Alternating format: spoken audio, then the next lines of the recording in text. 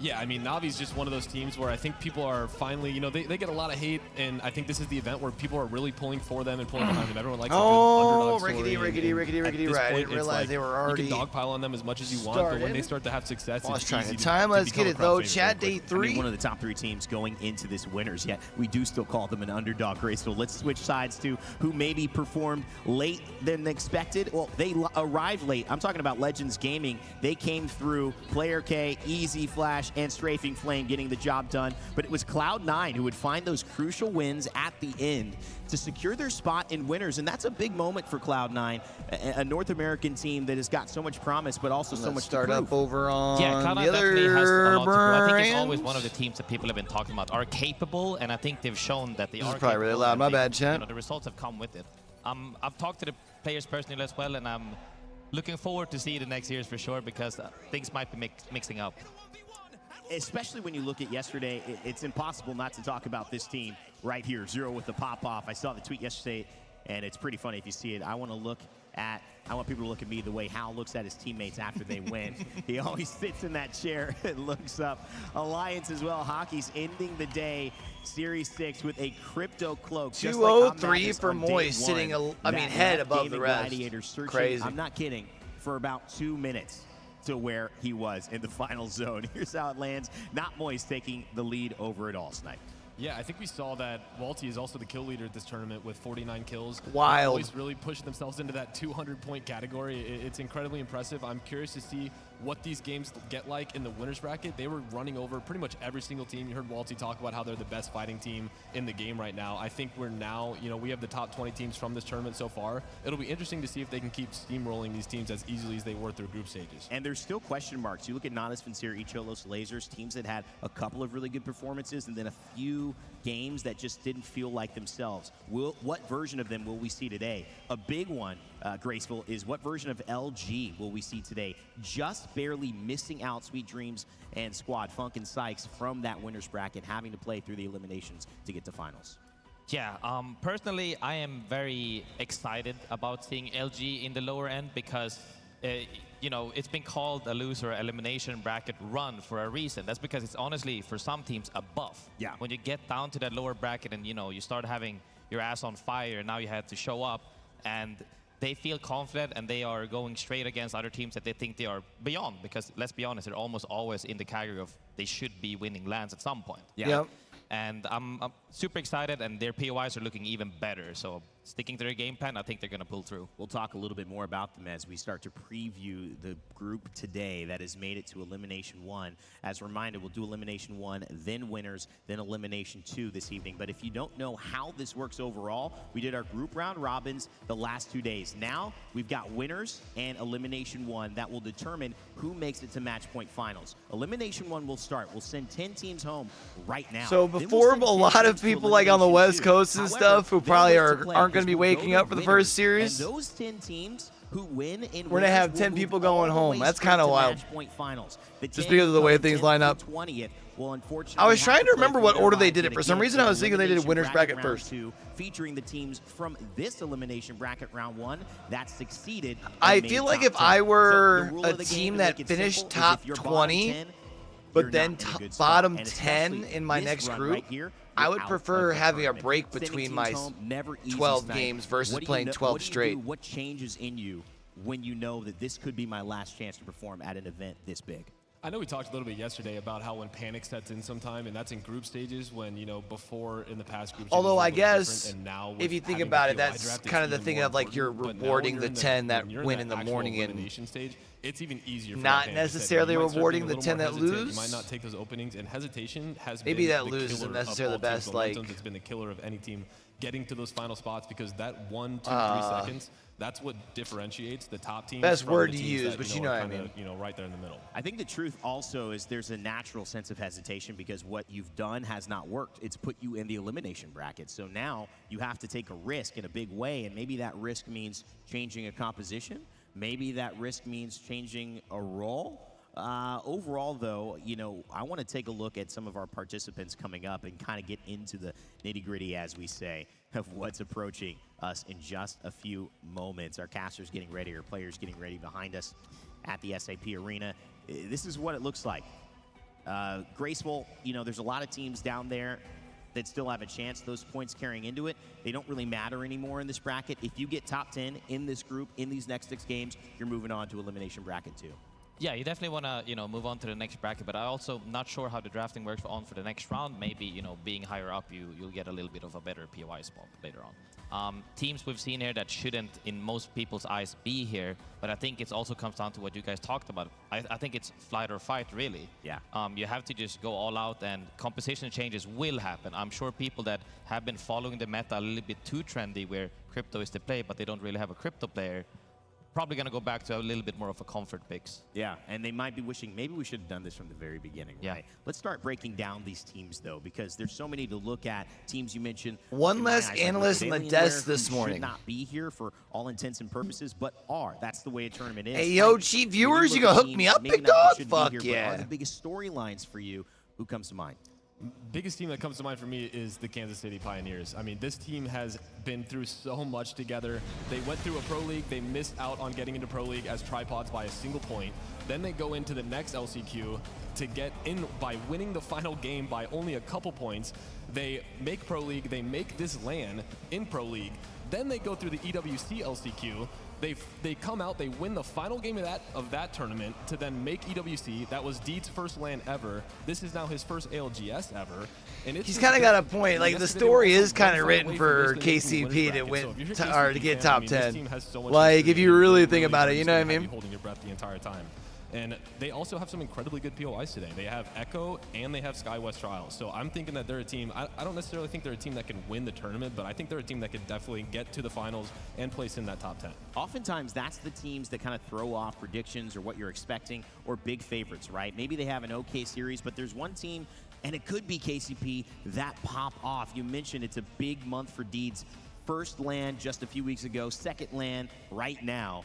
That's got to be the best way to get experience. You don't have a lot of time to reflect, but you got enough time to reflect and then get ready again so you stay in the mode of performing. And you know, Onmu, ever since the 100 Thieves days and well before, he's been contributing to our ALGS scene. It's exciting to see them back. Deeds, gents, trying to round things out and get that top 10 and keep their dream alive.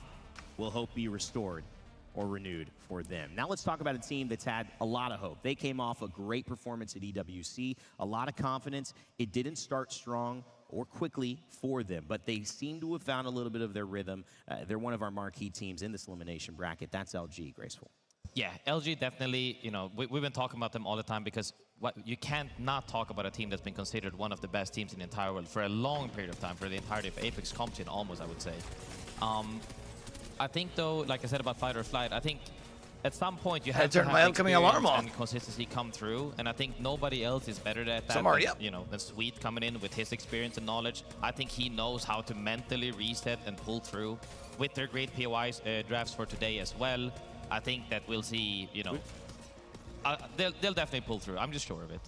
I think LG is also one of those teams, like Funk has seemed a little uncomfortable on the Newcastle pick. They've swapped over, they've played Crypto, they've played Fuse, they've played Newcastle. They've kind of swapped up their comps a little bit, so I'll be curious to see if they find something consistent that works for all three of them today.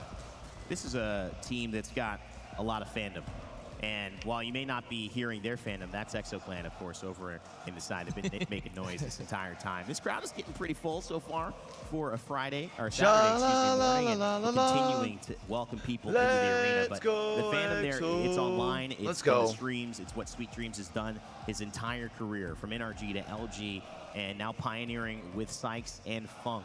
What can they do? There's been criticism across the board for some of these players, and I think when you look at it, somehow that can inspire you. It can bounce you back. I think Na'Vi, similar story. You poke the bear. I love that you said that about them, and sometimes the bear bites back. Graceful. Na'Vi bit back yesterday. Will LG bite back today, or you know, will they stay content?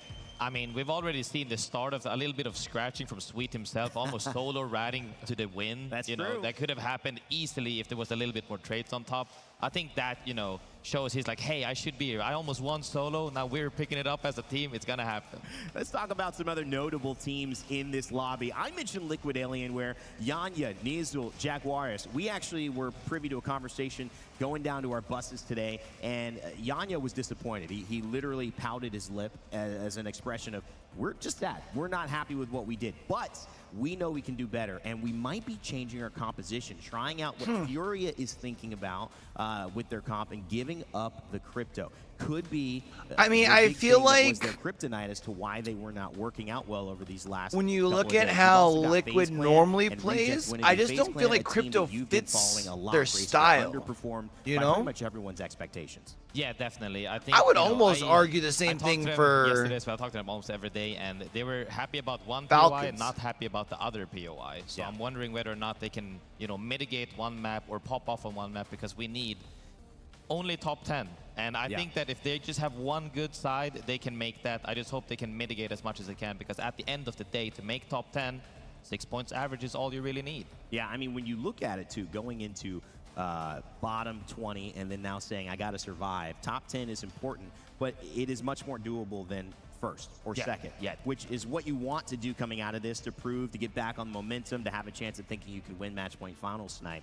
But I want to kind of shift gears as well to a story that you may not be following. If you're tuning in, it's Saturday. You might just be getting on the weekend watching some Apex. In LA, we crowned a champion in APAC North. That was Reject Winity. But not that Reject. Winity that's here is not that same team. They were Crazy Raccoon. They did not qualify after that org swap, and it shifted. This team, though, is an underdog story from the nth degree. Their first time winning in Pro League, making it to a LAN. They've got everything to prove, and they mentioned in an interview with Wig and Greek that they're just hoping to keep the standard that Fnatic, as the kings of APAC North, have kept for so long. Yeah, I think this is one of those situations where it's somewhat hard to follow, but when you get picked up by the organization that has crowned themselves an absolute champion, it puts a lot of pressure on the players. And you got to remember, a lot of these players in a lot of these regions, including North America, have never been on a notable organization before. I've talked with people who've been signed to, FaZe Clan or many other of these orgs. It's their first one. It's a lot of pressure, and to have that crown and to come in, you want to perform to that standard as well. Well, one of the interesting things is we have people on scene. I love LAN because it gives us a chance to hang out with our players. And one of the best at doing that and getting the sneaky gossip is our man Peeps. He had a chance to catch up with GHS as they were arriving this morning at the venue. What up, everybody? This is day 3 in Mannheim, Germany at the Split 2 playoffs. I am here with GHS. So, fellas, I got to ask, what are you personally contributing to the team to make sure you guys book your tickets to the finals tomorrow? でも皆さん、今日には、どのゲームプランがありますので、ファイナルズまで行けるようにします。なんていうんだっけ。まあ強気にできたらいいなと思います。He said, well, if we could absolutely be strong in our performances and get a win in, then that would seal it for sure. 少し優柔不断なところがあったので、ちょっと判断早めに強気にやっていきたいと思います。He said that he's looking for maybe they get a little bit of an early rotation and they might be able to strategize around that. All right. 0ポイントをなくせるように、割り切りでも3ポイントを取れるように頑張りたいと思います。He says that they definitely don't want to drop any points and they want to get at least 3-point average per match. All right, a lot of confidence here from this team. Well, we're going to see it today right here at the Split 2 playoffs in Mannheim, that's my Germany. mic. Can you get away from that? Thank That's you. a great sign of a team that knows what they have to do. 3-point average, it's not exciting to think about that, but if you're moving forward and you're grabbing 18 points at least, it gives you a chance, or maybe 15, it gives you a chance to have a pop-off win, kind of like LG do, and maybe hit that top 10. A lot of our 10 snipe, they get into about 35 points in that 10th place that really ends up being the cutoff. So they're not too far off with that expectation and keeping it reasonable for themselves. I think as long as you're not having 0-point games, it puts you in a good spot, but hoping for an average of 3 points is maybe a little underwhelming of what you're looking for. They're being reasonable there. I mean, I guess it's good to keep expectations somewhere, but you should be out here thinking, we want to average 7-8 points a game, and it just gives that team that confidence instead of like, 3 points is okay, because in the end, because I can't have you need needing me, boy. The pressure starts adding up very quickly. Well, let's check out what happened over this last week. If you saw our POI drafts occurring every single day, you noticed that there's been. All right, let's get it. Yeah, look at draft. That's because of how they were seeded in Pro League. Now these seeds change based on how World's they were Edge performing and got into these groups. And so we did the draft last night. Here's how it sits. Taking a look at World's Edge, which is where we'll be starting. Graceful, I want to get your thoughts on kind of yesterday in that draft. KCP getting Skyhook West. Just big picture We stuff like that. for We our take fans that. at home watching as they settle into seeing where their teams are going to be landing. I think for sure LG won. I think it's pretty safe to say that they get to keep to play their playstyle without any big major changes to either comp or needing to swap from stone to edge, etc. Because we see in winner bracket some teams that didn't have as a high of a seeding have to actually swap playstyle, and I don't think a lot of teams can replicate playing edge as well as zone if they've been strictly playing zone for the past 2 years or even a few months. Yeah, and what do you think, Snipe? There were so many conversations about mind games and things that went on as well, but I kind of want to look at who you wouldn't be excited about. What position? You were talking some spots on kind of that west side of the map as well, some rotations that seem tough, especially if people take spots near you. Yeah, I think FA kids getting stuck in the bottom right hand of the map at Stacks is going to be tough because you have a team at Mod, you have a team at Dome. And yeah, but a lot of the teams around them are teams that haven't done well. I think they're all right with that. They'd probably almost prefer to take those fights early, get some points. There's no one staging, so that opens up a lot. But when we go into the winners bracket side, I can't wait to talk about that because I'm worried for one team specifically. But we'll get into that later. It's going to be very exciting. That draft was fun. Wig joined us as well. He won't be joining us on our talent predictions though. He's up there on the B stream hanging out, but down below here on the ground floor, we have to get some predictions. We've been keeping track of all the points of the teams that we predicted over the course of the week, and it is a big game happening as well. I can't say that we aren't making some moves here. I knew this was going to happen. They filled in their picks late. We've got a lot of liquid Alienware here. That's crazy to see so much liquid. And some FaZe Clan love from Dia, and I know Graceful as well. And Snipe, you went LG. You think they're going to perform today? I mean, that's pretty high.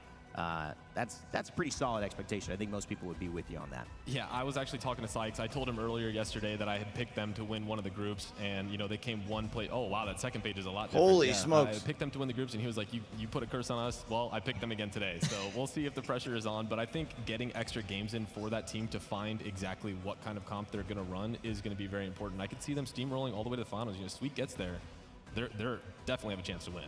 Look at this. Also, give a big shout out to Reddit as they picked LG. They're with most of our talent here who have grabbed it as well as you, Snipe.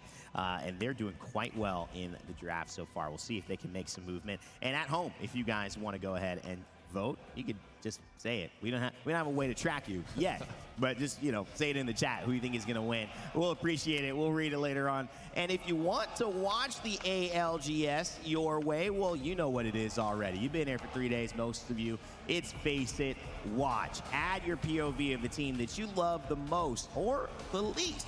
Hear how their comps are or doing the least. Whatever team you hate watching, that's miserably. Either way, whether you want to hate watch, you want to love watch, or you just want to watch with a map on the side, Face It Watch has you covered. Watch the ALGS your way with Face It. Go to faceit.com/watch. Also, if you're just want to look cool, this is the way to do it. I saw Shaheen. Bro, with that looks well. lit. And this is truly a special edition shirt. It's only for Germany. It is 24 hours. It is a limited drop, and that QR code gives you access to it. It starts now. So have your phone ready. Production's gonna screw you over. I knew it was gonna happen. I need that shirt. You better go back in the VOD because there's no way anybody got that QR code. But you know what? It's time to go. That means good things are happening. We have the games looking to get ready. Bro, the crowd is going crazy. It's been fun breaking it down, but it is time to throw it over to our casters to kick off day 3 here in Mannheim. Let's get hyped. Let's get ready. Come on set. And Gaskin, take it away. Loving that energy from you, brother. Loving the energy in the building already. We're only a few hours into the day, it feels like, but we have to start off sending people home today, Dan. It's going to be a very, very rough start for some of these teams. We are going straight into the elimination bracket, and like I said, it's time for Jeopardy to take hold. Yeah, it's going to be a very difficult series for a lot of these teams, but it's going to be a very new series. Some teams that maybe haven't played against each other as much. A lot more POIs available because a lot of the better teams have been able to move into that winners bracket as well. So there is a real chance for those teams who got the early POI drafts to actually pick up some big points here. Well, remind us a little bit of some of these drops, some of these POIs that we're going to be seeing picked up by certain teams, because like you mentioned, the bigger teams who have moved into the winners side of things, then they're going to have those POIs that are free to be picked up. So who have you got your eyes on as like having a good draft here who's going to have some potential success as we head to World's Edge? We have to look at Pioneers, we have to look at FaZe Clan as well, who are going to be dropping over towards Harvester, which is an interesting pick. On average, it's been around 15th, 14th pick, but they went for it at 8th, which is going to be certainly one that they can do some points from. It's a central POI. We have seen success from zones like that so far, so we'll have to see whether FaZe can put some points on the board. But you have to look at LG at Siphon West as well. They are a team who definitely can do a job today. And this is LG, of course, who would have been watching from the wings yesterday and as those final games happened, and would have been praying and hoping that they wouldn't be in a position where they would have to. Hey. Woo! Pause, baby! That's all right, because I realized we hadn't run any their ads over on the Purple brand. Don't want y'all to get hit with them during the game, so gives me a chance to. Stage early this morning. A little pause to start the day, as tradition would dictate. Well, the top 3 POIs so far in World's Edge have, of course, been Skyhook. We've seen Skyhook had success across the Pro League, but also into this tournament has still found a lot of points. The majority of those were scored by Alliance. Siphon has been one of the big ones, again, because of Falcons. 9.5 points per game from Falcons over towards Siphon. So that's another POI that should be finding success for LG. And there's also Climatizer, has been a successful one, surprisingly so, on the northeast side of the map. But again, it's not Moist who's been holding down that POI for the majority. But those are the kind of POIs that teams have been looking for.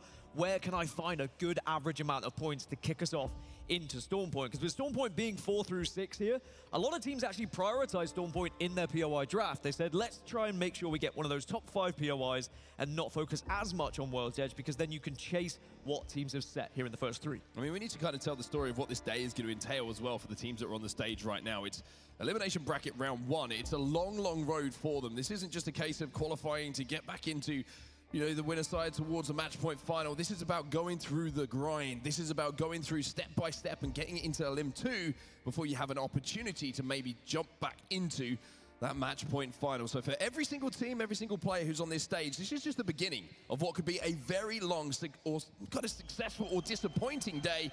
And if you were wondering if the EXO Ultras are in the building, I can tell you they are. You've just learned it yourself, and they're about 15 feet away from us today. They're even closer.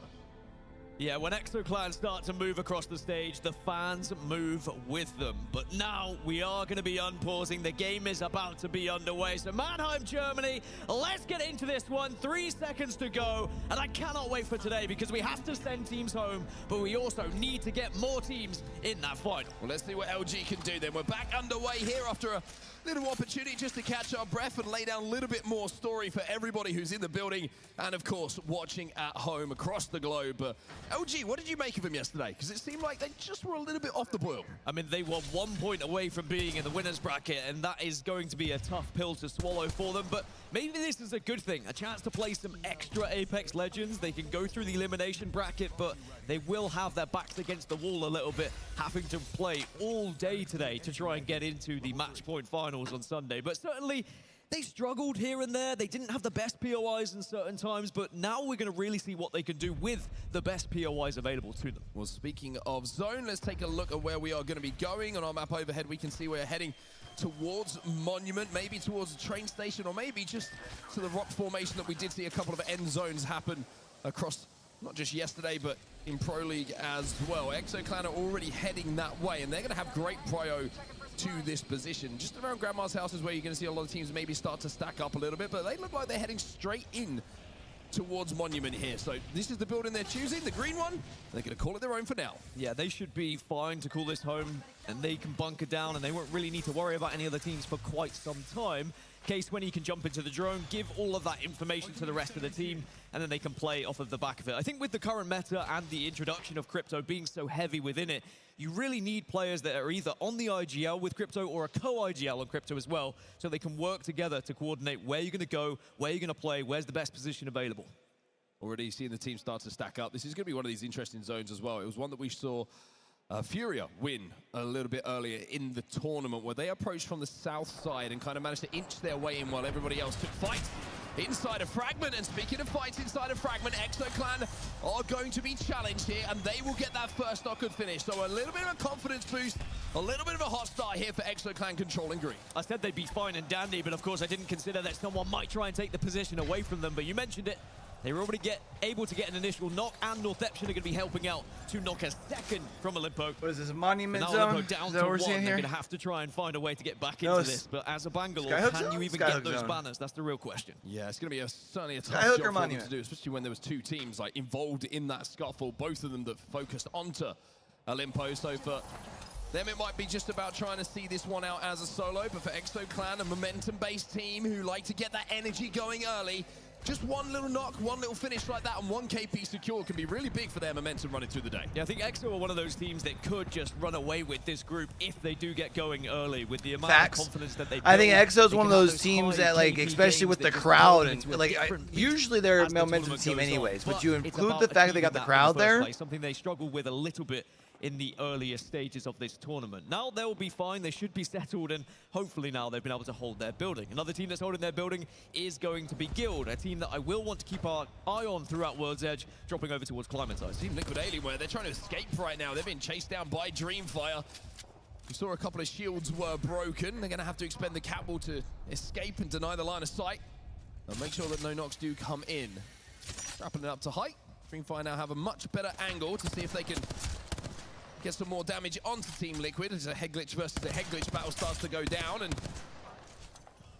even though damage is exchanged, that gap is far too big to try and push. So Dreamfire are going to have to give this one up for now. Team Liquid will survive. Yeah, Liquid moving from Thermal Station. I like Liquid's POIs for this elimination bracket. Thermal Station and their home of Barometer on Storm Point. However, with a Monument finish, throughout scrims, Liquid really struggled when it did finish over towards Monument, only averaging about 3 points per Monument zone finish. So they need to find a better position here. It's difficult to do from the likes of Thermal because you are going to be one of the later teams to arrive, whereas Liquid do sometimes benefit from being the early movers, from playing zone, from getting into a position they can hold. Well, FaZe had tried to rotate, and I'm not sure if they just used the evac or were planning on evacing themselves and then had to give that one away due to the shots that were coming in. Olympo will be eliminated as Slayers will get the final. Olympo first team out, and that's going to be Exo with the second point as well. Kings, who was the final surviving member for just those few moments, but FaZe have managed to stabilize momentarily. And through the choke now, you can see NoseFox, who are approaching from the Harvester side of the map. Instead, it looks like NoseFox is actually going to give this one up as the drone is up. That's going to give the information to FaZe that maybe they were looking to sneak behind. But FaZe is in a pretty good spot for now, especially if it does have that zone pool that we talked about and we saw yesterday. This southern side can be a really good one to approach from. And I am still surprised that FaZe went for Harvester with their pick because they essentially had the second choice of World's Edge when they came around to their POI draft. They could have had Stacks, they could have gone for Siphon, they could have gone for Climatizer, but I guess they are worried about those potential contests because we have seen that happening throughout this tournament. Teams just saying, hey, we're going to be dropping here regardless, and if you are going to choose them early on, we will just take the 50-50. So instead, FaZe have gone for something more central and for something they won't be contested at. We'll have to see whether they can actually find some points from it, because they'll be approaching from the southwest from those trains, and they will be able to actually get into zone here, but it's about whether you can find a building to call home. There's interest in the map overhead at the moment. Pretty much anyone who's not inside of the zone already is extremely isolated on the outside. It's very unlikely that we're going to see the teams fight. You can see on your overhead at home now and in the arena. Pioneers up at the top left of your screen. They're going to be over by Skyhook and Countdown. Probably going to rotate through, look for a little bit of beacon info. You got Dreamfire at Landslide. Then you have to go all the way down to Thermal Station, where Striders find themselves. FA Kids still in Lava Siphon. Liquid Alienware kind of hovering around mid-map at the moment at Harvester. But you can kind of see everybody who's already here is just going to be there for the long game. And everybody else who's approaching is approaching with so much space between them that if they're not careful, they might get isolated by the teams inside a zone firing out. So it's going to be interesting to see how they navigate their way in. Well, just as we were in the map here, FaZe just got So let's see as far as for Pioneers, right? Because they're going to be coming in hella late, and they're probably going to be rotating up by X and Y, and then going to have to be trying to find some space up in that northern part of the zone. In Monument, but there will be a few teams like Liquid Alienware, like Striders, who are going to be arriving late. Pioneers still haven't made their way into zone. And once they do try and force their way in, it will suddenly create a few openings because people will start to either A, defend their own position, or maybe look to try and pick up some KP. And that distraction alone can create those openings you sometimes need. Well, Pioneers on our screen right now. They're going to be approaching from the north side. Yeah, because Northeption is going to be, yeah, jump into the comms and right see there. how they navigate this fight. Can you get back? Can you get back? Back, we have to. I'm backing up. Take our drone, take our drone. I'm backing in zone, I'm backing in zone. I have zip here, I have zip here. Double smoke, I'm fine. Deezen going to be able to I'm batting here. heal, is he? 3 seconds, 3 seconds. Okay. I hit him with my bang. I'm coming down. They just used everything on us. I can pop top. You need double ultic cell? They still have bang ult. No. You need ultic cells? I don't think that. Wait a minute, they're getting pushed. I think Oh, bro, if they would have stayed there, they could have ended up third-partying the third party. I'm gonna pop my ultic cells. I mean, they can still go through. Here, it's just... Yeah, I used my They could have picked up some points there. Do we know what armors they had? They had perps, right? They had blue. Well, Fuse had blue. I think I hit bang for perp.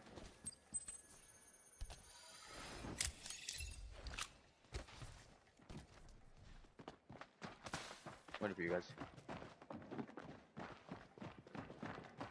You need ultic cell? I'm already at 80. Yeah, I can get it. I'll be at like 80 as well. I'm popping it. I have another one trying to hit it. I might be able to hold this one. Defense here. I'm waiting till he's ready. So Pioneers continue their path towards this zone. You can see they're going to hit the vault on their way past as well for a little bit of extra loot. The closest team to them at the moment is Go Next Esports, who are holding down the choke and do have a drone up as well to watch their back should Pioneers try and do exactly what they are doing. Elsewhere, Dreamfire, they're over at Landslide at the moment and kind of having to escape, to be fair, towards each other. They were trying to control the entirety of the tunnel and still will be doing so. Striders are moving their way through Landslide as well, and they've got FA kids at their back. So if they're not careful here, Dreamfire, they might find themselves getting pinched. They have to force one of these teams away without taking too much damage. Yeah, teams like Dreamfire, like Pioneers, who have been able to get really good Evo shields on their pathing, need to be looking for fights here. They need to actually take advantage of the shield that they've been able to gain. It's Striders on the other side of this, and Dreamfire want to take the fight. I hate the world's going to get that first knock as well. So Not gonna lie, I feel like I would have pushed a little bit more forward than that with the shield. He gets the Mastiff out as well. Great damage coming in, even from this kind of range. 3MZ's going to be there to back him up as well, and now it's just one remaining member for them to deal with, but it's a great hold from Dreamfire. Am I the only one that thinks they need to do something about the damage fall off on shotguns? However, they have now given up the train tunnel, and FA kids are coming from behind here and will be griefing Dreamfire a little bit, so they've got to be careful, need a plan of action, and this is the problem. As soon as you enter one of those fights, other teams arrive as KCP. Come on, KCP. Well. Pioneers just causing all sorts of mayhem on the edge of zone here. However, the problem is this zone is starting to burn, and as Ring 3 will introduce itself, even though they're picking up these eliminations and will take Dreamfire down, they've got to keep an eye on those white meds here to make sure that they're going to be able to either hit that evac or continue on their rotation path. Look at where that zone's going down. It is pulling out once again towards the rocks and the tracks outside of Monument. Yeah, it's going to be on the west of Monument, which is great news for the likes of Reject. Hey, yo, Anmu, you healing, big dog? On those western buildings, but KCP, they need a decision here. Do you want to go through the tunnel and take the fight against FA Kids, or do you want to hope that there is no one holding you out on the northern side? They will probably go north here because I think that it's too much of a difficult fight trying to force your way through tunnel. Striders managed to keep one alive here, and with a couple of banners collected, the enemy might be able to get them back into this game. So maybe Striders aren't quite done yet, although with the zone closing and the distance that they have to cover, especially with 30 seconds left from where they're going to be respawning here to get back in that zone, and with the teams who are going to be looking out at this respawn as well. It could be a tough road for them, as now we see X and Y taking the fight against Go Next Esports. This is a good opening for Pioneers on their rotation as well. As Go Next go down, X and Y will get the eliminations, but now Pioneers can move up rolling and take advantage of this gap, and it will be the opening they desperately require. X and Y is still down to 2 as well, so Pioneers can wrap around this corner, and they should be able to clean this up. Done from a distance. This is an opportunity. Yes. To be eliminated. Eliminated they will be as Pioneers KCP. Late in the series last night. Yeah, Pioneers can actually hold this ridge as well because the zone is going to continue to pull towards them. Meanwhile, the train track Striders will come back from a dropship, but will be sent back into the lobby probably quite shortly. The Thermite could cook.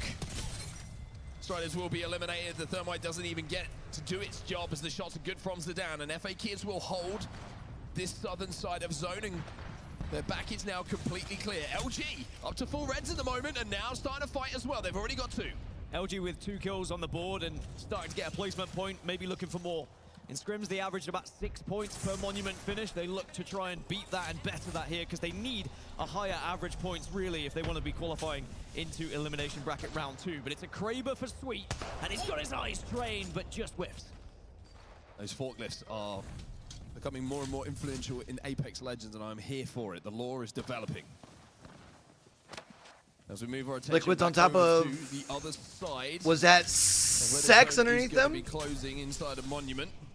There's Team Liquid Alienware, who we have to remember a few moments ago, by the way, were being chased down very, very heavily, and they've transferred completely over to the eastern side of the zone from the west. And speaking of transferring, they've transferred off of the crypto as well. I think that was one of the reasons they had a demise yesterday, was they were trying to play a composition they were not comfortable with.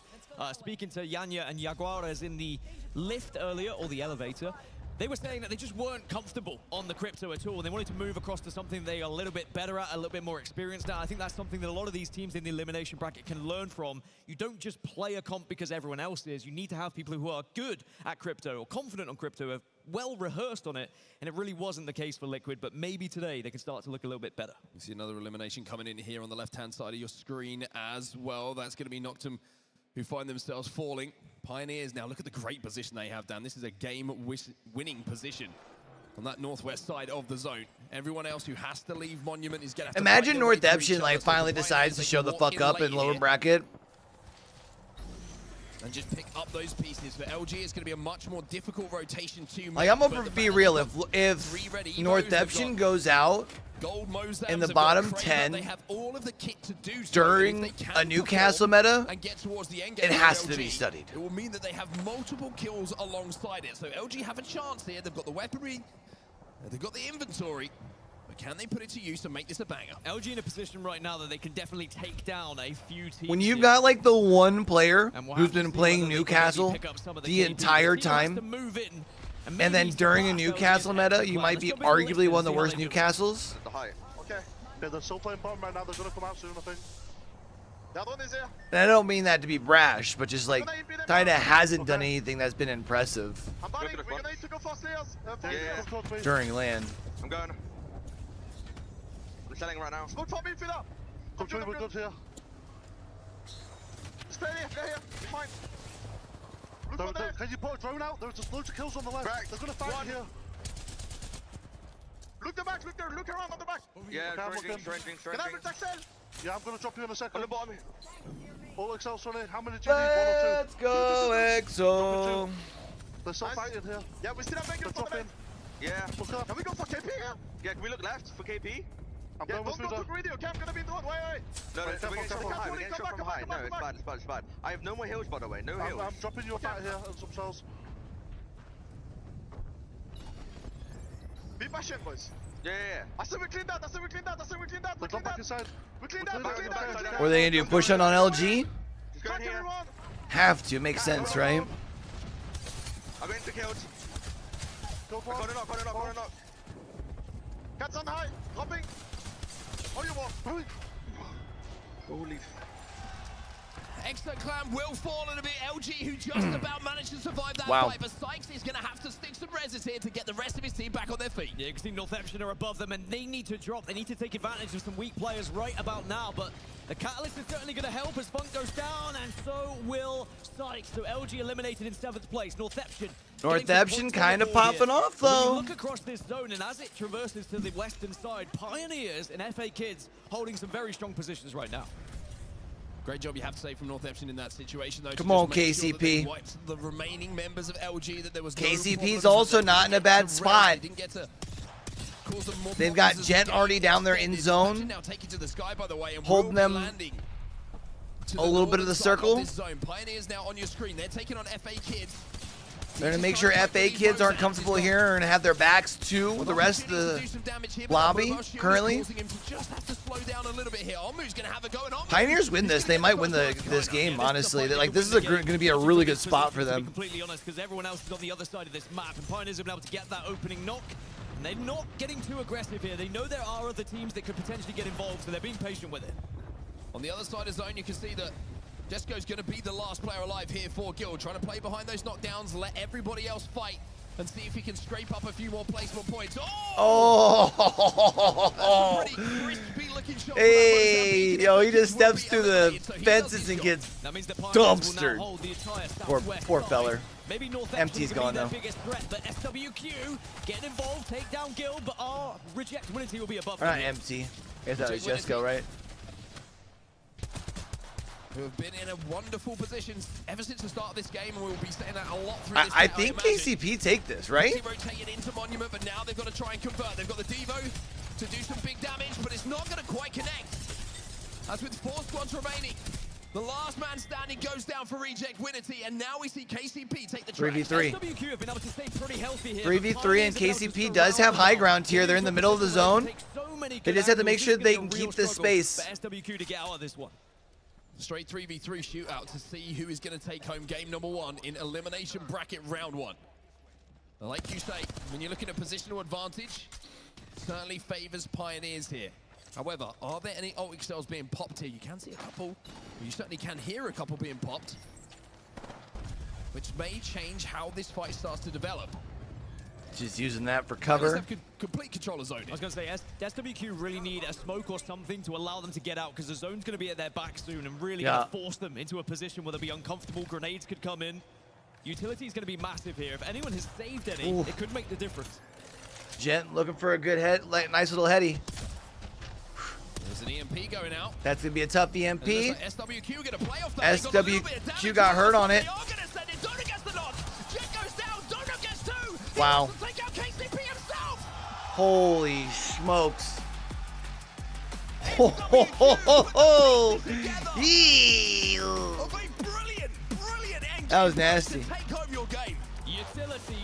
Utility off the EMP into a grenade, and it just caught KCP off guard. They were rocked.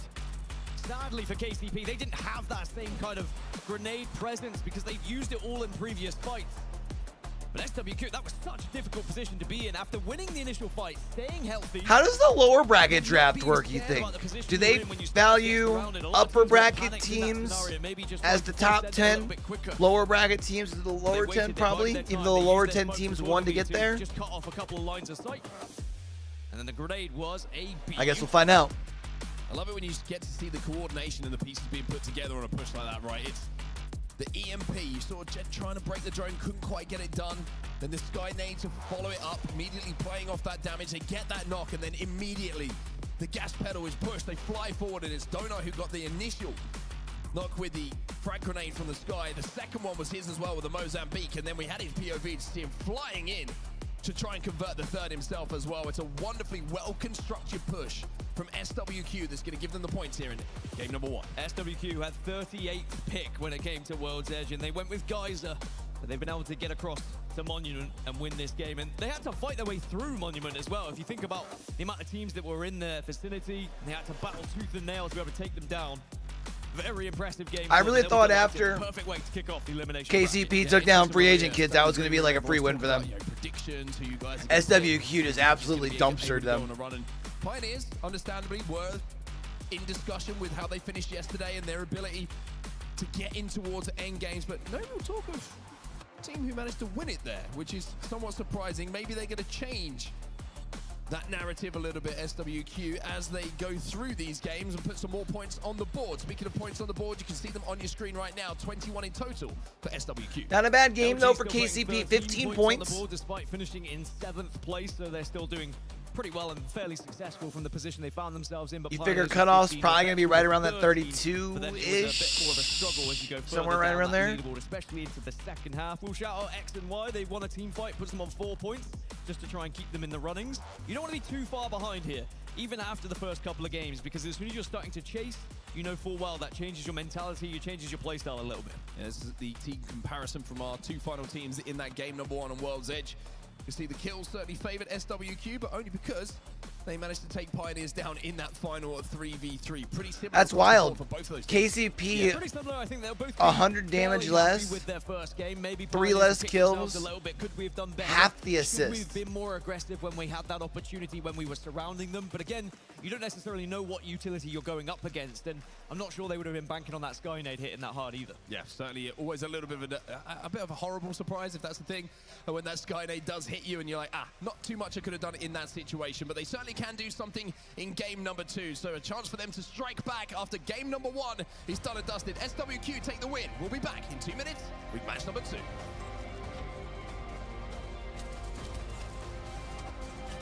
Looks like they're trying to keep rate of play up today. I wonder if that's been a complaint from the players or something.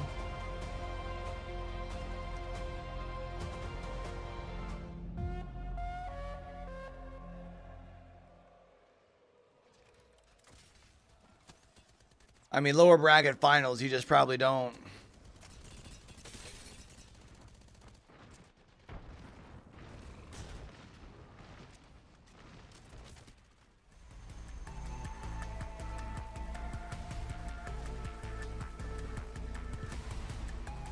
I can't even begin to think who this might be.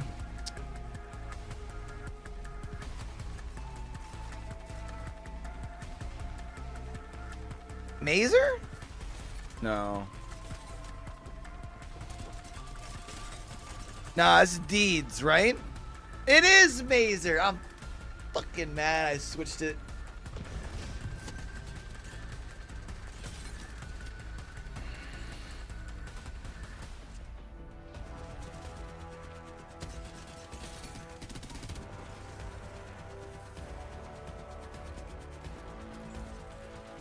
Nags.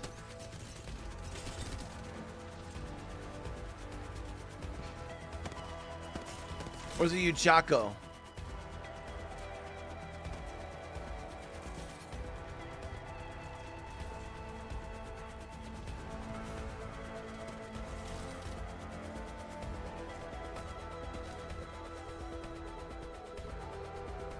Oh, I was way off on that one. Herman Miller, the official chair sponsor of the Apex Legends Global Series.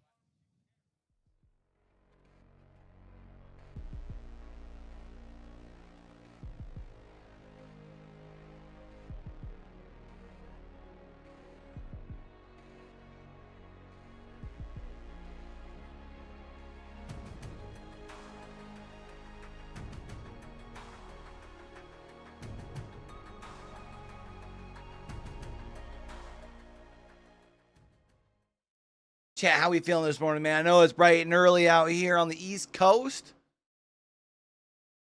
4:45. Well, 4:48, 4:49 now. Your boy woke up at midnight to hit the gym. Welcome back, everybody. Today was quad day, so I ain't feeling it quite yet, but I'm sure I'm going to be bitching about it tomorrow. Never disappointing. Their energy has been absolutely superb, and everybody else is starting to match it at the moment as well inside of the building, but the energy is going to have to be transferred to the team because they struggled a little bit in that game number one. And as we head into game number two here, the question is the energy going to be replicated by any of these teams to try and chase down SWQ after their game one win? It's funny to think that, like, Apex fans that, like, only watch Apex and be like, man, this atmosphere is cool. They got, like, that football energy. It's like, bro, fucking watch RLCS, big dog. But are we going to now see teams that are maybe at the top of the leaderboards previously throughout? Are they going to be able to find some points? Yeah, it's interesting ring number one as well. I feel like we get to learn a lot from teams because it's such a central end zone that we did see as well. So we got to see what teams are going to be playing a particular style. We know there's some pretty hard zone meta at the moment on, not my with blue the Newcastle glasses. Crypto pretty much being in the majority of compositions. But it's always good to see how teams navigate an endgame when we have the team stacked up with each other in a place like Monument, in a POI where there is multiple places to play. So good news for a lot of the teams who managed to get into that top 5, 6, 7, whatever it was, and for a team like LG to come out from that west side and the east side, excuse me, and have all of those KP, certainly some good signs. So we'll have to see if those good signs grow and blossom into big points in game number two, and certainly as we move through this series. And KCP, I think they'll be delighted to start off hot from Skyhook. Of course, you have the expectation where you're at the arguably strongest POI, certainly the most picked POI in ALGS history at the moment since we've had POI draft, to put those points on the board. The Pioneers are not going to be alone at Skyhook. X and Y are going to be at Skyhook East this game, so they will not have as much freedom to loot. You did mention that Geyser is going to be the place that SWQ have called their home for from the POI draft for World's Edge. And they managed to get it done, like you say, over at Monument in that game number one. Are they going to be able to do something similar in game number two, as the zone is going to be a little bit more down to the south side of things? We'll have to wait for a little bit of ring console information to see exactly where our end game will be taking place. But for a team like Liquid, this is a really, really good opportunity to have good prio to this zone. We are going down to the tree here, and also good news for Fennel, who dropped there. I think this is the kind of zone that Liquid Alien, where they benefit from, not just because it is close to their POI, but they usually are a better squad when they can play zone a little bit earlier. We've seen them struggle throughout this tournament in particular when they're trying to play edge and they get caught out by a lot of other teams on their rotation. I think a few teams actually who are used to playing edge maybe are struggling with the speed of play here ever since we've had the new update to the game. So Liquid Alienware now have the opportunity to put some points on the board, some much needed points as well. You wouldn't really expect to see Liquid Alienware in the Elimination Bracket round 1, especially with their consistency historically across the ALGS. Yeah, it's really interesting to talk about Liquid Alienware as well, because whenever I feel like there's a new meta, new season, it takes them a few weeks, maybe even a month to just get their head around what their comfort pick is going to be, how they want to approach it. And a lot of research and work is obviously done in the lab to make sure that they're going to be prepared for these kind of events and these kind of moments. But it feels like this came around very quickly. And I think they just, like you mentioned, struggled a little bit with the crypto. They saw that that was going to be a legend that was highly favored by a lot of the teams, and they didn't quite manage to get into a position where they were comfortable with it. I mean, I would say to like give them another month, they'll be one of the best teams in the world, because that's what they've just historically been able to do. But that learning curve just feels like it takes them a little bit of time to just understand the nuances of the composition and how, most importantly, I think everyone else plays around them as well. Well, Reject Winity, we're having a look over towards FaZe Clan just then. FaZe were eliminated pretty early on in match 1. As we started to see Tree becoming more hotly contested now. Teams are arriving. SWQ have again been very quick across from Geyser and found themselves in a place to call home. Go Next Esports, also a team that have found Tree here. And I mean, Kashira and the rest of the squad, I mean, when you look back at what Kashira's done historically throughout ALGS history as well, when it comes to playing zone, he's always very good at calling where these zones are going to be finished. But again, they find themselves in the elimination bracket with their backs against the wall. Interesting discussion last night. I think it was a graceful one snipe down that we were having about. I mean, I guess you could say the same thing I was saying about Tiny. You can say about Kashira, right? Crypto In a crypto is meta, fantastic for him. But the difference between being the player in the lobby who has the drone in comparison to everyone else who doesn't, and what you can do with that information, what you can do with that EMP. Whereas if everybody has the drone and has the ability to grab the information and use the EMP, it changes essentially what advantages you have as one of the only players in the lobby to be playing it. So it's an interesting kind of contradiction of when you're looking at a meta, it's like, oh, it's a Kashira meta because of the fact that crypto is so prevalent, but with everyone else playing it, it just becomes a little bit more difficult for him to kind of separate himself from the pack and separate his abilities on the legend. Well, Northampton are taking a lot of damage, and they've already lost one, make it 2, and they might be all 3. God. Wham, bam, thank you, man. Wow. Northampton down in third 20th there. As SWQ actually were able to pick up some of that KP, and they're looking to try and progress from their initial victory here in match 1. They slide back into the building they call their own as well, managing to clean up the last remaining pieces, it looked like, of that. Go Next Esports did a lot of damage in that fight as well. Back over to Harvester, though, and you can see that Olympo and GHS Professional were having a little look at each other, but with ring console information, Olympo will be continuing to get a little bit deeper into zone. I'm just going to leave that drone behind as well, just to watch their back, although he's going to be able to recall it as soon as he needs to. And just a little bit of a warning sign. You wander past, you hear that drone hovering. Does recall it instead. Now going to be used to set up inside of this building for now, and you can see that chasing them down is going to be GHS, so completely mirroring their rotate, and Artin has to be careful here, because on that bridge, you've got a combination of the likes of Exo Clan and SSX Ray, who are looking from inside of Lava Siphon themselves. Well, FA Kids and Noctum Scan were both just trying to get ring console information on this eastern side. Looks like FA Kids are going to hit the Geyser ring console.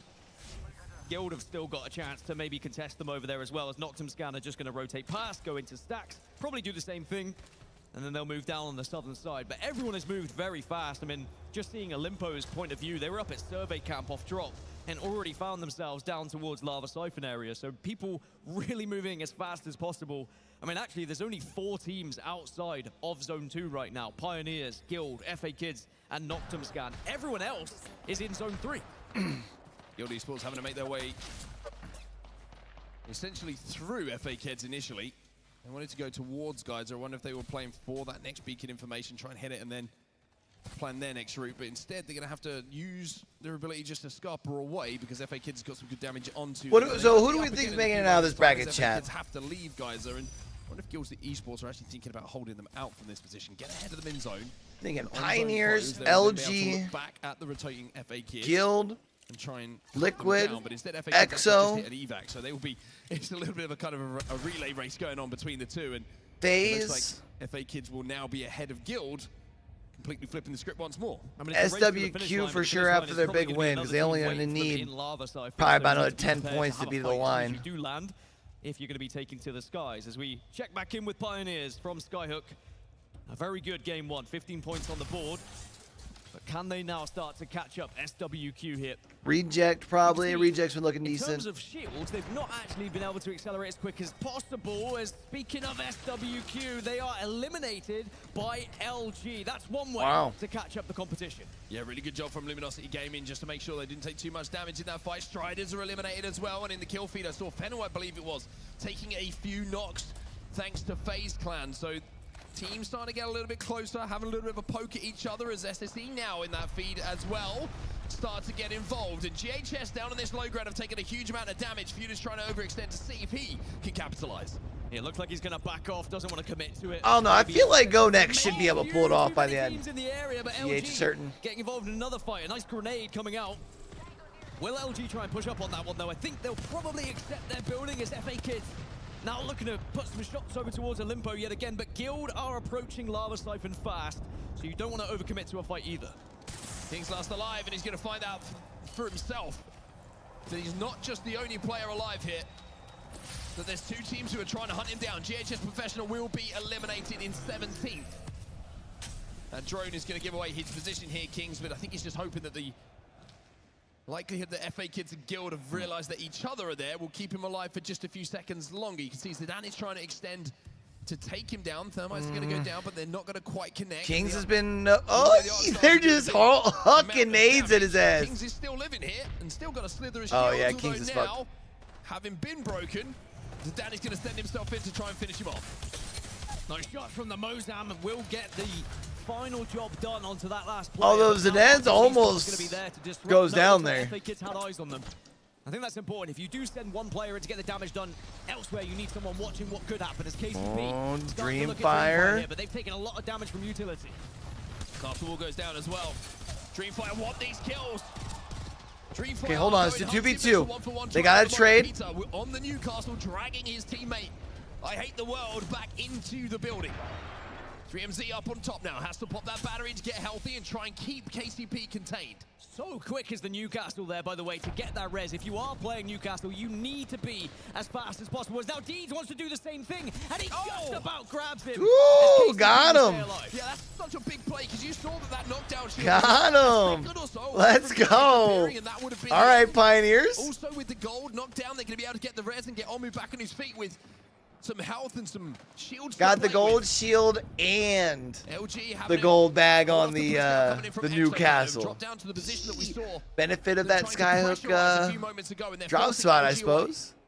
This was LG's 5th most successful zone finish throughout scrims as well. They really do seem to find points when it comes to tree, and it was the aggressive push to take the position away from SWQ earlier, which is why they find themselves here as Exo Clan. Need to be a little bit careful as Nosebox get eliminated in 15. Everyone now with a placement point on board. But Exo just keep poking out, but they keep getting forced back in from the damage from elsewhere. Well, part 2 of Dreamfire versus KCP.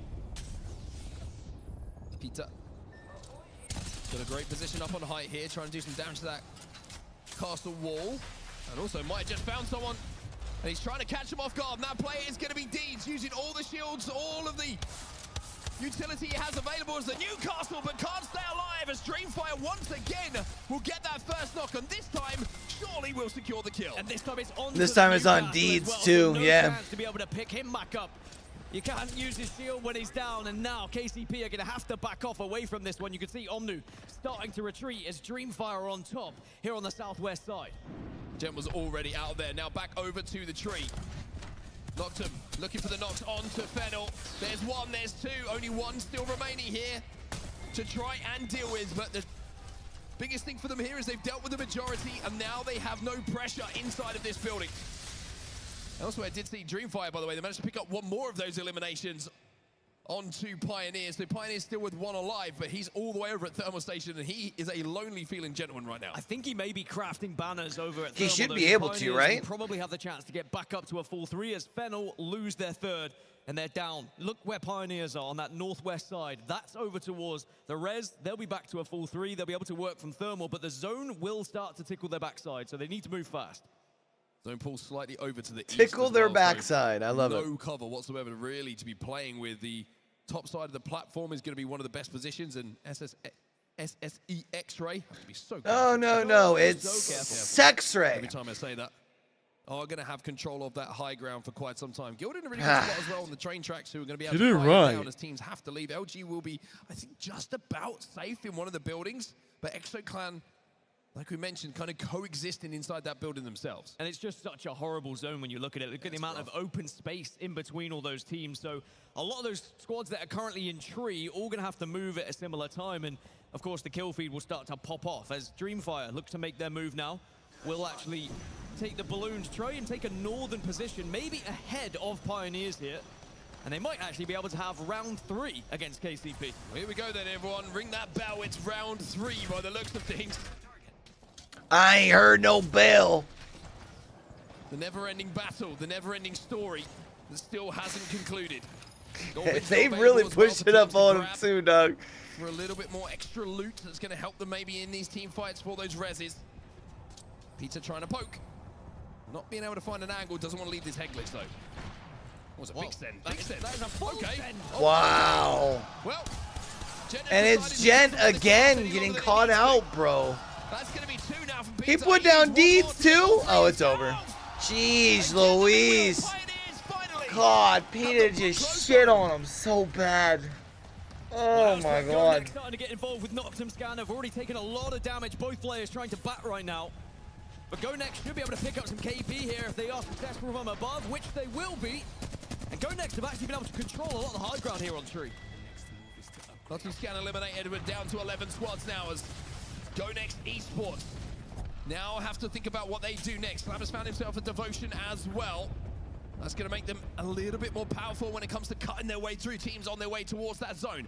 FA Kids now landing on the truck just to the southern side of this zone, but that's not going to be safe upon zone close. Liquid Alienware have been forced over towards tree here. They were looking towards phase, but now they want to try and finish off Go Next, and that is a massive knock for Liquid Alienware, because shields-wise, they've been struggling, but with some KP here, they will start to have better success with their Evos.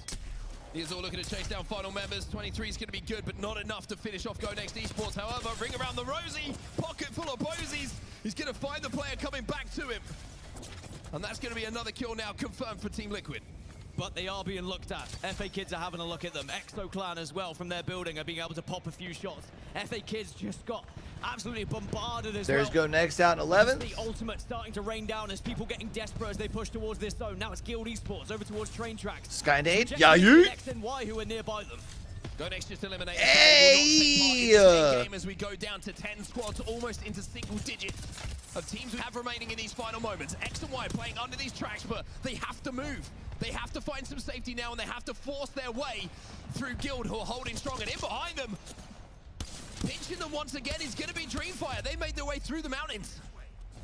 Dreamfire look to maybe be last to this party, but they do need to be a little bit concerned about what could happen on the south side, because FaZe Clan are not far behind, and that's why Dreamfire haven't overcommitted to this fight as well. They are very wary of their surroundings, as Reject Winity have taken a lot of damage. So you got Dreamfire, Guild, and X and Y all over on this side of the track. Dreamfire should be pulling up on X and Y and taking them out here. Grappling in, always going to give you the opportunity to close that ground, and oh my word, X and Y! Dreamfire looking pretty solid right now. Heating up. They're heating up. Dreamfire, though, still looking over towards Guild. Can they actually get an initial pick? They're also checking out Reject Winity. In fact, Dreamfire just want to kill everything at the moment. Well, they have no other option at the moment. You can see the zone is closed behind them. They will be safe, but they've got so many more teams in front of them. They're just going to have to take these fights. Speaking of which, FaZe Clan are trying to avoid them right now because Synetic has gone down as Team Liquid will hold the high ground above them, and with those Mozams, Arctic's going to find that out for himself. Gen's been destroyed as well. Now you have to worry about not just lines of sight, but also grenades coming in, but they've survived long enough, and Team Liquid Alienware have now been eliminated as ExoClan have climbed up behind them. Yeah, let's go, EXO! From the lobby as well. 7 squads now remain as ExoClan give the fans something to scream and shout about. FA Kids about to spawn their teammates back in, but Dreamfire have been popping off. Let's go into a listener with Dreamfire and see how they're going. Woo! Big EMP. Oh, 3MZ. Oh, 3MZ's lost. He's lost in the sauce. It's alright though, that gives him control of the tracks completely, both of these train cars. They just have to make sure that they can reset, which they do. Dreamfire might be able to... The only problem is they still have quite a bit of a rotate, bro. Dreamfire,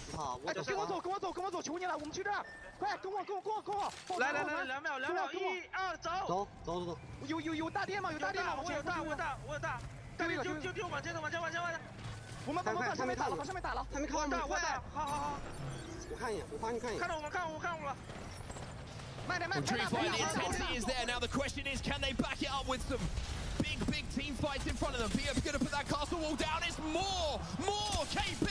Oof. They just keep soaking up the kills in the lobby. You said they had to fight their way to end zone, and that's exactly what they're doing. Oh my god. As well, and Dreamfire take control of the platform. Dreamfire up to like 11 kills right now, and they will be above LG here. Do LG know that? They would have heard all the commotion above them. They've got a castle wall down. There's a little bit of protection. Dreamfire will not drop initially because the zone is not going to force them off. They can be patient here. They can wait. They can assess what's going on around them. Reject Winnity on one side. ExoClan down on the south. And then you've got LG. LG's up in first, though. Those are your 4 squads. And there's the lay of the land. LG's also had a pretty good game.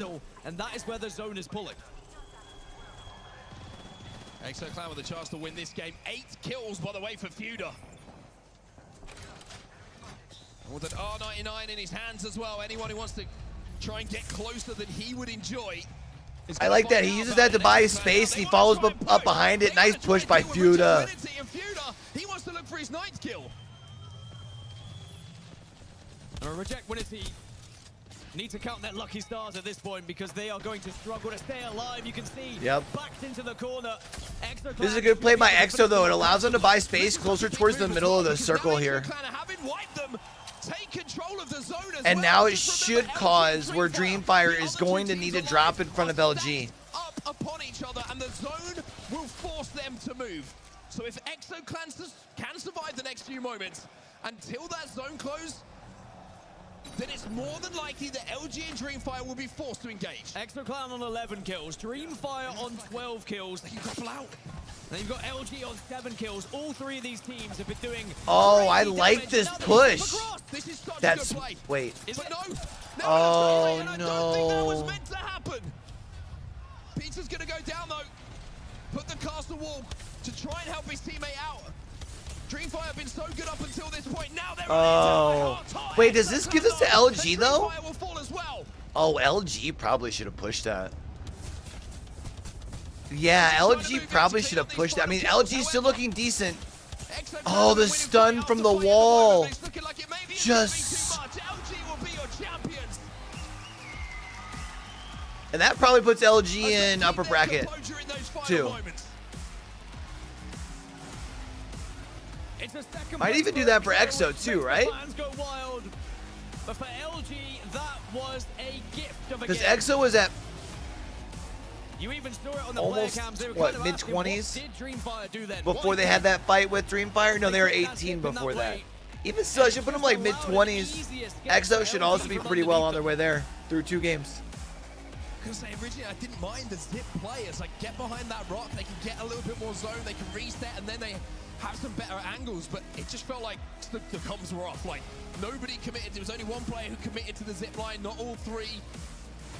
They weren't able to get the castle wall down. It just felt like a bit of a mess, to be honest. And for Dreamfire, who had fought so well up until that point, to see essentially the game end like that, it's going to be the overhanging memory of it. But for those 3 gentlemen on your screen, it was disappointment yesterday, but game number 2 belongs to Luminosity Gaming when it comes to that final moment. But ExoClan, they've got something to shout about as well. Big KP for them in that game. And I think those are the moments that show experience as well. And, you know, in these lobbies, there are going to be kills available. There are some teams who have been struggling so far this tournament.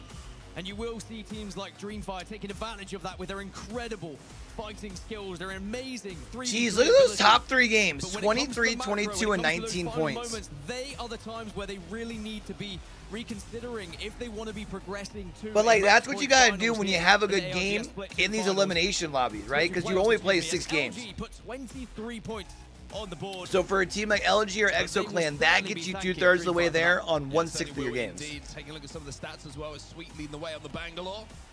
When it comes to damage, Funk having a really good game as well, though, on the Newcastle. 4 kills for him, alongside the 5 assists, and Sykes being there in that end game as well to add a couple of kills to his tally as well. But I think experience is a great word to use there for what we did see in that end game. LG kind of get helped a little bit, right? You saw the play was forced from above from Dreamfire, and it was the miscommunication that made everything a little bit easier. Any kind of damage that was being done between those 2 teams, ExoClan and Dreamfire, makes LG's job so much more easy. So just being a little bit reserved, just waiting, showing that discipline is what gives them those extra points that now puts them on top of the leaderboards after 2 games. Yeah, up by 10, but ExoClan, they're up in a second Yeah, place. so LG's probably but they are certainly comfortable where they are. ExoClan gets a couple more points, they're good. SWQ as well to take that position in tree, and it does show why those lower 20s still need to get about 10, 12 points. Because they just seem to know how to navigate it. Yes, they were given a bit of a gift in those final moments, but to get there in the first place, they're playing very well. So we almost find ourselves at halfway through the series. We've done 2 games, and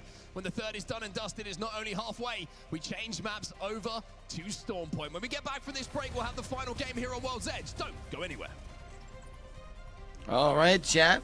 We're moving. We're grooving.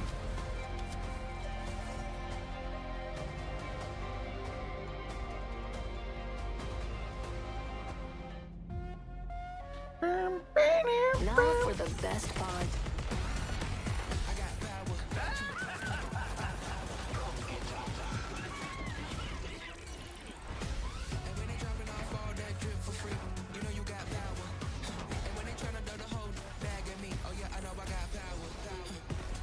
Ready for this dance? I lead.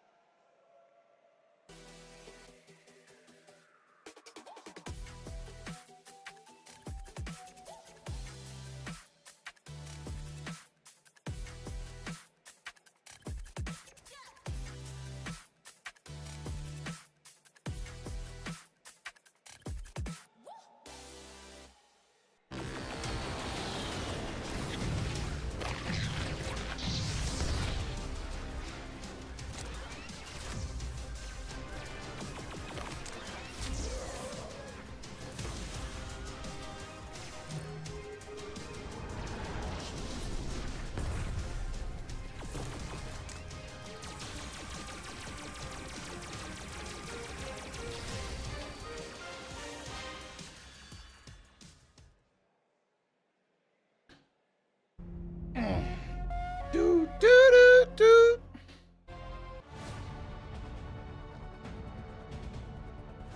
Yo. Let's get it, chat. Welcome back, everybody, to day 3 here at the ALGS Split 2 playoffs, and you can see some beautiful, beautiful controllers supplied and built by Battle Beaver, one of our wonderful sponsors here of the ALGS Split 2 playoffs. Let me tell you, I had one of those in my hands a few days ago, and it feels very good, Dan. Is it now in your bag? Or did you have to give it back? Couldn't possibly comment. That's the real question. But it's been an amazing day so far. Already, just after 2 matches, we've been able to see some pretty intense action. LG able to get a victory on the board after match number 2.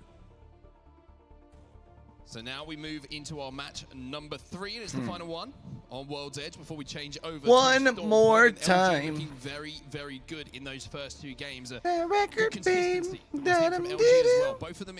Both of the games that we did see, they were pretty much involved in the end games. Maybe game number 2, certainly a little bit more than game 1, but good KP picked up in game number 1, especially using that some of those care package weapons that they did find kind of dotted around the map to help them navigate their way through Monument certainly was packed with teams towards the final moments of it. But elsewhere, I gotta say, I really enjoyed the fighting compositions and the fighting nature that we saw from both Dreamfire and ExoClan in that last game. It was essentially both teams were kind of racing each other to an end zone, one from the north, one from the south, and they were just mowing through everyone that was in their way.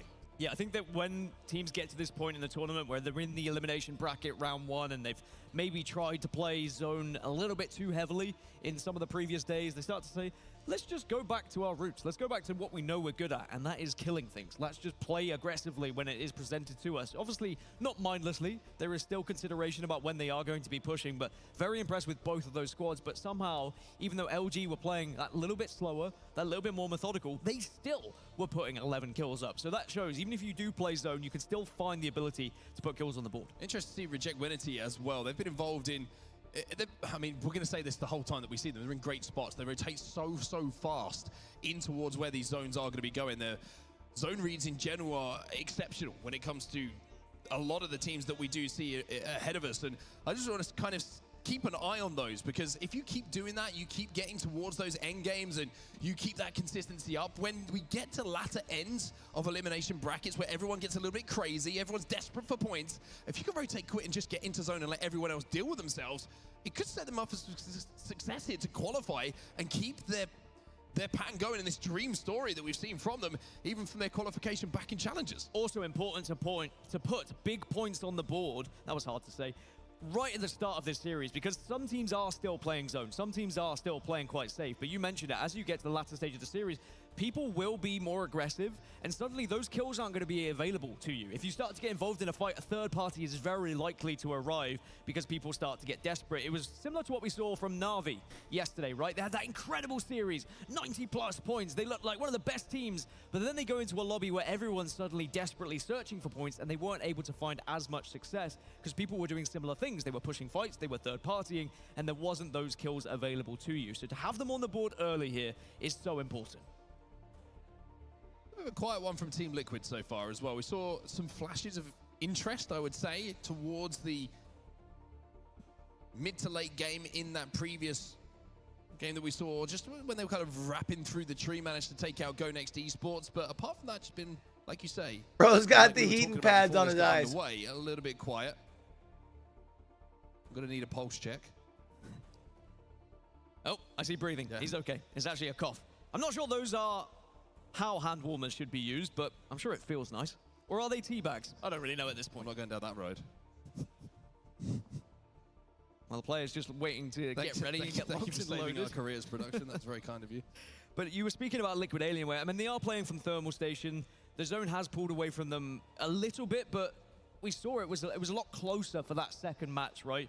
They did get caught in a scenario there where they were above FaZe, and FaZe were able to delay the fight enough that then ExoClan arrived. Had Liquid finished that fight a little bit quicker, could have been a different game for them. So perhaps that's something they could have learned from match 2, is just make sure these fights are not delayed to that point, but it's also easier to say that than do it, because with a meta like this, often fights are delayed, whether it's a Bangalore smoke, whether it's a Newcastle shield coming in, whether an EMP sets you back. Very tough to try and finish off some of these knocks you get. Yeah, I have to agree. By the way, this is my new favorite thing. I think when we're waiting for lobbies to get underway, we should just have crowd and sign cam. And it gives everybody a chance to be involved, right? Who's got creative today? That's what I want to know. Exo on top, I presume that said. For a second, I thought that said Exo on 4 top. And I was like, that's very specific. Very too specific. Exo will place top 4. I mean, let's put this on the sign. If ExoClan keep playing like that, they may place top 4 in this lobby, but of course it is a long road. This is only Elimination Bracket round 1. Fact we have so. the winners bracket coming up after this, and then of course the bottom 10 from that winners bracket then join the top 10 from this bracket and make Elimination Bracket round 2. Well, ExoClan's momentum is something that we were keen to keep an eye on. And again, they were a team we were discussing in the green room about making a run here in the elimination bracket. And momentum is such a big thing for this team. We know that they feed off of the adrenaline. They feed off of each other's success. And we saw that in that previous game. After they started winning a couple of team fights, it looked like they could not be killed in towards those fights that they were taking in the end game, and it ended up with them putting them a huge amount of points on the board. But they need to keep that rolling. They need to keep that momentum on their side, and they need to keep the vibes inside of the camp good, because much we love Swinny, we know that he can be one of the most influential leaders and IGLs in the Apex Legends Global Series. He can also be a little bit fiery sometimes when things don't go his way. So I think keeping that energy in a positive light for them, keeping his troops feeling motivated, feeling confident in those team fights is going to be a real good element to their success. I would be very surprised if we don't see ExoClan in Elimination Round 2, but that's when they will need to step up. That's when we'll need to see the very best ExoClan. And I'm okay if they do just manage to, you know, creep through into Elimination Round 2. Right now, they're in second place, so it's looking fantastic for them. But games like that don't come by very often when that many kills is presented in front of you. So it's good that they took advantage of it. But now they need to find a little bit more success going into match 3 here. They're playing from Countdown, which is okay. It's an all right POI. It's not the best, not the worst, but at least it is somewhat central, depending on where that zone's going to be pulling. I really like your top, by the way. Thank you very much. Look great today. You've complimented me a lot this tournament. He says you've complimented me a lot. Is everything okay? Yeah, I'm building to it. Don't Just worry. on Sunday, suddenly you hit me right back Just down. absolutely crush you. I wouldn't dare do that. You look great as well, by the way. That's all I really wanted from that conversation. Took you a while to get there, but thanks, man. You're welcome. Well, the fans are starting to get a little bit antsy here. I was just looking for a compliment back, if I'm being honest. Don't you worry, everyone. Game 3, match 3. I love these two, bro, for real. I'm very excited to see if we can see one of the teams there a little bit lower down the leaderboard. Maybe you mentioned it, Liquid Alienware. Can they show up here in this game? Dropping down in Thermal, will this be their match to show what they're made of? Well, I believe in Liquid Alienware. I think there's too much talent on this team. All right, one more time on World's Edge. For 10 of these teams, it'll be our last time dropping in Maybe it's time for on them World's to Edge. step up a little bit here and show what makes them such a dangerous team. Team like Pioneers as well, like they had a real struggle in match 2 after an amazing match 1. Can they find that same form from the previous? The winners of our previous game are going to be over here at Siphon. That's going to be Luminosity Gaming, 36 points already on the board for them.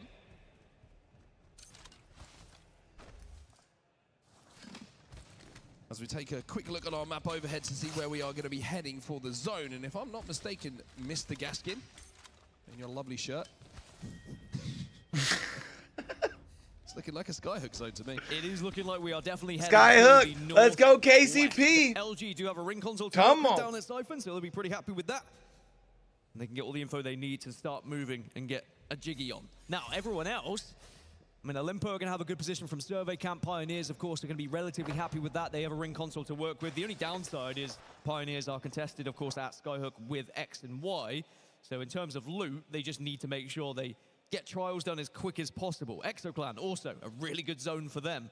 I mean, do you think this is going Skyhook if you're Exoclan, or do you try and stay down at Countdown? I think most people would bank on it being a Skyhook zone, but we have seen some crazy things happen previous. Yeah, we do see the zones pull out towards the Raven as well. So, yeah, it's going to be an interesting one. Zone 3 info going to be vital, as it always is if you can approach a little bit later on. Dreamfire going to have a really good rotate to this zone, regardless of how the zone ends up pulling. And they have a ring console as well to play with. A couple of teams who are going to be a little bit disappointed are the likes of FA Kids. You got Nose Fox. Those pools by that X-Ray. westish leg of the big building, I bet you.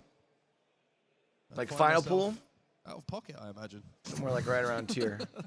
I mean, for Liquid Alienware, we mentioned them just off the top as well. From southwest to northwest, it is very doable. You can certainly pick up KP as you approach going through staging and past Lava Fissure as well if you want to make that rotation all the way on the western side. And you can actually catch a few teams off guard if you approach from that western side as well, because people aren't really expecting it. We'll have to see how Liquid play it when they make their move. But Skyhook is going to be the aim of the game, and EXO have already moved from Countdown to Skyhook. Well, it looks like they may consider repositioning yet again here. I mean, one thing I've just tried to look at on a map overhead that gives, I would imagine, a pretty good indication of where the zone is going to be going is where a Reject Winity. And they've taken their position inside of Skyhook. So they think it's going to this side, and their zone reads are usually some of the best, and everyone else is starting to join them as well. Well, as we take a look at Skyhook and everyone who is there, some of the teams that aren't are going to be SWQ, the winners of our game number 1. You're able to stand up here, who are chat. chasing them down. Yeah, Noctum really hunting SWQ at the moment, maybe sensing they're a little bit vulnerable. Perhaps they're not as well looted, don't have the weapons to work with. I'm sure they've got a couple of Mozambiques, as everyone does. But SWQ do not want to take that fight. They are continuing to move and groove across the map. We did previously see as well Exoclan going to the top of the cake building, as we like to call it in Skyhook.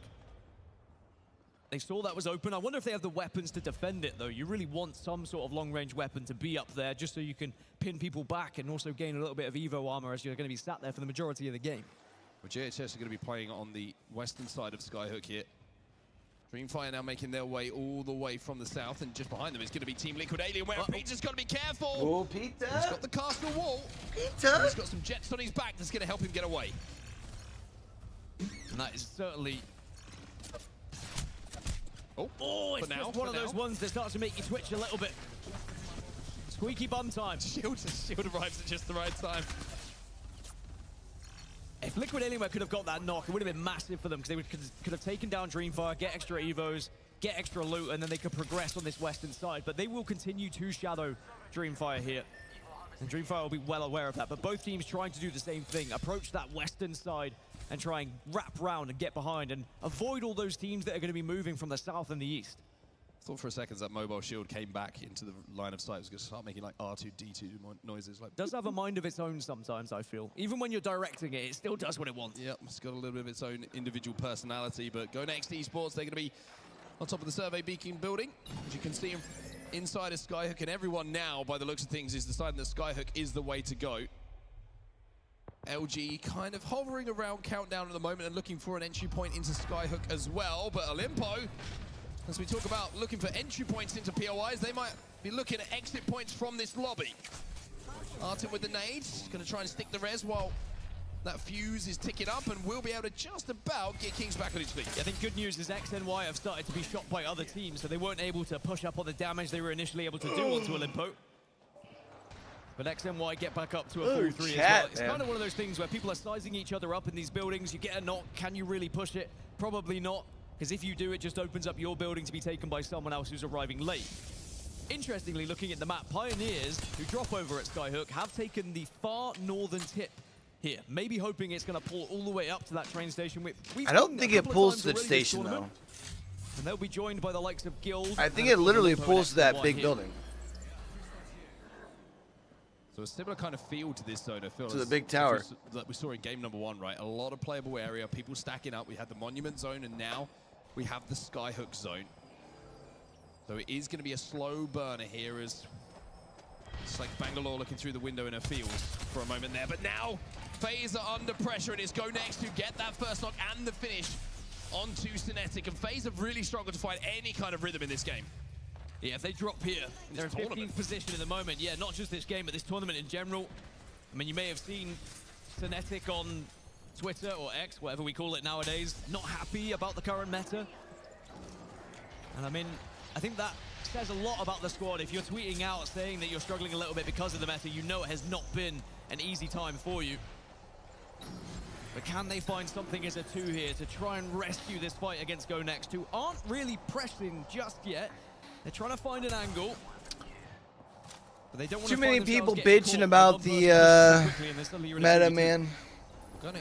Like, it sucks, but if you're gonna be a pro, you gotta adapt, man. A little bit of an angle, a little bit of a poke and a prod, but it's not gonna be enough to really influence this fight. But it's more about just showing presence, making sure no one walks up on you as the fences start to go down as well. Good thoughts with the fences as well, just making sure you're covering your back in case they try and go for a little cheeky flank phase. But FaZe have moved away from the fight, trying to escape here, and will want to try and get that banner back and then get back up to a full 3. Again, the advantage of having a crypto available. Now elsewhere, of course, Skyhook is where every other team is, but there's some fights happening. Still Olimpo involved in these scuffles here on the northern side. There's a little race to the door. Oh. Leto can't quite connect with those final shots, and is that going to come back to bite him here? Olimpo have lost Kings. As Leto now has to play the outside of this door. Now he's going to poke out. They want to try and get this finished. They want to finish off the final member of X and Y, and will be able to do so in combination of KCP. So X and Y will be out of the lobby here.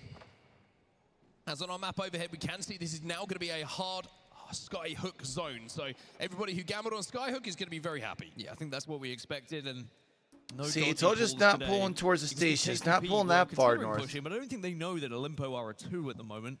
I think if they catch wind of that, they might get aggressive and push on it just to get the extra KP and own the northeast side of Skyhook. So really, the only teams outside of it... I mean, it's their best option anyways, right? Because you don't want to try and cross to get to the big building.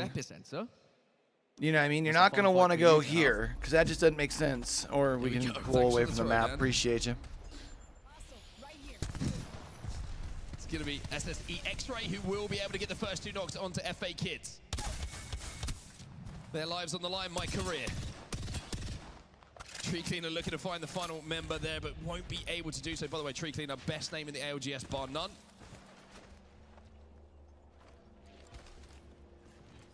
And it looks like they will certainly have the advantage in this one and be able to pick up those KP. FA Kids, the final member, has managed to escape. You can see that Zidane is scarpering back towards Fragment here.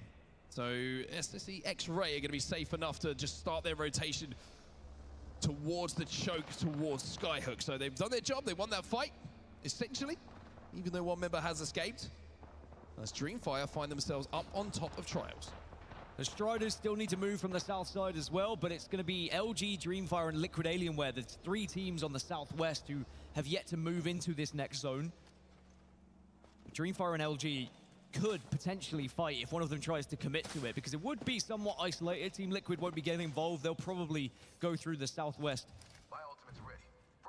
And just try and approach between these mountains a little bit later. They're just waiting maybe to get a little bit more zone information as well. And I wonder if that's what Striders are going to be doing on the south side as well. The few teams that haven't managed to arrive here at Skyhook, they can actually wait for this zone to close.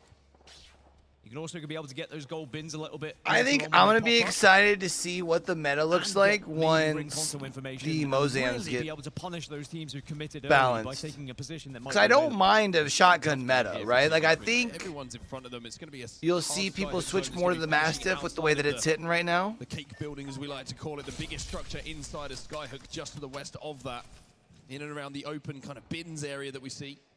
But for Liquid, if you think about where we're talking about the end zone's going to be, look at their position now. They have to go so far to try and get into that zone through so many teams. As we see the Mythic Bin going to be picked up here, and I believe it's Fennel, if I'm not mistaken, who are going to be able to open this one. And they're going to have a lot of fun to play with. Is that the first Mythic Bin we've seen picked up on camera? Certainly as we've been commentating anyway, but that is going to be plenty of goodies. Luminosity out. Again, LG, though, probably pretty good where they're at on score. Last game, it does not follow up here into match 3. GHS now can hold this position. That was a quick fight. I mean, it was just kill after kill after kill. LG must have just got caught off guard there and got swung all at once as they tried to enter the building. GHS just pick up those eliminations and say thank you very much for the points we'll put towards our totals. Now back towards Countdown here in Team Liquid Alienware. We mentioned how it's been a little bit of a slow tournament for them so far. And it's going to be a tough game for them to succeed in here. But stage 1 is to take this fight against Noctum Scan. And I'd say even before that, stage 0.5 is destroy the drone to give them no information and not be able to use that EMP. Just to the south of Liquid as well, FaZe Clan have just respawned their 3rd all the way down towards Countdown. Thanks to the crypto, they've been able to at least get Synetic back on his feet, but will Liquid have seen that? Of course they would have, but are they going to try and push that, or will they prioritize the fight against Noctum, really? Because the zone's about to close and force Liquid's hand. So where do you go here? You, of course, have the Pathfinder, you've got the Zip. And will be charged, so you just get that extra protection as you approach the zone. What if they try and send it to the top of the balloon and then redeploy? Yeah, that's exactly what they are going to do. The EMP comes in, which is going to make it a little bit more awkward for them to do. And they're going to have to take the time to push these, put these shield cells in before they take it. But are they going to be able to survive through the damage? The answer is no. Peter will cut down Yanya. He will be the unfortunate one to fall. Oh. As the castle wall is expended here. And Dreamfire, what was Peter doing with the castle wall there? So weak on their way forward, thanks to that zone. Was he trying to get further up the hill, maybe? But it looks like they will be able to stabilize here. FA Kids eliminated in the meantime. We're down to 17. Dreamfire heavily committed to that one, and we're very close to eliminating all of Liquid, to be honest. If it wasn't for the charged up Zip, Liquid would have been done for. I think only one fell in the end. As FaZe have been able to get back up to full 3 and regroup into the building.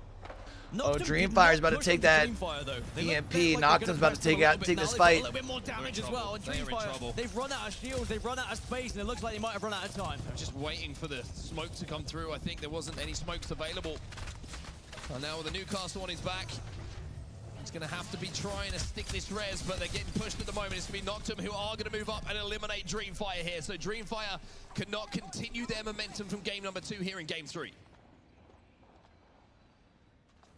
Skyhook starting to look very pretty with all the Watson fences. Noctum now pushing up onto FaZe.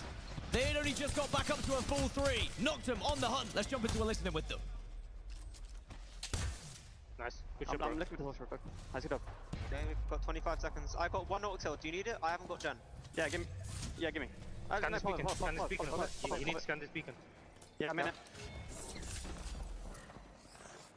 On this range. They're fighting forward. They're fighting on the right somewhere. Yeah, I'm going. I'm in you now. There's a team right. Yeah, we need to start that. We need to start that. Are they fighting? Bring first. Bring first. No, they're not fighting. What is that? I think this building's free. Yeah, we need to get EP from left. Let's go from the right. Let's go. We just need to send this, okay? Or me, come to me. I need to come. I need to come. I'm full. What about? Yeah. Just run, like either top floor or bottom floor. I have ready. Yeah. Ready, go. Yeah. I think top bottom floor. Yeah. On the right. Okay. Yeah. I'm going inside. I'm inside. He's going straight up. Who beat this? Peeking upstairs. I'm with you. I'm inside. Peeking. I'm sending it. Nice send here from Noctum. I'm getting. Holy shit. Look at all of those death boxes. Holy smokes, bro. Good. Jumping this up. Noctum forced to take a fight, and take the fight they do. They force their way into zone alongside the fight that they do manage to pick up the KP from. So a very, very strong push. Thanks in kind to 3 players with dual Mosies there. Chat. Convenient, isn't it? Really Look at where the circle is. I'm so smart. And they just caught off guard as they full sent it into the building. As Olimpo have been able to take the top of the cake. Hate it or love it. It is Your not boy knows ball. This zone. We are going to continue to move a little bit further west. Northeption are pretty central. Reject Winnity have one of the few buildings that are going to be inside of this one as well, as do GHS Professional. We've seen some of the heavy hitters from the lobby eliminated. So maybe it's a chance for some of the teams who've been struggling so far to catch up. I think it technically finishes like just outside the fence line, so it's not quite on the Let's leg. take a look at it. Try and hold the line for his team at the moment. It's KCP, who did manage to get that first knock. And they have a very, very rough rotate to make themselves. Jet's going to take some damage. Deeks trying to hold the angles from any teams that are going to be overlooking at the moment. Fennel just having a look from the inside of this building, the middle part of the cake. As Northeption with that castle wall down and the mobile shield try and create a little bit of almost false cover for themselves to play it around. Noctum Scan now, who just won that team fight. They want to take this fight and take it. They're burning. They're searing them with these thermites, and surely this is just going to be a case of finishing off this damage. It's a lot of damage from Noctum. They're a little bit worried about what could happen from elsewhere, but losing one does hurt. The crypto's gone down. They're going to try and hit the Yeah, but enough damage is done that. Yeah, I was going to say. Northeption will be eliminated in the meantime. But the other team will push Northeption. Who's that? Nose Fox? He does a great job to stop that push coming in and stop the reset happening, but neither team can confirm one of these kills at the moment. Remix Faust is going to go in and once again get a knock. And golly. He's got 4 of them at this point. Yeah, bro, Crypto's got to stop over peeking. Oh my god. Eastern side all get absolutely obliterated as Fox go down. Here is the commotion that's happening over KCP's about to go out. The Limpo are very low right now. SSE X-Ray are close. Pioneers are doing damage as well. Well, Limpo did manage to at least get a full 3 back on their feet, and now they're having an influence on this game, and it's Pioneers who saw also them getting pinched. X-Ray eliminated as well, as 6 squads now find themselves involved in these final moments, and here comes Noctum. They are hungry for kills here. Reject Winnity will be eliminated as well. Chat, I'm so fucking smart, man. Looking at potential points. The gentleman on your screen right now, if they can close this game out, then there's going to be a huge amount of points for them. Look at where the circle's closing at. Just outside the west leg of the big building. God, I'm fucking good. Could benefit from all this fight that's happening. Noctum Scan will be eliminated, and surely now this should just open the door to the respawn coming in. An MT. Wow. Manages to save the day. Guild gets the respawn. You hit the EMP. Off of those players behind the castle wall, and now from the skies, from the dropship. Wow. Guild will be your champion. And that win will probably put Guild in a spot where they're good for upper bracket. Upper bracket 2, I should say. And it was because it was MT just trying to get them back into the map. And again, it's a gift of a game. They're just able to avoid all of that commotion that was happening over towards the cake building. And a few teams again getting pretty heavy-handed when it came to kills, just getting maybe excited. Because that's going to put him up at 30. No, it's not. 27. They're still going to need a couple points, but they don't need much. And it is Guild who put one on the board with first place and 3 kills that they just got at the very end. It's a quiet game, shall we say, for Guild, but certainly a little bit of a stylish way to end it. You have to think maybe Noctum at one point were surveying the land in front of them and saw a 3v3 and knew there was a solo, but then MT obviously as that solo managed to use the distraction to get that res off, and it becomes a little bit of a different scenario. So Noctum also with a very big game. Alongside the 12 placement points mean Guild come away from match number 3 at the end of World's Edge with 15 They were sitting at 7 points before that. Go Next Esports. We mentioned how they kind of went about their business, apparently. They managed to pick up 20 points in that game. 11 KP for them. Noctum, though, 14 KP for them. Very impressed from what we saw from Noctum with their aggression and their team fighting, but just not able to get over the finish line and find a victory. Guild will be happy, though. That pushes them up into the top 5 in the overalls. As Go Next Esports also with that 20 points, that will allow them to climb as well. But the first 3 games on World's Edge completed. Some of our top teams performing, some struggling a little bit, but of course Storm Point opens up a lot more avenues for success. It certainly does indeed. A lot more points still to be gathered here as we head Looks like though, since we don't really have any point sponges, so, gentlemen, we might have a little bit higher of a qualification mark, maybe closer to 40 points. Like that's one thing we don't have any, like one team super popping off. Showdown of really what has occurred here in these first 3 games. Snipe Down and of course Graceful joining me, Rayday, on the desk. Guys, this was a big win. I think let's just go right back into game 3. Huge EMP from MT, and that sets up Guild on the revive to get the win. But it was Go Next Esports who were there. This is a team that we've been kind of waiting to perform. They've started to perform. Yeah, I think it took them a little while to really build that up at EWC as well. And then we saw them come into the losers bracket where it was top 2, the pressure's on. So at this point, they might be a losers bracket team. But it's really good to see them come in, even if they don't have that many kills, just securing the points you need. And we're looking at a pretty top-heavy leaderboard right now. Passive teams. Do they get a little bit more amped up naturally when they are in that pressure position? And that might just help them get out of that passivity that has put them in the elimination bracket. It's a bit of a question that I ask myself as well. Maybe Go Next Esports finally stepping up the energy, and it's working out for them. Let's take a look at the results so far. You can see how it worked out in that match, and we can go over to the overall standings too. But Guild coming out of it in first place with the win. It was still Go Next Esports who were almost first place when it came to points, but Noctum, a big game from them. South America showing up with 21 points, the overall winner in that. Grace, what we saw earlier on, as we head over to our series results to break it down, we saw earlier on one of these teams, ExoClan, make a big game, and they celebrated. Was that knowing that one big game that you have is most likely going to keep you in the top 10 in this tournament? Yeah, a big game like that, when the average to make it through top 10 is, 30 plus minus 5, makes it feel like you're pretty much, if you pretty much have 4 games, even if you got donuts, you can still make it. And having that safety net allows you to make, like we've seen some characteristics mistake from people because they might be nervous. Right. That big game removes all the nerves and allows you to make plays confidently, and you no longer hesitate. I still thought it was interesting to see the second place celebration like that. It almost threw me. I was like, did they think they won? But no, just happy knowing that they might just be moving on and their fans cheering the loudest in the venue here in Mannheim. Let's take a look, though, back at the circles of Game 1. It was SWQ, our representative from China, who took that game pretty convincingly. Yeah, I think 2 things happened here. I think SWQ played it well because they allowed themselves to move from these 2 walls too close to the bridge.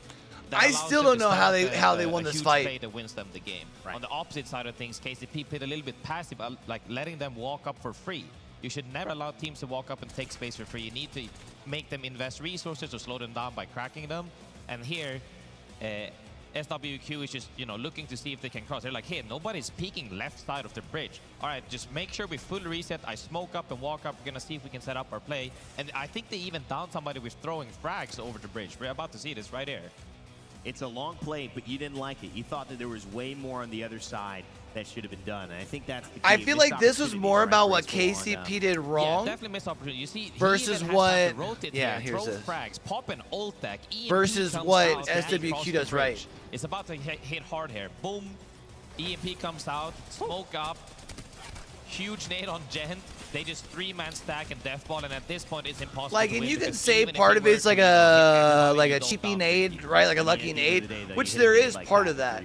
But there's no reason KCP should have allowed them that much space to be able to push past the fence line. Less aggressive. Luminosity Gaming and Exoplan. In my opinion. I don't know. You guys let me know what you think. Enjoying seeing Exoplan get second place here, Snipe, but they jump up and celebrate like LG, who actually claimed first in this one. Yeah, there was actually a lot going on in this game. So LG got a bunch of early KP by rotating into tree and fighting in the buildings down low.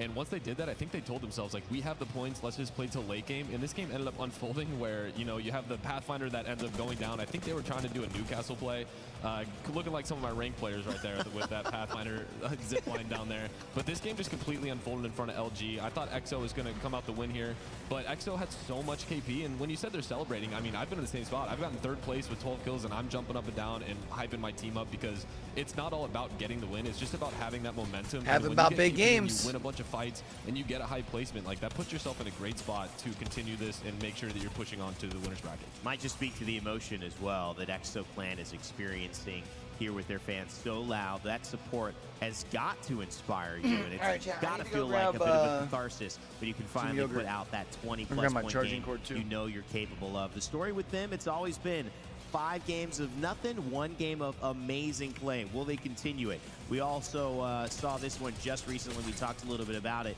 Guild Esports, MT, by himself would respond the squad, but this was the play that really makes it. Goes into the EMP and hits it right away as it's already charging up, slides in and gets this early bit of 80 damage onto that player who is peeking. Go next, then nowhere to go next. Just end up to have a Mastiff in their face, and that's never a good way to start the day in Apex. Third game goes the way of Guild, and that brings us back here to our halftime part of the show. Now, one of the things you got to know if you are here at the venue or if you are online, we've got merch going on. It is always the best time to buy Apex Legends merch. I mean that. If you don't know, there's playapexshop.com, and you can go for all the ALGS merch plus the special 24-hour limited edition online purchase of the shirt that we've got here at the venue in Mannheim. So if you want to be involved, you want to say, I got a little piece of history in the ALGS, go grab it right now. Go to playapexshop.com. Okay, guys, let's transition into Stormpoint picks, get back down to business. We thought World's Edge went a few ways. I know Stormpoint, though, in our eyes, after looking at that draft, has some takeaways from us as well. I think teams like LG, you feel, no matter whether it was World's Edge, whether it was Stormpoint, they got good spots to play from. Their comfort pick, Snipe, Pylon is where they'll be starting, and they're in the lead of this overall elimination bracket. Yeah, I think when you get the first pick, you're pretty much going to take whatever you're most comfortable with, and a lot of times it's going to be the Mills and the Skyhook West, and they decided to take Pylon. I think that's a great PY for them. They started off, they're in first place right now. I think I was talking about this before and didn't get to say it, but that Liquid team, I feel like they're just not confident. They had a great PY in the last map. They drafted 15th. They had Thermal Station, and now they're getting another good PY. And I just feel like for them alone, something's going on. Something's going on. They're getting they're gonna have Barometer on their own, and it just feels like as though they were far down on the list. They got the good PYs. I'm really hoping they pull it out. It feels like they're definitely dealing with something. I'm not exactly sure what it is, but they're the type of team that even though they're down, they're never out. They can pop off with a 30-plus point game. If there are teams in that category, we know it's LG, we know it's the likes of Falcons, but Liquid Alienware, despite how inconsistent they have been this tournament, they are in that category of a team that can pop off that much. So, still, 3 games, so important to follow along. We're going to be getting to those in just a second. Our players are taking a break right now, but in the meantime, we sent Peeps out to do some work. This was very hard work for Peeps as well. He had to spend some time talking to our cosplayers. I'm here with some great fans at the Split 2 playoffs here in Mannheim, Germany. We got Michael, we got Lou, we got Patrick. Mike, talk to me a little bit about your cosplay. Well, since I'm addicted to Rave and I did so many cosplays from Rave, I immediately fell in love with this cosplay and I was like, I have to do this. This is just dope, this cosplay, and I really like it. All right, passion. And Lou, I got a question. I see your Watson, I see you got your Nessie. What do you love about Watson? I don't know, I just think compared to all the legends, I think she's just the cutest, or appears to be the cutest at least, because she's more powerful than what she looks like, and I think it just really fits my personality the best. And when I pick a costume, I really like picking a character that also fits me, both my characteristics and my mood and how I am, but also a little bit my looks. Because I'm really perfectionistic about the characters that I display. And she's just really cute and has her little nose. I forgot my charging cord. Yeah, I just think she's so adorable. I could see it. I'm loving it.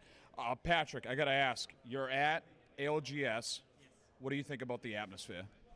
It's great. It's such a great esport I enjoy watching most. I love the people, so it's great.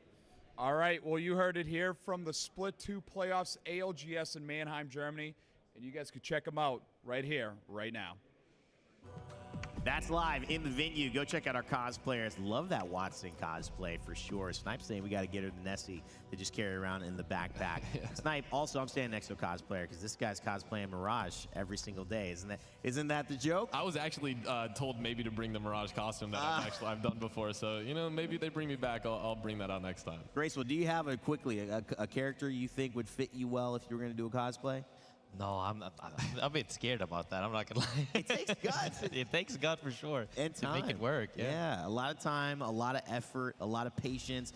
We know what it goes into these cosplays. Many times, months and months of work crafting, and then obviously the hours, the people hours that it takes to walk around the venue and be there for our entertainment. All right. You know what? One of the things too is before we get into it is teams that might have been more of a story that we weren't expecting. To me, I'm looking at, I think LG and EXO, LG being a team that I thought performed, EXO being a team that is really kind of been revitalized. And this is a team that has that potential, Graceful. You know from EU, they can pop off at any given moment. Do we have another big game from them, though, coming on Stormpoint? What's your feeling like that? So having played with both Joe and Winnie myself a lot, being on the same team before. Everyone. I played with everyone, but yeah, I mean, we've been on the same team. You know, we pretty much called for LAN before I had to take a break, and I saw it in their eyes. They are hungry as that. I see Joe locked in. He went from he is hella locked in right now. I wish we had a close-up on that moment. That was a great face you just made there, Graceful. Remember, if you're watching here today, we've got some funny videos. I know there's a content piece that I was involved in that we'll be playing today at some point. And tomorrow, we've got maybe the coolest content piece of all.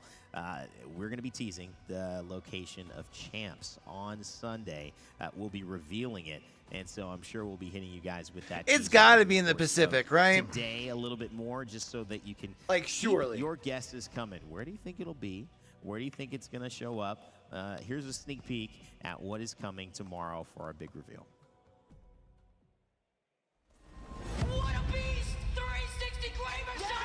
Only thing I can think about, though, is some Pacific region or Pacific areas are kind of tougher to get visas for. But still. And the question on everyone's mind is, where are we going for the Year 4 championship?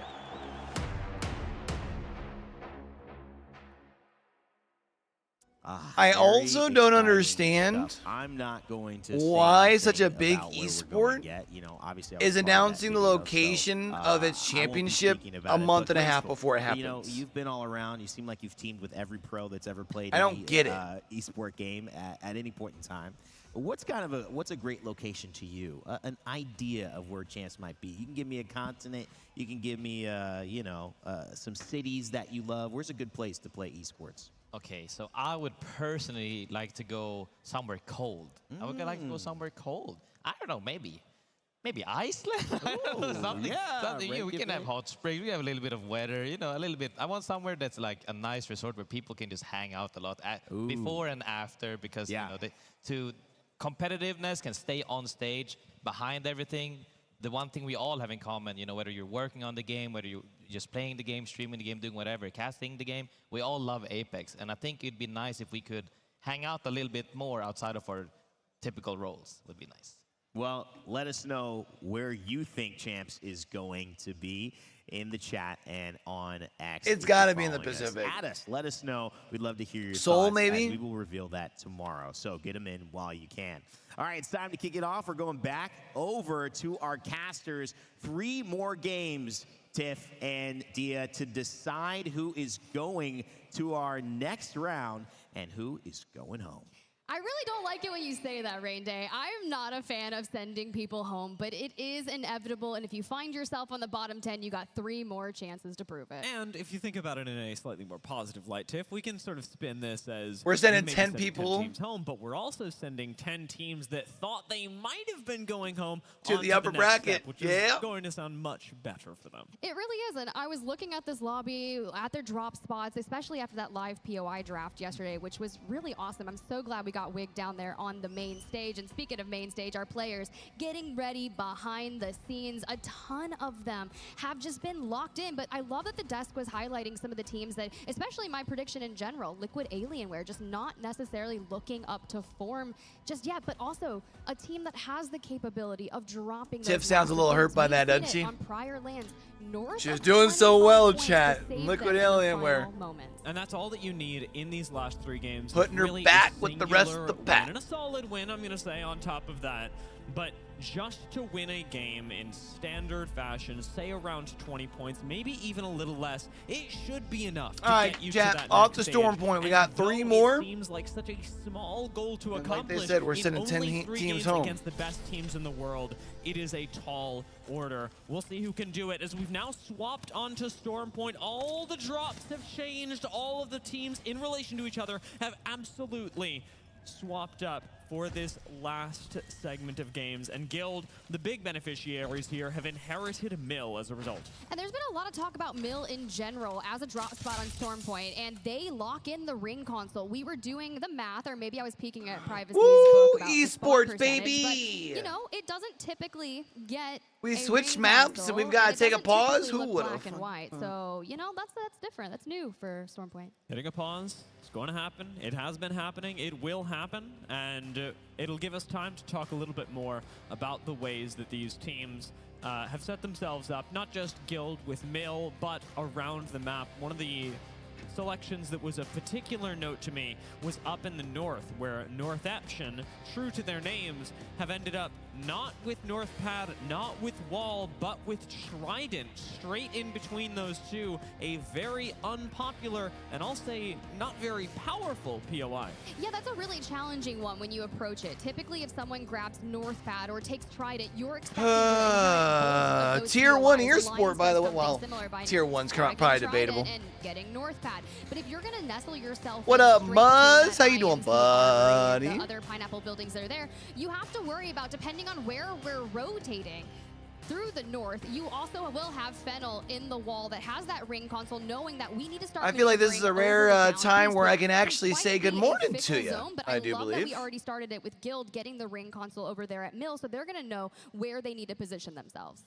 And it's honestly a pretty nice spot to be with Mill, because a lot of end zones do pull further down to the Barely. south from Yeah, down see, east, I got to say it in and time. you've got a relatively easy rotation along the western side of the map should you choose to take it.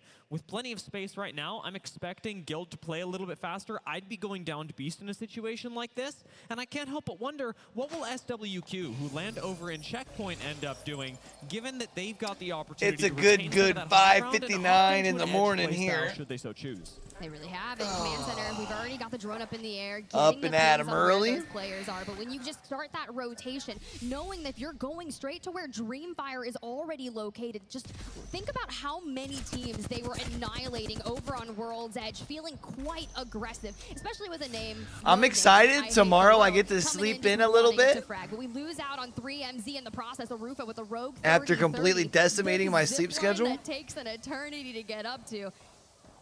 It's just... At least they'll be able to defend from up here, but you're right, it's not a great position. There is some crafting behind Dreamfire that they can take should they choose to go up through Lightning Rod and Zoo Station, but you know in the stadium, or if you're watching on Face It, Nah, I woke up at midnight for the everyone gym. piling in, Because I'm a fucking weirdo. to escape. knocked him out here, completely turning that one in their favor. Second overall in the groups. Mind you, you just need to be top 10 here to advance on. A lot of our teams getting that early read on the ring console. Get to the gym by 1. Down Beast. You can see that Guild from Mill have chosen to play underneath. That way I could be back for 4 a.m. start time. Engagements, but the Striders locking in on the We got done yesterday at like I would love to see. We do have the new 5 o'clock p.m. and I just went to bed. And prevent any climb ups. And this is Strider's I've just flipped my zone. sleep. This is their, as many would say, game to win. Being the team Or I've that just lands flipped over my and down schedule. Beast, they had their pick of the litter, where they would want to play. They chose this ultimate high ground, which gives them a lot of autonomy over other teams. The pressure is on Striders. And luckily, the day before LAN started, I had one of my... the big game that carries them into top 10. Ew, brother. Ew. What is that? Scrims, they were one of the more conservative play styles, not necessarily taking engagements that they thought might be 3rd and 4th priority. Luckily on Wednesday, right? So the day before this started, I had one of my like late night NA casts, which normally I had to take a night, like a nap for to be like able to have energy for like a late night cast, right? Eliminations before that end game. All that while managing your ammunition. So I just took an earlier nap. I woke up at 8 o'clock p.m. for my 9:30 start time for casting. Things like Loba get added in. And then just went to the gym from there, stayed up for 12 hours on day number 1. Got done. That day was a little bit later because they had some delays. It was closer to 6. You need to be holding more shields for. We saw a lot of cells. And I've just kept my sleep schedule inverted for the weekend. Stay active and stay alive in the later stages of this game. Something that Olimpo will have an easier No, time this is doing, the this is a little bit further on the edge. And importantly, have split 2 pills for the next couple playoffs. of rings. So it's all every region. It's on LAN. It's in Germany, Mannheim. Ahead of you, where they've already caught that line of sight onto Fennel, but LG top of the lobby here on the move. But when you've got a mother load, you've got an EMP coming your way. Which is part of like the time disparity for me, right? Like we're looking for angles. Sweet only loses just a shred of that. Since they're doing 12-hour days, they're starting at 10 a.m. local time. Ultimate to cross this distance, which just makes Get it everybody in the same place. Even if it's going to expend a big cooldown, it's much better than risking one person, especially Newcastle with his very large model falling.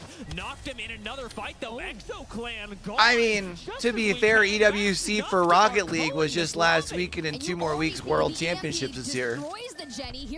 I think they had the same amount of time between who is going to make sure they can push off that, because you only get a few seconds. It's like 3 weeks, but you are right. It was relatively close. Third party and let you know that I'm here and constantly whittle down your resources. But teams that decide to play from checkpoint, right? This is going to be a cost. You're going to be late. Maybe one less week. Downed Beast. However, if you was Apex the week before Rocket League? I think there are 2 weeks between Apex and Rocket League for EWC. That could be a difference maker. GHS Professional find themselves in a small skirmish up by checkpoint. This is going to be one of those. Man, I don't know, dude. My weeks have kind of all blended together. It's about to get worse. Ultimately for an evac tower out of here in the late game, and during the mid game to be farming up other teams that are trying to pass through otherwise unharassed. GHS. Once the high school league starts up here in as well. Liquid Alienware perhaps next up on the chopping 2 block weeks. are the closest 2 weeks on team Monday. to knocked him right now.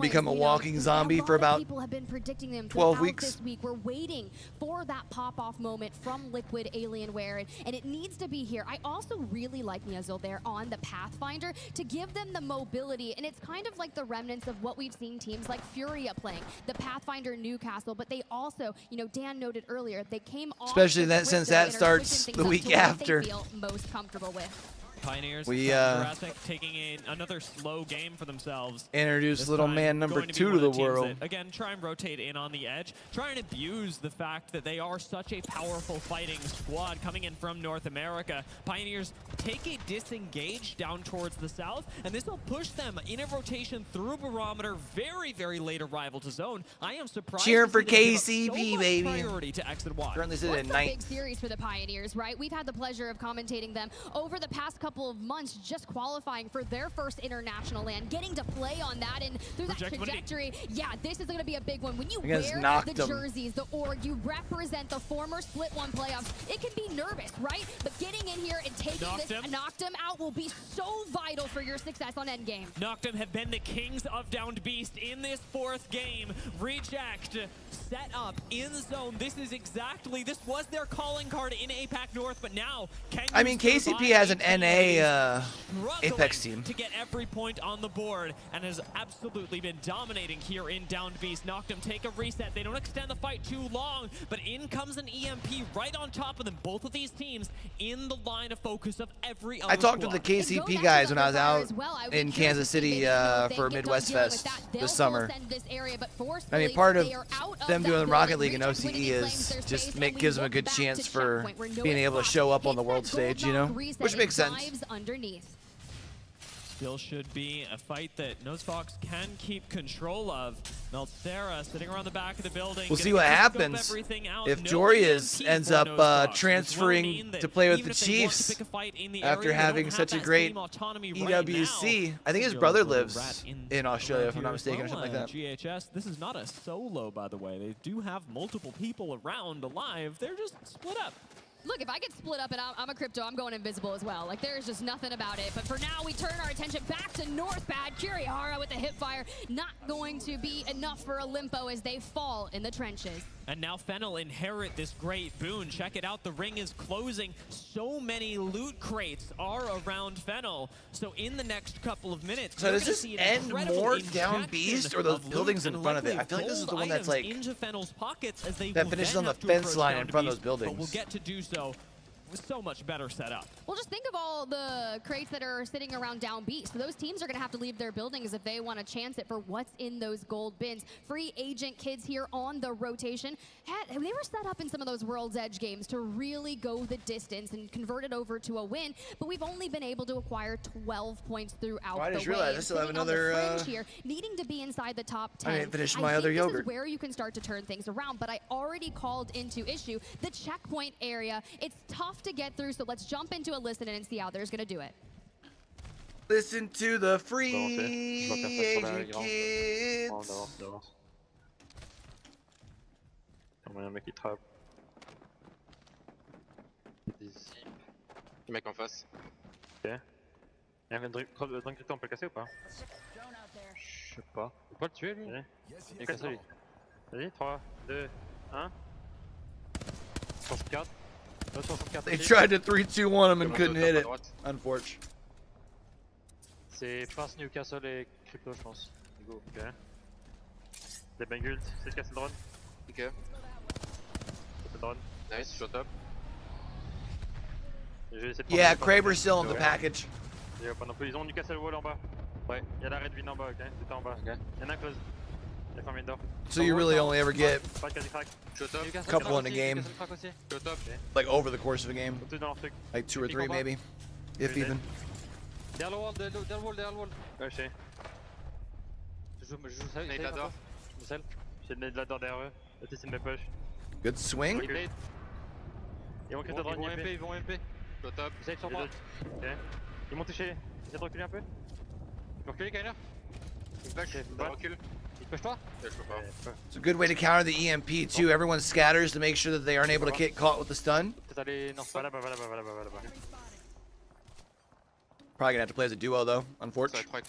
FA Kids lose control of the fight. Izanan now playing off the low ground. Will just have to move in the next little while. They may even come back for a third party as GHS, the team that was split up in the area of checkpoint, have come back to mop up the previous. We've had a good set of casters for this set, man. We had Onset and Gaskin for the first 3. Tip and Dia for the second 3. Full reset down Solid. the south of checkpoint, and if this engagement was going to take a bit too long, of course you're going to want to third party it, grab that mythic bin, and then maybe evac out of checkpoint, which can be costly and dangerous, but no one is holding the choke out of checkpoint towards the west. So another res even coming in from the low ground to get Kiner back. I'm gonna be really interested to see how the finals lobby plays out. Crazy. This should never be happening. Because a lot of the more aggressive teams that have been able to like really dominate in the past with their metas aren't able to do it with this defensive. Fuck, come on, boys. But don't really have the same pop-off potential with the current like defensive meta.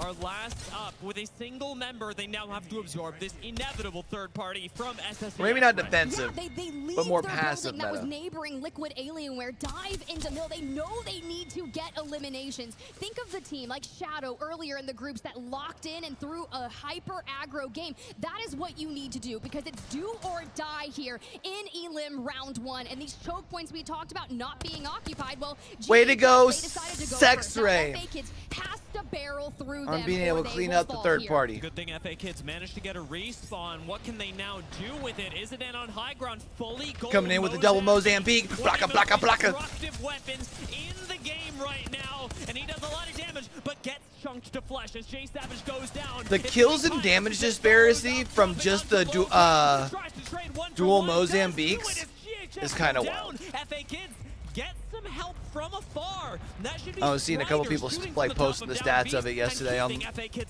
the good old Twitter. Take another fight here. We don't have wall for the cross, so it's going to be costly, and we just need to get towards that next rock. Remember who had the top. Like you said, Striders with all the angles. Yo, are they going to be able to get in another revive? Liquid Alien elsewhere on the rotate has fallen outside. Yo, free agent kids are working, dog. X-Ray that were coming up from Mill that had that really destructive beginning, finally rotating X and out. Y Pick up also a few getting in KP, revives, and I tell huh? you what, Tiff, this could Or be respawns, their game to sorry. cement themselves in winners bracket. SSE X-Ray sit at 11th right now. Only a few more Wow. points necessary to get into winners qualification. A full duo reset coming in from X and Y over on the bridge. We get Jay Savage as well. Hopefully we will have the Dark Veil available to hit that rotate straight. Bro, into they've where been FaZe killing it is with the around free that cam. gravity cannon. But this rotate is going to be costly for X and Y. They've been fucking killing it with the free cam. Only 20 seconds to plan angles it out. all Not a lot of ways to cut off all line weekend. of sight. Bangalore with smokes, your only real option in X and Ever Y. since they added Nothing Roots in the open as goes like full time over unpunished with their for so directing long. team, This like EMP is much it's been too wild far to like see the difference. It's like literally night and day difference. Now have to take a fight against X and Y, who have better cover, who have better With shield, like the who same have better observers, everything. right? So it's not like it's a new observing We crew. knew it. We knew FA Kids was going to look at this as they crossed. They understood the timing of this to anchor off through the west. We are going to be able to do it. The only other team that could look at us is Striders and FaZe Clan. But I love that we need to clear this out. Yaw, Finally, yeet. pull down off of the Dark Veil, and this will isolate us from the west and be able to focus.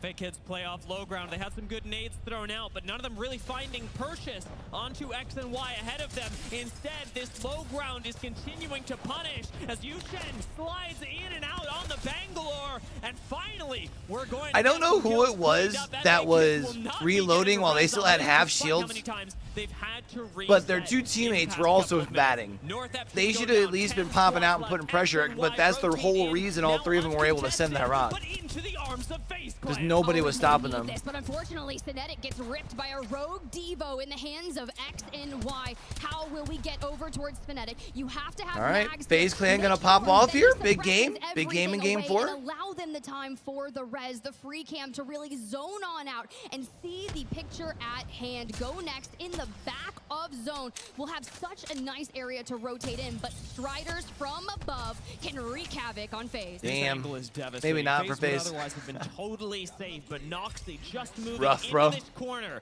and spotting that there is an angle to take out FaZe's singular member who dropped. Turns it into 2, and now it's just Nags on the bottom. Yes, a reset is possible, but Striders have such a good position, so much vision. Yeah, Alliance is in. Right Well, below them so that I this don't is the lower anticipate bracket FaZe right getting away now. with anything. They really We have the dial in first for round of upper Luminosity bracket here next, on your which is screen. where They've Alliance got is the at. southern side cleared out, just a couple of teams in the buildings ahead of them, but the fence line is rather open. Now, I have seen them go massive in end games just like this, and I can guarantee you Sweet knows exactly where he needs to be this time. These next seconds are crucial. 8 seconds as this zone is going to close in. Even LG will be denied their spot, but it's go next who have the furthest position from anyone else, who should have the most safety, Alliance finished and 7th who in the have group had a stage, or in the fantastic day group so stage, far. 7th. This win would do so they'll have a much for decent GoNext POI to draft. already I look can't to qualify remember to winners. Yeah, but here's the deal, right? There's the pylon over there, the Jenny. what they ended defensive. up drafting. If one EMP that goes wrong over there, and all of that work to set up shop there is ruined. Noxy with a well-timed wall, but we've already lost out on one. Can we get the res? It seems like he may be too far back. Reject Winity elsewhere, getting into the fray, because we still have to move on. The hammer point's connecting through the smoke and the influx of frag grenades. So this lobby here is about sending 10 teams to winner bracket 2 and sending 10 teams home. And Guild now rotating through this smoke, simply can't fight back. Top 10 play in winner brackets 2 at the end of the night. Garcia picks up the last kill. Bottom Guild 10 go down, home. But it's Reject that lose one in the process. Go Next.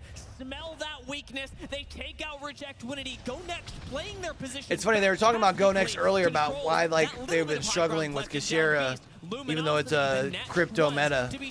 And they're having, I mean, granted, this is a bottom 20 lobby, right? Do we just go towards the north and fight with Go Next? Because you know you're going to get thirded by Noctum. So a lot of decision after this game, it looks like Go Next point-wise, they should be fine. Where Noctum decides to rotate out of that building. This game is incredible for Noctum. They have already jumped up 9 spots. This team, though, Go Next, are the Titans in their way. Let's find out what Go Next are thinking as we jump into a listen-in. I'm gonna try to get my red armor. I'm gonna stand my drone. They're moving right side. Top 3, top 3. Enemy right here. We should look left and kill this team in front of us with the... I think we just play top. We just play height. Yeah, I think we do. And look down. Should I come then? Move to us. Climb up, climb up. Come. Move to us. You should... Let them fight. Fuck it. I have bangles. We're gonna get Skynet We'll save. We should gen that. The only because of me, the only way you can complete is there, but maybe I should come up late then. I think I'm gonna EMP this team early. Noctum moving in. Good call on the EMP. Yeah, I need to pressure them so they don't go below us and Skynet, you know? Yeah.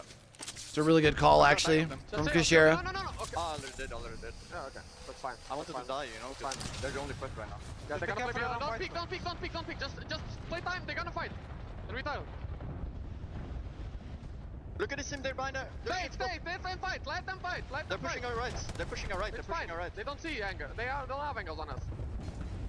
Yeah, but we have to move before them. No, we don't. Where's our turn? Pretty sure both of them have to fight. Apart the turn. There's no safe spot. They have to fight.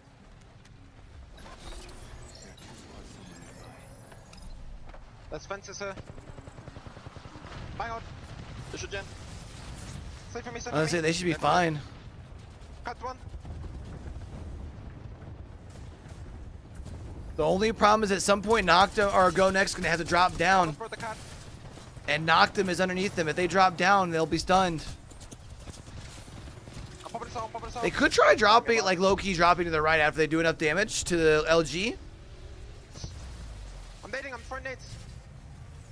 Play top as much time as you can. Yeah. It's time for Go Next to drop down. LG control the wall. Slab falls and right into Noctum. Somehow, Noctum have won the fight. Monson stays alive. That's actually really smart from Noctum because that's playing for second, right? You figure you're getting help from LG from across the way. So you just wait to take care of the guys who fall, they're stunned.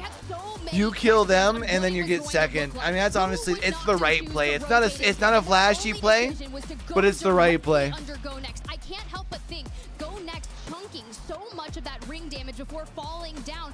You were basically glass cannons the moment your feet hit. LG, Sweet, everything that they did with that wall, like you said, to time it to perfection. But not only that, the Newcastle wall to deflect a lot of the ordnance incoming from that front.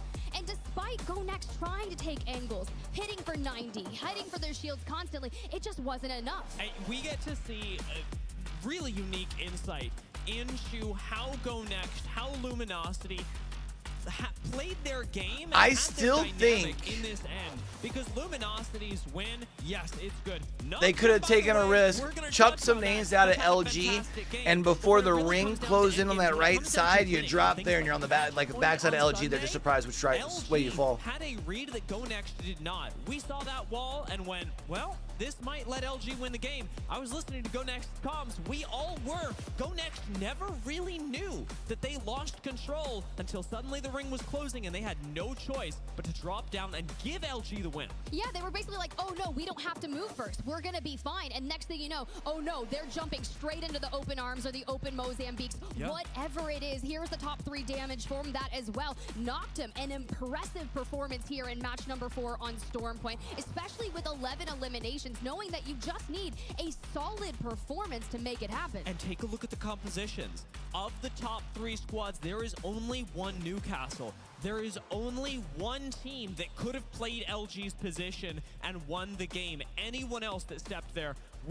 be it Go Next, be it Knocked Him, would have lost. Really important when it comes to these end games, finding wins in high pressure situations. It leaves LG at the top of the leaderboards, but I cannot say enough good things about Knocked Him, who have jumped up in the course of one game 10 slots. This is Pioneers sitting on the edge. 2 games left, man. Knocked Him should be a lock to move in to the next round. And they really should. When you look at Pioneers down there in 10th place, that is the cutoff. The top 10 move on, but that threshold is only situated at 20 points. North Eption, 1 point away. That is not a high barrier. We say at one good game, you're looking at 20 to 25 points. Anyone can make that happen, Dia, but you've only got 2 games to do it. So after this break, y'all, we're gonna jump into the final matches of Elimination Round 1.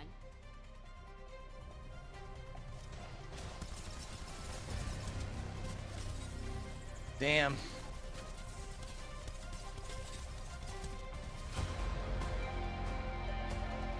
All right, chat. They're going to break, so we're going to run a quick ad over on the Purple brand. If y'all want to avoid ads, of course, you can always use your Twitch Primer. Or feel free to check us over on the, the app where we place all of our long-form content where there's no ads that currently get ran. Who are you fooling? The notch grenade after that to follow up Suzuki. A little bit out of the fight for right now. I'll try to pop them back, but actually disengages.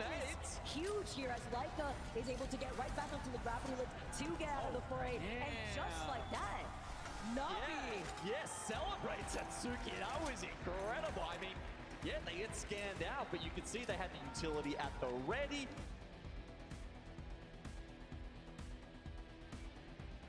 Fight in the day. They look like they should have time to reset here. 9 Impulse has got to get that battery up because here comes the third party Serenity.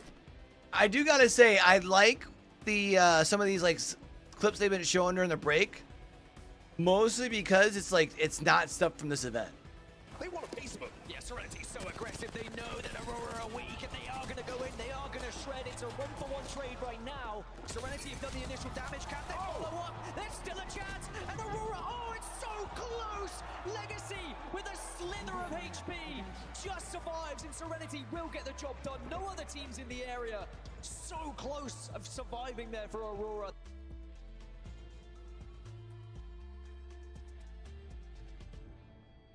Alienware, official PC and monitor of the Apex Legends Global Series.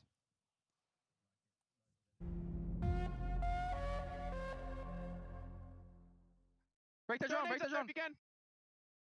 I brought John. They're underneath. Stay healthy. Bro, Nice Swig's been crushing it, fam. I think he's been literally doing that all season long.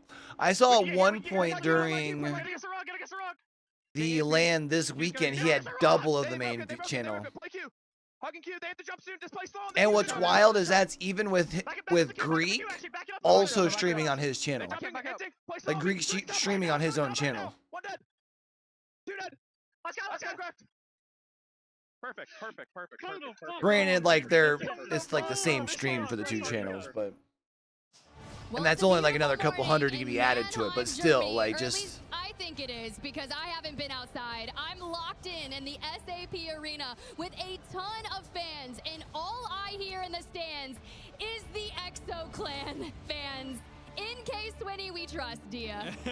It's a nice time to be doing so, as there are a couple of games In left. case Swinny, or in Swinny we trust. Round to find out who's getting to move on and who is not. And I gotta say, things are looking tough, especially for those teams on the bubble that may soon be joining us. I'm looking at teams like Pioneers. I mean, I North just Epson, also who you think mentioned just people before really the like break. the unfiltered raw reaction, right? SSE X-Ray here as well. You don't have to be like filtered for the brand, for like for sponsors. To watch as we move into our 5th match, the one on Storm Point. It's just SSE raw X-Ray emotion. Actually have one of the highest percentages of their points coming from Storm Point in this lobby, with 58% of their points coming on this map. The fact that they're in 9th now should bode well for them, since it should, in theory, Tiff, only go up from here. On paper, that sounds great, Dia, but we've got to lock it in on the stage. And right now, LG in this series are boasting that 50% win rate, which you touched on earlier. Moving forward, this is only going to be proving beneficial. They're the ones that need to be able to lock down those wins on a final Sunday. And what are we chuckling about? I'm just kicking myself right now, because this morning when I was doing my predictions, I was like, you know what, I've predicted LG a couple of times. True. They haven't really come out on top, and maybe it's time to move on to somebody else. And as soon as I let you down a little too much. As soon as I leave LG and go, They you know pop what, it's off. gonna be someone else, that's when they decide to dial it in. And That's why you gotta keep betting on that same marker on the table, bro. I mean, I'm not mad about it. I'd rather see the resurgence of LG sooner rather than later. And we saw them talk about maybe needing a couple more reps. Well, you got ExoClan, K-Swinny right there on the stage with longtime duo slayers. Honestly, I saw them part ways. They come back together. And honestly, nothing makes me more happy than kind of going into the LAN with a long-term duo. All right, going in with working as team well. number ExoClan 5, are chat. currently positioned to make it into winners, but their spot is not quite safe. Sitting at 6th place right now, a lot can change in the next couple of games, and EXO still will need the energy from the crowd to make their way into the winners bracket. As the next game starts up, we're looking at a different Storm Point, one that now has been marked by LG finding yet another win. It's not just 2 wins, a 50% win rate. It's the fact that they've done it on 2 different maps. LG are in control of the series, and so many squads. I do gotta say though, that scene with all the like drop ships taking off at once kind of goes hard. As much as I miss like the contest from having one drop ship, Unless something drastic happens now. And that's where the way you that they've been gotta doing lock it in that and like get for all of the oversight here games, of LG first in it the looks POI pretty lit. draft, snatch up Pylon, and had a glorious rotation on over to Downed Beast. That's a long journey here, but should we pull towards maybe that central area of Storm Point or even down to the south, it'll be quite more favorable, especially with that ring console spawn, to go ahead and have Sykes lock it in, find that early information. And knowing exactly how this zone is going to pull, of course, will give Luminosity the best chance of doing so. The fact that they're already in Ring 1 bodes well. And their move into next zone should be a relatively speedy one. It's very likely with a zone like this that we see LG rotate out of Pylon and into the south, which will be especially interesting, Tiff, because LG and Liquid Alienware may very well be rotating into each other in a few minutes' time. I think we got a glimpse at where that second ring is going, and you can see Guild over there in the mill. Oh man, that ring's gonna help favor Sex-Ray, baby. Play from here for an exceptional long time. My only qualm with this is if you do inherit a zone like that, just think of how many people are going to look to get towards the mill, especially, I need to see, do they have a ring console? Because it doesn't look like they pulled one this time. Noctum Scan, another team that I'd like to keep my eye on, given how aggressive they played. Not too in bad of a last rotation for our boys Though it over was at not a win, KCP Noctum from Scan Echo have HQ. all but secured their spot in the next round, and now they've got a different game to play. Moving over in Downed Beast, they were the kings of these small buildings. Noctum Scan now don't really have those same spaces to be able to utilize. There are buildings SWQ around right here, also on but the not edge with of that nearly the same qualification safety as those that line, Downed Beast provides. just And I can't inside help the but bubble. wonder, Also what a will good spot Noctum from do Checkpoint, now that so they have to shift their focus from one that is fighting in small areas to controlling open space. Well, this is going to be tough, right? They hit the double evac play straight into the dead center of zone, and ExoClan move in towards where that IMC armory is. However, if Guild doesn't have that ring console information, they're going to have to rely on all the teams that are moving into this area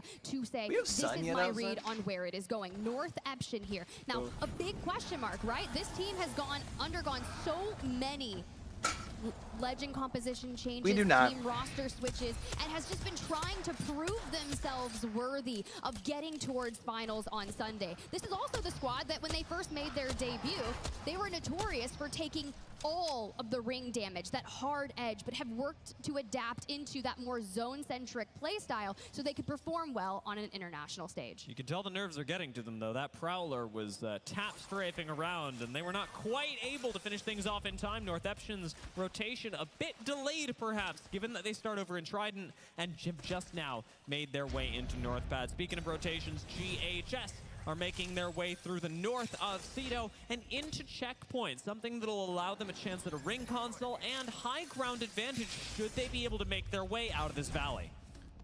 I always love seeing teams chill up in there and wait. Tough. You come on out of this, and FaZe is waiting, trying to take angles. And be cheeky and jump a team coming through there. Here, Synetic on the bang. If we can lock down one of them, it would make things a little bit better, but it doesn't seem like we want to focus on that engagement and still diving towards the lower buildings here in checkpoint. Looks like a good Alienware making a regain, getting Yanya back after losing them out to LG early. When FaZe was successful earlier on in this tournament, when they had that brief moment, and we're going to hold that because LG and Liquid Alienware have rotated into each other. This is looking bad for Liquid Alienware. Jaguares does not get to play Apex Legends today, and LG, hot on their tails, have pushed even more attention towards Liquid, as even Neazul and Yanya need to heal up in the adjacent building.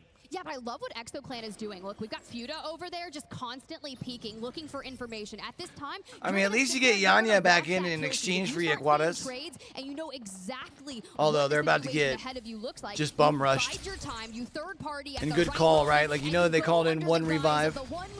So they're probably not like super kitted by any stretch of the means. Looking for angles on the top, but they just keep on getting damage. Niazul opens the door, grabs one, and makes it do that 2v2. Given that Funk is down as well, this is all the more punishing. No Newcastle reset to come in. Sweet and Sykes have to commit to the fight, and they are outflanked. They are outmanned by Liquid Alienware, who had a double angle on this door. Sykes locking it. Finally does give Luminosity a chance, a reprieve, but a reset still evades them as Funk is down. Yeah, I still always feel like somebody's watching me. There's a rogue drone out by the window just counting down the time to say, ooh, can we just EMP this? Regardless, they get Funk back up. They have the mobile shield down. Does let him get the revive or get the healing, which Liquid Alienware also pickup needs time though. To do. 8 seconds for a med kit. Niazul just goes rogue. We take the building LG originally was in and just try to fend this off. We do have the banner though, and we need a regain. Nice movement from Neazul.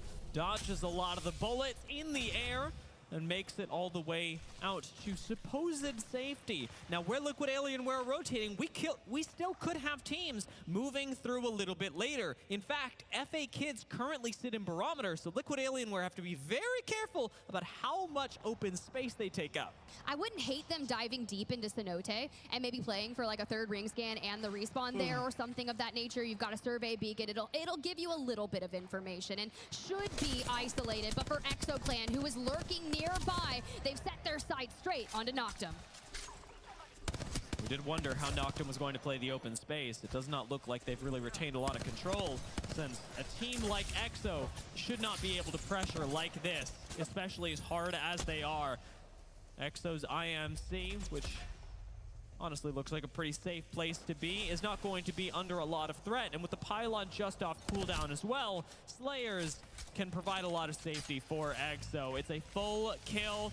And the crowd gives a little bit of appreciation because the EXO fans in the audience are going to be very happy that the spot that EXO currently hold in the top 10 became a little more secure. It really does, and I can feel like my entire body shaking every time they start jumping in the stands from excitement. But back on over to FA Kids, one of the fringe teams looking to jump into the top 10. Now, granted, just 3 points separating them. That is one team fight that separates you from advancing on and getting caught out here would not be the way to do it.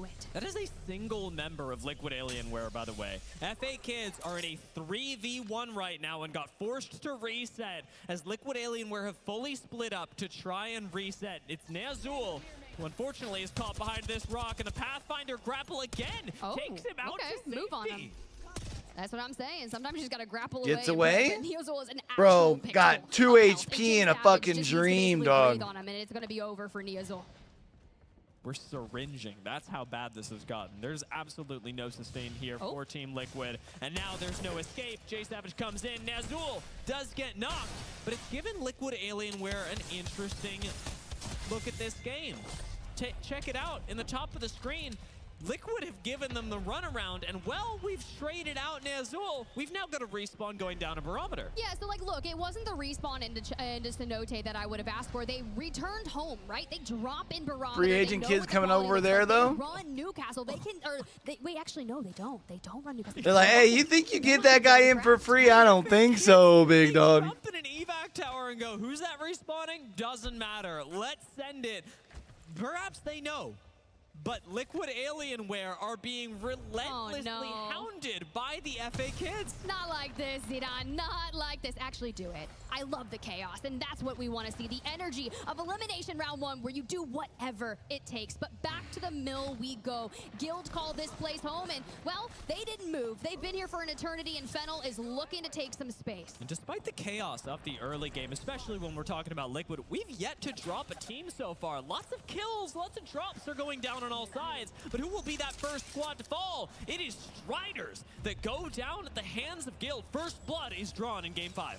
All right, well, we've got the high ground here. The only thing you really have to worry about is the Dangles and Dreamfire. They just got to worry about more eliminations, but it's Team Liquid Alienware that cannot catch a break. And PETA here helps clean up another one. And all those people predicted Team Liquid, bro, and they are hurting for points right now. And even tougher for Guild, who have just gone down. Man, I said that we were running a relatively bloodless game. That's funny, actually, though. Like if you think about it. Noctum is down. It's a blessing and a curse to have a zone pull your way, and you can kind of feel bad for Tiff, though. She was crushing her everyone's going to seek to take it away from you. Pick'ems early on, and it's literally been the last 2 lobbies. She's just picked some like bottom 5 teams. Not a lot of space here, but at least with the triple or like bottom 7 teams, I should say. Put the pressure on the inside. And these small kills have given Northeption perhaps not a chance to breathe, but at least the knowledge. So like her overall points just 10 by a singular point. After this one might be down with a lot of people. For as much as it is worth, secure their position as pioneers. Actually, maybe worse, because you got a lot of people who have picked LG in this lobby too, and LG's popping off. They've got eyes on both FA Kids and X and Y. I was gonna say that top 10 for Northeption was at a cost for KCP. For FA Kids, still fighting to get it. It's gonna come down to the wire. It's gonna come down to the Mozams, and the battle just towards the edge. J Savage, though, has to focus on hitting the heal up before going back in, but with angles from the high ground across the way in Cenote, this is going to be bloody. XNY, no shields, just one member left. KCP is a 3-0, though. Won't go down, and it's FaZe that collects the kills. FaZe actually, I predicted them coming into today. They haven't had games that are that hot so far, but it's not out of the question that they could qualify. Currently sitting in 15th place.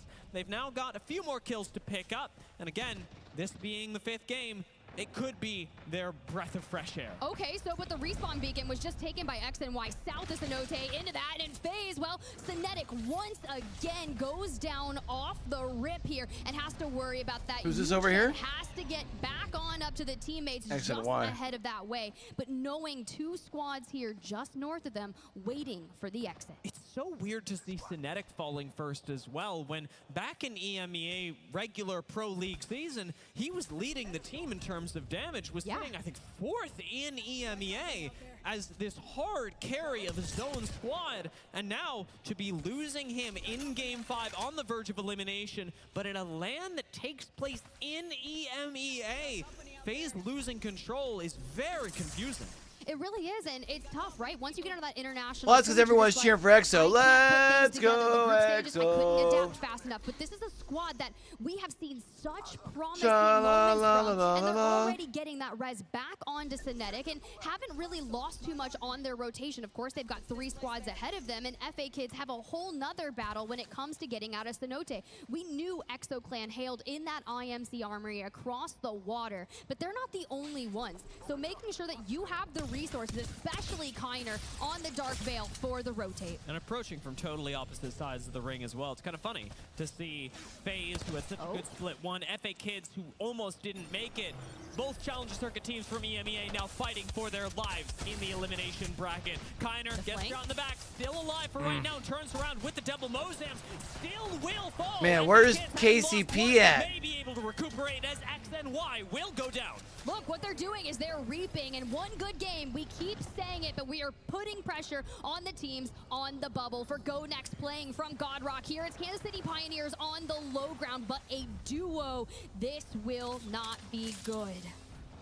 Yet another game where we've got an interesting zone prediction having gone on. Go Next put themselves in a fantastic position once more, and FA Kids, who barely survived this fight in Cedo. Oh, now they're really struggling on this rotate in. A little bit of protection from Newcastle to survive. That is not enough. We are in the open with 0 cover, my friend. We use a Dark Veil, we use a mobile shield, and we are basically in open water for half of that rotate, and Dreamfire, who controls the bridge, is just like, what are we gonna do? You see the bullets coming from like 17 different ways. You pop the drone out there, and Zedon cannot find that. You cannot peek at this point.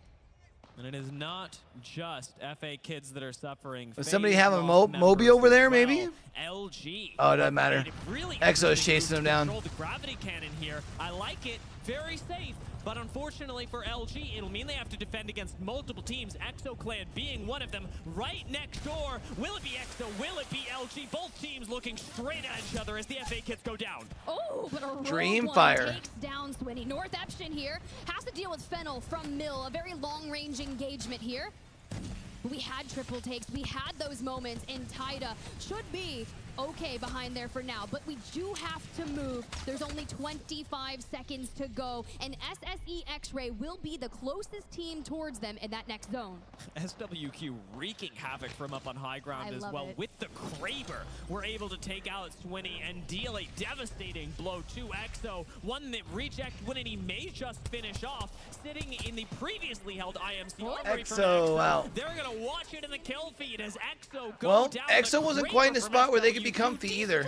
That is all the way from the eastern side of They're things. at 27 point. Still reaping for Exo. Reject Winity now taking that rotation that was originally Just means that they're going to have to make sure they get their last couple points here in Game 6. 50% damage reduction is one of the craziest plays for endgame in here. A moment of silence, right? This Kraber has done damage to our lobby, and now I'm ready for a montage. I'm watching that kill feed, knowing that another knock is inevitable. North Eption struggling for places to go. Inevitable. Space in this ring, and it's going to come down to a nicely timed EMP to open up a fight for them. Can North Eption make it work? Fennel go down. 9 squads. Nice nade. Take both sides of the rock immediately after finding a knock themselves. Yeah, that nade finds one onto GHS. You can see just how low they are in the distance, and North Eption now Reject North Eption's in That trouble. Oh, they're lucky that they're going to have Dreamfire on their ass.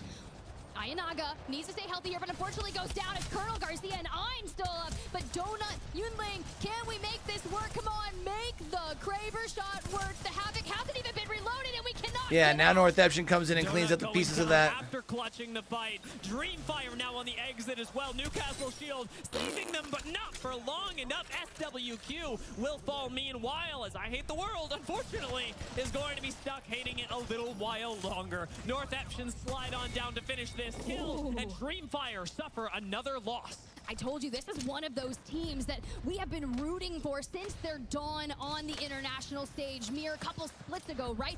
Making it to Sunday for them would be such a boon, such such a massive confidence boost. And Razy here, letting the triple take do the work, making sure that we can force some of the teams that have already found themselves in zone to be looked at. And LG really in it on the low ground right now. They don't have the same advantage as last time where suddenly Newcastle made their position playable. Very little can make a position when you're sandwiched between two teams playable. Northampton do not have that problem. KCP still alive. Do not have that problem. Really liking the spot from Go Next. Can they keep control of it in sharp contrast to last game? Very similar position for And in a LG, position right? where I don't think they have to move. So if they can stay tucked away, they can still pick up some placement points. Use the Dark Veil for that rotation, but look who's coming back. I hate the world back on in. NTH with a rotation immediately set things up, and shall Go Next on the high ground, taking care of their gen. Too bad we don't have any nades right. Oh, wait, Razy's got us covered.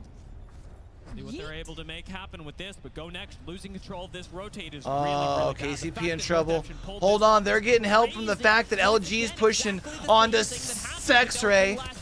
LG on their last legs are going to be fighting things out with the Devo. Sykes is able to keep the team alive immediately after a respawn. SSC lose one. Tree Cleaner can't take the zone forever. In fact, he can't even stick around. Come on, KCP. Come on, KCP. And you have LG over there just making sure they can get the shield swaps. KCP, still a duo underneath. They've been able to get a top 5 finish from that early rotate as a 2, but Northampton with the angles here. However, the only thing I'm worried about, a lot of things have cost them here, and it's the ammo count. 60 for endgame. The Northampton don't have a team really to drop down on. They can take a fight into Dreamfire, and hey, if this knock goes through, maybe that's exactly what they do. Just a solo here, a lot of loot available for Northampton, but it would come at the cost of giving up high ground, at giving Go Next that ultimate height once again. I love that we've got all the LG literally has their backs facing Northampton, but Northampton doesn't have enough long-range weapons to look down towards them. Teams to fight. Pioneers, LG on the low ground, and Go Next and Northampton here on the height. But you know what they did? As soon as that Jenny was destroyed, they already had one on lock, which makes things very difficult. Dreamfire back to a trio. Dreamfire could find a way to win this game. They've got to zip up to the high ground. Northampton and Dreamfire are staring straight at each other. The round going to close, force these teams together momentarily, and look at Northampton. They're not sure what they could possibly do. Right now, a defensive EMP comes out onto Dreamfire. Northampton give up the wall, move a little further forward, and LG on the low ground give Pioneers no room to defend. Well, they defend it quite nicely. Mobile shield to defend as well, and well, an EMP comes through. Kashera setting their sights, looking for Northampton's about to lock in their spot. Because those two up top are going to fight each other and drop down. Oh no. Go Next is the only one that's still up top. Things like the Newcastle to be able to take a fight when Go Next inevitably have to drop down. But can LG and Northampton avoid fighting each other in the meantime? This is almost exactly the same scenario that Go Next had last game. It is the exact same thing. Managing the jump down for them is going to be costly. When you have two of the same teams, well, how did it work out? LG won the last time, but Northampton wasn't there. Can we see a change of fate here when you've got the battle on the low ground, the mobile shield's out, the shotgun's in hand, and Funk goes down. The trades Go Next wins. Sykes let the Devo rip, but here comes Go Next. And this time it works out. This time, Go Next grab the win. They came so close in game number 4, and Casero will not give up on perfect positioning into a perfect finish. This 5th game, fantastic. So LG should be pretty well in, or was already pretty well in, but that should put Go Next in a good spot. In the Elimination Bracket. Oh man, Go Next is already also in a good spot. Kashera there taking that victory, and it comes at a time when, you know, this is a roster that we always know that fight, right? The TSM Lightning Rod ending against Ascend. Kashera was there on that roster looking for a chance. All right, feels like it's probably a 3-team race for 10th right now, chat.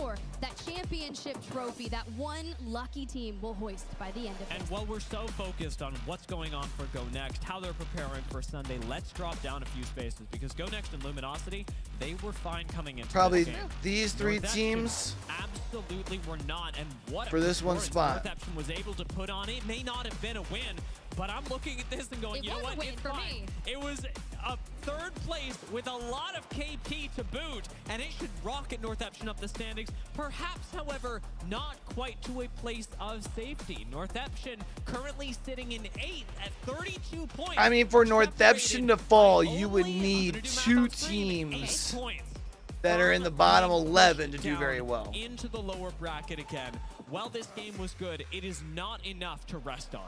That is the scary part, right? If you're averaging anywhere from, 8 to 12 or so points a game, you would think that would be decent, right? But you can't leave anything to chance, especially with our top 3. LG in particular, 12 eliminations throughout that game in a second place. That's a 21-point game. LG is just on something else right now. We love this it. very well could have been their 3rd win. If it hadn't come down to ultimately Northeption choosing to fight them, which I don't think was a bad decision, LG, we could be talking about them as the most dominant team to be coming out of, and we still might, the lower bracket. Go Next, also looking very good. I've really appreciated the way that they're able to play into end games. They're picking the right spots, and that, fortunately, is exactly what we knew Kashera for when he was at the top of EMEA so long ago. Well, you gotta think, he was one of the original pioneers of that crypto playstyle in the EMEA region, and as soon as we started seeing all these players get onto crypto, and I was like, okay, this is kind of tough, right? So, regardless, has done exceptionally well here, and finding your final form, better late than never here in the Elim Round 1.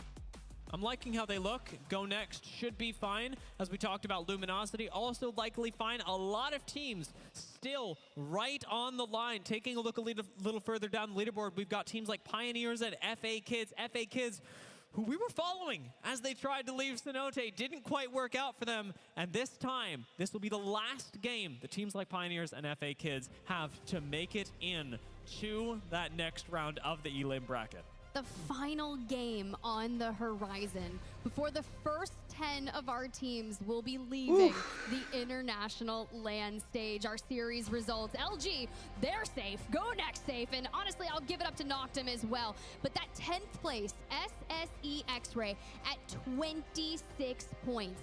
That is a benchmark, but it's not over here, because hear me out. SSE X-Ray, let's say they fall early. I don't want that for them. I'm not preying on anyone's downfall here. Even Striders with 9 points can put down one of the craziest games that we've ever seen and make that Hail Mary comeback. It's not over for anyone yet. That's the thing about having to only make top 10 is that it's really almost never out of reach, especially when we're playing a 6-game series. Look a little further down the leaderboard, and I'm going to say, look at my prediction. FaZe Clan right now not doing too hot, but they've got the chance to make it in if they manage to find their strength, just like Go Next did in the previous game. Well, it's time to level up here because we have one more game to go. One more game. Here, looking to advance and one more break. To Elimination Round 2 later today. We're going to need the fans to get hyped and send them all of your energy. And for us, we'll catch you after this break.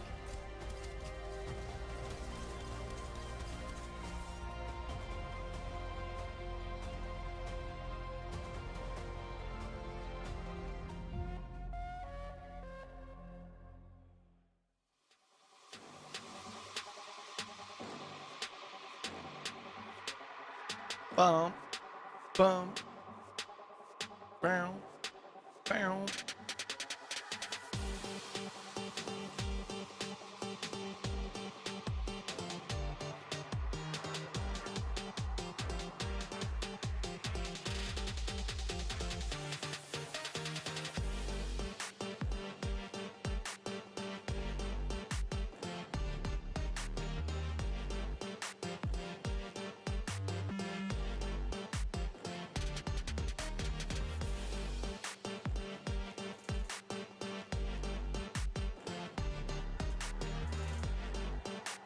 Oh, man.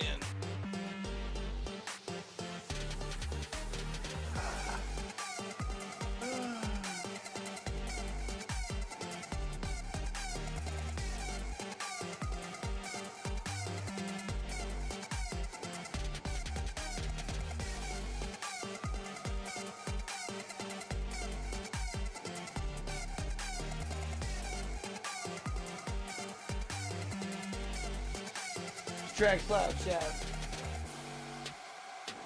No, honestly though, like for real, I feel like content's been good this time around, a lot better than last LAN. The music's always been pretty decent with Apex, for real. I do feel like it's kind of gone up a little bit as far as quality. I'm a fan. Oh, it's getting The one thing I will say is whenever they end up like coming back from like breaks and stuff, and they show like the same highlights, I hate hearing the music when people are talking. If you can find the trophy? I mean, it's right over there, right? Yeah, it's... Someone can get there. I wouldn't be surprised. I mean, the Exo Clan, man, they're causing enough chaos. It's a distraction.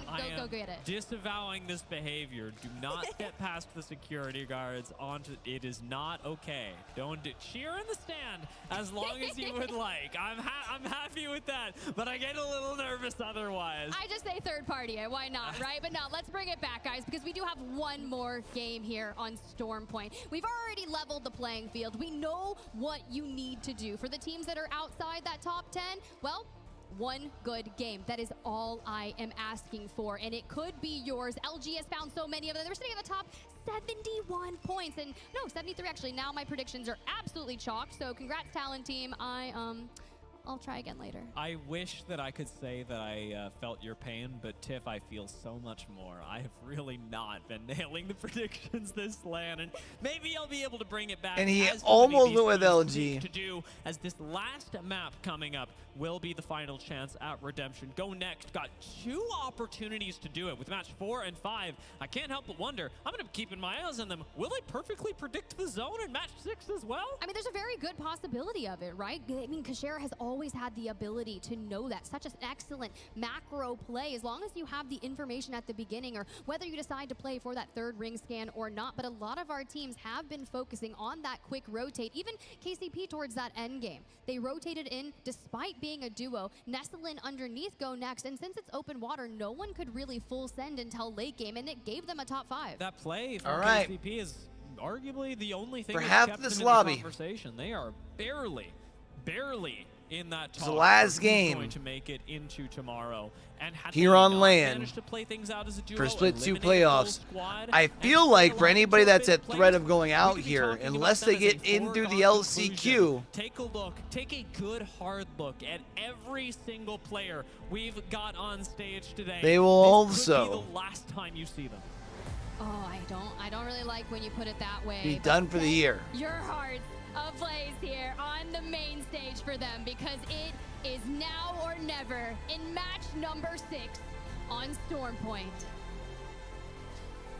I can't help but wonder where this ring is going to go. Who's going to have the pressure put on them for when the ring pulls to you? It's our chance to succeed. It's our turn, and ultimately as well have to deal with not just the pressure but the lack of loot that ends up coming to you. A team like Pioneers moving out from Echo HQ has not really had to face that, as we haven't had a whole lot of Echo HQ zones over the past couple of days. Instead, Pioneers have the opportunity to loot up at a fantastic POI and so often rotate up to the north, sometimes over to the northwestern side, and take a nice slow game. Oh, yeah, you're not wrong here, but if you're going to find a gold light mag right off the rip, I do love to see it, especially after that recent patch. We saw the nerf on all the purple, blue, and north mags, and finding it right here and now, you'll love to see it, especially rotating out of Echo. You don't have to actually go too far for this zone, and making sure that you have the information necessary to do so. However, I'm looking around to see what's available. You've got Jurassic there, dead center. So who here really benefits it needs already it? On the move with that next zone encompassing all of Command Center and Storm. Exo Clan won't have a far rotate. We've seen so many times this zone go incredibly wrong for our teams. The Dreamfire have a really nice chance to move up to Stormcatcher, because playing out of the north side of this zone can be really good. Basically, same you could kind of say for Northception, although it looks like they're looking over towards FaZe up by North Pad. Is a possibility, but I'm always maybe not. It looks like they're just where they at? No, those aren't the nut buildings. Are they? They're kind of close to FaZe. They might bite. Towards formerly Thunderwatch should have a good chance of making it far into this game. I think that's a solid spot for them to play from, clear out the north, and make sure that anyone that looks for that far north wrap, you can pick up those eliminations. For FA kids on the cusp, are going to need to make sure they do everything necessary, even exercising trigger discipline, looking straight down the barrel at KCP Pioneers, but the jig is up, right? You already let it go, but you still grab on move regardless. Sometimes you need a wrap play in game number 6. And losing Onmu, that's it. That's the end of the line. FA Kids, they may be running forward. Pioneers have got to be running back. If you lose everyone now, you go home. Gravity Cannon even takes Gen all the way out of here. Savage thinking about following. May still do it with the rest of the FA Kids. They pile on in, and they are on the hunt for that next bit of KP. Can't blame free agent kids for wanting to chase KP, sitting in 12th, sitting at 23 points. They barely skirt the line. They barely get in. They get to the international stage, and they're on a growth trajectory. And Deeds is going to hit the last-minute decision to whip. get them in here. However, and maybe wait for in 12th place. They haven't been able to find the remnants there of Pioneers as they basically do you wait for the elim and risk it? Directions. Try and bring them both at the same time. With how quickly FA Kids moved on, they're also leaving a banner open behind them for recovery. Here they go on forward, looking for the last member of Pioneers, but Onmu is recoverable and Deeds is already there. Let's not forget that Deeds on Newcastle has also provided the rest of the team the opportunity to craft banners later, so even if Gent on Pathfinder gets found, Pioneers should be okay. He's playing hide and seek over here. He's like, come on, I'm going to distract him. It's going to be totally fine. You just go craft me elsewhere and bring it back. Sometimes you just got to do what you got to do. I really wonder what's going to happen here. Pioneers can stay alive. It's hard to catch a Pathfinder, and even harder when you've got no real mobility of your own. Onmu's going to get back into the game, and we've already crazy thing, we're already almost due for set number 1, ain't it? FA Kids, time that isn't spent focusing on looting up, getting into the next ring, finding other teams to capitalize on. This is a play that could very well come back to bite the FA Kids. To me, it's kind of personal, right? Anytime I'm full sending a solo and just throwing everything else about the game out the window, sure, we're heading north, we're going towards the next zone, but I'm going to find this Pathfinder. This is absolutely ludicrous. The fact that they've moved in, still not found Gent, and are moving through Pylon. Gent's not even going to have to die and be crafted. He's going to be able to walk and occasionally zip his way back to the rest of the team. Pioneers are back as a full 3, and all that FA Kids got for their trouble is a single KP. Not a bad thing. KP is nice, but that singular point is not going to help them, and it's certainly not going to push them all the way past Pioneers, who sit in the slot just ahead. Well, at least they call off the engagement there and decide, let's focus on that rotation, because you know someone's going to grab wind of it. A team that also is known for making Game 6 comeback stories, Liquid Alienware. They catch this Evo cash for triple purple. But now, maybe we can take some angles onto FA Kids and find that necessary KP that they need. Liquid Alienware nearly had the 2v3 of their lives against LG just last game. Didn't manage to pull it off, but this was still a team that I would not want to take a fight with at any point, especially now when it's completely isolated. Team Liquid Alienware and FA Kids, the only 2 squads in the area of either Launchpad or Lagoon. Yeah, this is going to be interesting, right? Because you have Team Liquid that essentially push FA Kids back towards Launchpad for that rotation on that eastern side up.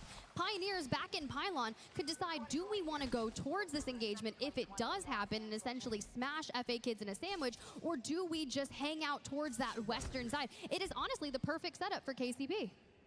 A lot of teams holding each other out in cases like this, with Team Liquid pushing FA Kids out on a further rotation. But you'll notice, or perhaps you haven't yet, that the rest of the lobby, again, I'm going to call it out, even more silent than we had it in games previous. This is an extraordinarily silent lobby. Nobody is even finding as many kills as they have. FA Kids, the ones that have given us the most action so far. And North Eption, on the hunt for that next squad, have Chat, I think I need to figure out breakfast after this map. Starting to get a little. They're rotating right next to 2 teams. SWQ just lightheaded. above them. Will What do they we think now for breakfast? pick a fight with SWQ? Oh my gosh, the aggressive nature, but we're gonna jump right on over, at least find some cover, pop a shield cell, and then maybe take that fight up to SWQ. However, I wouldn't be shocked if they decide to disengage and start running, because right now everyone's avoiding any kind of fight. That was a really weird play. North Eption knew that there was a team there. They had the survey beacon scan, and then they just Speaking of breakfast walked away burrito. from the fight in a Trident.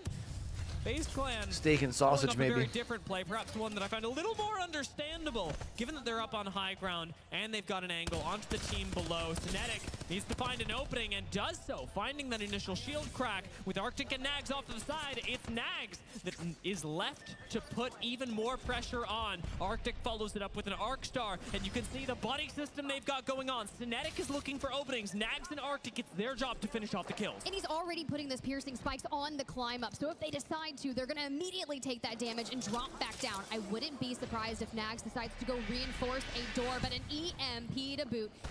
Does seem like it gets destroyed here because no one can Nags in. Olimpo from the angles here. Arctic with a sky nade. Will it throw down the inevitable shield cracks? They need it done. A big one here from Arctic. That Hold on. the opening side. Let him push in here now. They can get inside with the defense there. Can't connect. Immediately Olimpo scatter, so they do only lose one, but this reset is not going to be allowed. Arctic does go down. FaZe Clan should be able to cover this as a responsive EMP comes in, and it's Nosefrogs from behind that come in. This is FaZe now on the ropes. 2 down. They could be our first squad to go out, and should FaZe die here, they will end their journey in Mannheim. They'll be done. I mean, they're sitting in 14th place, just a couple of points, and if I'm Synetic, I am just going basically as small presence as possible, because it's not just Nosefrogs coming in. You can see you've got Dreamfire over there in the distance that waltzes out of command center to take some angles, and even so, SSE X-Ray, Fennel coming in from the north also, you can see just across the way. Synetic waiting for his time. This is so close, so tense for FaZe, who have no way out, who have no teammates. It's all down to Synetic, and this next ring is only going to push these teams closer together. Nosefrogs and Olimpo still right next door to each other, and Olimpo taking a slow reset, syringing up on Artini, have no resources with which to take an extended fight. Patience. Fox went back down onto the low ground. I don't blame them. I do not blame them in any way, shape, or form. You have to think about what's going on that other side. LG and Thunderwatch. Hopefully other teams decided to make that rotate around. They're like, this is too unpredictable to make this move towards command center. We'll go elsewhere, but Fennel are a solo as well and outside the top 10. So Synetic and Kirihara are in the same boat. So you already know that Fennel took the fight up against LG, lost it in pretty remarkable fashion. No. Now FaZe, suffering the third party earlier, may very well go down as well. I believe Synetic has got heals long enough to stay in the zone, but not if he's getting peppered like this. Needs to pop a syringe with only 3 left. I don't even know. I don't think he makes it. Okay. Synetic cannot survive this, and Olimpo makes sure that he doesn't. Sliding down and taking the kill. FaZe are gone. FaZe Bye, will no FaZe. longer be seen in the playoffs. That's crazy. Devastating for FaZe, but Olimpo in 18th place still have a chance to make it. For Team Liquid Alienware, they found themselves in a position where they can still gatekeep FA Kids. This is what they've been trying to do to make sure they find the eliminations that are going to be necessary on this southeastern side of the zone. They want to control this choke and clear out their back. Northeption start making their way up this ring, pulling very far into the eastern side over by Stormcatcher. This did end up being a low ground pull, and Northeption need to make their way up. Energized zipline unlocked for Raze. He does make this rotation safer, if not perfect.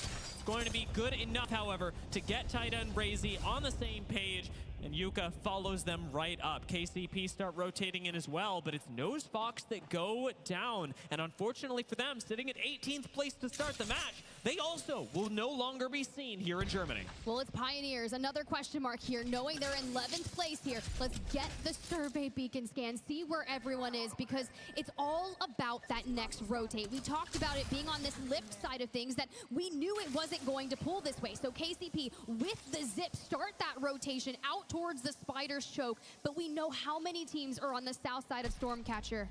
And let me remind you of the terrors now in the north. It was LG up against Nosefrogs that took that fight. The same LG that has dialed in today, that has already won 2 games, and that now is so ruthless as to be sending these squads home. Fennel barely got out of a scrap alive with them earlier, and even now pulling off a respawn in plain view of teams like LG and Fennel below, or rather FA Kids below. I don't think Fennel are nearly close to safe. We just have to get this down, put the mobile shield and send it. It is an all or nothing kind of play. When it was Synetic for FaZe, there was nothing he can do, but Kirihara has banners, has the Moby, has the Newcastle wall for ult, and the teammates are coming back in towards the high ground. However, I love this position for them if they can maintain it, because what we know at home for the map view, this is so close to where the zone is pulling. Got a few fights being picked, even a Horizon being picked, which is absolutely surprising me. Striders have sent it all to the wind. Striders trying to play a more aggressive comp, I guess, with the Horizon, is the hope. Olympo's done. But they will not find it. It is Dreamfire that come in and ruthlessly Damn. eliminate Olympo. And Olympo will Olympo not are be advancing done. on to the elimination round 2, and Striders in 20th place. Same Hit thing that for rotation, and Sexray. Oh my God. X-Ray have fallen. They were in 10th, Dia. They were the line. 3 points are needed by teams like Pioneers and FA Kids to overtake SSE, remove them. Y'all know Pioneers are getting in Game 6, right? Flying on in now, have no Like mercy on a sliver of it's just ace. canon at this point. You know what I mean? Even this Skyneed is unlikely to save them. Guess who's coming in to kill him? No, it's EXO from up on high. But Pioneers are falling elsewhere as well. They're on Oh, the 11th shoot. place threshold. There is too much Oh, happening shoot. with our bubble teams that a Hail Mary play for Striders, if they could just stay alive, but they're down to a solo, and they're not in and no way to get banners. I can't believe that we're Why are we watching a rat here? At this point in the playoffs, Striders have very little to work with, and I mean that in terms of space, in terms of legends, in terms of ability to remove yourself from a situation. The only thing that's keeping them in the game right now is that no one's looking for them. SWQ have fallen. Eliminated in 16th place. They were in 6th place, Dia. 37 points sounds like a lot. You might feel like you have a buffer, but anything can 37 happen points here. should be fine. And X and Y with a mother load on top of Stormcatcher, and FA Kids here on this side, still looking for that rotation, still heading towards Fennel. Check it out on the right-hand side of your screens. This is how ridiculous KC Fleet P close it playing is. as a solo, Seek to take fate but into has their the own hands ability up against GHS to Professional, respawn. who were in the elimination round and will now be taken out. GHS are gone, and it's X and Y that does it to them. I mean, we're climbing spaces, but elsewhere, Striders has fallen. Another one taking an early exit here, as they will not be moving on, but Noctum, despite going under fire underneath Stormcatcher, they sit in the top 3. Where is KCP at that they're solo? Is just what they need, though. In fact, it's the only thing that will take them. Or is he doing the into crypto thing? games later today. X and Y, who sit in 15th place, 19 points to their name, need to hit at least 27. North Eption pulling off a res right now, keep themselves in the conversation. 34 points. It could be, it should be safe, but will it be enough? But Gent in the distance right there, the lone standing survivor of Pioneers, X and Y on the Hail Mary, the master. Jet has too much attention on him. Even more eliminations. We are so close. 7+ points are needed, but we have to get out of this. Noctum scan being Is X and Y gonna do it? Noctum know that they're locked in for the X games and later. Y. Guild, however, Guild may be a different story. X and Y drop down, and having already lost one, it could be Guild that turns Was that a 100 nader? I think that was a 100 nader. Slides on over the wall and needs that last one, but loses his teammate. And no! X and Y go down! Damn.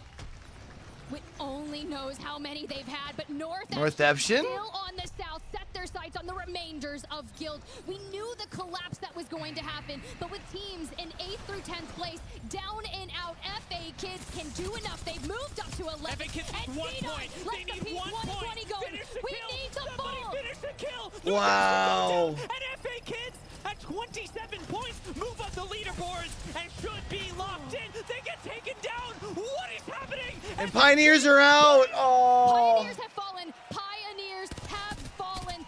Liquid Alienware, we are getting eliminations. They are going to be the next threat alongside Fennel to potentially usurp FA Kids with 30 points. Liquid Alienware are rocketing up the leaderboards right now with Fennel. They have the chance to do it. 21 points. 30 is the cutoff that FA Kids gathered. They can get to like a top 3. They're there. No, they'll need a top 2. We need a win for Liquid Alienware, and Fennel have been eliminated. We need the leapfrog, but Dreamfire down to a duo here. More than safe with their points out towards the left side, but it's LG who own all of the space. The rotate down from what was known as Thunderwatch to control the zone. We could see another win from them. Liquid Alienware have to win every fight. They have to gather every kill, and LG I don't think they do. taking the fight with Dreamfire up on high ground. Team Liquid I think second is fine, but they need to make sure they're picking up KP along the way. 3 squads left. Liquid so close to making this happen. Let's take a quick listen in with Team Liquid. Oh, that's actually huge for Liquid because it's going to give them more KP. Because then they don't need to be necessarily take down LG here.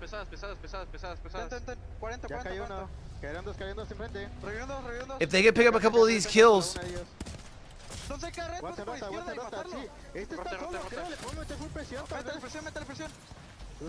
tengo wall, me falta 4 para el wall. Tenemos tiempo. 4 para el wall, ya tengo wall. Ok, sigue avanzando, sigue avanzando full. Tienes uno en el high, lo remató. ¿Tienes globo? No, no llevo. 40, creo que es la Watson que revivió, así que... Da vuelta del otro. Se bajó derecho. Aquí me da. Sí. Está casi muerto.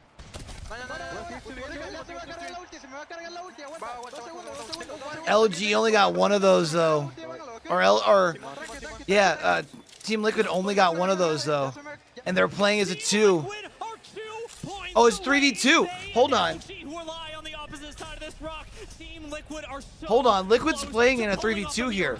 I mean, it could happen. They are one of the teams that have done this time and time again in Game 6. Hey, the wall. Are they looking for a respawn? It's just a duo from LG, a 3v2 to change your fate here. And the ALGS. That's a wasted ult. Oh no, it's not. Oh, there it is. Liquid, just do it. Liquid's gonna do it. Liquid's in on the last game, baby. Let's go.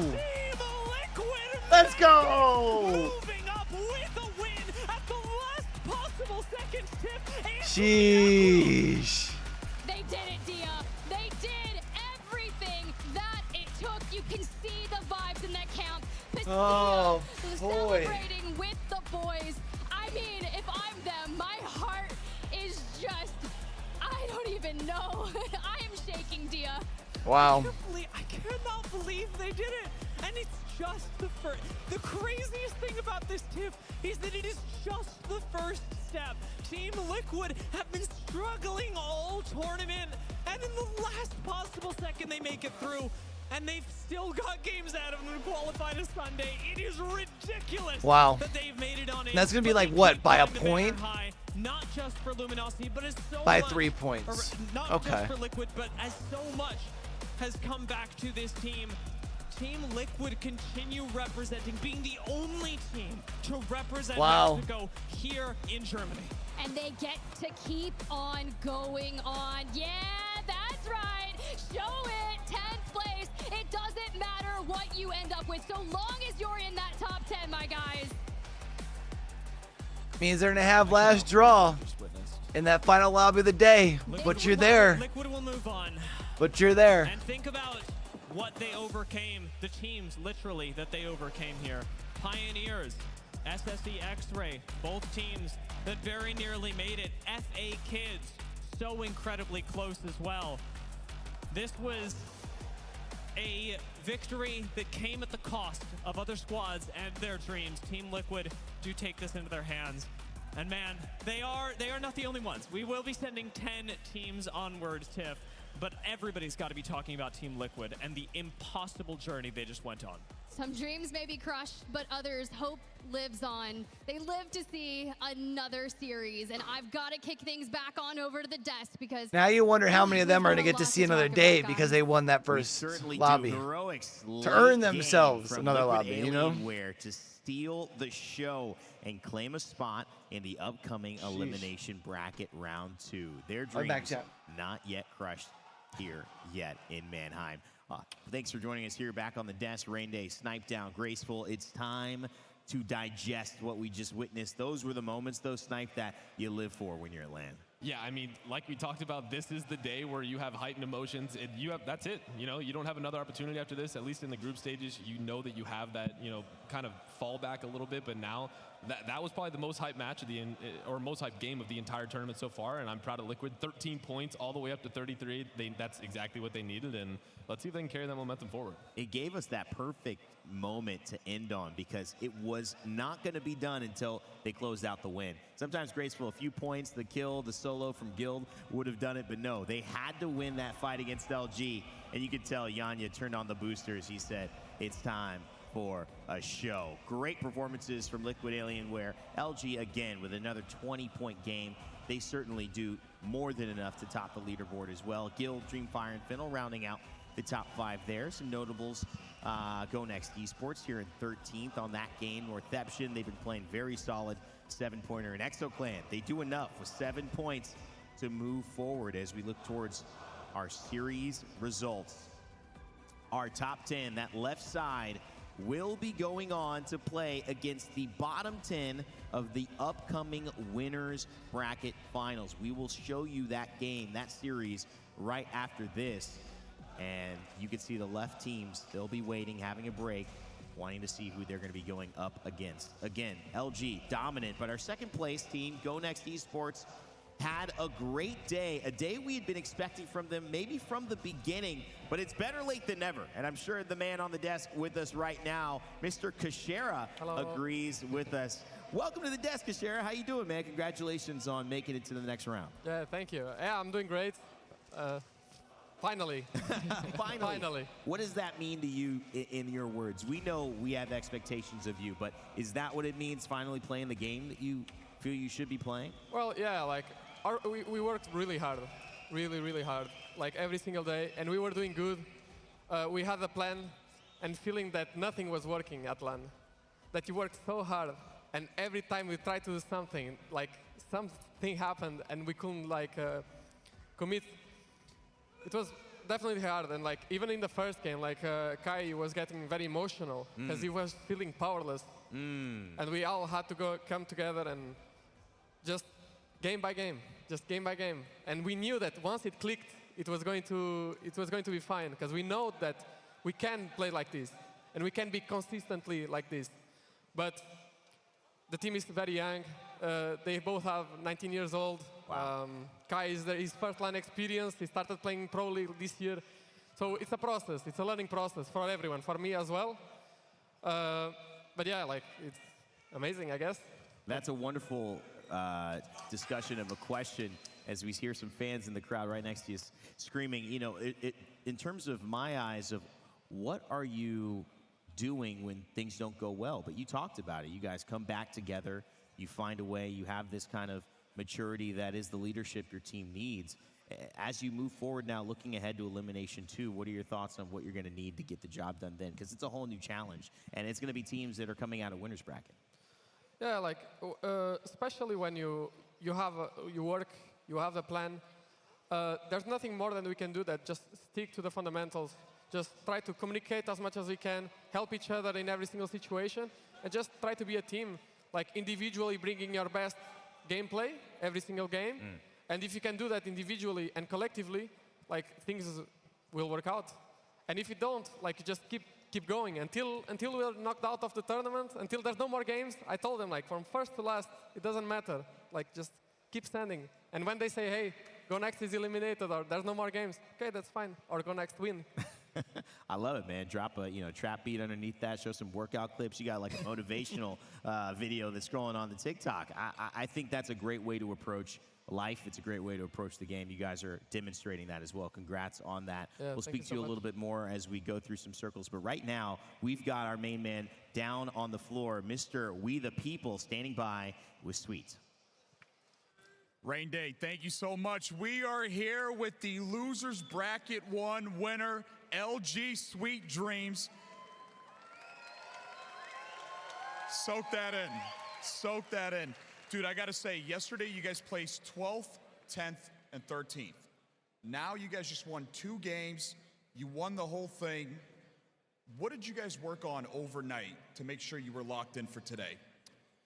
Yeah, I mean, yesterday we were right on the edge of being top 10 consistently, but we were just like, we were hit hard with the meta change, and we're playing characters that people aren't confident in. So, you know, yesterday we just talked about what we can do to put ourselves in the best spot, even though we're not comfortable with the meta. And we, you know, consistently put ourselves in that spot, and today it worked out. I mean, it definitely worked out. So, dude, you're known as one of the top IGLs in the world, the #1 for micromanaging, right? Won so many online tournaments, but you have not won a LAN yet. Is this the one? Yeah, you know, I think with the meta right now, it's as much of a crapshoot as it's going to be in LAN. I can't say I've never been this confident because I've been way more confident in the past, but, you know, my teammates step up to the plate when they need to, playing different characters, and if we draft correctly, it could definitely be the one. I'm feeling it. LG on top. So speaking of micromanaging, right, like I said, you're the best in the world at that. How did you get that skill? Is it from your H1Z1 days? No, I mean, I you know, they call it a blessing and a curse. It's not like I enjoy doing it. Like, you know, leading and stuff kind of just comes with whoever can do it, you know. Definitely wasn't born to be a leader, but kind of grew into the role. And micromanaging is just something that, you know, you grow over time. You know, it's hard to pinpoint where it comes from, but I definitely have it. All right, a leader you are, man. Crowd, make some noise for Sweet right here. Desk, back to you. You gotta love it. Sweet taking some time on the broadcast, always appreciate it. As we get back to this desk here, Kashira joining us. We got superstars all around North America, EMEA going at it. You know, as we transition a little bit into some of the paperwork we've got to figure out, we had a great game, last game, right? Let's recap that a little bit. I want to walk through your thoughts on that final game. Kashira, obviously watching, you guys got 13, so you saw that whole lobby play out. But Liquid Alienware needed that win, and they got it at the very last second. Yeah, like, I don't know when the clip is going to start, but we watched actually Liquid POV the entire time. Did you really? Yeah, so the place awareness, like the positioning awareness that they had the entire time, and needing to be cold in the moment, like knowing like every single decision, every single angle, knowing the threats, the active threats. They read the game perfectly. They utilized the crypto razzing the team and creating that chaos on top of the Hawk to get a better positioning on it. And they just played it perfectly. They wrapped around, they got the high ground, they got the best position to fight the last team. And they're a great team. Like they're one of the best team fighting teams in the game. And if you give them all that advantage, they're gonna take it. Yeah, Just definitely. simple. Like Liquid has been looking so strong now that, you know, they're actually being proactive again. They're not just being reactive. Like you said, when the rest came down, they knew that, hey, we actually have to win to make it through. And they just, you know, started flanking, like you said, taking upper position. They actually tried to flank left first, backed off because they were like, hey, this is a bad fight. Came back down, swung against the right, came from high ground and closed out the fight and managed to, you know, slip in straight on a banana peel. Yeah, I mean, the other thing too, Kashira, I don't know how much time you had with the drafts, seeing how the drafts went yesterday. Do you feel anyone got, particularly as we kind of look towards winners bracket, benefited from that draft, or anyone you felt kind of underplayed their hand there, didn't get what you would have expected them to get? I think so. I think so. Like most teams, like you kind of prepare for every single situation. If you're on top, mid, or lower of the barrel, and yeah, like you just have to be able to play from good POIs, bad POIs. You're always gonna be able, like, regardless of the position that you have, to prioritize one good POI in one map, because and kind of give away on the second one. But even, like, I think any team can do good from anywhere in the map. Yeah. And most teams, like, they have a plan for every single situation. So, like, I would say, like, you can expect, like, when you say, like, is it expected? Yeah. Like, kinda. Like, we worked on that. Like every team, when we're screaming, especially when the draft is not done, like, it's just random. Like, we just keep picking, like, different things and, like, having different neighbors. And yeah, I guess we can see, like, every single team doing good, like, anywhere. It's an amazing, I think that's the biggest hit, right, guys, as we kind of wrap up here on the desk. Quick final thoughts. It is going into winners finals. There are a lot of drafts. Some got the better and the worst tonight, but anybody can win at the end of the day. Yeah, I absolutely agree. I think we just saw it right there, just the kind of hype that we can lead up into it. I'm genuinely curious as to how much that 30-second draft that we talked a lot about yesterday really did affect these teams in their draft. So I'd be curious to see how that unfolds going into the future. Grace, any quick thoughts better be before we head turning into this shit winners? over quick. Bracket. Different neighbors, different macros. I'm hoping to see some teams have the success. You know, Cashier with Go Next now have had that something just clicked and it keeps working. And I hope teams get that. Well, speaking of winners, we've got winners bracket coming up right now. Yeah, In just buddy. a few moments, we're going to be transitioning into our second series of the day to bring the schedule up for you so you can see it visually. Our winners bracket begins in just a few. Quick little thought on winners is this is really where you get to see the teams who have been performing across the entire group stages battle it out. We'll see who are the top 10 that will make their claim for match point finals and find themselves waiting for the rest of the evening, watching Elimination Round 2 at the end of it as well. We've got a POI draft that'll be happening in between that. And I did mention a quick question to you about it, but I'll go again. Did you watch the POI draft that we did yesterday? You were probably playing / drafting. I don't know if you watched it back, but what are your thoughts on the POI draft in this split and how it's kind of changed Apex? Oh, the POI draft for me is amazing. Amazing, you love it. I love it. I love it. Yeah, like you can actually create a plan from start to finish without worrying about like, oh, like, you know, am I getting griefed the next game? Yeah. Like, and especially for those teams when you get to game 5 and 6 in the elimination stage, that you are on the cutoff and you know that a team on the bottom needs to do good and needs you to do bad. And am I getting landed on? Is my plan just get thrown out because someone wants to, yeah, that's a good point. I don't know, to mess with us. And to have that, like, I guess, safety net to just prepare your game and, like, you're gonna do your That's a good point, because even, like, for course, teams, like zones and everything. But like in stage 2, it's another variant that we don't have to like, deal with. It's another you're still aspect playing that for we draft don't need to spots, stress so you're not about going it. to throw your And, game yeah, to, we like, just make need to sure focus someone else doesn't we make can it. be more focused about our plan. You know, it's like me. When I can get my dry cleaning done before we do these events, I don't have to worry about all the outfits I'm going to be bringing in my bag, right? Doing laundry. It's a pain. I feel your pain. All right, but no, the BOI draft, he loves it. Kashir, thanks so much for sharing your thoughts, man. It's been great. Really insightful hanging out with you, so good luck in Elimination Bracket Round 2. We'll see you there. Grace will Snipe. We'll see you a little bit later as well. Snipe, you're taking that next set off, but you'll be back in the evening. And we got a special guest coming up in this next set. Who is it? Stay tuned for that. Make sure to follow Play Apex on all of our socials as well to keep up to date with who our special guests are, when the events are rolling, and that's, of course, at Play Apex Esports on X. So go ahead and follow us right there, and if you're watching, twitch.tv/PlayApex or Play Apex Esports on YouTube. All the best places to find all your Apex content needs. In just a moment, we will be coming back after this short break for Winners Bracket Finals. 10 teams will book the official Is it a first short break? tickets to Yo, our tell me match you're hooking us up with a finals short Sunday. break, Rain Day. Let's find out who it is.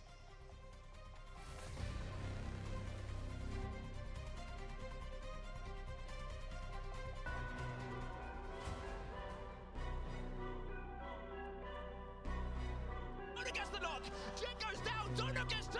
He wants to take out KCP himself. My whole team on fire, dominating down to the wire. I said we on fire. Never been, never fold. Listen, man, you don't want no smoke. You don't want to smoke. Nah, you don't want no smoke. Hey, you don't want no smoke. You don't want no smoke. Nah, you don't want no smoke. Hey, you don't want no smoke. Now from the skies, from the dropship, Guild will be your champion. Somehow, Noxem have won the fight. Marsden stays alive, but LC come in for the win. Dominating down to the wire. I said we on fire. Never been, never fold. Listen, man, you don't want no smoke. You don't want no smoke. Nah, you don't want no smoke. Hey, you don't want no smoke. You don't want no smoke. Nah, you don't want no smoke. Hey, you don't want no smoke. You don't want no smoke. Nah, you don't want no smoke. Hey, you don't want no smoke. You don't want no smoke. Nah, you don't want no smoke. Hey, you don't want no smoke. You don't want no smoke.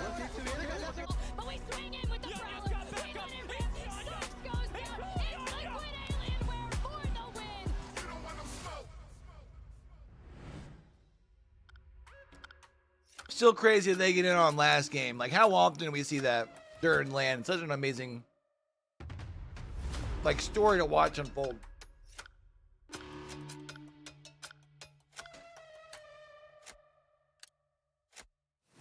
Elevate a few years ago.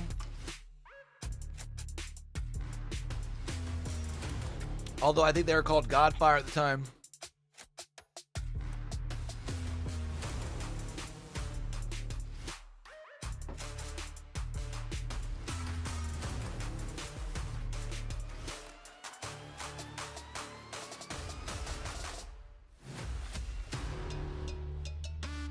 Minutes.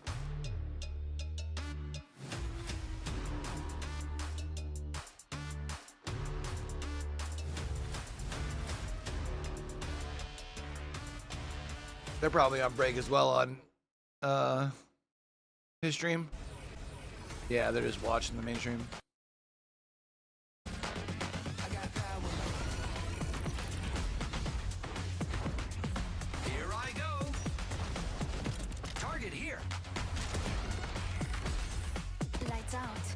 You fought well, but I grew up in these territories. You gotta take risks to be champ. Blame it on the chemtrails.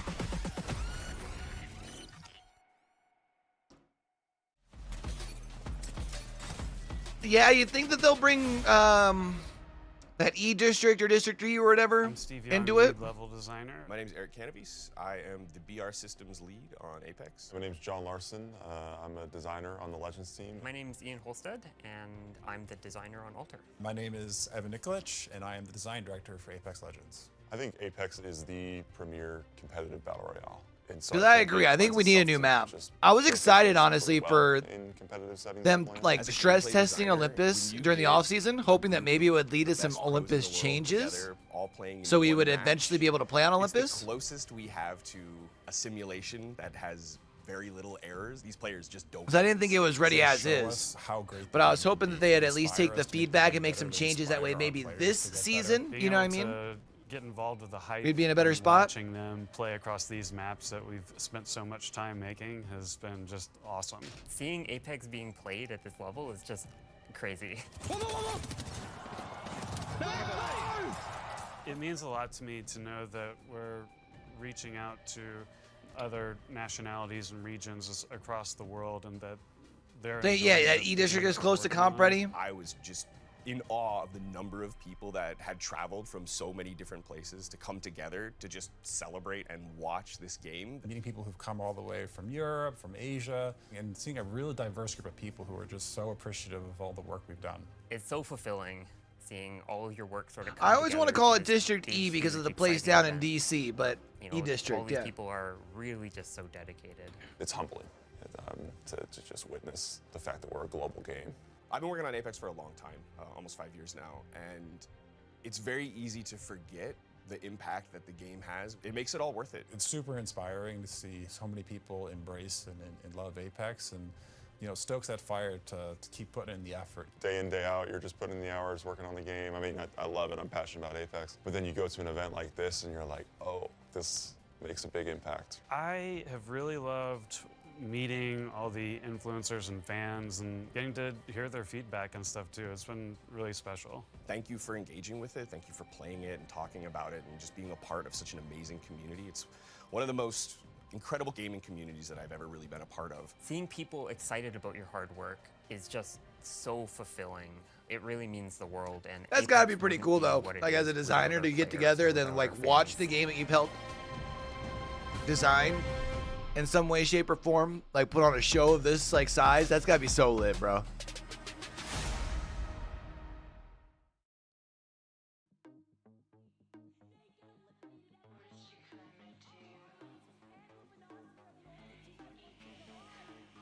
Like, as a creative, I can very much appreciate it. I don't know shit about designing games.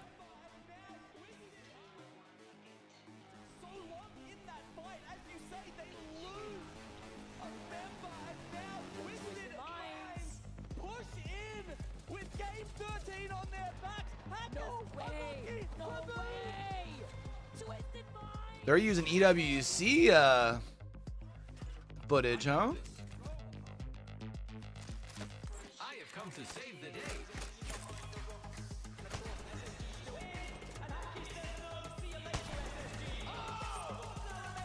Alliance are reigning supreme. Look at the amount of space they're commanding.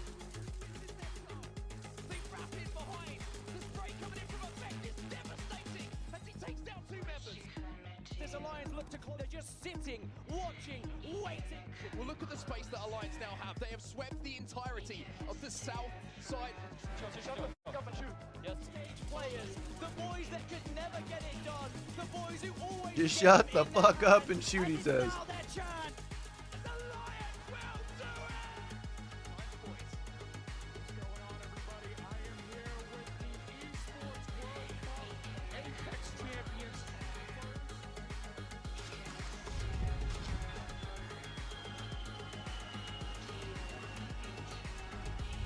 Did we ever find out whose key they used for like the bottom of their trophy?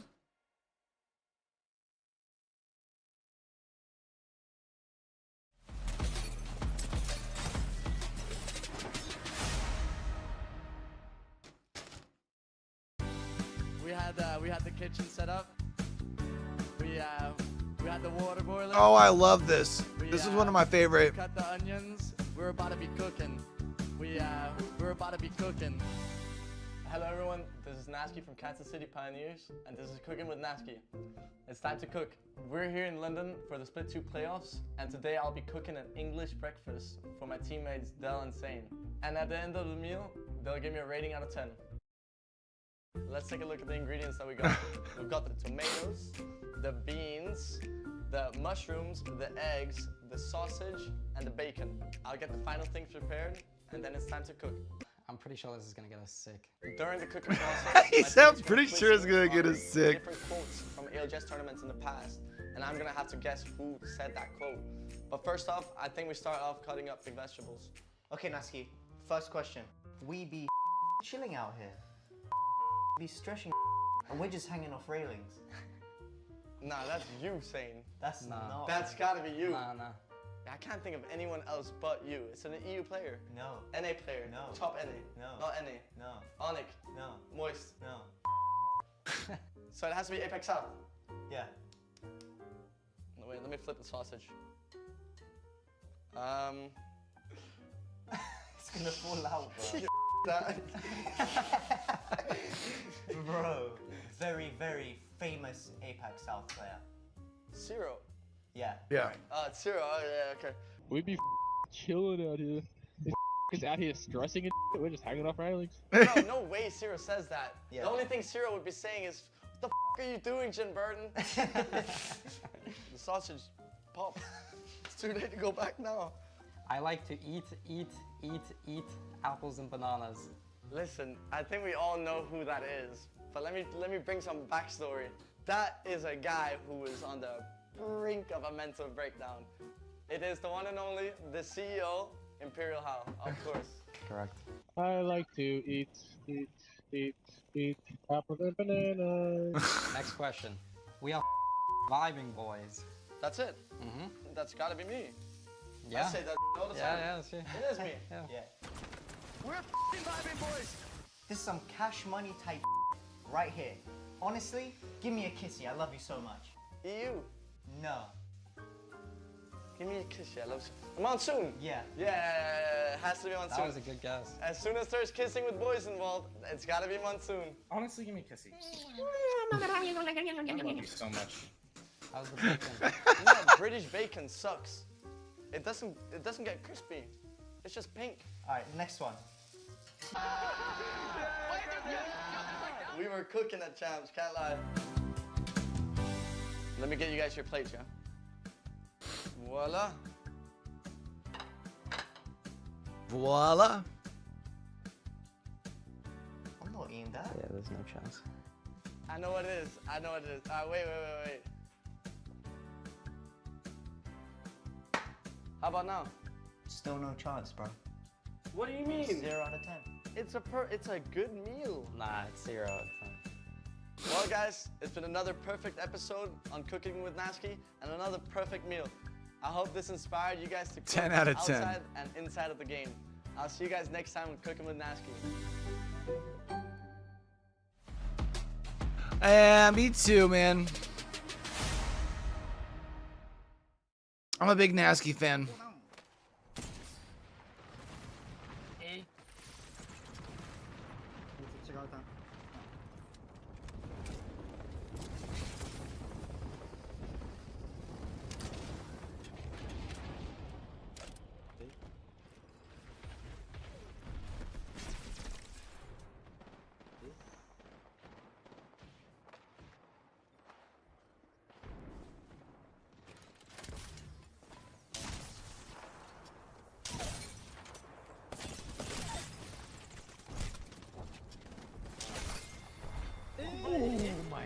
Ooh. お前、嘘やん。やば。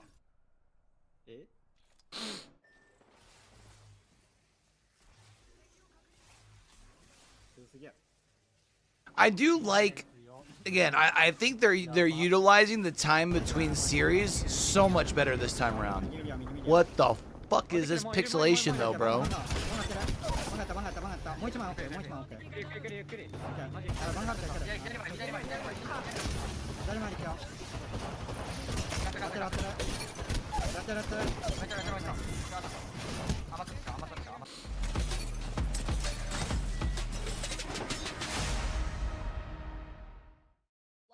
Max manages to get away to try to reset onto the high ground, but you talk about the mobility. Oh, the stick on the Armstar again! Now that's going to be the green light here, but they lose K-Swinny in the process. I think a lot of this is Roots doing, if I'm not mistaken. Because I know Roots helped with like game direction for Split 1, but I'm pretty sure he's like full-time on with ALGS. I think this was like part of his like project. I would imagine.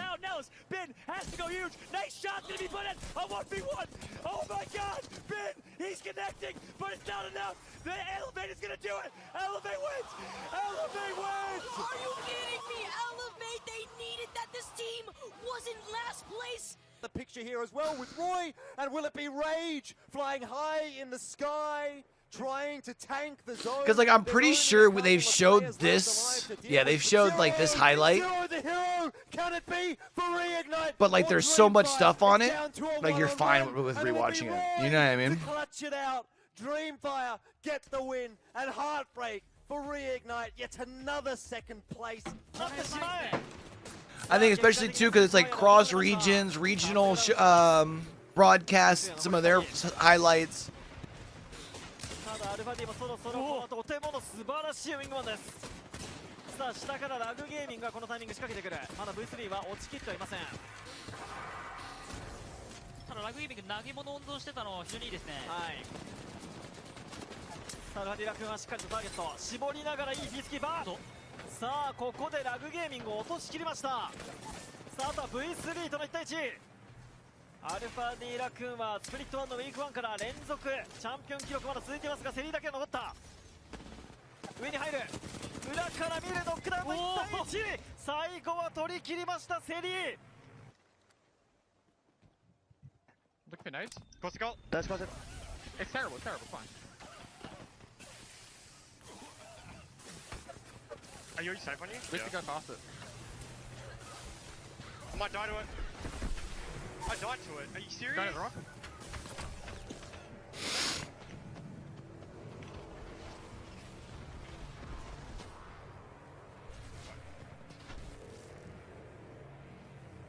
Yeah, I actually went to sleep after broadcast yesterday, and I woke up at midnight to go to the gym. So I'm like middle of my day technically.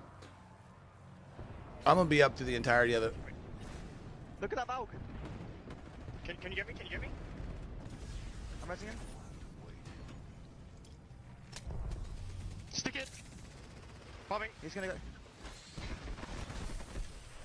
Default. Here's our landing spots we're gonna have for the second lobby.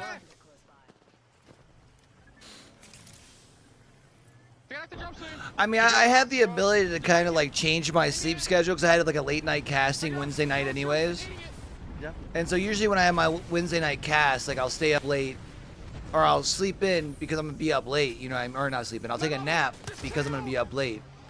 So then what I did Wednesday was I took a longer nap, woke up at, you know, 8:30, whatever it was for my cast, I just went to the gym afterwards because it was already past midnight. You got a wall from over here, Pricey, and you gotta just cut everything off here, okay? I'm gonna find inside. They're about to find inside. I'm about to zero. Legends get Stormcatcher, which is one of their old stomping grounds on Storm Point. They're going my door. I get Mirage et Trois though for World's Edge. That's tough. Almost cracked the cat underneath. It's a full team and then the solo. Yep. Did you glue the door? I have glued it. I've glued it. I cracked the solo. Oh, you probably did. Nice. Gaming Gladiators get Skyhook West, huh? Get crew down. Get crew down. We're in the zero. Like, get your spikes down. I'm on cooldown. Get ready for them to set. Set it! Dead! Did Moist? What map did Moist pick first? They picked Climatizer, I think, first, right?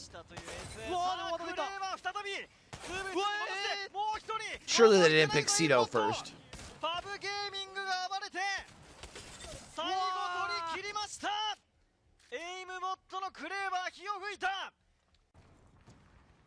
But still, Climatizer's an interesting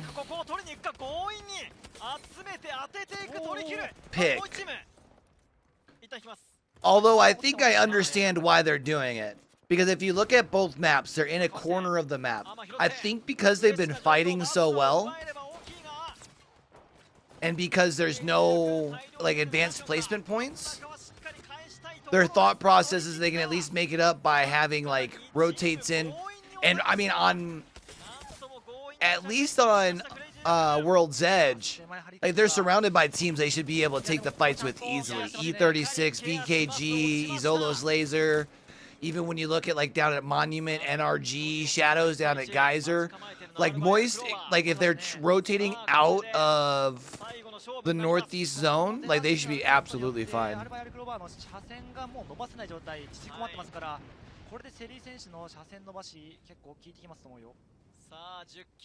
Yeah, I mean that was what Walty was like saying at the end of the night yesterday, right? It was like they feel like they're the best fighting team, and I think the numbers would probably show you that that's correct. I mean, Waltzy's literally outslaying anybody else at land by 10 kills through group stages, which is kind of wild.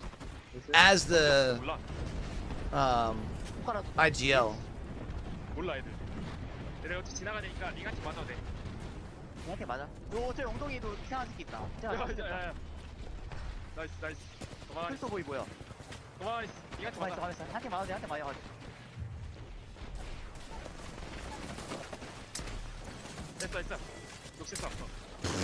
No way!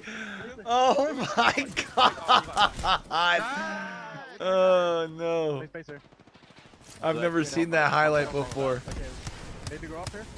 They're pushing you. Yeah. One far left. High low. Flying go. Bob dead. Batting. Back. Kite hard, one shot. I'm killing this guy. Get up. He's low. Serious low. We win this. No, one side.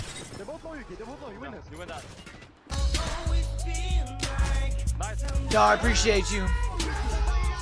Right now for Complexity, they are not missing. Easy peasy for them as they're going to clean up and secure their third win of the day. But no, it's Hal still alive. Hal is still alive. He snuck away the high ground. He took out one. Hal's left on the 1v2. Oh my gosh, and he's Wraith too at the same time. He can just delay the inevitable. He can also just press Q. What is going on? I cannot believe what I'm seeing. This is the final game, and this is how you end it? Genius finish from Hal. He's going to Wraith portal his way. It's going to be a heal off to finish. Hal enters the portal. The other team does not have a Wraith, and TSM wins. A spot off of, and J-Lings, you can see down to one now. Zane, he's probably thinking we need to fight the team. We need to watch our backs. He was hoping it was. That's kind of a cheeky play in the zone with the Wraith. That's funny. This circle, but they've just got to be careful of what's coming in from behind them because there are a couple of teams in the vicinity. As Zane shreds, and suddenly Urban gets hit to the floor. Oh my goodness, what are you doing to him, Zane? He finds two and the one clips. He's going to make it three. Zane, you are a maniac.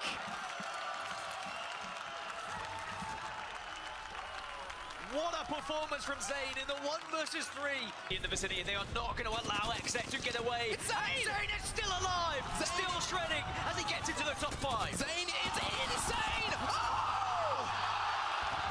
It's the right call here, and it's one that Danish have made moments before. Young Hong Kong going to be able to very quickly heal up with the gold shield on the low ground, but Zayn takes him down. It's a 1v1, and This is when Zayn was proving it, like really building his name with the old KCP roster. Go down to try and keep K-Swinny alive in all of this madness. Circles closing. This is where utility is absolutely crucial. Stick it, you've got the gold as well. Gonna get it. This should work out. E6, they are healthy. There are 2. You may only need a 2 in this final circle. Exo Clan eliminated. We're down to just 5 squads. And 2 bullets with a Kraber. It could do so much, but Peekaboo. Oh, Swinny! No scope with a Kraber. Amphi's going to go in and try and finish off the damage as well. And E6 live for now. Is Swinny going to be swapped? Gets the shield swap. Gets the KP. Needs to stay alive. No, Melee does it. E6, they go down, but they've done enough. Got it. Here we go. The Red's coming out. He's looking for the armor swap with the boy too. He got one as well for the Loba ulti down. He's gonna pick up an armor and a gun. Can they do it? Good shots there from Nathan. My God, he is putting down massive damage right now. 2100. This is the prime energy that we all know and love, baby. Sweet Dreams is calculating every possibility of this end game here in his head. He is levitating in the stadium above the fans. Here we go. Energy getting shot at now though too. Nathan trying to cross. I cannot believe that. And here goes Naked on the swing as they knock one on Aurora. That's a great thing for Energy as they Aurora cross. eliminated. And now Nathan, NRG. nice shots by Guild. A 3v3 here. The wide swing coming out. The P20 being shot by Sweet Dreams. NRG they with get 2 knocks. It's a 2v1. Can they do NRG? Takes the win, baby. I don't know how they do it, but they do. Wait, okay. Wait, coming. Inside. That's a bad TP, bad TP. Nice, good check, good check. They're gonna take TP though, they're gonna take TP. It's fine. I'm gonna go play on the TP, okay? Run the TP. Me and Silver stay high. I might queue and play time, okay? So, you guys do you. Okay. They might dome on me if they have a KB. TP. You get what's new, it's fine. I will. Yeah, I'm going on you, Sita. I'm with you. Yeah. On the fence, on me. I'm going. I'm dead. Are you? Watch your TP. Coming with you. Other side. Wait, what side? There. Nice. Well played. Let's go, boys.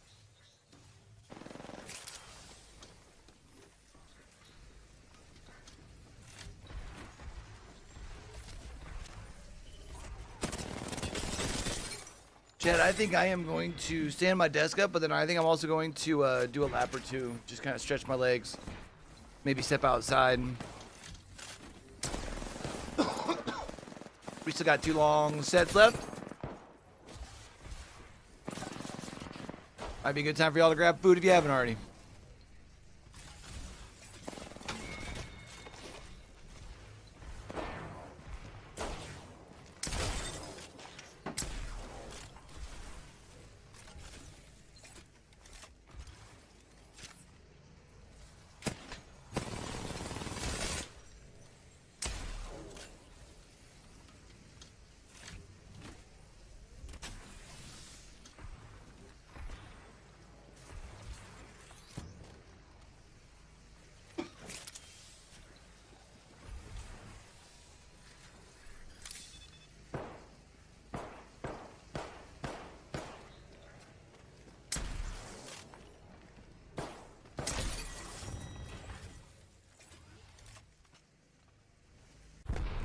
Knocked him, nice.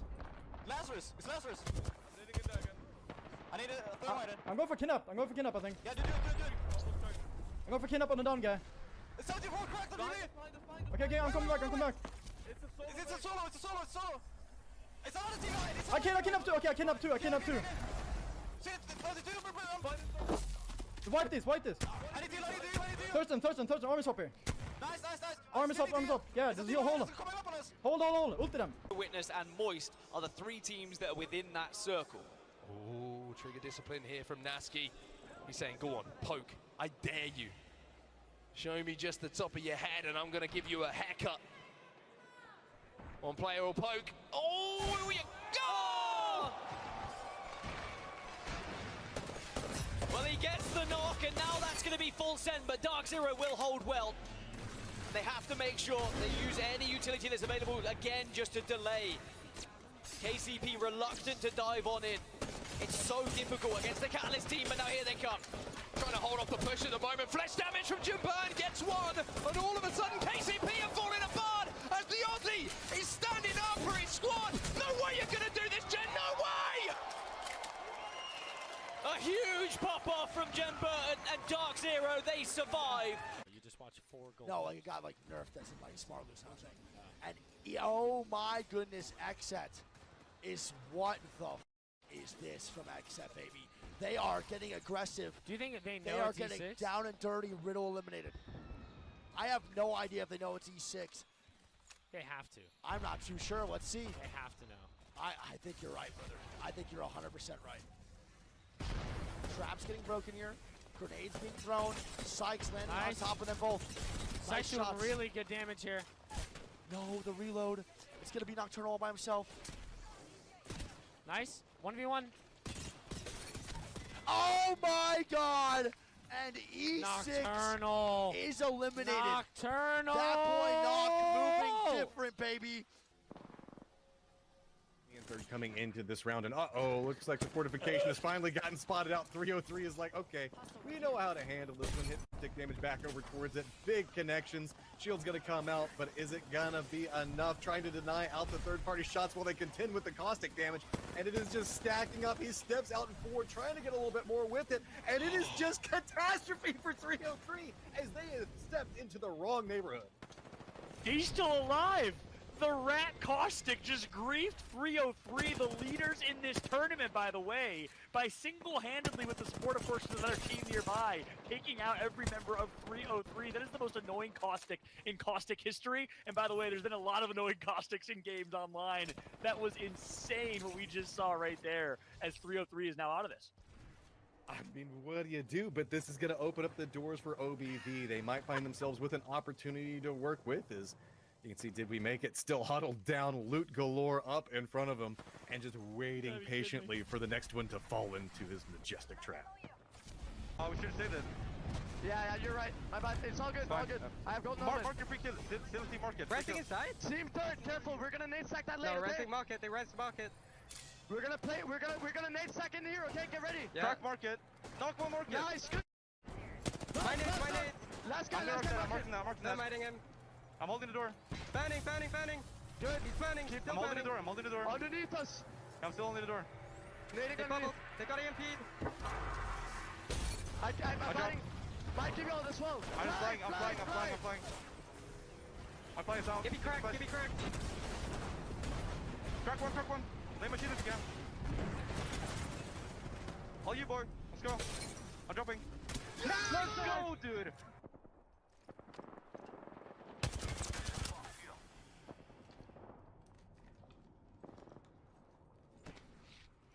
Traps.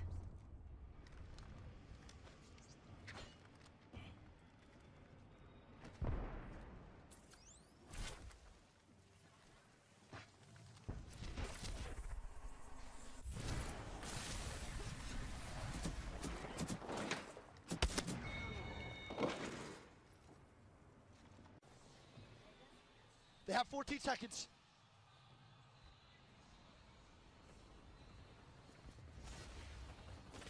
And they just fell right on top of them, but Uma-chan. Oh my god, the Rampart wall is going down. More shots coming out. The Oop play coming through. Horizon ulti's coming out and everything. Can they indeed survive? There are trades going out. Oh my god, This is gonna Fnatic be might do Fnatic's it. game. A full 3-man outside. They need these armor swaps. Starter fight is going to be eliminated. It's going to be Dreamfire. Dreamfire with the wide swing out. Can they do it? Can they stay up? Mount Sarah with the knock. More damage coming out. Yuka all by himself. Gets the armor swap. Yuka!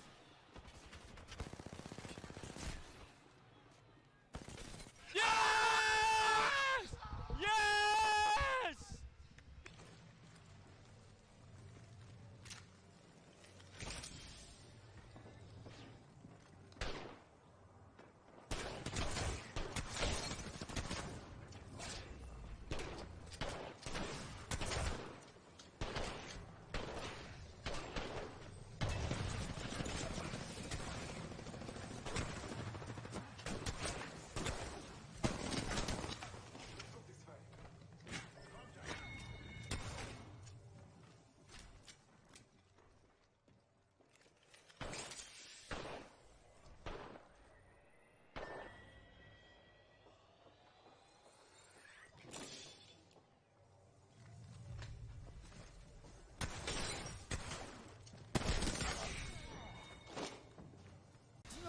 Down on them. They're gonna play underneath. They're gonna look for more angles here. I really like this play by OG to stay alive. TTM going down sharp, getting knocked. Nocturnal, Knock just trying to stay alive. Yep. More shots going down. Knock gets knocked. Skittle Cakes the last one alive. Can he do it? Some more shots going down. He's gonna get the KP for his team in a 1v2 scenario. Is he gonna get the armor swap? He does. And is he gonna win it for his team? Can he do it? The armor swap coming out from Skittles, and it's gonna be a one. Oh my God! Skittles with an absolute insane 1v2 with a double armor swap.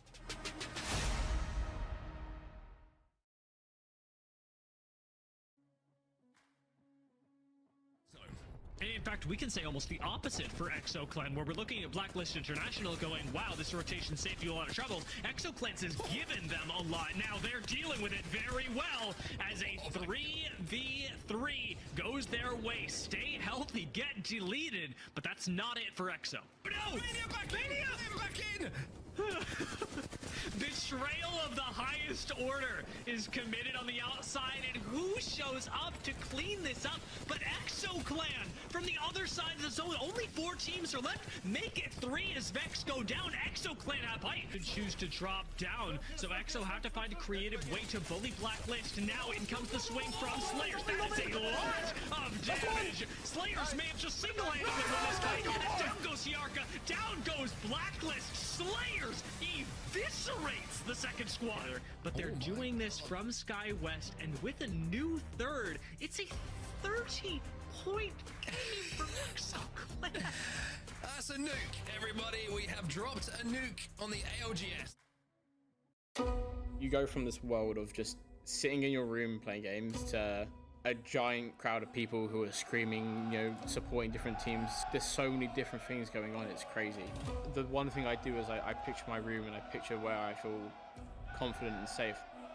It sort of drowns out the noise of everyone screaming in the background. It sort of calms you down, helps you think, really puts you in the right mindset to get the job done and do what you have to do.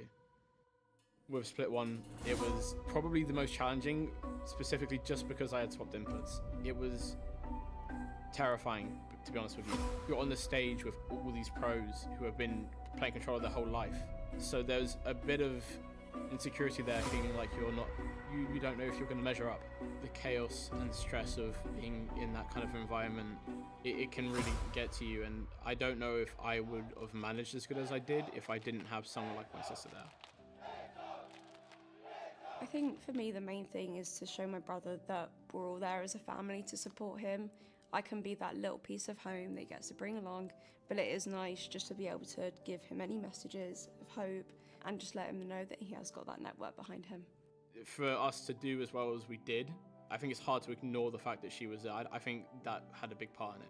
It's been really lovely to see his confidence grow and grow even more. You just kind of see that progression, especially the team as a whole. Having teammates like Light, Lufka, and Liak it's a privilege, to be honest with you. They've been so understanding of so much, and they've seen me go through my best days, my worst days, and they trust me to do what I do. It's an amazing thing to have some people like that around you. In Split 1 playoffs, he had some moments where his skill lacked simply because of being nervous, playing a big factor into it. Now he doesn't have that issue anymore, and the team perfectly works with him.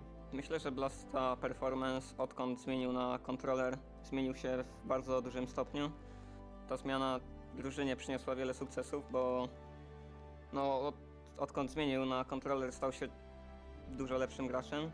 Dynamika w zespole zmieniła się w sposób taki, że zaczęliśmy więcej żartować przed grami, po grach i taka trochę luźniejsza atmosfera. I myślę, że ten LAN pokaże, jak bardzo Blast się zmienił. I think we've gone to a point now where we know we can do it. We believe in ourselves. We know we can be the team that wins this LAN.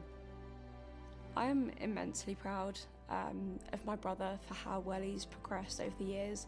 I think it's a real amazing feat to just stick to what you love and actually be able to execute it. I think the difference between LA and now is pretty polar, but for the better. I think the confidence is there, more of an ego is there, but I think that's needed for this kind of environment. I really don't know if I would be here in this position without having my family be there for me. It's probably one of the biggest factors into why I do well. I have that confidence now.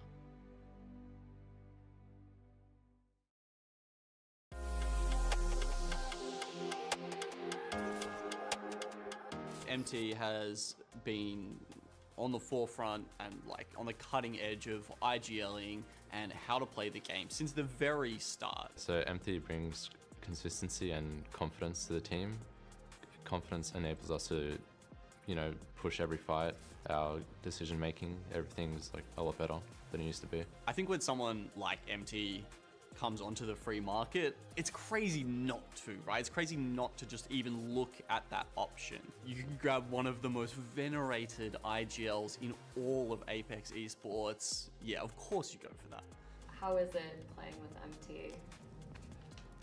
Where is he? Oh, he's down there somewhere. Hit and miss sometimes, but for the most part, very good. So pretty much, I stepped down from Moist. Wasn't happy on the team at the time. I was like struggling being away from home, like pretty much moving to the US. My life became Apex. It was like all I did. I spent some time away from the game, not really knowing what I wanted to do. I think just being able to take like a step back and like reevaluate was like what I needed. And like a lot of people even said like after the 2 week break, like Waltzy especially, he was like, you're like a different person now. Why couldn't you figure this out when you're on my team? I think if someone is going to make the change to move from your home country over to North America, it's not just the play. It's your mental health. It's you're leaving family. You're leaving everything that you've ever known to chase this dream and give your career the best possibility. I think it's been the right move for him as a person, and that sometimes that's more important than Apex. We had the LA pretty objectively and decided we knew what we were missing, and that was like a disciplined structure for what we should do, because we haven't been in that situation as many times or maybe ever. So then like the option came up with grabbing MT, and it's like you'd really be stupid not to. I know for a fact when Legacy and Jesco are like on and locked in, they're like two of the best players in the world, like without a doubt. They're both like unbelievable players, so I'm so confident. Legacy has done some of the he like 1v3'd Moist. That was like one of the craziest things I've ever seen, like straight 1v3. And then Jesco's just doesn't really make mistakes. That's like all you need from like a support player. I'm really keen to see what MT can do with these guys. When MT came back, all of a sudden they turn into this team that's like, oh, this could be a threat. And if anyone can do it, I think MT can.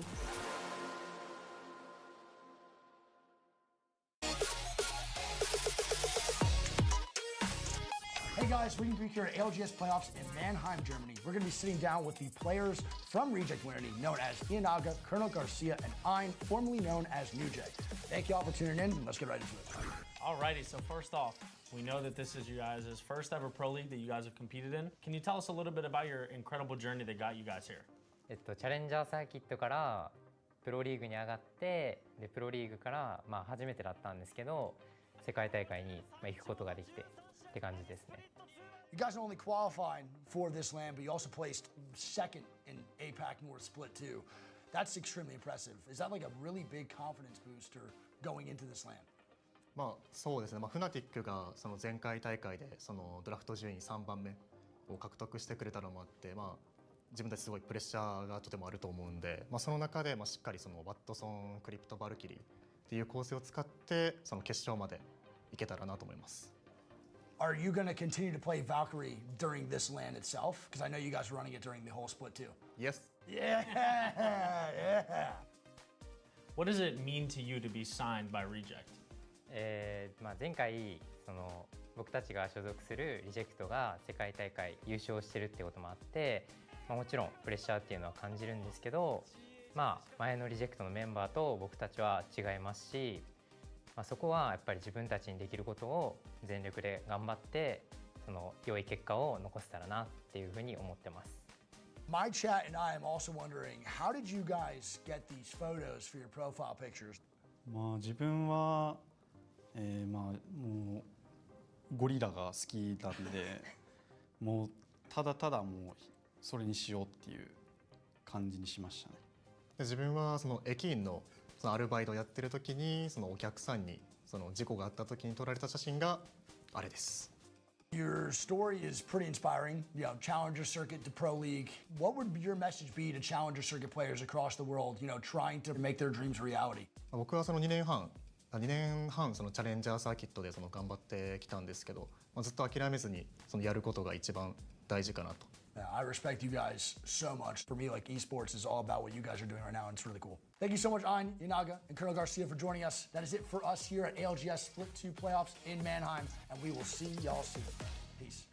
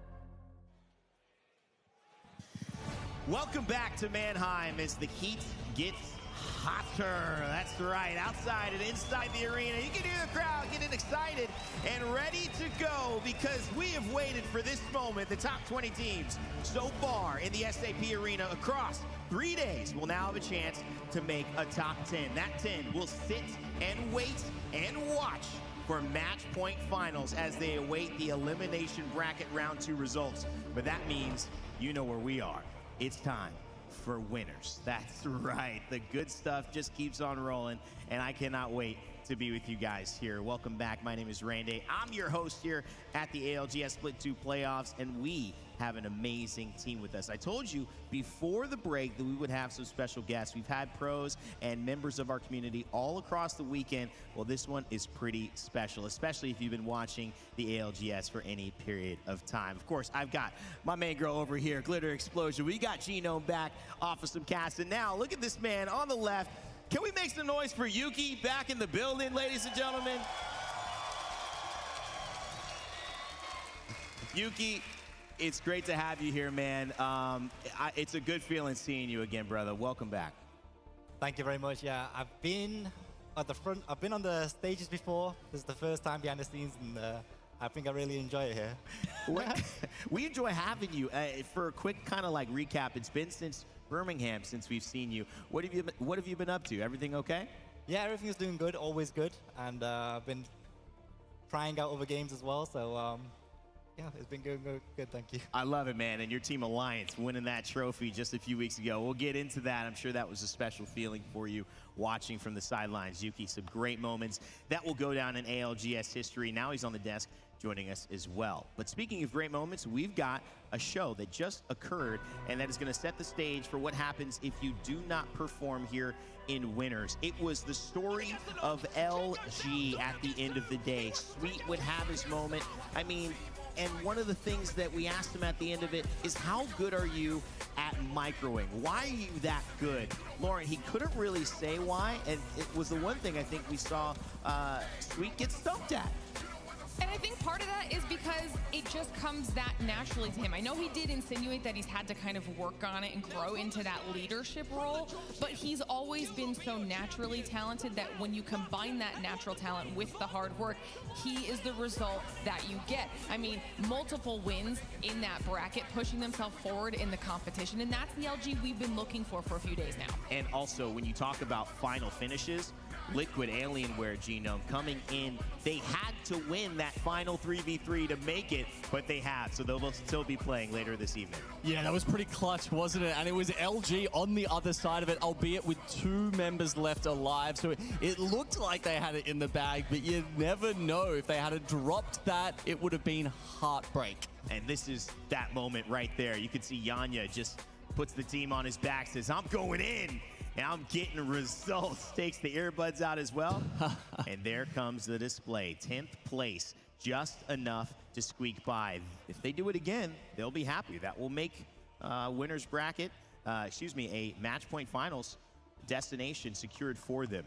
Speaking of our split 2 playoffs and our winner's bracket, though, as we transition, these are the teams that will now take center stage. From Alliance to Fnatic to Bleed to Icholos Laser from South America to Shadow from China, our representative there. Interforce, Cloud9, Gaming Gladiators from EMEA, as well as Nodus Vincere in their incredible run. So many teams are here and able to perform. It's very hard to pick. And Genome, that's why I'm going to start with you, because it's so difficult as well. Who do you have your eye on heading into this one? Well, look, I wanted to shine a light on one of our APAC teams again, of course. This time it's the China Invite Shadow 3690. And look, we've got some players we have seen in the Pro League before. We've got Jackie One here coming over from AGL. Now, this is a team I really loved watching their development, right? And I feel like with a lot of teams, you see a similar path of growth through their competitive Apex careers, where usually they come into prominence in the spotlight because they're just massive fraggers, right? And you turn up, you've got this amazing mechanical skill, you'll pile on the kills, as you can see Jojo did here with one of the top 5 performances out of any team, grabbing a 37 kill series. And then you slowly have to start to pick up macro, because all of a sudden you start fighting these other teams who can actually take it to you mechanically, and you've got to work out a different way to get an edge. And AGL really started to do that towards the end of their career, going through the APAC South Pro League, and now it's, well, I don't know, is it the macro, or was it just the fragging out on Rev that they made it work here? Yeah, I mean, I think these 3 players have been thrown together a bit for this tournament, so it is cool to see, that they can frag out. And hopefully we get to see that other part of their trajectory as we go further through the tournament. Such a great in-depth analysis. If it was me, I would have just stayed surface level and said, Revenant, right? I mean, that's all. Revenant. They're playing Revenant. Okay, let's see if we can continue to do that. Now, Yuki, I've been waiting. Everyone's been waiting to hear about this. Your former team members hoisted a trophy 3 weeks ago. Alliance finally claiming, and Hockey's as well. His journey. When did that get a little bit about that as we talk about their steps now in winner's bracket, trying to repeat and do it again? So we're about to be going into upper bracket 1. Lower bracket just got done a little bit ago. These top 10 teams here all advanced. LG go next, Noctum, Guild, Dreamfire, Reject, North Epsion, ExoClan, SWQ, and Liquid. And I'm very excited to see how they do. What were the emotions going on with you as we take a look at some of the highlights of what they've done over this day, over these last few days? What was the emotion that was? And then we're going into this lobby here.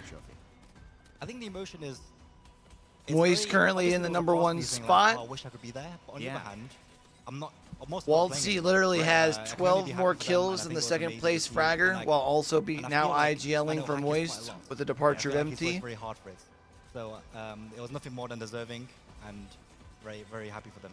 And when you look at strengths, you talk a lot about Hakis fitting in. Here, I got drop spots. Obviously not having effect and unlucky. What's the strength that Hakis brings to a situation like that? Is it the stability? Do you still trust that no matter who's kind of playing with him? Yeah, Northeption played really decent. 100%. I think Hakis can take. But I mean, it was also like a bottom 20 lobby, so like I don't try and put too much weight on it. I mean, LG actually was able to come out on top of the lobby. Something about LG and lower bracket game or lower bracket series, they just seem to always finish top 3. You know what I'd love top to see? 2 even. We go back to Sweden and you remember that Zero managed to win that ALGS LAN with a sub, right? Can Hackers put himself up on that podium and say, I am one of the best IGLs in the world? Give me anybody, I'll make it work. I think that goes in favor of talking about why Zero is considered the best, I think, now across everyone since Hal stepped down from that IGL role. Legends got their full 3 I mean, since in person yesterday, despite playing with subs on Thursday. Hal gave that seat up. They're doing well on Falcons. Let's transition to another team, though, that synergy is a big conversation, but it's always been positive vibes from these guys. The question was, can a coach turn into a player that would fit in with this team? They're talking about of course, complexity. That's Complexity, who have found themselves in winners.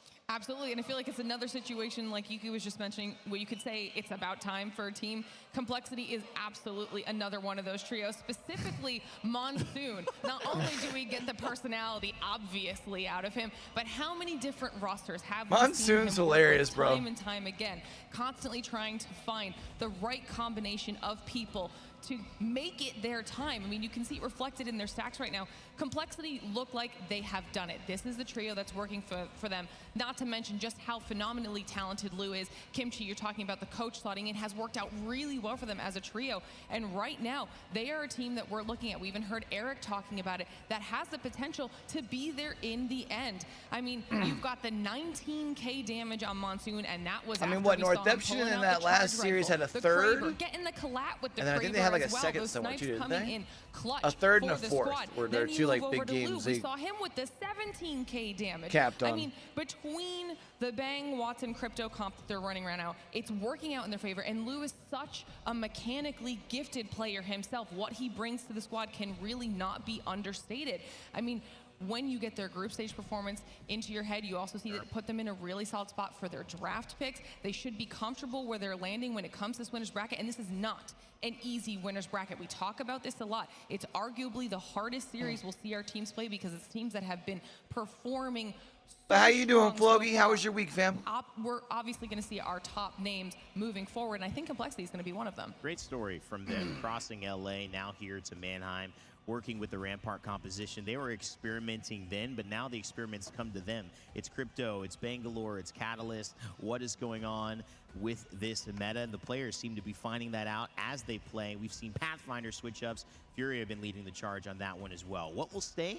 I don't know, but we had a team who performed yesterday so well. We had to get some more intel on how they were feeling coming into winners. That is, of course, Bleed, and we had Peeps chat with Dropped. What up, everybody? I am here with the birthday boy. We got Dropped. Dude, I got to say, what were Bleed's biggest strengths from yesterday? Definitely just our resiliency, you know, staying consistent. We won a game every set, so that's definitely our biggest accomplishment from the group stages. And just our Newcastle play is our Kick biggest, is on quite a few jerseys in yesterday as well. ALGS, No, I mean, the plays have been out of your mind. So I got to say, you made it to winners, right? It's a much harder lobby today. What do you guys have to do even better to book your tickets to the final? I mean, it does change lobby to lobby, but me personally, I like playing in harder lobbies just because the games play out a little bit better. You know, there isn't as many weird situations you get put into, so you kind of can expect what's going to happen. So definitely just happy to be playing in a better lobby. All right, well, you heard it here. Listen, you see him around, you get him a birthday gift. I wish you the best. Happy birthday. Ball out. We'll see you later. It's always been such a weird concept of wanting like the better lobbies. It's dropped today, so got a little birthday. But I get it. Like I boost, understand birthday it. Boon, birthday buff. I've heard 3 of those be used yesterday. Lauren, but do you feel like Bleed has what it takes to take it? I mean, absolutely. Once again, a very experienced leader in Dropped on Bleed, but a team that we had been watching heading into this event. They looked really, really promising, and we were mostly waiting to see what they were going to bring to the group stage. Like we just heard Drop saying, able to get a win in each one of their series, which is massive because you have to consider that's against each different group of those teams, so they know what to expect now with this next mashup here in Winners. What were some telltale signs, Yuki? I'll go back to you. When you're having a group stage, Alliance was kind of known at a point for being a group stage monster. But what were some telltale signs that things were going on? Was it winning a game in each of those groups? Was it just the communication? What from a pro perspective lets you guys know you're firing on all cylinders? I feel like you have a certain amount of energy and you can't dissipate all the energy in the beginning. I feel like you must split the energy up and use the most at the Pace very yourself. End. Yeah, pace yourself. So it certainly is.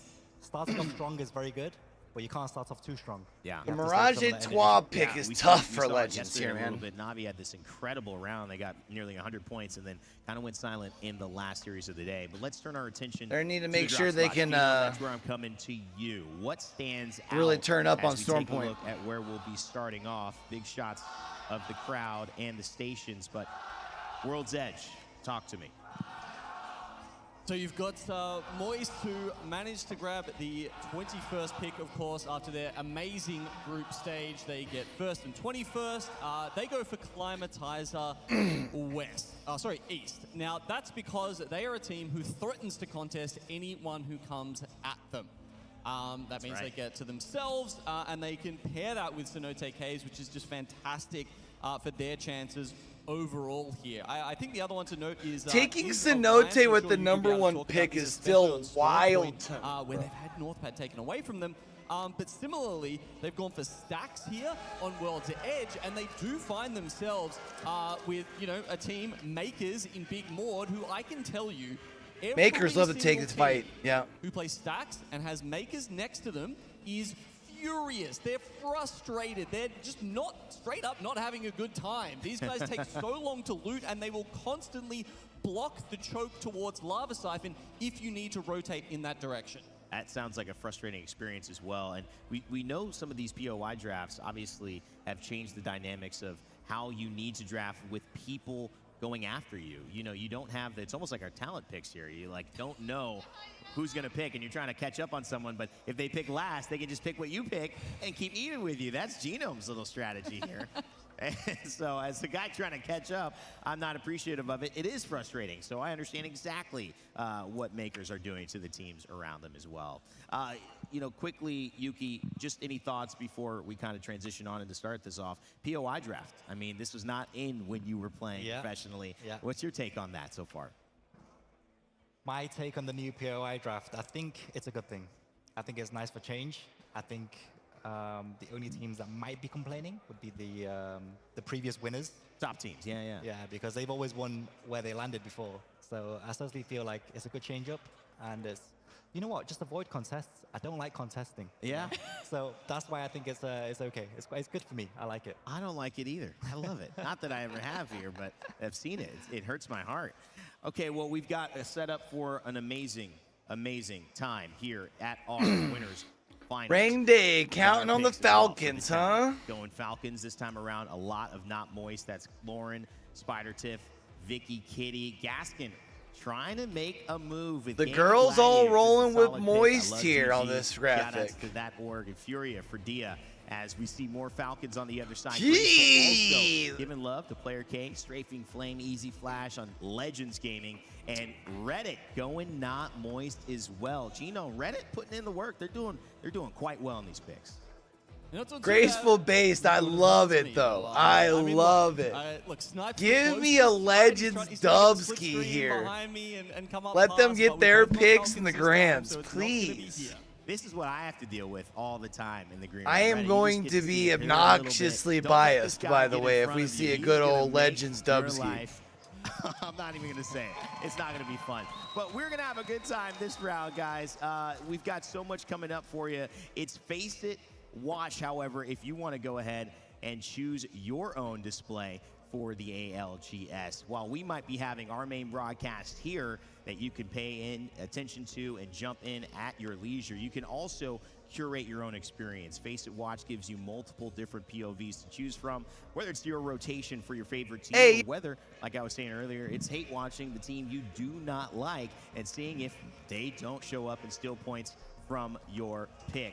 All of it can happen on Face It Watch. Go to faceit.com/watch and control the way you ALGS. I didn't know you were such a hater, Ren. I'm not a hater. I'm just saying it's possible. You know, they exist out there, right, guys? Also, there's a hot drop here coming out for our those shirts look so Apex dope, Legends bro. T-shirt. 24-hour limited drop, meaning this QR code, open your phone, go ahead and use the QR code. I'm giving you some time. All right, do it. I hope this is long enough. We ran it very fast last time, but this should be enough, guys. Go ahead, check it out. 24-hour drop. You can go to Play Apex shop online and grab that yourself. Yuki, we didn't get a prediction from you. You already know. Do I already know? Is it Alliance all the way? No bias, genuinely Alliance. Genuinely. Genuinely, no bias. And is it you know, looking at this, I mean, we've got the most loaded lobby in Apex right I mean, now. Alliance is has it just looked the way that good. they're playing that gives you that feeling they're going to do it right now? I spoke to them earlier in the player lounge, and there was no hesitation. There was no lack of confidence. They've looked good. I mean, you can't be mad at an Alliance pick. Even with that POI draft. The POI draft is not as bad as you think. Okay. In a way, it's arguable, but you know, I think they would prefer that over North Point. You know, it gives a lot more opportunity. You have a lot more options of what to do. You can early rotate. You have the Trident. It's not the worst. And you know, Alliance, they've got their backs pushed against the wall. They break it down, so it's fine. I love it. Yuki going for the old team. It's great to see you here on Deathman. We'll see you at halftime and at the end of the show as well. But it's time to kick off our winners bracket finals. This is the moment. 10 teams will book their ticket into match point finals. 10 teams will be going into I do think that Alliance is bracket drafted round the two. No one best, goes home. but That's I the think benefit, Alliance but has yet looked you're decent playing enough. for where you start on Sunday if you can make it into the top 10. All the stakes are here. And I guess we're going to be throwing to our casters right now to kick off the action. Thank you so much, Rain Day. Vicky and Jamerson here. Saparina, are you ready? Y'all are watching over on the Purple app. I'm going to go ahead and run a quick ad here. Because we had the long break, so I know we had one a little while ago, but I want to make sure y'all don't get hit with another one while we're in game. So appreciate y'all hanging with your boy. The group stages, and that was moist. But on the other end, teams like Na'Vi, who started off so strong, right, in their first two matches of the event, they were riding on that momentum. But when it came to that final match, they ended up faltering just a little bit. And so we do have, you know, teams on two sides of the coin there, really not producing the same kind of results, but still riding momentum. Literally a whiplash of results between those two different squads, and more teams that everyone You know what's has their funny eyes on. is I had a buddy down in Fort Worth reach out to me at like the beginning of the year, said that if I needed to go and crash at his place, I was good, but I'm not going to be able to go down to Worlds for RLCS. But I am hoping that we will be in a position sort of similar that for NA lands coming up.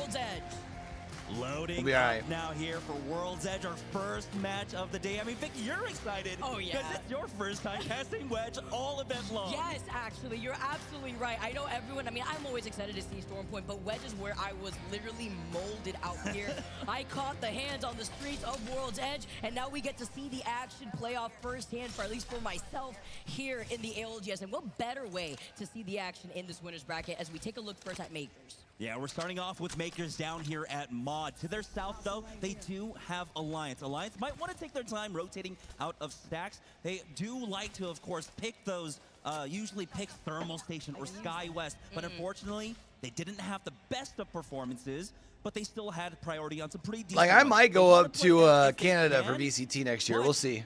I'll have to figure out we know how good they are on the prio. I mean, maybe choosing the right corner of World's What's Edge, going because on? Everyone, we are moving down to the southeast side of this zone. It is pooling kind of in between. But as for now, that might be the only land we get as far as across a couple titles I would like to land for next year.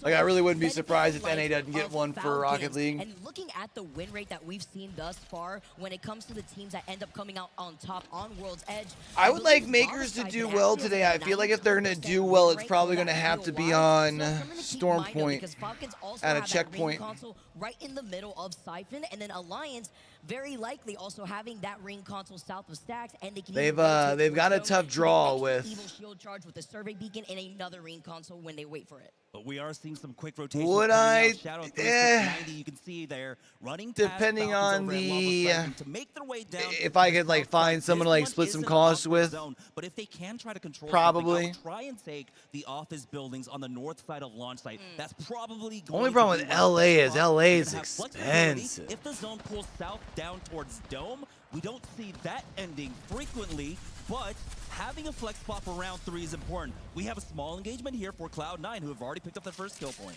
Already throwing the hands at the very beginning of the game, not only finding a member of how it seems C9 back away happy off of that, but being able to pressure out that team so early on and knowing when to disengage, because guess what?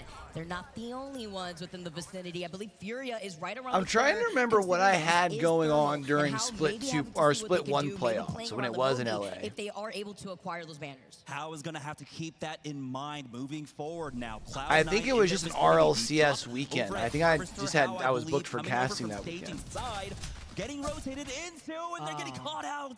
That's going to be Legends, Player K, finding right. And they were playing split up there too. I mean, they had no other choice. C9 literally split them in half. Now only one member is left from Legends start off with the KP. Let's go. Free KP as they exit out of staging. C9 are still waiting within the vicinity by the hilltop of Thermal Station, and Furia have opted to rotate Izolos and Shadow, are they gonna split company or? 90 have made their way over to these houses here, but it looks I don't think Izolos is cool with splitting this building. The Watson generator set up, and it does become incredibly hard to try and push this position. It is going to be. I mean, they might. They've got the Newcastle wall set up like they're cool with it. Overlook here, so we saw both the teams, Geyser and Overlook, making a very fast rotation here, trying to run past teams like Makers, trying to run past Team Falcons, but. Speaking of those positions, Team Falcons did end up taking that office position that we were talking about a little bit earlier. That's the best spot, too. When you point to that, I 100% agree. We've seen so many circles pull towards the outskirts he just keeps setting the fence. By the guys, or even sometimes towards the south side. If it continuously commits to launch site, something to keep in mind of while each holos do coexist as well in that building that we saw them engage in with Shadow, but so many other teams have made their way through Stacks, Makers being one of them. We get to see Na'Vi, the fans of Na'Vi, giving them that energy as they had an insane day yesterday and now find themselves center zone. But I'm worried of this position early on. A lot of open sight lines that a lot of other teams could take control of. We didn't get to really talk about this, but this winners bracket is very similar to what we saw in our first match of the entire event. A and B, a lot of the same teams here, and in that regard, Na'Vi ended up drafting Landslide for their drop, and that's where they're coming out from. It was great to see that they were able to get into this position despite not having the highest of priorities to move down here to launch site. But with Falcons taking up that spot, they were able to swerve around them and take a position. All right, so this, I feel like this is one of the longer rotates Moist would have been hoping for, right? With the climatizer. Other satellite forms of defense. Falcons are going to keep draft largely safe. They're not going to want to peek out from there, so you don't have to really worry about that. And then, of course, you're going to have teams coming in from the southwest side. Enterforce, though, still over here at Monument, find the team rotating. Or do you think they're just betting with the fact that there are so many Epicenter survey camp zones lately? You currently see the wall coming up here on the other side. They have the Evil Harvester, too, as they try to back away, but they didn't want to fully engage on Bleed, forcing them to actually end up counter-rotating through the choke from the north side. Yeah, so great disengage coming out from Bleed Esports there. They did not want to get sandwiched in by any teams that might be late rotating in, which we do have a few. That's going to be Gaming Gladiators, actually rotating behind the likes of VGK there. Does look like they will be able to stop, get some information as they make their next moves, but this is kind of what you're expecting when you have that hard southern pull all the way down to launch, down to Dome, down to Lava Siphon, and you're coming out of Skyhook West. Well, Gaming Gladiators, they're going to loot up. That's all they're going to do. that mixed together with trials here too, that's why they have the full purple. They're going to be able to utilize the replicator. I believe there's also a beacon here in landslide. Nobody really around the vicinity to also contest them because so many of these other squads have already got it ahead on their rotate to play by that next edge. Not Moist though, the team that we highlighted right before we quickly went into game number 1, a team that has no issue taking these fights but playing slower this time around on the outskirts of Geyser because there is a ring console for them to access where that next circle is going to pool. And it's a very similar story. That'll be good because it gives them third ring info, which should pretty well allow them to set up their game plan for the rest of the way out. Corner of the map to move down all the way down here, so they're going to loot up. I expect that they were looking for a few more fights, but in their surroundings, right? We have Icholo's lasers at Overlook. They're not going to get a fight there because they are so fast on the move.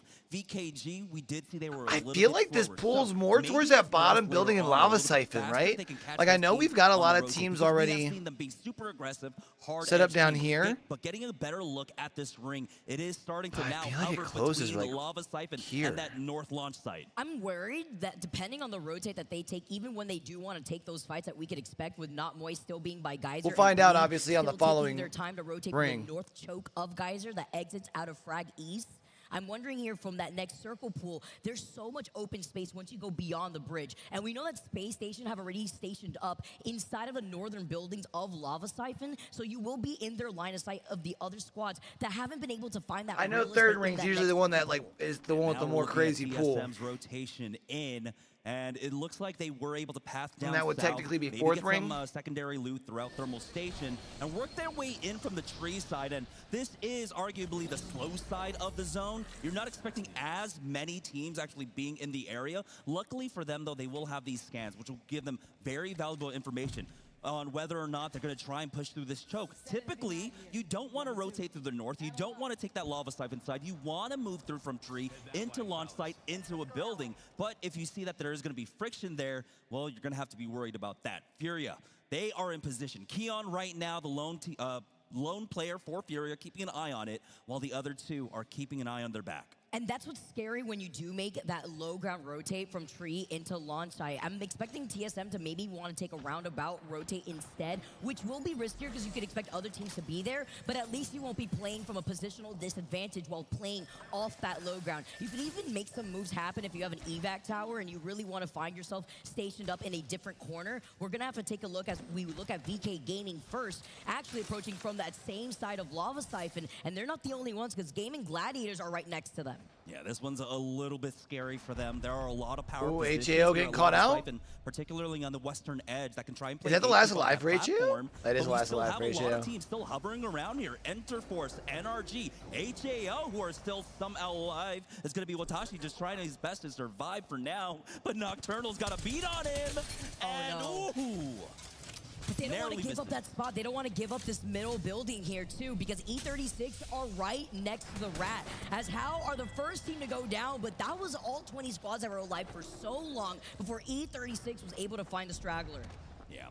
We heard during the interview before, right? We love these harder lobbies, right? These stronger lobbies because the games end up playing out more standard in terms of high-level Apex Legends. You're not seeing the over-aggression, but speaking of aggression, here comes VKG pushing this position. And that's on to Gaming Gladiators, who could be found in a sandwich position with TSM on their other side. If they want to contest them, we get to see better Apex in these higher-end lobbies, and GG are taking a different angle. They want to keep up the pressure onto VK that might catch him out. Gaming have this slight high-ground approach off this hill. They use a natural cover of the rocks, but the catwall from Gaming Gladiators has been put up so that way they can close in the distance. That was the widest of swings coming out from that player. I'm surprised he was able to make it back to the rest of his squad, but VKG making so much noise up here is drawing a lot of attention. We still have a lot of teams on the edge, but luckily for them, they do have a minute. Only problem now, though, is VK Game. Do they have a way to go around on the north side of this? No, they just go to high ground at least. They have a good 2.5 minutes really to try and suss out this position and find an opening. It's going to be hard, though, because once GG has to move into... They're at least safe in the edge of the zone, but where that circle pull is exactly from the rotation that we saw from TSM, where they didn't overcommit towards launch site. The circle is pulling directly off that southern building of Lava Siphon, where so many of these other teams that were committing towards the east side of this zone... Are they just trying to apply enough pressure to get the room to rotate, maybe? I don't think they're actually worried about taking that fight heavy. This is a hard pull. We're expecting this one primarily to pull on over to the trucks and to the bins that are outside of basically, I believe what we saw from Complexity early on, that northern launch site building. For Nocturnal, though, looks like he's just trying to create some space. Look at where that zone's going, Chad. I don't know. Yeah, boy knows ball.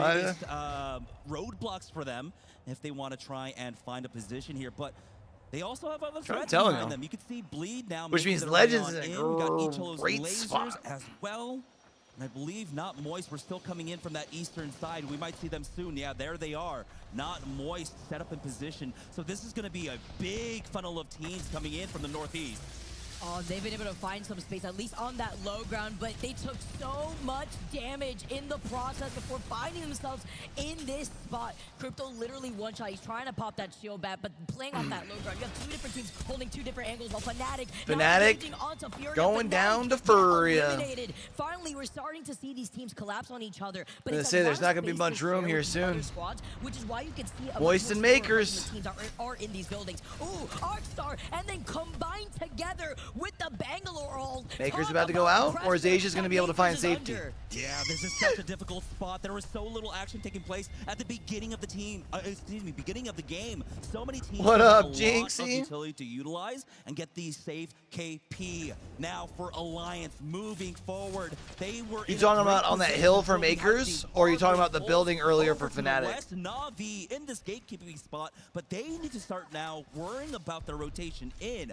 There's a lot of corners, a lot of positions that you need to clear out when you're moving through these buildings, when you're moving through launch site, that they can't. Or are you just talking overcommit like the onto end this. zone? But they also have to be concerned about the threats to their back, which Yeah. is Alliance. This is just such a crazy circle. Both of them pull. The were fact that pretty it is rough. pulling towards the northwestern side of the most northern building of launch site is just crazy. There's so much Surprised open that space I think that's to the have first to team go fight through Moist has to taken share this that game. with other teams I thought that are Moist gonna with the be longer coming out of rotate were going to be Lava trying to Siphon play a little bit more first. aggressive Like and you just pick up mentioned more here, points versus on Alliance, edge. Looking at Na'Vi, Shadow that were in those buildings by the mobile respawn that's close to the vault. Will be I able to believe also Legends see this called fight, but this not pretty in early, game which because there's still two can't be teams too that are surprised, on man, the when opposite Strafing building. Flames calling For games. Alliance That here, boy's they are on fucking that path, but because of that ring pull, they weren't able to farm up the Evos. one of the They weren't best able in to the farm up world. The purple. They don't have that energized zip to utilize to try and get on top of Na'Vi. Now for Team Falcons, who have been in this position since the beginning of the game. I'm going to trying be hold it down. interested This to is the see strength when of we it, go to right? Storm It gives you Point that flexibility. if Falcons decide to stick with their current composition, or if they go back to putting Hal on. Tough for Alliance. Or if they go back to putting Hal on the Newcastle for Storm Point. Here before moving into that next zone, but it's going to be far as it starts to close in now, and they still have to go through not just 3 teams, 4 or 5 squads that are waiting for them by the edge. Massive pile up here, but for NRG, they're able to take the rooftop of this. TSM losing out on Zap from Nocturnal with that bow. He's been basically nailing people from left and right, not quite connecting there, but now NRG in a pretty good spot here. They're safe for the next zone. Zap can't catch a break. If he's not getting griefed by Noct and the bow check, it's going to be somebody else from the other side here also. I know it's an unpopular opinion, but I love the Newcastle meta. The rest of Not Moist are on Yeah, it that changed, low ground. I think with the Found new their way season. behind the rock, and Not Moist, Timmy with the crazy. Yay! All right. Doing what Timmy does best. What a great Noggin knocking. You feel the pressure that they're putting onto the teams that will have to come out from their north side and a split TSM position. out. And look at Walty that entire time. Top He's 10. To try and find an opening, maybe steal away a few kills here, but GG clean up their fight up on top of the platform and don't lose anyone in that fight, keeping themselves alive. This entire time they are getting blasted by NRG on that rooftop, though, that you can see having that shield come out from the Newcastle provides them some extra cover up there. Noctis was Legolas real quick with that bow check. Absolutely getting Nox left to right on that kill feed, but Not Moist patiently knowing. Boys have a lot of like ground covered on this low ground, but they got to worry about where Gaming Gladiators at. Very good at predicting where these final zones are going to Luckily, they have Timmy, who's got the Kraber, the good old Krabby Patty. And Furia with the Hail Mary evac tower are going to be moving onto the zone, and Furia actually may end up right in between Gaming Gladiators or not Moist, and if they can find their way into that zone. Ooh, they're going to drop down onto that fence line, but it's not. Oh my God! Will be able to Bro. instantly thirst out madness. Now, Jeez. to play as a duo. Luckily for them, though, they still have that Newcastle set up. Keon, that was rough, bro. Well, will they have an opportunity to pick up that banner? They do, and they will be able to plug him in. No one really in position to be able to punish them, because we have a huge pileup of teams. We have about 3 teams stacked on top of each other here on the northeast side, so they can't try to finish this 2-man off. And they'll be able to successfully get the rest here too, thanks to that crate providing the cover that they need. Madness had gotten shredded on his way down from the evac. Chat, remember where I said that the zone was going to end? Between Gen, as it's just up to Zero and How, and they're sharing the space that the crate. Someone needs to sign me up for IGL. EMP over to the north side, the rest coming in from Madness. No one's going to blast him in the air just yet. He's able to safely land behind the Newcastle wall, and Falcons are desperate to move in. This is where someone needs to pick me up as an analyst. For this kind of late zone. Zero, though, has been spotted out by Cloud9, all 3 members. Keeping an eye on him, but the smoke will keep him Coach safe for Q. the time being. Times now. Furia now in the God spot, but they do have to be careful in how they control this. They've got Zero's so fuckered. GG looking to pounce on them from behind. On the low ground, though, Gaimin ends up finding 2 knocks on to Moist. And they find the last member from Team Falcons. Zero sends back to the lobby as Gaming Gladiators back on the high ground here, but lacking a good amount of ammunition if you take a look at the energy ammo from last. So I think that means probably whoever's under them is getting rezzed. They were late rotating in. They didn't find too many fights. Usually when you're hard edge or getting that, picked up, you find at least 1 or 2 fights to top off in terms of your reserves. This is where now you do have to be a little bit careful. I imagine they spent a lot of their utility, a lot of their economy on really dealing with Moist, and that does at least benefit them, making it a little bit easier to walk in. Now they do have access. All right, my boys from Legends looking good.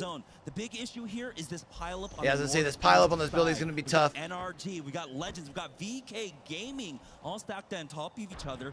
But for NRG, they have a lot of utility to play off of. They'll have the shield, they'll have the wall, and here's GG now making their move on the low. Off the low ground here, inching closer with the smoke nades to help them out. Blast is forced to back. It's a shame Moist fell and is now playing as a solo, because they were just so that way if they need to block the vision from the left in side, a decent they spot. Can actually isolate maybe C9, who's still by the edge of the zone. As Ring 6 starts closing in, we still have so many other teams going to make it 6 spots now. Moist out. Moist is eliminated. C9 in trouble. Saucer, one shot is able to get into the crevices of the rock. Great job by Gaming Gladiators clearing out the south. Now Cloud9 in some trouble. GG have the opportunity to charge forward as a massive pileup takes place here on the northern side. You can see VK Gaming. So who wins this? If Gaming Gladiators are able to get this side, they'll get to basically reset while this whole half of the map fights it out, right? As they need to clear out their back and clear out their low ground. And NRG have been on the roof of Lava Siphon from the very beginning. Here comes the catwall as they make their rotate. Fun loses out on his shield, but Noct gets another knock. So Legends Nocturnal is going crazy with 5 KP to his there they name. are. I was gonna say Player King went down the ring. Where'd the other 2 go? Here, and they're wrapping around Keon? from the edge of the circle. Keon took so much damage there. Took so much ring damage. Between 2 catwalls. Now it's all yeah, Gaming Gladiators just win this, right? GG with this high ground will be able to get the knock onto Nocturnal. Only 1 member remaining here for Furia as GG are cleaning up the lobby. NRG get eliminated. Gaming Gladiators take the dub. Wow. After an insane rotate from Sky West. Fighting their way, not only from their rotate from Harvester, but right through the Lava Siphon platform to get on the high ground after getting peppered by both. Good first game for GG, man. One thing to note, we didn't really get to talk about it at the top of the show. Is the like identifying like what side was like more clear where it was going to end, and realizing that they cleared the backside, they take Moist, they take up that other one up the hill. Taking Skyhook West, which has been a highly influential drop, and so taking that priority has already paid off. Because some teams might have looked towards where all the action was going in by the building, you know what I mean? To try and pick up kills. But they did a really good job of controlling the map. That western pole over towards that lava siphon side, that platform would be pivotal in terms of, well, the overall match state. Considering that TSM was playing off the low ground from that platform from the very beginning, they were pressured from the south side but didn't go on that platform just yet. It was Glads that had forced their way up on that platform when they were originally looking to take that 26 fight points. Where VKG actually ended up backing out of that fight, but with Glads forcing The good news, though, is that for the rest of the lobby is that Gaming Gladiators took home 26 points, so like able to hold that high ground position. Now imagine if everyone else still pretty ended up close. pulling closer to the geyser side instead. Remember, whole goal is top 10. On a pool like that. Yeah, the action started a little bit slow for Gaming Gladiators, but once it came their way, they were able to reap all the rewards. 14 kill points in game number 1, 26 points overall for VK Gaming, though, who had a rougher go of it. They were one of the teams that GG were facing off with, had a very similar rotation, but they ended up on the inside of the lava siphon building, really not affording them the same kind of space, right? The opportunities that GG had in terms of their It's kind of cool how they did like the content piece on Blast, and now like Gaming Gladiators is popping off. Matching that with Blast with 5 apiece here too. But overall, I also feel like the top 10 in general, we even saw NRG with 7 KP themselves. So a lot of the spots that were stationed up by Lava Siphon I gotta were use able some to chat. put on that pressure by the team playing on edge.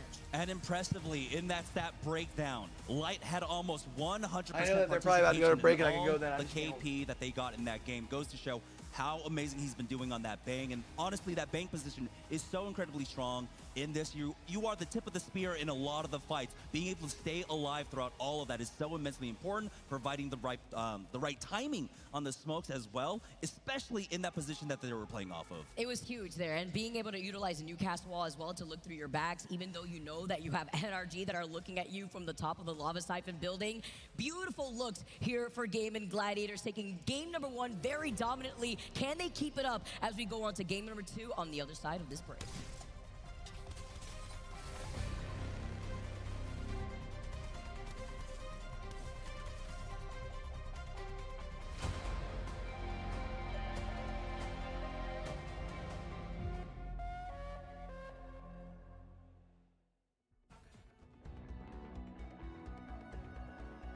It's my turn this time. Don't take this personally. I got power. Remarkable. I got power.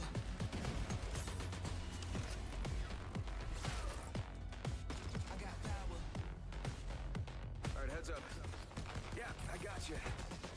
Don't beat yourself up. Yeah, see what I tell you. I knew they were gonna run one, so now I'm gonna be late running my ads. My bad, y'all. I'm gonna be running them over on the purple brand though. That way we don't get hit with them during the games. Y'all enjoy ad-free watching. Unfortunately, with Twitch, how much they're making us run ads these days, best way to do it is gonna be either using your Twitch Primer, obviously $5.99er, or over on the red brand, where we do drop weekly content for esports. Anyways, we're streaming over there and there's no ads. Make a choice.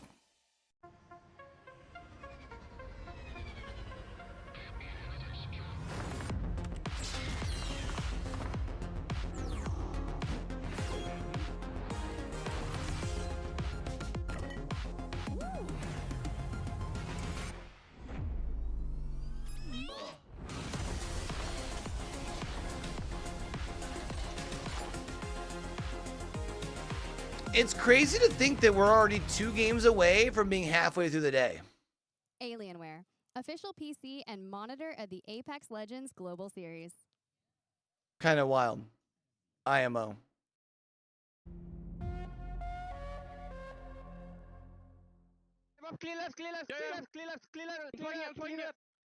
Sorry, 1 game away from being halfway there. No, 2 games away. That was only the first game. I'm an idiot. We're good. Top 4, they're all gonna die. Stand everyone. Below me, full team, below me. That. Chill. Don't get climbed on. Go on. Dead. Lost him. Looking right side. Below me. On me. Let's fucking go! And with Gaming Gladiators taking game number 1, what a cheeky high ground angle that they were able to find themselves in between the two catwalls from their own cat as well, with a strong start with 14 KP and making the trek from Sky West. Importantly, it was a position that they had to fight over tooth and nail every single 26 points. Oh my goodness. Millimeter along the way, and they did a fantastic job dealing with Moist on that low ground, which was their biggest threat. NRG were peppering away with them, but they understood the assignment, right? We don't really need to worry about the team on the rooftop unless they want to maybe make a silly aggressive play on top of us, maybe Pathfinder onto us or anything like that. But that's where, of course, being able to really take a stock of your surroundings is important, right? You have to understand who's going to be aggressive on us and who's not. Well, this Moist squad has been, you know, angling us and looking for a fight, and so we will take it to them, and that's what they did, clearing that out for the end game. And with Team Falcons having the POI advantage and calling out a circle, ending up pulling maybe towards Geyser's side, that was Zero who had made the wrong call when that circle ended up shifting in the complete opposite way. Yeah, I mean, Zero takes pride in his knowledge of rings and how well he calls them. He does. Like 95% of the time, 99% of the time, he thought that this was going to come down basically right debating on if top I of want to them. sit They had down the again highest already for priorities. game 2. But Something tells me I'm probably going to be up and down more today since I did legs today. A lot of teams, especially that we do Be honest. give a lot of praise for in terms of being able to predict the ring. Alliance, who had high priority on the zone as well, found themselves caught on that eastern edge, going down early. And teams like C9 being able to predict where exactly it was going to be. They were in the zone from the very beginning, close playing by the edge, south of where that building is, north of launch site, but it was even bigger to see that they were able to hold it down, but still in the middle of so many other teams in that late game. Yeah, they were slowed down a little bit on the rotation, right? They ended up finding, I believe... Plus, it's been a long couple days. They were kind of negative rotating through thermal and catching them out there, but I think trying to get that ring 2, ring 3 information sometimes, especially on one of these hard rings, where you can have that unpredictable hard pull, can pay off for you. Their game 1 action. Let's Crazy that it's only 9 o'clock here on the East Coast, yet we've been live for 5 hours. To really keep up the momentum here, and we're getting a shift in zones, I'm happy to say, as this may be moving over to perhaps Monument Choke. I like to always predict it, even if I'm hard wrong here, when you go for those early predictions. But that's what we get to see from a lot of our team that do have access to those circle consoles. In this case, Lava Siphon, you know that Team Falcons is going to be able to have that Evil Harvester and that Survey Beacon too. And the great thing so far about our land, about being here in Mannheim, is we've had great diversity in terms of the rings, both on Match 2, baby, and on Storm Point. And we might be Let us see where we're going. That here we are on board with Gaming Gladiators, who are splitting, of course, here at Skyhook. We've got Bleed Esports in Skyhook East, but we're not going to see either team really try to get aggressive on each other. Really, when you're over there at Skyhook East, you know that you're going to be at a huge disadvantage when it comes to armors, when it comes to equipment. You're not going to want to try and take that fight. Gaming Gladiators, though, also aren't going to take that initial fight because they're looting up. There's so much loot for them to gobble. Going Epi Survey Climatizer area. Ring, we're getting another Moist gets blessed. Center ring as it pulls up here to the northeast. That's going to allow not Moist, who does have one of the highest priorities for, you know, a high probability zone, for this one to continue to pull up to the north side. Not Moist can try and take a position on the rocks on the north and really secure the placement points that they were not able to get in the last game. Yeah, and while being able to be passive-aggressive, too, although the circle completely shifting over away from where I was maybe thinking here by Monument, but it's better here for Not Moist to be able to pepper E36, VKG as well. But that also, when they have a ring console and they will have that information, kind of works against them almost, right? Like a double-edged sword where they like to take these aggressive fights, but you want to do it early in a meta like this with so many cryptos looking to take the Push opportunity this to go dude. for a third. Yeah! Get his ass! And the moment he gets into that crypto drone, Legends from afar call him out. It is player K getting the final blow with the triple take. And that's not who you want to go down. You do not Let's want go, your boys. down there because, of course, the drone can come in, pick up the banner, and then get the res. Y'all They're not yeet. going to have that opportunity. Very unfortunate as they will go ahead and secure that thirst onto Phony. That is going to be first blood in the game for Legends Gaming. Again. It's out for blood. I mean, that was almost like a collapse right through the crypto drone and then immediately onto the crypto itself. They had first blood in the crazy to first see game from too, didn't Legends, they? but even better for them because they had made that quick rotate, exiting out of staging immediately into landslide. They have another survey right there too. Space Station now looking on to see what they could do with TSM. Now actually ending up to rotate through the edge of the circle by countdown. Na'Vi doing what they do best, utilizing their prio from the center of the map to try and get onto slow side of the zone, god spot of the zone. They are here on the far north side of Climatizer, and that's so surprising because you have other teams like Moist that could have tried to get this position. You have other teams like Cholos Lasers. Remember, in a very similar circle here, in a very similar poll, coming out from Geyser, they were stopped at Bridge, and that ended up paying off I'm for them. still But like because they have a 98% higher sure it's priority Izolos. Overlook, they're able to get deeper in there. That is huge here, and getting into a spot like this with the circle continuously pulling over to the north. I'm assuming they've asked the does end up team. pulling slightly to the south. What that could mean for the teams that have to funnel out of Climatizer. Space Station are able to get the res onto Phony. They ended up going back to Landslide. They saw that Legends had tried to prioritize their rotate after scanning the circle console in Landslide. And with no other teams looking to see if they wanted to get involved, they have time to also reset too. Even with Furia, who have taken their time to rotate out of Thermal Station, where they also had a ring console. Yeah, so of course we're expecting the teams that are in those far corners, Thermal Station, Stacks, SkyWest, they're going to take their time here. There's no point trying to play edge off of this without the loot, right? You expect to take a lot of fights. And so if you're not walking into zone number 2, zone number 3 with purples, if not reds, you are doing something wrong here. You got to make sure that understanding there's going to be Chat, by the way, large tomorrow pile I of think it teams starts on at the 10 western side for and on the southern side grand there. finals. You have to have at least an I'll advantage. probably pop in live terms like of armor or 9:45, utility.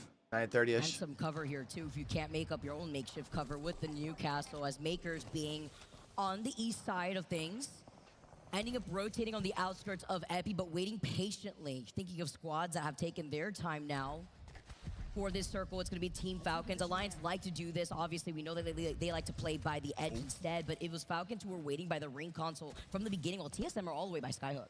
Yeah, and I think they might have caught out someone by themselves. Is this a Game and Gladiators player? It is! It's Lights! Where is the rest of the team? They were all spread out here by North Skyhook, and they caught the straggler lacking here. How get eliminated in your feeds, but that was just free for TSM as they find Light behind the rest of Gaiman. By the way, Cloud9 again in the way of HAO. How? That's the second game in a row where Cloud9 were able to catch them out on a rotate. GG are just going to have to give that one up.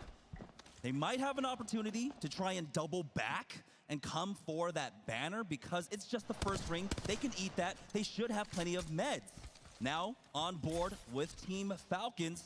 They're now moving through Overlook. It was going to be a slower rotate for them. They knew they had one of the lowest priorities coming out from Lava Siphon to get up here, and so they're playing it very similarly to Alliance. Surprisingly enough, they're actually shadowing behind Alliance right now. And wondering if they want to be able to just hold this circle and camp it right now for the survey beacon, or Alliance maybe wanting to prioritize that while looking to their backs to ensure that there's not going to be a third party around. And no other teams, by the way, will be rotating from the south part of zone. It is just Falcons on that southeast side with Alliance to their north, where they Furia trying to pull up on TSM. Meanwhile, the action with TSM, yeah. and Furia has now begun. TSM playing on the outskirts of the middle building of Skyhook, but it looks like Furia getting a whiff of what was going on between themselves and Gaming Gladiators. TSM built up a lot of confidence throughout the group stages there in their fighting on the edge. They were looking to build up that momentum and get better and better across the event here. TSM now with the EMP. Verholz charges forward. Backslon will check one, forcing Verholz pushed forward and just got rocked, dog. Like, oh my god. Attempt here, but Furia feeling the burn. They are able to pop the shield back, but it was a good amount of damage from both sides. And guess what? The third party has now rolled in. While this circle is completely moving away from the western quadrant of World's Edge, now Space Station seeing that maybe they can re-engage in an opportunity like this. And you're gaming Gladiators, and you're looking on like, hey. So let me guess, Falcons had the banger. Guys? They were able to get the respawn End of group stages to get a good draft pick for this, right? Get the reds, and they got the They're reds going to have a relatively quiet winners bracket, but they're going to do enough to get into the grands. An appearance as maybe the fourth party, but I'm not expecting these. And then around game 3 or 4 tomorrow, they're starting turning the fuck up. It's in the script every time, Chad. Where these other squads are, they'll know where Gaming Gladiators are going to be rotating from, and Countdown now is going to get heated by that northern choke. Yeah, Lufka, though, already cracked. He's going to force out that bat, and they've already used the shield. That's the wall now coming out from Blast. As GG, they just got that reset. They just got their player back on in. Not going to have much more there. So disengaging and backing off, but they still want to possibly try and angle for a position on that beacon. Now we do have Bleed Esports making their next rotate down, getting into Epicenter here. Legends Gaming hold up inside that bottom layer of Epicenter. They've got, I believe, one other squad above them. It's the fact that the circle pool just ended up completely navigating away from Climatizer. It is directly on Epi, slightly over towards the east side, and not Moist now engaging on the Overlook fight with Falcons, ending up backtracking to get even more information. They've called in an evac tower, and with Alliance and not Moist engaging here, they can now make an appearance, a third party. I believe they've already gotten a knock onto Tyler here. Unlucky. Doesn't have the backup, as he is stuck trying to charge forward. Gilderson's is cracked, but he has just popped his heels, and now they're chasing after him. So it looks like Alliance have split up here, unfortunately. And Walty will not continue that aggression. He'll back off just in time here. And I think they have spotted him out. There it is. Tyler getting finished off very shortly. This is so scary. When you have Timmy in the drone just constantly pinging for information, knowing that Unlucky was healing in that moment and feeling the pressure from the nades that Waltz is hurling. I want to make sure they don't get too separated here, because but now he's also in the line of Falcons are at least somewhere around. He's trying to get back to the rest of his squad, but he cannot. They are split up. They find a knock onto Unlucky, and we get to take a look at how congested Epicenter is looking thus far. Bleed now. Deep inside Epicenter, we're able to pick up that scan for themselves, realizing this one is going to pull to that southern eastern side of Epicenter. They've got Legends Gaming in their way. They also have to worry about the threat, if they get involved in this fight right here, that there's a team on top of the tower. That's going to be NRG looking to the third party. They moved in there early from Monument. NRG are going to be... That is kind of the benefit of where Legends Gaming's at, right? And so they need to go for a third like, you got a party team there. that's above you that can't see you. That's going to kind of help you either poke the people who are going to try and enter in your building, or they're the people above you and at least keep just people away from trying to enter your building. And right now, it looks like it's closing in on the middle of the Epicenter. About to find him, calling him out on top of the high ground. No more invisibility cloak for you. And the Crypto, not only do they get the loot here, and they are able to finish that last solo from Alliance quickly, but they will be able to now decide where they want to go to, because they are in that next zone, with Falcons being to their south side, but they have to inch forward out into the open once they get beyond those train tracks. We're getting another bridge ending, it looks like, Zvicky. Remember, that was Icholo's laser on our first day, our first set. I was able to take that win. Was it our first game as well? Oh, you know what? It could have been, actually. And Icholo's still alive in this lobby, too, but they had committed to being in the middle side of Climatizer. While we look at Monument, Were they talking about first set today or first set yesterday? Team from the other side, it's going to be Fnatic, who have also been playing by the edge. And once you're forced to commit into playing by this south side, there is an Evil Harvester to your north, but so is C9 Complexity, and even Falcons that are waiting about. Icholo's laser utilizing that path, energized Zip to make their way on in. Na'Vi ends up going down here at 18. As a fight breaks out, Fnatic gets dumped on. No, Fnatic, though, it's a trade. Yuka blasting with the Mozams. Gaming Gladiators will blast, navigating away, having to pop the shield bat. They still have the advantage. Gaming Gladiators, with Lufka being able to pop that shield bat and having the gold knockdown on top of it. I love the ability to relocate while you pick up, being so popular in ALGS, I must say. He gets shot from the side. An appearance now coming in from Bleed. Fnatic trying to clean this up, but no, that third party is going to make it difficult now, as we do have that Bangalore ult subsiding.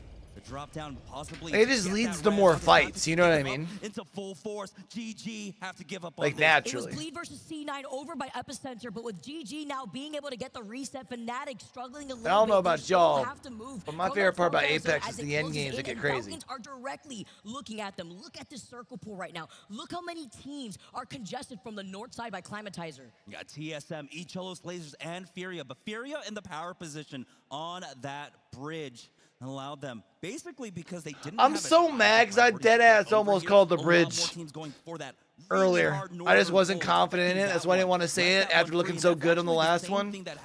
Imagine I would have called back-to-back zones like that, though.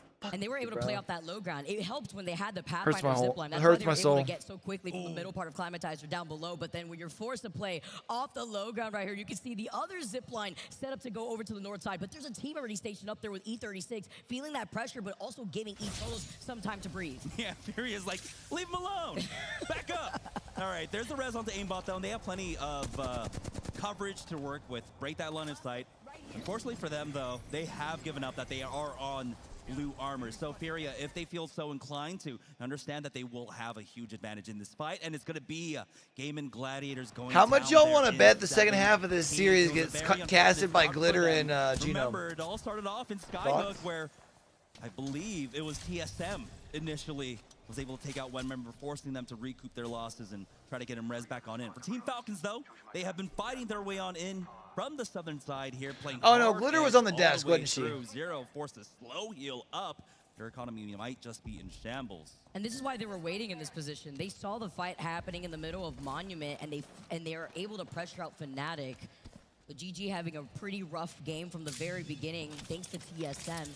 They also have to make their decision to eventually show their face to Not Moist, who are going to be off to their north side. Fnatic forced to rotate from the low ground closer to the bridge side, where they can completely engage on Complexity now. See, I don't understand why Falcons don't just run this composition on Stormpoint.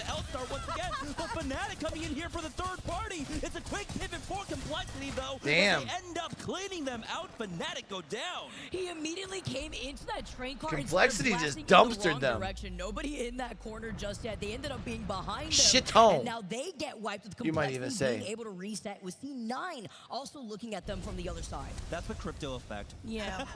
Is anyone playing hide and seek in here? Yeah, they gaslit themselves when they came in blasting when they saw the crypto drone. And now Bleed also having to reset from the EMP from another crypto drone with the catwall up, using it as some extra cover because they have to go through from low to high ground with TSM holding Bleed's high. caught out. This is one of the roughest rotation coming from scaffolding inside of Epicenter up to that high ground.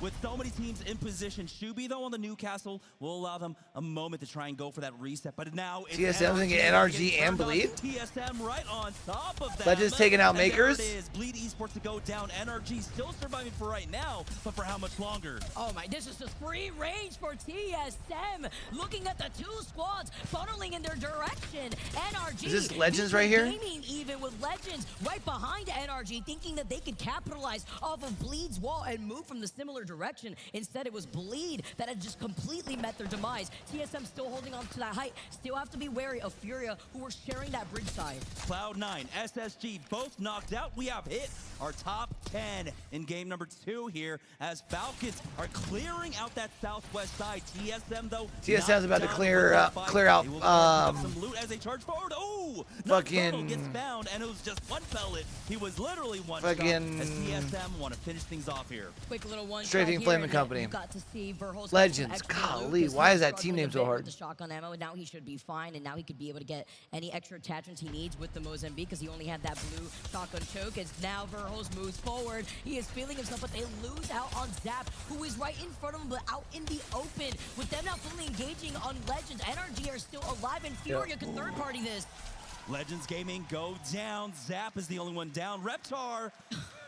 I don't know if he has no heals or if he doesn't want to make alright, noise, but Furia. Legends has gotten some decent points out of Mirage Etoile. One more game, and they gotta go to Stormpoint, which is where they gotta pop off. Did not have the timing on that any longer. We said for Legends that that's where they were gonna have to get their points anyways. Furia said psych. The moment they pulled up with the zipline, they did not like what they saw. Instead, Team Falcons have now been able to get even closer, but they're still staring down Not Moist, who have circle priority on the edge. Icholo's lasers knocked out here in 8th place. NRG will survive to 7th.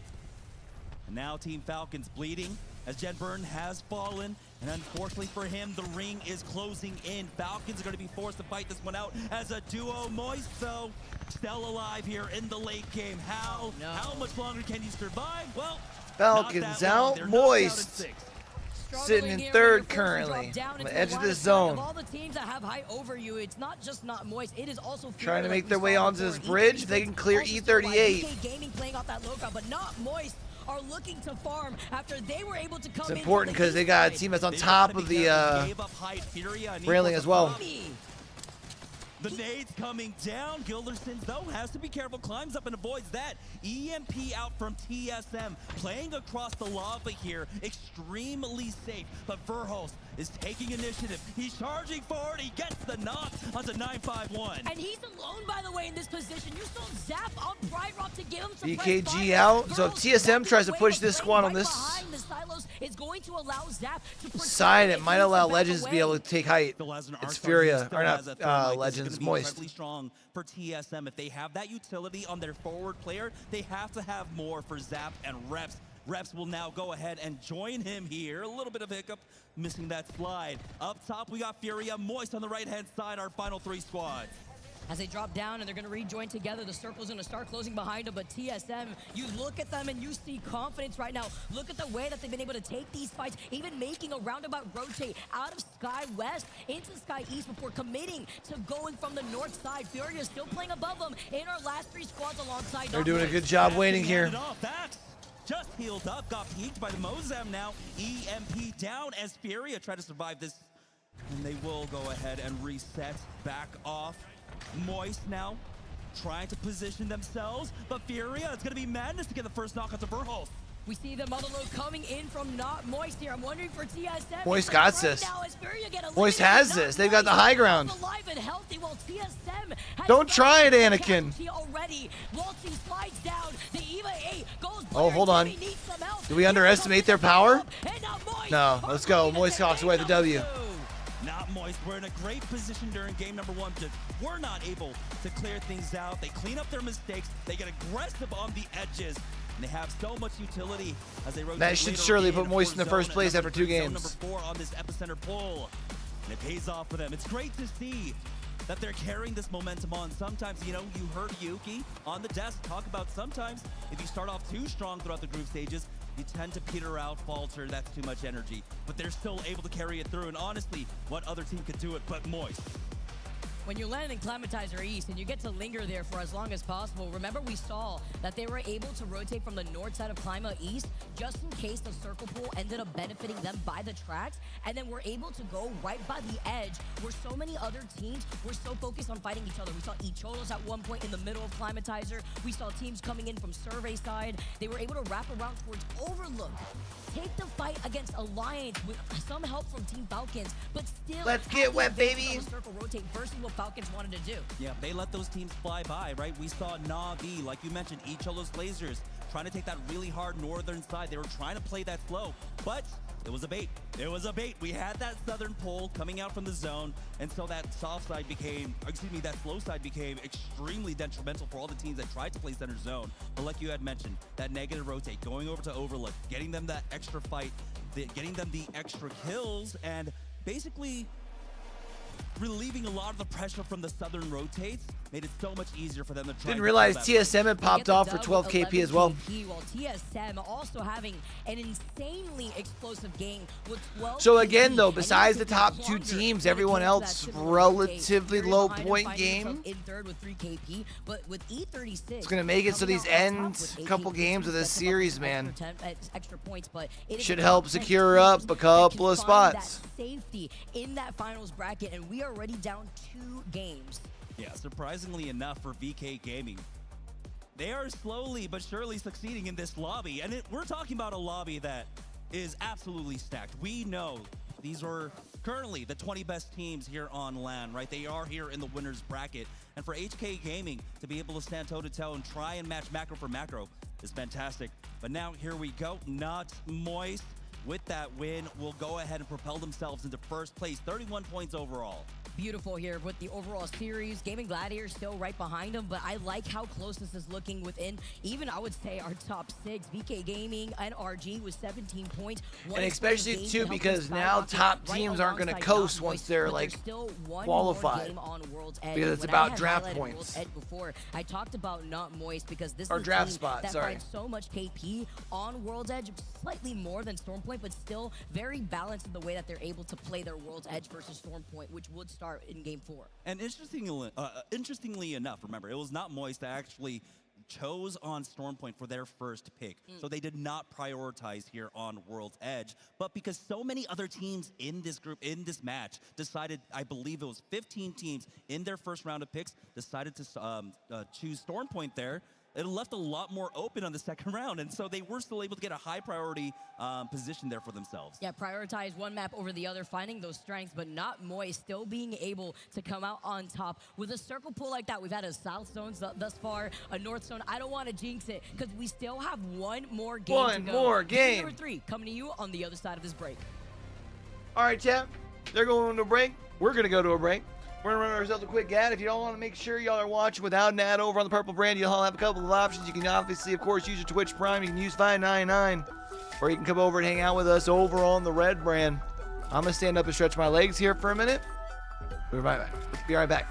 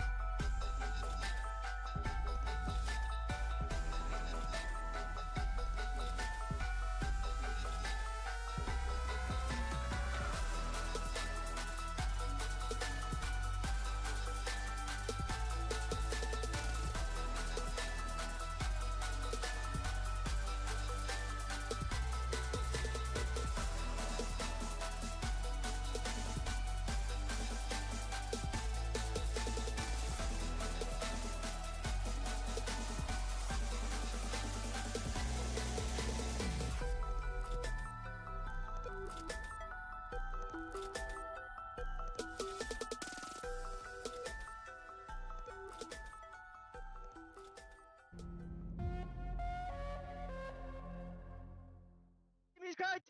He's one HP underneath. He's one HP underneath. On bridge, on bridge, on bridge. Cracked here. He's fast. He's fast. He's one HP right here. They got knocked. They got knocked. On me, on me. Good one. Pass back here. Also one. Right here, right here. It's last one. It's last one. It's last one. I'm nading right. I'm nading right. Nading left. Rolling nades. Rolling nades. Careful, Timmy. You on me. On me. On me. On me. I cracked him. I cracked him. One HP good there. Let's go. We got it. We got it. We got it. We got it. All good. All good.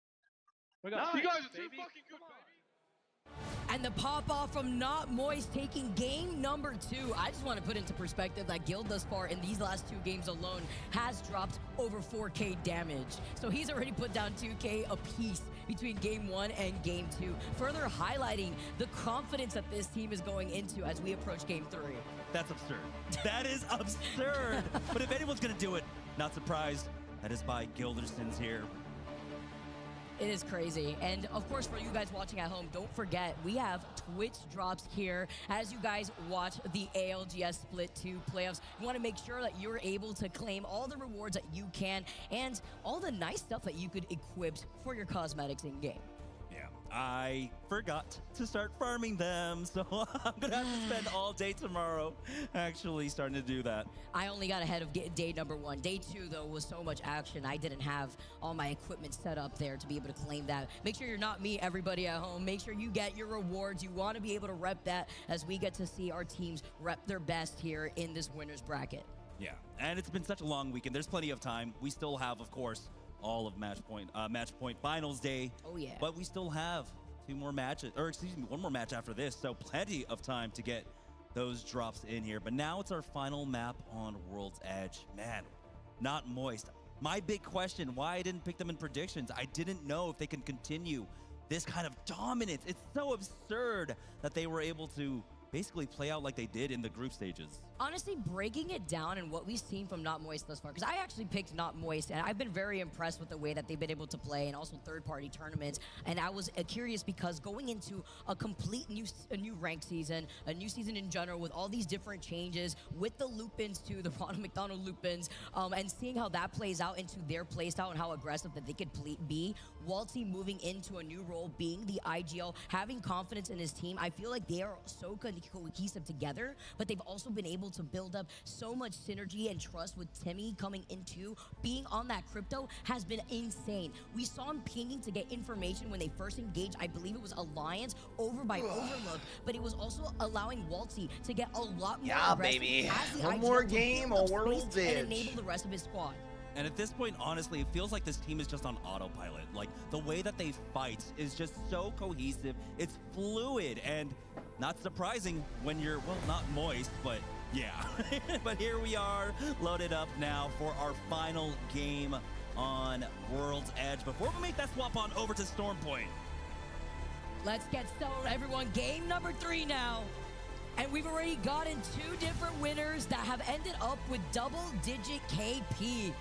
Moist, you know that when they get that momentum rolling, it is so difficult to stop them. Such insane fraggers here, and also allowing Gil to be on this fuse to find that momentum here. Yeah, team's giving them a lot of space here as well. VK Gaming, we're going to try and rotate quickly out of here. But VK Gaming, we have to also shout out the neighbors of Not Moist over at Epicenter that have been doing an amazingly consistent job. In a lobby like this, being able to put down 6 to 7, 8 points per game is an impressive feat in and of itself. For Not Moist, though, as they continue to get looted up, we are going to spot out that zone in just a moment. It is bordering on them up here at Climatizer, so there is a chance that it continues to pull up here to the north. It's another northern zone. Are they going to get themselves another one? It's not quite on them. Side. Instead, it is going to be that more western survey camp into the outskirts of Epi, as we've seen before. But with another northern zone, this could also help out, again, Not Moist and staying on top in the overall standings. It is that top Is this the one that more pulls, though? Like, not even quite. Make it to the finals. Yeah, do they want to go for that same game plan, right? In zone number 1, do they want to negative rotate in down a to the south POI, side, but like catch out teams like maybe Falcons or Makers Alliance that are coming in from that south side? I think here for Alliance, they need to be careful. Or this rock, this maybe? has not been a great World's Edge for them. This is a team that is particularly very consistent. Your boy's across been 2 for both 2 maps, so far. Across both World's Edge and Storm Point. But right now, across the last 2 games, they've only been able to get 1 point for themselves. Which is really rare, right? I mean, right before we were able to see how these teams were doing, you mentioned how Alliance is one of those teams that are very consistent on both maps. Now that's kind of dwindling for them, where they usually get more of their points on World's Edge, and they have a less of a performance on Storm Point. Not by much. Again, it's that consistency, but it's not really showing here, where that's another team that likes to rely on that momentum. See them looting over to the south side, and I do want to talk about the cusp as we've reached that middle point with Legends Gaming being in 10th place with 13 points, and it's a 1-point difference between Legends, Team Falcons, C9, and even E36, who all 3 have 14 points, with Falcons being in 9th, 8th, and 7th place for both E36 and C9. So it is so incredibly close looking at the current series standings right now as we make that transition over to Storm Point. I feel like for Legends, knowing that for them, there's dropping at a very comfort pick. Over by the double chokes coming out from Landslide. They want On to make Storm that rotate Point. over. It's much more holdable. They can position pick that you up definitely defense now that we do have that Watson along with the new cast 4 in points play. this So map, I like 5 this coming out points. from them. It's just unfortunate they have the whites. Our first You get up to fight that of the game, though, 17, is gonna be 18 Moist point mark. versus E36. Wow, that was nice timing on setting up like a knuckle cluster right when the gen had been put up afterwards, because E36 get eliminated. When I talk about stakes, you don't want to be one of the teams that are tied to possibly be below 10. Bro, place. Not Moist Be is the just first one disgusting. out. And Not Moist, when you see Guild putting in all that damage, that is also the result of They're the like fuse. Furia Putting on at so much ALGS pressure with the 2 knuckle clusters on top of the map. champs, except Continues to pull up they the survey they camp. win. We haven't seen a survey camp proper. You know what I'm saying? Like, the way that they're taking But fights and just it wrapping is. shit up so Moist will quick. be happy But it's that they not got the because team of fight like window. how, They you know, were able they're to like at hold up the ALGS squad. champs year Because 2, if it they was, have to camp out in you one know, of those buildings for the Furia next was 6 ahead of the 7 curve minutes, with they'll have the that extra Seer, recon right? in those loop-ins. So this can be an incredibly strong position for them. At the very least, if not a top 5 finish.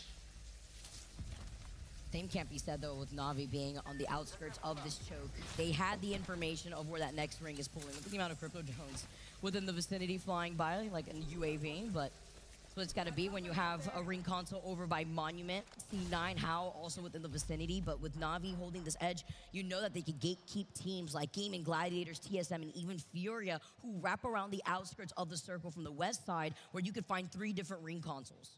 It's complexity time. Yo, what up, Moxie? How you doing, bud? Around, you have to imagine the guards are up for Gaming Gladiators. They're sitting in 11th right now. What happened in game number 2? After 2 games. Once again, Fusel's right on top of Blast as he was going up that zip line, but he is safe. Knuckle Cluster getting eaten, though. You know, that's TSM here looking at them, trying to see if they could take this fight, but having to be careful because Furia can move in for the third party. They're looking behind them just to make sure, but Furia instead is opting to rotate from Lava Fisher side since that is where the ring console was, and Gaming Gladiators disengage. They're going to be moving on from Skyhook side while Furia takes the skies on the balloon. Yeah, Furia are going to be able to cover a lot of ground, and Gaming Gladiators are going to have to keep an eye on that. It does look like, though, they will not cross path. Furia going for that southern rotate here. Not really spotting anyone out. They are getting shot from their back, and that's possibly TSM. But they will be able to go ahead and make it over to Menage a Trois. When you saw that Gaming Gladiators ended up going from the north side, TSM instead ended up disengaging. Menage a Trois. Maybe going from the landslide side of things, or even going for the ring console. Yes, they're going to go for the ring console over by staging. A lot of the other squads that have been lingering on the outskirts of the zone haven't been wanting to bank on where that next ring pool is, so they just want to see where that next circle is going to be as another team flies around them. It's going to be Furia, who have been going from balloon to balloon and seeing where they could find themselves in staging, trying to cut off TSM. Instead, though, they're going to run into, I believe, Fnatic here to their south right now. Furia keeping an eye on their back. They knew that there was another team behind them, and now seeing one more ahead. They are playing this one very safe, not overcommitting onto this one, and they'll just go ahead and back away. We'll see if, though, Fnatic want to try and get maybe a bit more aggressive onto this one. Keon is shot off that zip, and we'll have to just eat some ring. May have to actually end up disengaging, completely going into the circle because TSM makes it sound so sophisticated. It's Keon. Hearing that there may be an engagement, ending up backtracked away from landslide. That or French. It's Keon. Catch Furia, but in the distance was Complexity, who also was by landslide, where there is a ring console and a survey beacon, so they got information where the other teams were outside of that zone.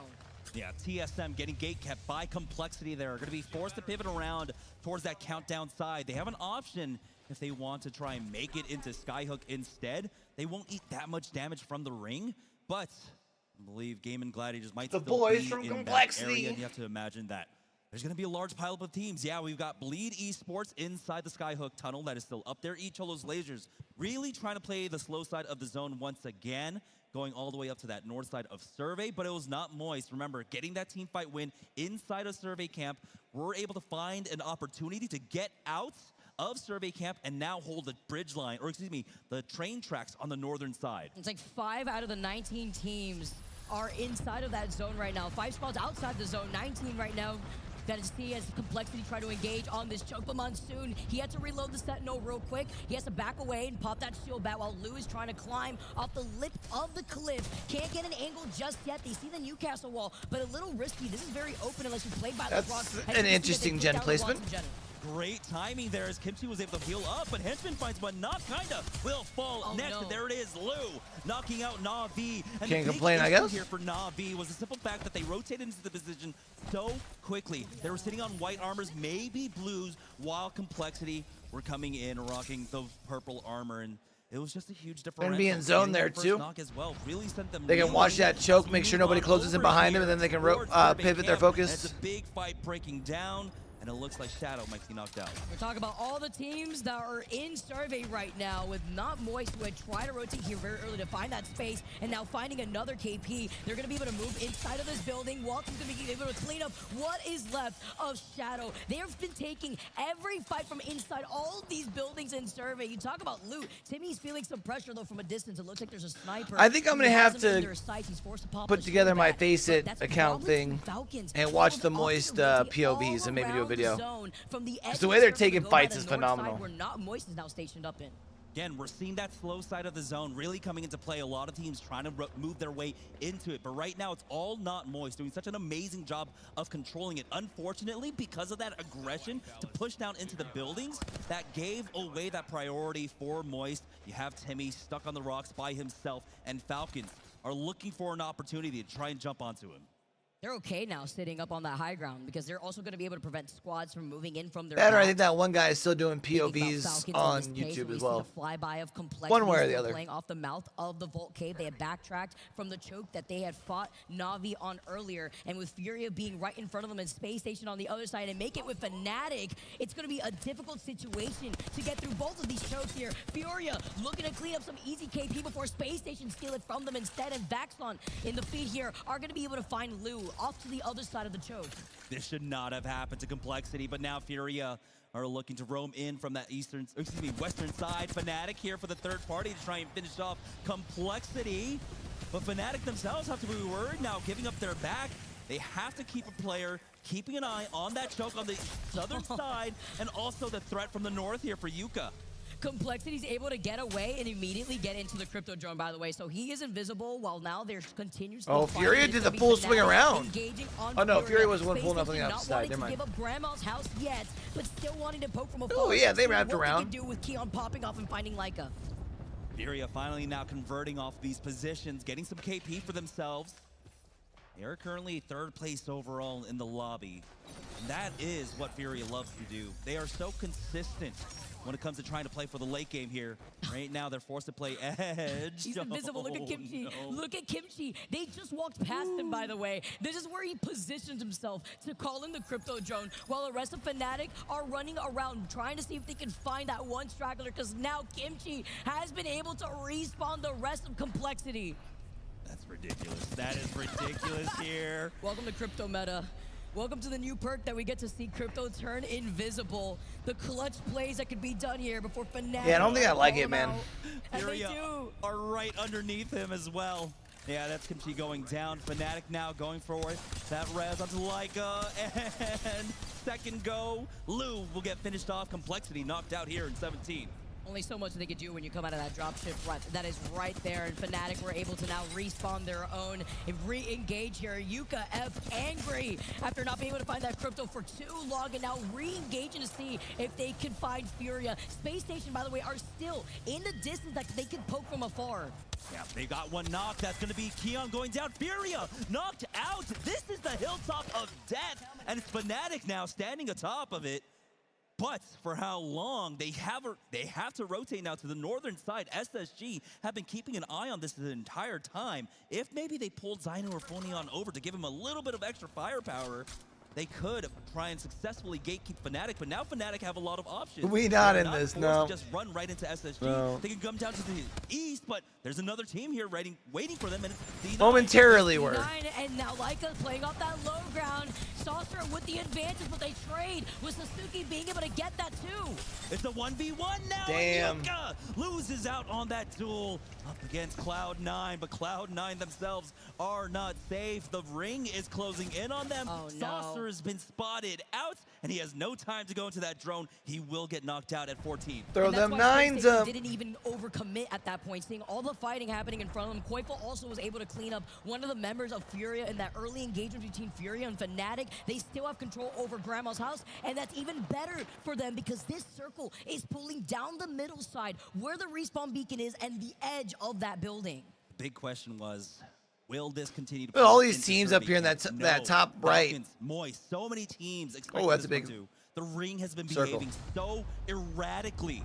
All of our best callers here for Alliance, though they're in a fight up against Makers, and it's Makers that cleans Let's go, them up. Makers! Alliance, another slow approach here, going out in 12, while Legends maybe finding an opportunity to move forward onto Makers, strafing Flame, trying to make a play with the portal, and after taking a different angle now, going around the side of the Watson fences, they see that the res is being attempted, but they disengage immediately afterwards.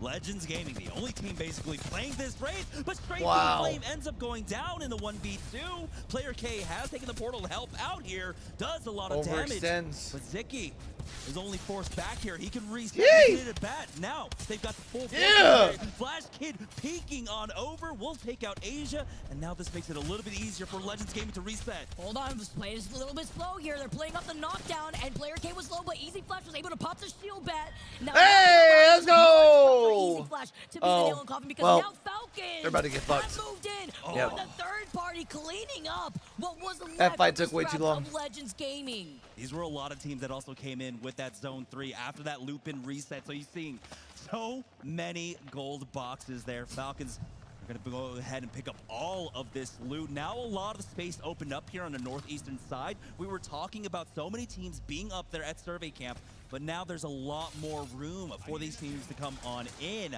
Team Falcons, though, they have been spotted out. It's NRG looking to gatekeep them here on the eastern side. And Moist is rapping. From the north. And Energy was also able to get a mythic bin, by the way. I was seeing it opened up by the support. Moist is about to come from behind and absolutely dump, just absolutely fuck these kids. Oh, or maybe Zero just fucks them. There's that option too. So incredibly low. So is Zero. How goes down? Not Moist Yeah. getting eliminated. It is a bloodbath. There's just an option that the Mozambiques just fucking slap when they're akimbo. There's also that. Cholo's lasers are in the fight as well. Azazel, the only one alive, has a knockdown shield, has the walls to play off of here, but he doesn't have the time as the flank comes in up top. GG will clean them up. We're down to 6 teams. Bopped on top of his head, and NRG, as you saw in your feeds, were able to finish off Team Falcons. VK Gaming, the ones that have circle advantage, well, all these other teams will be coming in from the north side. Space Station still looking to get aggressive as TSM are stuck behind the Newcastle wall. TSM have had a quietly successful land. Crazy what happens when Hal's on their team. Called back here. They have the safety of the next zone. They will have to play out basically in the garage portion of this engineering building, which doesn't provide as much cover. But there aren't that many teams alive here. There's not that much pressure coming in from the south side. You can see there's only 2 teams inside the zone right now, SSG and VK Gaming. All the other teams are essentially stacked up here on the northern side, so SSG are putting a lot of focus on there as Zainu gets a knock onto reps. On board with GG, though, as they're patrolling the eastern side. Kraber in the hands of Light. He got that shot already. We saw TSM also in trouble right beforehand with Space Station had backed away before re-engaging, but Light still trying to take a different angle with this Kraber. A slow approach for Gaming Gladiators, because if they try to overextend, Bleed Esports will have free range over them. While VK Gaming off to the other side by Pride Rock, but calling out one, and Newcastle gets taken out. The one legend you do not want to see go down first, but with the R9, they take out NRG, and Gaming Gladiators have the green light for the third party. They go instantly in as Light on that south side will look to try and climb up here. Gaming Gladiators are finally finding momentum in this, but they do trade out. One going down, it's VK Gaming to get cleaned up. Will they have the time? They've got the Newcastle to get him back into the fight. They got the Newcastle and they have the gold knockdown, while Bleed still have full blue Evos. Having to reset after calling in the Catwall to rotate. They know Space Station is off to the side. Gaming Gladiators are right in front of them. We're down to our final 3 teams. SSG playing on the west side of the tracks. We got Gaming Gladiators on top of the train platform and Bleed Esports to their north. It's SSG that are looking to try and keep these 2 teams contained upon each other, but this zone is ending directly in the middle between all 3 of these teams. SSG and Bleed were both in bottom 10 before this game. Get out from the corners of SSG currently top 10, but only at 10. Down at Gaming Gladiators, but a better position for Space Station because they can hold this entire west side of the end zone for free. Yeah, we'll see who ends up on the wrong side of the tracks here. And who's going to hit that short rail is Zainu. Doing a great job with the Nemi, keeping them contained. And again, it's about applying that pressure slowly on one side to try and force them into each other. SSG keeping one on the right, but Light with the knock onto Zainu. There's an opportunity here if Bleed see that to try and maybe force an issue there on the northern side, and it looks like they're trying to regroup for it. I don't think they can in this moment. I think they're going to be forced to just stay by the north side because Space Station are also still holding a different angle to then give them suppressed fire, so that way they could get the reset here. But we saw that Space Station also still have blue. Looking at Phony right now, this blue Evo shield, it's going to be detrimental. Even the same thing for Bleed, but we still have 2 catalysts in this end zone, 2 Newcastles. Utility is going to be so important when you know that Space Station is the only one with the Watson in an end zone like this. Yeah, SSG have done enough to make sure that these 2 teams are forced to fight. That's what you want to do here in the final 3. Light now dropping down that rolling thunder to buy a little time, buy a little space. at least force them to try and scramble forward, eat some of this damage, but it doesn't look like there's any connects. There it is, the crack onto 2 members, but they will be able to charge forward now with that shield. The Catalyst wall is up as well, and now Gaming Gladiators are forced to fight back. Want to play for the win or do you want to play for the KP? They're forced to fight here, playing right behind the cat wall. They find 2 knocks. Beautiful, as Gaming Gladiators just so SSG just win a this. good amount of that damage, and Space Station looking at them from afar. Koifel is walking up for free. SSG now looking to finish things off versus GG, and Koifel gets in space. So SSG just win this. Excellent control over the train tracks. Go ahead and finish things all off.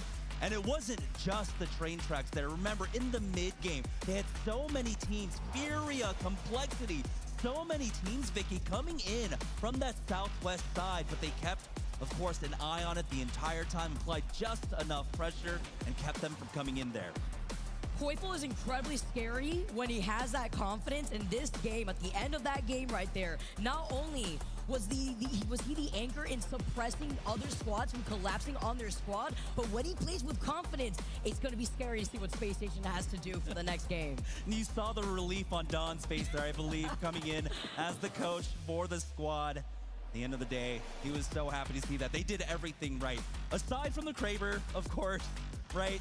All right, we are halfway through our day. Woo! They had to go peak. Despite having a Kraber as a constant threat there, you have to apply pressure onto both teams. So you have to take that risk, and it ended up paying off for them. Fortunately, of course, there was no extra pressure coming in. They couldn't follow up. They couldn't get the thirds, and so they were able to reset.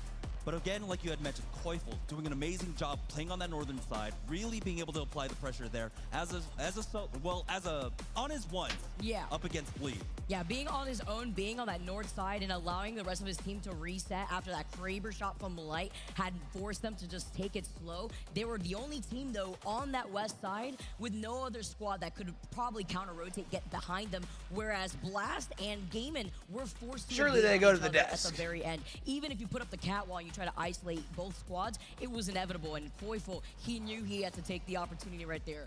Chef's kiss for Space Station to take that game on top of it. We know that there's a lot to break down after that, and I want to hear it from the desk. SSG take the win as we head into our halftime recap. 3 games gone by so far. Gaming Gladiators and Not Moist find themselves on top. One of the best things about an ALGS event is it's hype.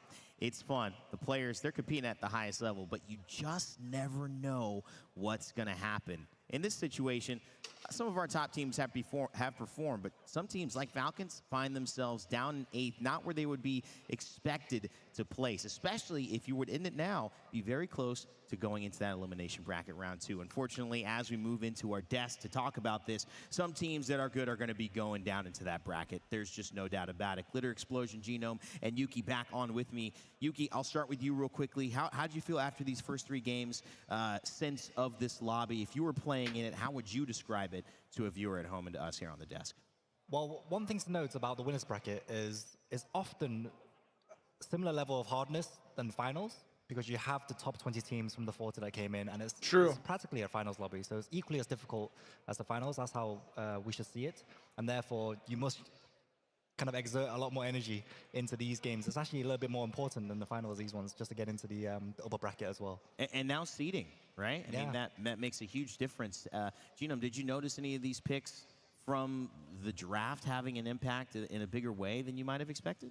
Yeah, they very much did, because we saw a lot of circles ending up on that sort of eastern seaboard there of World's Edge. We saw Falcons and Moist run into each other time and time again, right? And I think part of that is time and time again. Take a drink. A chain of IGLing that's been handed down here, right? From where, you know, Zero and MT playing together, that going over to Waltzy, and then from that, they like playing similar spots, and because you had this climate siphon sort of coming together, they ran into each other multiple times, but Moist had priority and got the better of them a couple. That's true, and Falcons find themselves kind of down in 8th after a little while. They were 8th here overall in this placement, Lauren, as SSG took the top spot in Game 3. I mean, we're seeing a little bit of some repeats up here as well, because while SSG do win match 3, you're also getting GG up here yet again, finding themselves some more points on the board and putting themselves in a really strong position now, switching over. I said Legends Gaming wanted 4 or 5. A squad that I think only one of us, I think only Gaskin put on the predictions there, had faith in the team. He did, and he was, going rogue for some points. I can't complain too much. But Gaming Gladiators is not rogue. Through Maybe World's only Edge, in this lobby Storm could you Point, this should consider be a it, better but I map think for they're him. still in that possibility of the 5 teams that you think might be able Look to at win his this restroom. land. Yuki, this is kind of a spot-on question before we jump into our final circles to kind of recap the action, but is there a list of maybe 3, 4, 5 teams you think have the chance to win this? Is there like a power 5 for you? It's tough. It changes every single LAN, but I'd say the power 5 has got to be definitely Alliance up there there. Falcons up there. Falcons, yeah. Obviously, and I see that Complexity are doing very well as well in this one, and I think those are the ones for me at the moment. Yeah. And Not Moist are also popping off, so I think they're on the list. I mean, you could name a lot of those. A lot. I mean, you keep going, right? Yeah. That's kind of how it goes. We're going to refly this graphic for you. Had a couple of issues there, and make sure that it's correct, but this is our match 3 results. We haven't gotten to series yet, so that's just the previous graphic that you could see on your screen. Yeah, power 5s to me, I'm kind of throwing them out. I do always love to pay attention to this, though, Lauren. Which teams win in these winners brackets? Because I think that's the big test for me. Absolutely. I mean, very similar to like what Yuki was saying. This is often a portion of the competition. This bracket is very similar to what we'll be seeing in our match point finals. And the consistency is one part of that equation, being able to get enough points on the board so you can hit that match point threshold. But then when you have those squads that are able to take home a win in this tough of a lobby, that not only sets them up for those points when they need them, but sets them up for success to close it out when it matters. And I think that's a great point. You see teams like this, Gaming Gladiators, Not Moist, SSG. I think they're in most people's Power 5. They're the 3 teams who have won in this winners final so far. Moist have done it before. They've won a winners bracket at a time where we said this is a really hard lobby. They couldn't back it up and take out the LAN. Maybe this is it. This could be it for sure. I don't know if you guys saw those graphics for as long as you needed to, but long story short, SSG just got a big win that pushed them up, and GG and Not Moist are in the lead. Okay, let's recap our final circles. Starting over with you, Genome.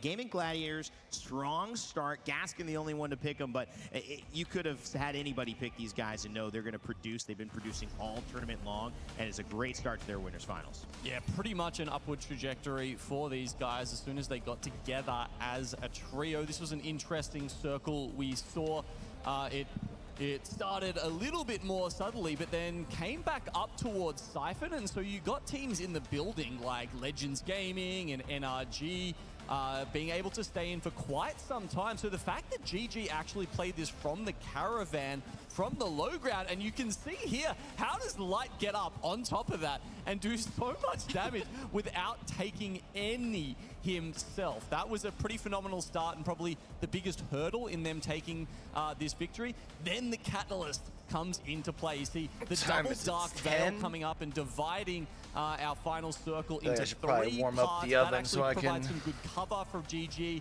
to try and get a sense of where the other teams are. And banquet as bowls soon or as something. they don't make the mistake that their opponents earlier did. They take advantage of that high ground, and we see them win game 1. And Yuki, it would then turn into the Not Moist story. Like Gino mentioned, they've been here, they've done this before. Yeah, so this endgame was quite interesting. The bridge wasn't taken for quite some time, and I think it's because the earlier you take it, the more danger you are in.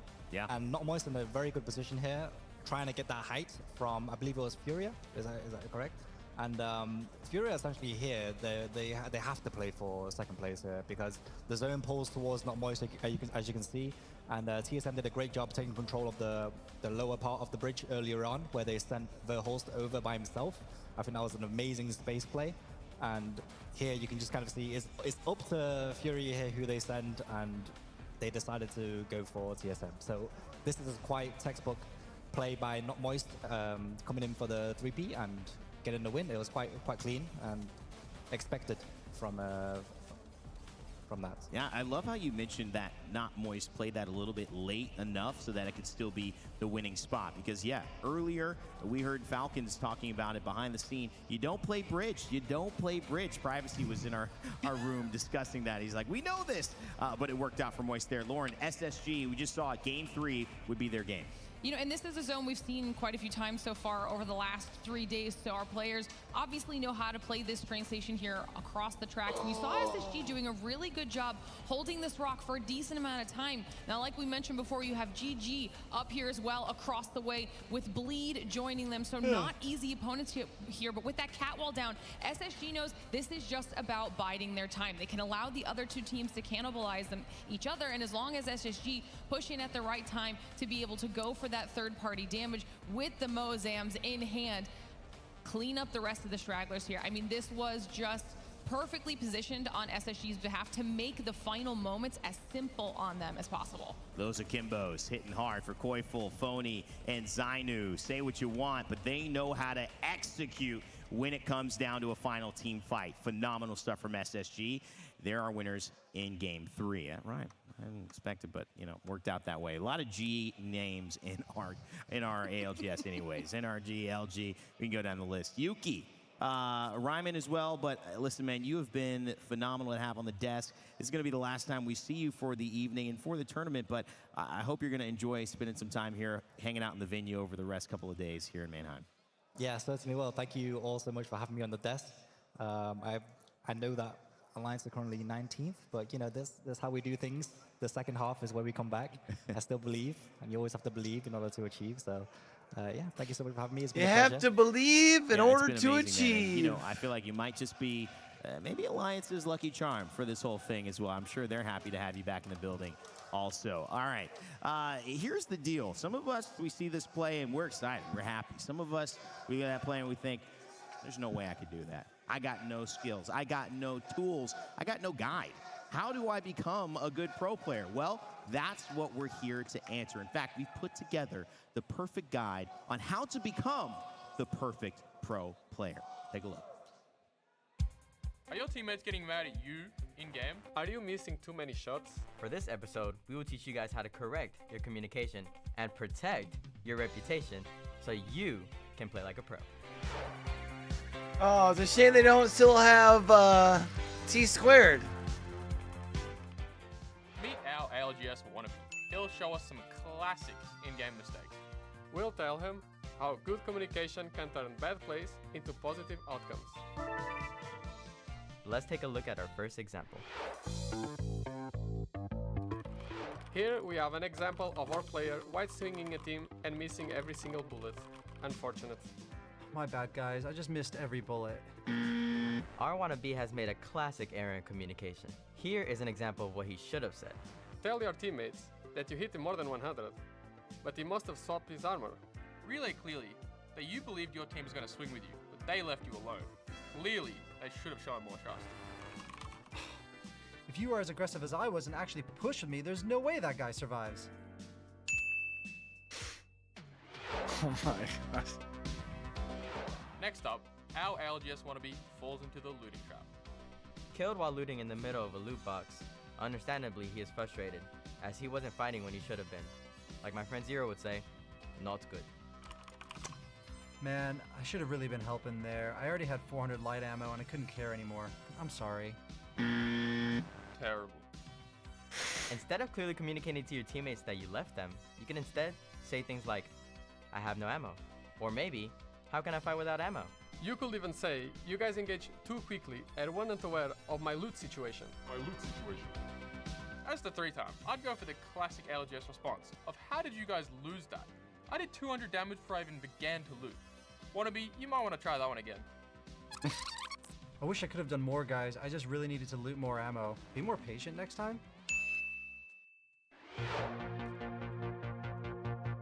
Our final example today, and my personal favorite, is choosing to leave a fight and run solo before your teammates realize they're fighting a 2v3.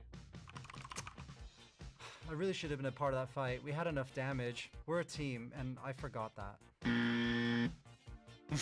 In this situation, a clear way of adjusting your teammates' expectation is to say the following. We were about to get third party. And me running away solo allows us to stay in the game as a team. I thought you guys said it was 2. You guys can't win a 2v2. I was scouting for info. I was playing for next rotation. Why are you guys even fighting this team? I'm the 3-time. I have way too many trophies to risk this kind of fight. I'm the best. I'm perfect. Who are you to question me? I'm just too good for this game. You hear me? How dare you question the GOAT? You think I would make a mistake? Guys?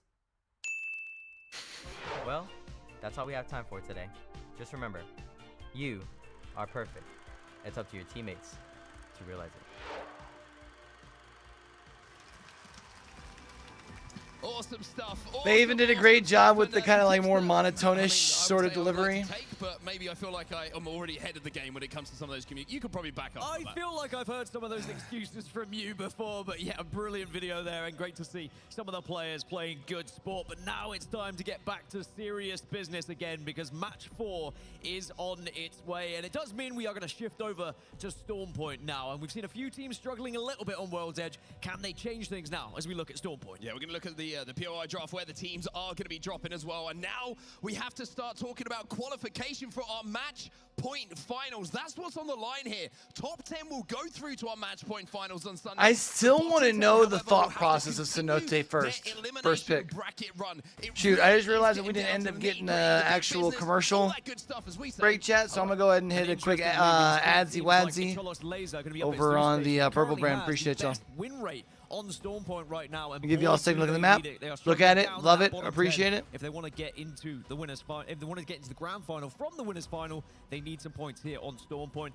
You can see Not Moist went for Cenote Cave as their drop spot, which is an interesting one, because we have seen previously that some teams would like to go more central a little bit on Storm Point, but they've really found success so far this tournament. We certainly have. I mean, it's somewhere they play from the southern side of Storm Point for quite some time now. I'm interested to see how Na'Vi play here on Storm Point as well, because they do have CO Station, and when we saw them have that really good set of games in the group stages, it was when they were playing a central POI and they were able to get into some of those god spot positions. So for Na'Vi, an opportunity here with this POI maybe to were they down in Cenote during groups? They had a little bit Am I earlier dumb? in this tournament and fire their way up those leaderboards, because they're currently down in 17th position with 3 games to go. And I'm going to reiterate it one more time before we get into this game. Top 10 will go through to our match point finals. The bottom 10 will have to fight their way back for another opportunity as we head into match 4. We're locked and loaded, and everyone has dropped onto Storm Point here. And if you are down in that bottom 10, you really need to start putting your best foot forward. Try and find some points. Even if you have to start getting down and dirty, get a little bit scrappy, and I'm starting to see a few interesting legend selection across the board. I see a Bloodhound, I see a Revenant, I see a Pathfinder on one composition. People are starting to pull out all the stops now to try and find points. I'm seeing a Bloodhound, Pathfinder, Revenant composition, and if that doesn't put a smile on your face, I don't know what will. SSG, the winners of our previous game, though, starting to find a little bit of form here, Dan, which is always a good thing. And Phony, we've already heard some of his communication feedback, as we previously saw in the video, in the Play Like a Pro video just before we got underway. I wonder if he's going to be communicating like that in-game now with 3 games to go. Well, he'll be very happy if they get some ring console information, because it looks like we're going to be heading right up towards SSG in Cascade Falls. Also a good one for Shadow as well. Shadow 36 going to be dropping just below SSG with a chance to maybe get into this zone. Speaking of Shadow 36, they are running the Bloodhound, Pathfinder, Revenant, so SSG might find themselves engaging against a rather aggressive composition in a few moments' time. If they don't have that ring console information, it might be changes things a little bit, but you can see Shadow 3690 gets more and more difficult for me to say every single time, but they're going to be heading up. Na'Vi also leaving Ceto Station. They don't have a ring console by the looks of it, but they are heading in the right direction. Looks like a ring 1 read is good enough for them. You can already see Shadow 36 are actually getting involved with the SSG here, but they are only a 2 at the moment, and Koivu's just been able to find one as well. So it's not going to be the start for that aggressive composition that you were talking about. It's going to be a good knock coming in from Koivu in that position, using the Prowler to get that first down. SSG will be able to solidify that, and Phony with the off angle as well. He's going to be able to find another one here. That's 2 players dealt with, only 1 more to find, and the composition is aggressive on the other side of things. However, you can't really do too much early in the game if you don't have those ultimates available. So an early fight maybe not the smartest for the composition. if you want to make the most of it, but to get into a prime position is obviously something you want to try and fight. Well, they won't be eliminated, Shadow 36. They still have a chance to get back into the game. There's still one player remaining. Sadly for them, they don't have the support legend to be able to craft the banners, though. So it's going to be a tricky situation from now as we check across with Alliance, who have been struggling thus far. 2 points on the board right now, 19th position. And they're nearby Fnatic, who have been griefing them a little bit, moving up towards Northpad. Only have the white armors Fnatic there as we now turn our attention to Falcons, who want to try and take away one of these primary positions for the end game. Catwall's going to go down inside of the building. Zero's playing the outside of it, trying to find a couple of off angles himself, and having seen the opportunity to maybe move up to a building which is less occupied, they're now going to find out that it's just as occupied. So Falcons go for building 1, not good. Go for building 2, not good. And now they're going to resort to playing this side of the cannon. Yeah, it's a shame that you have to go back for it, but they might get a second opportunity to maybe re-engage with one of these buildings if the third party presents itself. As Na'Vi down in 17th position, they played so incredibly well when we saw them earlier in the tournament. Can they find the same success? Yes, but just about to say, I hope we go to the Lions north out early here too, huh? Makers are now coming over to the north side of the map here to try and get involved as well. Alliance will be eliminated, so a turnaround in that fight. But Makers, the question now is, can they chase down the remaining members of Fnatic and manage to secure themselves some KP? Down in 16th at this point in this series, with only 6 points on the board, Fnatic are running for their lives here. And if they can hit the cannon, maybe they'll be able to escape. The Mozam, surely, not even from this distance. I mean, they're good. They're just not quite that good, but you can see at the other side, Na'Vi versus VKG, it's still going on. Na'Vi were able to get a couple of knocks on the board as they look for another one here. I mean, Na'Vi, so much pressure on these buildings. You can tell that everybody who is arriving sees this as the primary place to try and hold down for the endgame. Falcons are having another look at this. There's third party after third party, loads of teams getting involved, but nobody really having the upper hand in any of these fights. Falcons are looking for that opportunity, and now maybe the opportunity has changed to survive, because Jim Burton has found himself getting knocked from that window. Do have the Newcastle on Hal, though, and actually Na'Vi are going to help out Falcons a little bit here. Shadow 36 are actually getting a respawn, though, as Zero's just gone down. Zero's gone down. It's actually Kinder who aren't helping Falcons whatsoever. They are trying to put the pain down onto them. How now left on his own, tries to drag the players away and try and survive. But Falcons at the moment looking in a shambles. And Falcons will indeed be eliminated. VK Gaming will follow them up. 17 squads now remain. I do not know how Na'Vi have just been able to hold off 2 teams here, but they're going to have to get back on their feet and maybe try and hold off another, because C9 definitely still having a look at it. But it looks like they're going to be more than happy to be in their building, and they said, look, if they can take down 2, we don't want to be the third into that equation. So Na'Vi can now relax and they can calm down. But that was a very desirable building to be working for. Who was that? Amount of credit to Na'Vi for holding that building with multiple teams trying to push into them. When you have that situation, it's so often that one player will go down just from different angles being taken that you struggle to cover. A little more aggressive this game around, huh? 3 teams out in first ring. They come out of it healthy, they look successful. And now a more serene look at GG, who have been nothing short of superb so far. It is interesting down the south. Gaming Gladiators and Not Moist might come across each other, and of course that is 1 and 2 at the moment in the overalls. Elsewhere, Enter Force 36. They're just having a little look over the respawners from Shadow, and it looks like they're going to be able to pick up some extra KP here. There's going to be one. Jackie will fall. And will be converted into that KP as well. So Enter Force 36 to kind of perusing their way around the edge of Cito at the moment. Shadow 3690 still with 1 alive, if I'm not mistaken. The drone will go out from Ender Force 36 to try and locate where that player is going to go. But Fnatic are still alive here, and even though they've lost 1, Yuka's able to get at least close enough to try and get that banner, but unfortunately for him, the respawn's timed out, so it's just going to be a case of picking up a little bit of loot as Makers pick themselves up a slightly larger trident. And of course, it was an incredible story for Makers to just about sneak their way into these winners finals.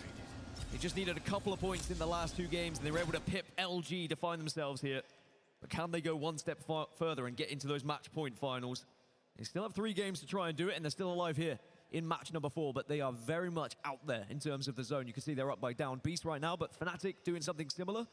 Somehow, Shadow 36 are still alive. You mentioned that one remaining player. Oh, no, I did not. I saw that. Did take down those 2. Now, the zone is going to continue which to is pull funny. north, But down at the south, Well, it's weird on my end. It shows it's a little bit longer. Still having a little bit of a scuffle. But I did It's not see a that full engagement, but they are both aware someone of had one posted a picture of that on Shots certainly being Discord. exchanged between the two teams, but nobody really, like you say, willing to overextend at this point. No real need to, but Bleed Esports, who are in 12th at the moment, 2 spots outside of those qualification spots for the match point finals.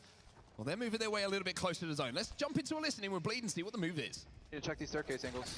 Checking left. Those guys are playing the height there with Newcastle Watson. Purple energy. Okay, yeah, I see that. We could fuck them later if no one's in our back, right? Yeah, we need to watch this fucking spider walk up and our watch towards Stormcatcher. Charge rifle on low ground. Bro, there's no one playing bottom bridge. Like, I feel like bottom bridge is a good spot with perps. At 11:59, you think? I see no movement in this building. I mean, that'd be fucking good, yeah. Bro, I literally see no move. I feel like it's just like teams splitting everything. There's just, I don't think anyone's in here. You just want to go for it? We have 2 evacs. I think we do, bro. 11:54:59. Let's pop double evacs. This is how we get into zone here. Yeah. Pop backside of here. Yeah, better. You ready? Yeah, I don't know. Listen to me. We're gonna land backside, right side of this fucking doorway, okay? Okay. Hopefully we don't get beamed from this team. I got cracked. I'm jumping. Jump.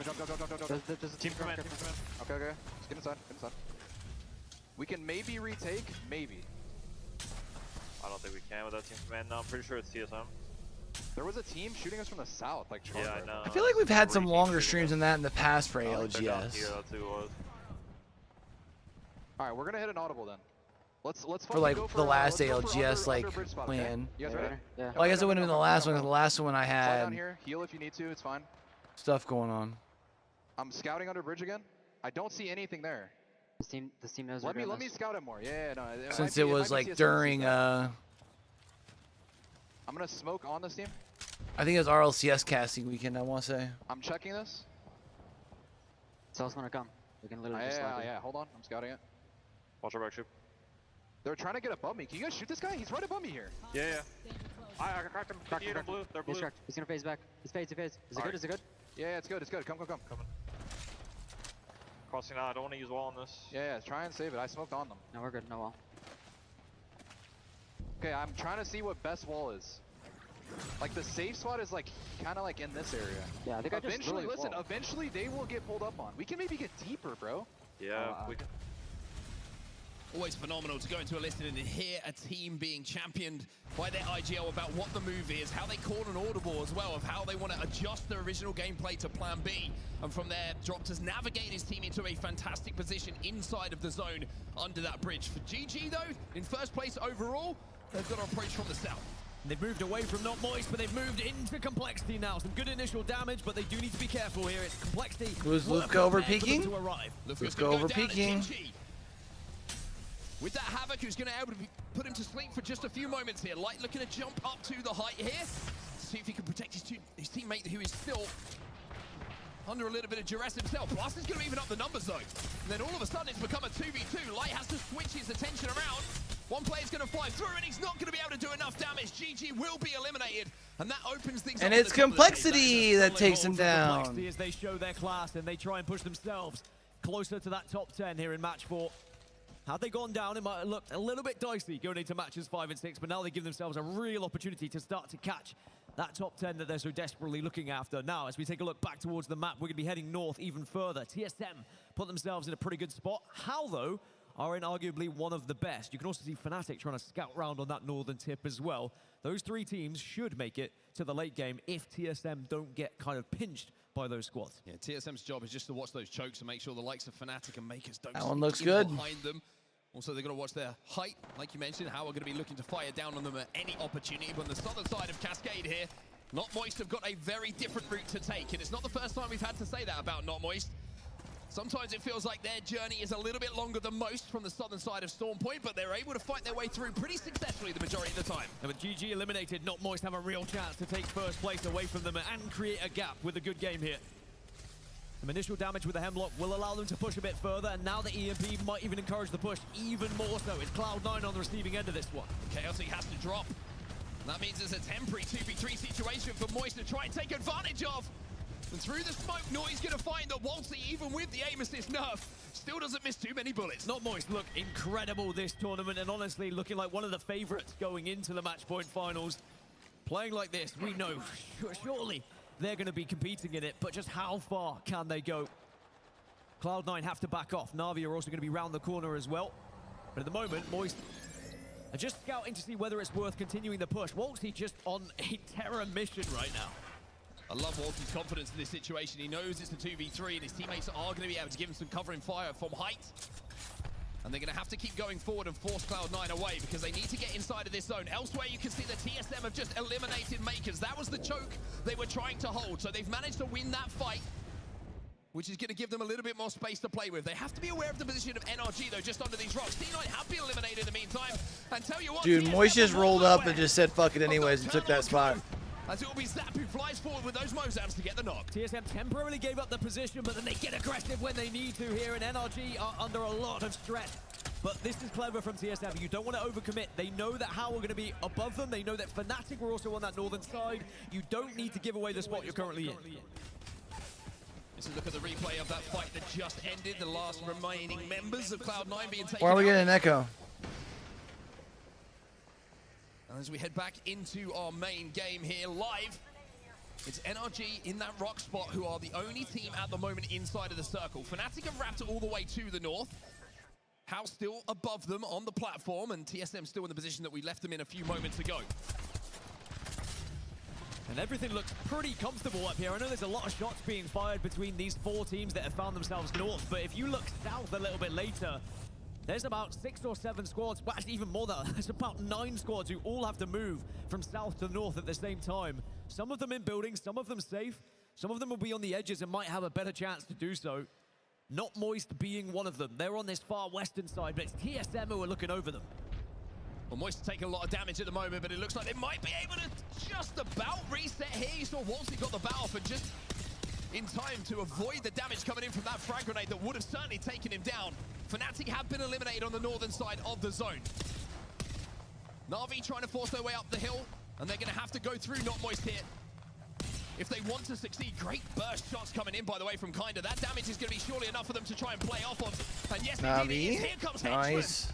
And Guild is going to find out that this man wants to win. Fight's about to kick off all over the map right now as Fuck, Furia man. takes down Legends Gaming. That was on the eastern side. On the western side, Not Moist are still stuck between Na'Vi and TSM. It really is Legends breaking my heart, boys. As now Complexity is starting to sail across above and try and find themselves in center zone. Complexity are playing straight for center zone. Like you say, NRG the only team inside of it at the moment. TSM maybe looking to move up to see if they can get some damage if Complexity choose to force the fight onto NRG. Now, TSM's job's been made a little bit easier from the fact that Not Moist did lose those 2 players. But Not Moist instead are going to take a cannon over everyone at the moment. How picking up some kills as well in the feed. Furia going to be falling to him, and look at Lugo cutting players down left and right as they try and move up. Furia will be eliminated. Furia down, but now 4 other teams are still moving from the Jeez! Oh my gosh! Na'Vi, they'll lose 2, but there's going to be more teams to worry about here. Lou was desperate for the armor shop. Couldn't get it though. Bleed Esports eliminated. SSG will go as well. Na'Vi will also fall as the carnage of the southern side of this map starts to take place. Complexity, the final team to fall, as we now have just a few seconds as the zone closes for everybody to relax, catch their breath, and set up for this endgame. By the way, Not Moist have pulled off a madness, taking that cannon to the northeast side, and they have taken How off of that high ground. And the 2 of them now are doing some domination. Now, Echolos Laser trying to show that they have a laser by name and laser by nature as they look to try and take down Enter Force 36. Shadow 36 still alive, by the way, to their north. Each of those lasers are trying to fly in here. They want some KP. They want to try and take this position away. And oh my! Enter Force 36 get absolutely decimated. Nobody goes down. They now have the castle wall to play behind as well, but Guild is overlooking this. Good shots coming in from him once again. Not Moist as a 2, but top of the table still. I've got some more work to do, and they find a cheeky little Pathfinder as well. Yeah, that's going to be the Say, where the fuck did that Pathfinder come from? Alive, trying to get into the top 5, but it might just be a little bit too late as finally, after an incredible effort, they go down. But now Not Moist as a duo, still looking to put points on the board, trying to increase that gap between themselves and Gaming Gladiators here. Kurev looking to swing, using this devotion. They're taking damage from so many different angles, though. That gen's going to be vital for them. If that stays alive, then at least the grenades aren't going to be too much of a problem for them. But if that does go down, then they will be naded out of that spot very, very comfortably. Zap taking the off angle, now retreating back to his two Did teammates Moist just decide to rotate? as they will approach this final Yeah. zone. Guild's still going, by the way. Not Moist still going, and NRG are finding that out. Don't count. Imagine they win this thing as a 2-0. This is a 2, by the way, because the way they're playing right now is insane. Guild, the current kill leader, and he wants to add more. Not Moist, summoning their inner Pulverex. As a duo doing so much at the moment, each other's laser will be eliminated as we're down to 4 squads. Kill leader in the lobby is Guild at this point. Balti looking for the armor swap, manages to get it. TSM still alive, NRG also still as a 3. And even though we saw Not Moist manage to get that knock, they were not able to convert it into a kill, which allowed NRG to reset. TSM have done so well to control this eastern side, but now they are worried about NRG. They feel like they're vulnerable. They've been pushing them further and further to the center, further and further into the possible sight lines of Not Moist as well. There's still a solo from Howl just north of everyone as well, so they do need to be aware of that. TSM decide that it's not the time to push now. NRG as a 3, Howl as a solo, TSM as a 3, TSM and just Not Moist wins? as the duo. Guild has to take a second. Who are they again rapping just here? To breathe, just to pop that shield battery to make sure that he extends his life and increases the chances of Not Moist taking home a win here. When you think about points totals to get into that match point final as well, a win here would be massive for the likes of TSM and NRG, who are trying to send themselves up those leaderboards to catch the likes of Not Moist. At the moment, TSM look like they are commanding the most space in this final circle. I think NRG might be struggling a little bit with shield economy at the moment. You saw shield cells being popped. Not fully healed with the white meds either. And when Not Moist poke, Moist is getting looked at by TSM, but NRG's not like, but right in front of them. hold off the duo on the south side of this zone. And I wonder Could how create this enough solo noise. power is going to impact this one. Volti's going to be able to ult here, which actually might really cause some havoc for the Howl solo, but TSM are still holding space. They are still keeping NRG center zone here. You can see NRG still haven't been able to heal. They have no shield cells to play with, you would imagine. Guild now starting to burn. That's TSM. Showing great patience in this situation. How have So How's out. Moist has at least gotten up at 3rd. As the duo, NRG is a 3 but weak, and TSM commanding the northern side of this. This is looking like a TSM opportunity to win. But NRG, if they do end up pushing TSM, it opens things up for Not Moist, and they know that, but it's going to be the other way. It's going to be the flip side. NRG sent it to Not Moist. And NRG are playing for second here. They recognize the situation. Good play by They will NRG. get second, Not Moist eliminated, but it just opens the door for those 3 letters, TSM, to call themselves Called it. champions. TSM send themselves up to joint second with Gaming Gladiators. And that win will all but secure them in that match point finals, but now they need to start thinking about Now placing TSM's as gotta high as possible for a better try and POI keep draft, climbing, better get a good position draft in spot. those finals. But 48 points on the board, excuse me. All right, I got this. They surpassed Gaming Gladiators. They look like they are on a mission here. Not only to prove a point to their fans, but to prove a point to themselves. Think about the disappointment of just a month or so ago, right?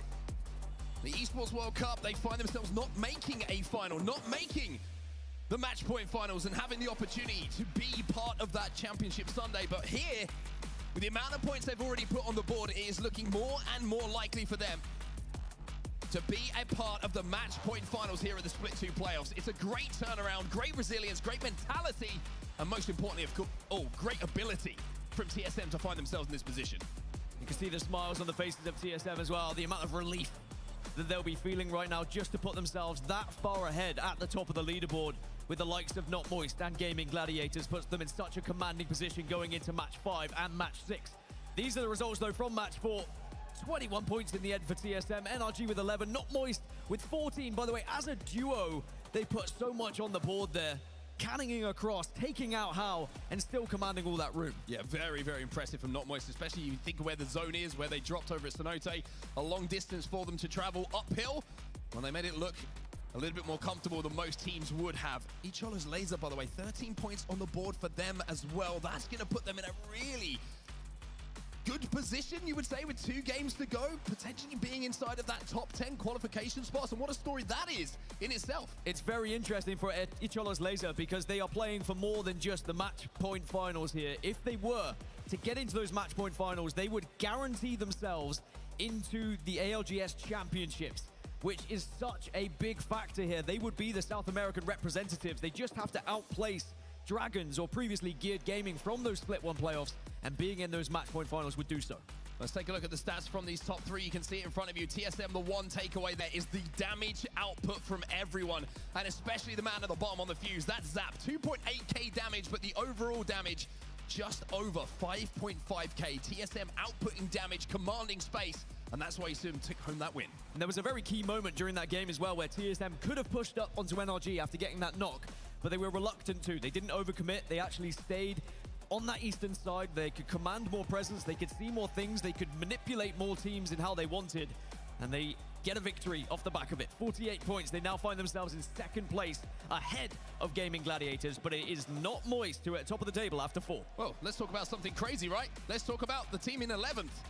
Team Falcons, if it ended right now, would not be qualifying directly into that match point finals. They would have to go through that elimination bracket, but we still, of course, have 2 games to go here on World's Edge before we know what that top 10 is going to be. We'll get back into the action in just a few moments when we get back from this break. Game number 5, just around the corner.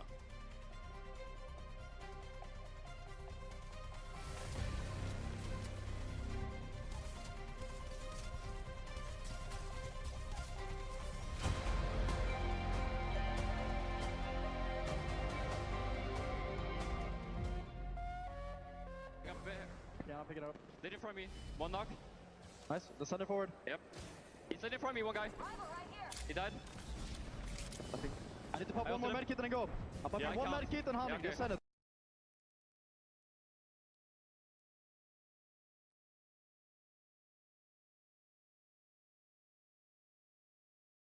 Yeah, I have to. We got scan. Can you scan? Over here. We gotta send. Yeah. I'm going in now. I'm ulting them. Q me. Knock one! Q me, I like it. Turning up. Yeah, here. Where's your... Stacking. I'm pushing. Coming. Kill one guy. Jumping. I'm not getting... Awesome effort there from Alliance.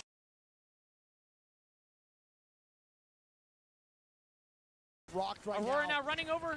And here we go. C9 has a lot of work to do. C9 taping it. Nice. It's a great play by C9.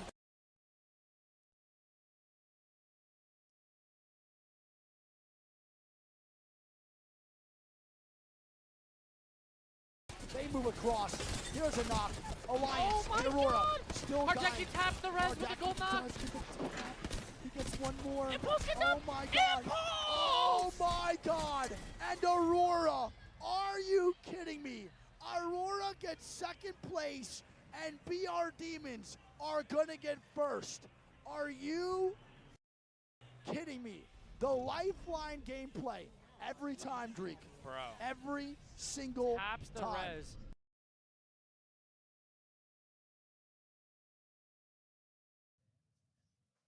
Battle Beaver, the official controller partner of the Apex Legends Global Series.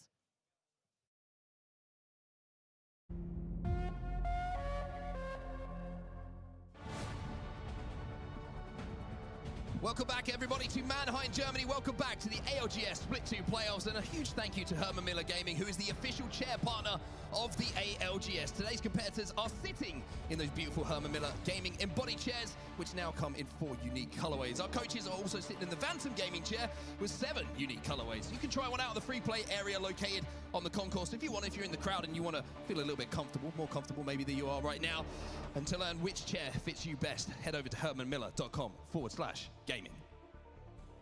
Thank you, Herman Miller, and of course, thank you to all of our sponsors, but very excited to get into match 5 now, because you mentioned it, right? We've got a team that's just gone into 10th, where they're trying to get to the World Championships, basically, with this position they find themselves in. And then you've got a team who's just dropped into 11th of Team Falcons, who would be expecting to be in the match point finals from the winners bracket. Yeah, it's very, very true. I mean, the stories just continue to evolve in front of us, right? And this is the story so far. Match 1, GG. We haven't got enough time to talk about how good they've been. Not Moist, you could say the same thing. SSG was such a vital win in match number 3, the final one on World's Edge, before we see TSM returning to the 4 in match number 4 to put themselves up into 2nd position overall. This is how it stands in the series heading into match number 5 now. Not Moist up on top, but the cutoff is the most important thing. Top 10 will go through to our match point finals, whereas the bottom 10 will have to go into those elimination finals and try and qualify back for a chance at becoming a champion. And often to get into the top 10, it's usually somewhere in between 30 points to 35 points, right? So the likes of SSG, NRG, Gaming Gladiators will start to feel pretty good about themselves. Maybe SSG and NRG want a couple more on the board just to feel truly safe. But those who are down in that lower half, in the bottom 10, this is when it starts to get to panic stations. And maybe we will start to see a few more changes in composition and also changes in play style. We already saw Shadow 36 try and do something a little bit different. They went aggressive. Sadly, they got caught out right at the start of the game, and they were never really allowed to get going. But they did manage to survive quite late on to put at least a couple of points on the board. I mean, something just to highlight here is it's so close still with 2 games to go. You're looking at the cutoff at 20 points as it is going into Game 5 and Game 6. Team Falcons are on 20 points as well. That's how close it is. They're just below them on the tiebreaker. Legends Gaming, 19. Complexity, 18. Bleed, 14. I mean, you look above each other's laser holding down that final qualification spot. Cloud9 only 1 point ahead. Enderforce 36 only 3 points ahead. VK, 7. Then 1 more. It is so tight between, I would say, NRG down to around 15th, and NRG at the moment are sat in 4th place overall. So 1 win for any team at the moment completely changes the complexion of who might qualify. But it's time for us to stop talking about potential and start getting back into the action here in Mannheim. Match number 5 is live. Stormpoint gonna continue to be our battleground, and we're gonna get a little bit closer to the end of our story after this match is done and dusted. Could be the difference between a bad zone, a good zone, a bad push, or an incredible team fight. It could be what sends you into the match point finals. That's how close and competitive it is right now in this lobby. But with 2 matches still to go, it's not all doom and gloom if you are down in that bottom 10. You still have a little bit of time, albeit will be very dicey if you find yourself down there going into that last match. But now here in match 5, you still have that opportunity to show us what you are truly made of here at the ALGS Split 2 playoffs. As we'll get a look at the first zone, which is going to play a big part of how teams are going to approach this one. I'm looking across ring consoles at the moment. Fury have 1 down at Devastated Coast, so they can move very fast. As zone-wise, we're actually going to be looking over towards, well, in between Cascade Falls and Stormcatcher is where we're going to be heading. Yeah, very interesting zone indeed. And although it is slightly similar when you see Cascade kind of on the edges of it, obviously we have shifted a little bit more over to the east. So that front side of Command Center might be a pretty good place to try and hold down. And for Hal, who are, I would say, the team who are closest to the cutoff when we're talking about the bottom half of it, down in 15th, they need 10 points to take that final place away as we head into the penultimate game. But one team who's got to survive to start with is going to be SSG. And Shadow, this time around, are going to get the knock onto Koiful, so a little bit of revenge for them. The Shadow 36, who just had a couple of players wander a little bit too far last time, trying to take an aggressive fight against SSG. This time, they do get that revenge that you speak of. But will they start to push further and closer towards SSG to try and disrupt their game and try and push themselves closer towards top 10? Because they have a real opportunity here with SSG only being on 2 players, but maybe they won't go hunting. Maybe they've got what they wanted. Maybe they've got that taste of revenge that they were looking for. Always tastes sweet. Well, let's watch a little bit of Falcons then, because this is a really big game for them, right? This rotation with this Trident, they're going to be able to hit the ring console here as well. It's going to give them the information they will require to formulate a game plan. Now, I always talk about pressure in situations, right? Game 5, even though we're not in our match point finals as yet, the pressure to get there is still there. And if there's one team who probably feel pressure more than anyone, with expectation from community, fans, pundits, analysts, whoever it's going to be, it has to be Team Falcons. So they will know how important this game is for them, just to relieve the pressure and not leave it all up to Game 6. It's also an important game for Alliance, down in 20th position. Of course, Fnatic dropping at North Pad. It is griefing Alliance a little bit, as they usually like to take Ferrari and have both North Pad and Ferrari, but maybe Fnatic said, hey, that's a little bit greedy, so we're not going to allow you to have that much comfort. And Fnatic are also pressing onto Alliance here right now, but there is also Makers in the area, so you have to be careful with this fight. Akis is going to get broken, tries to respond with a charged Sentinel shot of his own. sure if he did actually get that one charged up or not, but the EMP is now going to come in from Fnatic. And Fnatic are going to push. Look at the damage already that Alliance have taken, and there is that shadow in the distance, which is going to be Makers. So if this isn't quick and this isn't clean, you get the feeling that Makers might come into third party again. Leica going to be last player alive here for Fnatic. It's a 1v1 inside this building. It's a 1v1, and this is going to be mop-up central for Makers if they play this one correctly, because both players are trying to survive. As here arrives Makers.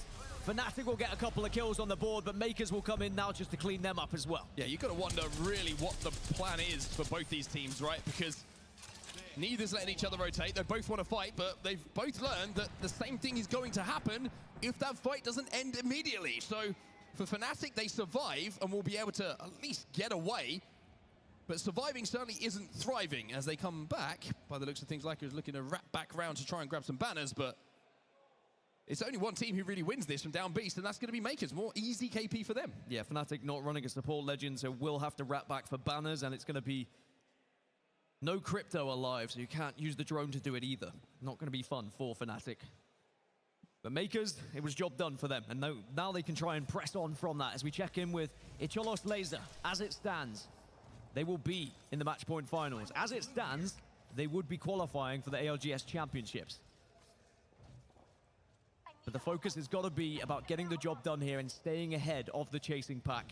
And if they play anything like they did on Thursday, it was incredible what we saw them be able to achieve with the matter of fact of how they played, Mark. They were aggressive at the right times, but they also read the zone so perfectly. They certainly did indeed. I have to agree with every single sentiment that's positive about their performance so far here in Germany. Little note as well, just looking at Alliance. We'll come back to that in a few seconds, because finally, Fnatic will be eliminated, and it's Makers who, again, are the benefactors of this North Pad Trident fight that keeps going down. But to touch upon Alliance, 2 points overall at the moment, down in dead 20th in this lobby. It's going to have to be something special in the final game, but it's looking like they are headed to that elimination bracket. Yeah, they would need something similar to what Team Liquid were able to do a little bit earlier in that elimination bracket round 1. A miraculous final victory just to send them into the next round. But that doesn't mean it's not doable, because we have seen Alliance pull off crazier things in the ALGS history. Now, Team Falcons, you spoke about the pressure. 11th position at the moment, tied on those 20 points with Icholos Laser. But they have been able to find themselves pretty center in terms of where this zone is. I think the ideal position would be maybe down in the lower part of this dip, or the higher part of this dip, excuse me. That was the building that a lot of teams were trying to get to right off the rip. Oh dear. Jim Burton taking a little bit of damage from C9 from distance.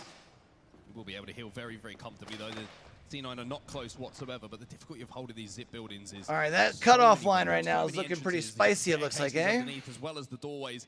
A lot of angles that can be taken just to catch you off guard. And before you know it, you're getting angled out, one player goes down, and then the collapse happens. So a lot of work to be done for Falcons just to hold that building down themselves as... Again, not Moist, they play their own game. They are currently leaving Devastated Coast on that Trident. You can see right in the bottom right-hand side of your screen there. I mean, Stormcatcher is where they is where Legends drop, so with where this is, they should be able to get a good read. I mean, Strafing Flames and calling some pretty good circles. Good zones. It's going to be a little bit further northeast here. And now that's great for the teams that have committed that heavily, but Not Moist can wrap on this eastern side. They would have to go through the likes of TSM if they want to approach that way. You can go through Stormcatcher, go a little bit north, and then find your way to the western side.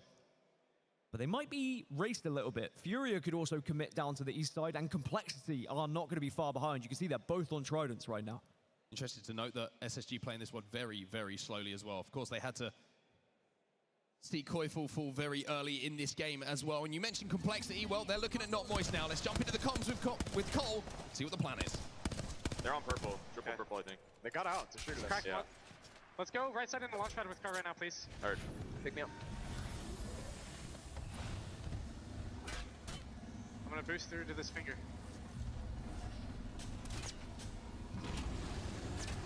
Okay. Probably gonna have to ditch the car here. Why don't we go through gas? I'm down. I mean, wait, I can just go up on the right here. Yeah, yeah. Can you drone it out? No one around. What the fuck? Okay. We need to hit the dude scan over here. Okay. They're gonna be in front of us. They literally own us with the car. They just hit dude scan. Yeah. I'm gonna get out and heal. I need to heal. Okay. I'm gonna get close to this. I have to move forward a little bit for it. Do we want prior of this? Yeah, I do want prior. Well, I think we should drive up. They're close. They're in the probably. I think come to me. We're gonna drive up to Stormcatcher right now. You gas or what? No. Up here.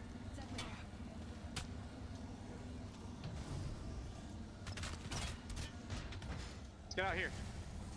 We need to look at them immediately. Yeah. We need a drone in front of us. We need a drone in front of us too. They could be on our low ground. Yeah, It they should just could. be this one team. I'm gonna drone forward from here. Yeah. You guys see them? We need to get eyes on them. I don't They're see here, them yet. here. Okay. Yeah. Keep turning in front of us. Yep.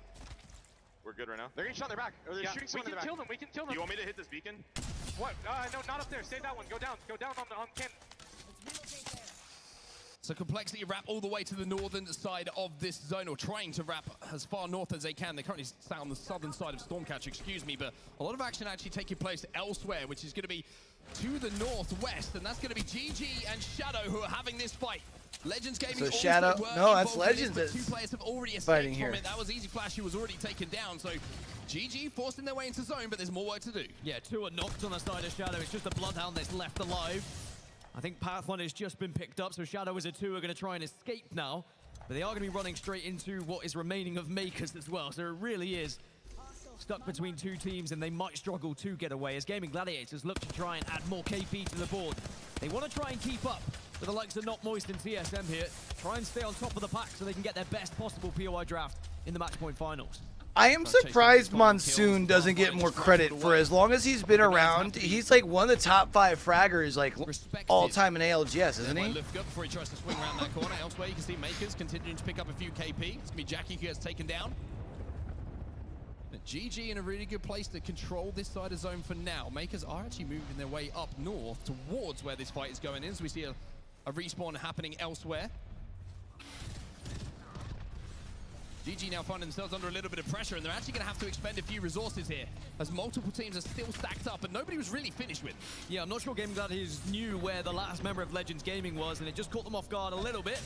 But now maybe they can answer back, but Strafing Flame able to get the initial knock, but Lufka, as the Newcastle will say, look, no problem, don't panic, I've got the gold knockdown. Reinforce the door as well almost immediately, which is going to let them reset, and Strafing Flame decides that he is out Taking of the there whip. alongside his 2 teammates. So Legends Gaming get back up to a full complement. Shadow, though, you can't really say they're feeling the same at the moment. It's looking a little bit ropey for them as they're having to pop heals inside that zone. Yeah, this composition hasn't really given the fighting power that maybe they thought they'd have so far. But I think they've been caught on a few dodgy rotations as now Lufka again from distance, the Nemesis hitting hard as ever. But they've got a lot to do to GG from this northwest side, because you either commit to command center, which is pretty ugly, or you have to force yourself through a choke that's currently being held by 2 different squads. Well, Lufka's just found out where the last 2 remaining members are. Throws the mobile shield down. He's going to have to avoid some grenades, but Shadow might be finding themselves out of this lobby very quickly. They managed to escape once again, but for how long can they stay alive? It was Jackie who went down initially, and now he might be the last to fall here. Back over to the other side of things, though, at the top of the lift. Moist has a fucking climb in front of them, don't they? NRG are wrapping behind them, though. Look at this. Timmy's gone down, and now it's going to be able to gild and Walty again, much like it was in the previous game, to try and rescue something. Well, last time they were able to cannon across and stay alive, but this time NRG have control of said cannon as Not Moist are eliminated in 17, so that's good news for the likes of GG, the likes of TSM, as also Shadow 36 go down as well. Now Complexity can start to move a little bit further north, but they don't want to overcommit to enter Force 36, because again, they'll be worried about NRG. Shadow 4 3690. C9 have the high ground. Falcons already taken some damage. This could be a huge fight in the context of not just this game, but maybe the series, maybe the qualifiers for finals. How's No gonna way. Get 2. Jim Burn's going to fly in as well, and it will be C9 eliminated as Falcons get some valuable points. But will they get third parties? I was gonna say, they've got people shooting them. Anyone pushing them, though? But it looks like Falcons will get the opportunity to reset. Fury are actually going to jump towards Hal. So Falcons just need to be thinking, all right, we need to get behind some shields here, try and get this third res. I think Hal actually being zipped on by Furia has given a little bit of a blessing in disguise to Falcons. It means the attention will be taken away from them. And even though the Newcastle was down, Imperial Hal will be brought back to his feet. So Falcons will be able to fight once again. 14 squads now remaining as we look through the lenses and the reticles of Furia up on top of that zip building. But on the other side of things, TSM now under a little bit of duress. Yeah, it's TSM versus NRG. NRG had to wrap round back south as we head back over to Team Falcons. It's now Gaming Gladiators who saw the opening and have now joined this on the eastern side. Makers out. Eliminated in the kill feed. Falcons looking towards GG. TSM is still fighting NRG though down at the south. TSM got that first knock and now they're starting blasting with these Mozams again. Smoke just so that they're back. Bro, everyone talks about just started blasting with the Mozams. I love it. You might have to be careful of those meds being burned, but it's going to be NRG who do lose the fight. Everyone from TSM stays on their feet, even though Zap took a dip into the red. Yeah, they'll be fine to reset as well. No teams to try and third-party that one. So now our attention turns back to the western side yet again. So Gaming Gladiators were actually given an opening from when Furia sent it onto Hal. Falcons reset and GG were able to walk up into this choke and actually survive. Otherwise, it could have been very difficult. Now Complexity and Bleed are also fighting. Bleed have been in this building, by the way, where we're expecting the end game to finish just outside of, essentially for the entirety of this game. They get good damage as well. Monsoon will go down as well due to Wait, did he hit him for 90 or did he hit the Hail Mary play for pylon? And now Bleed kind of find themselves in a little Sound bit like of a a precarious situation. Do they control flesh, the height? right? Do Like they we try got and push in the to break deal with sound. the complexity and control the inside of the building? Or do 33 they let minutes Lou on and my Kimchi lunch, just chat. reset here, knowing that the position they have is a good one. SSG tried to take it, but Bleed hold them off. SSG is the two trying to fight so much to survive. It's a hot commodity, this building right now, as Complexity as a duo are holding out everyone. They've got the fences to work with, but no one wants to push in right now because there is going to be a third team if you try to. Enter Force 36 are looking over it as well. Kimchi jumps into the drone trying to get info, I think at this point. Also going to try and collect that banner, which he manages to do. So a little bit of hope to play this game out as a 3 as Falcons, well, the catwalk was down, but also Jem Burton will follow. A rough rotation for them from the south to the north. They got Fury in front of them. They got TSM behind them. And to the north of this zone is Legends Gaming, who are trying to force their way out of Command Center towards zone. Let's jump into a listening with Legends Gaming. Put Jen. Okay. I'm gonna put Jen here. I saw someone. I got arc. There we go. There we go, Flash. Fight someone's like. I'm gonna make portal. Try and fight this. I make the Jen. There we go. Try and fight this. I'm pulling behind them. There we go. They're in the corner. Push their shit. Newcastle shield up. Just break it. I saw one of them. Bring in the shield.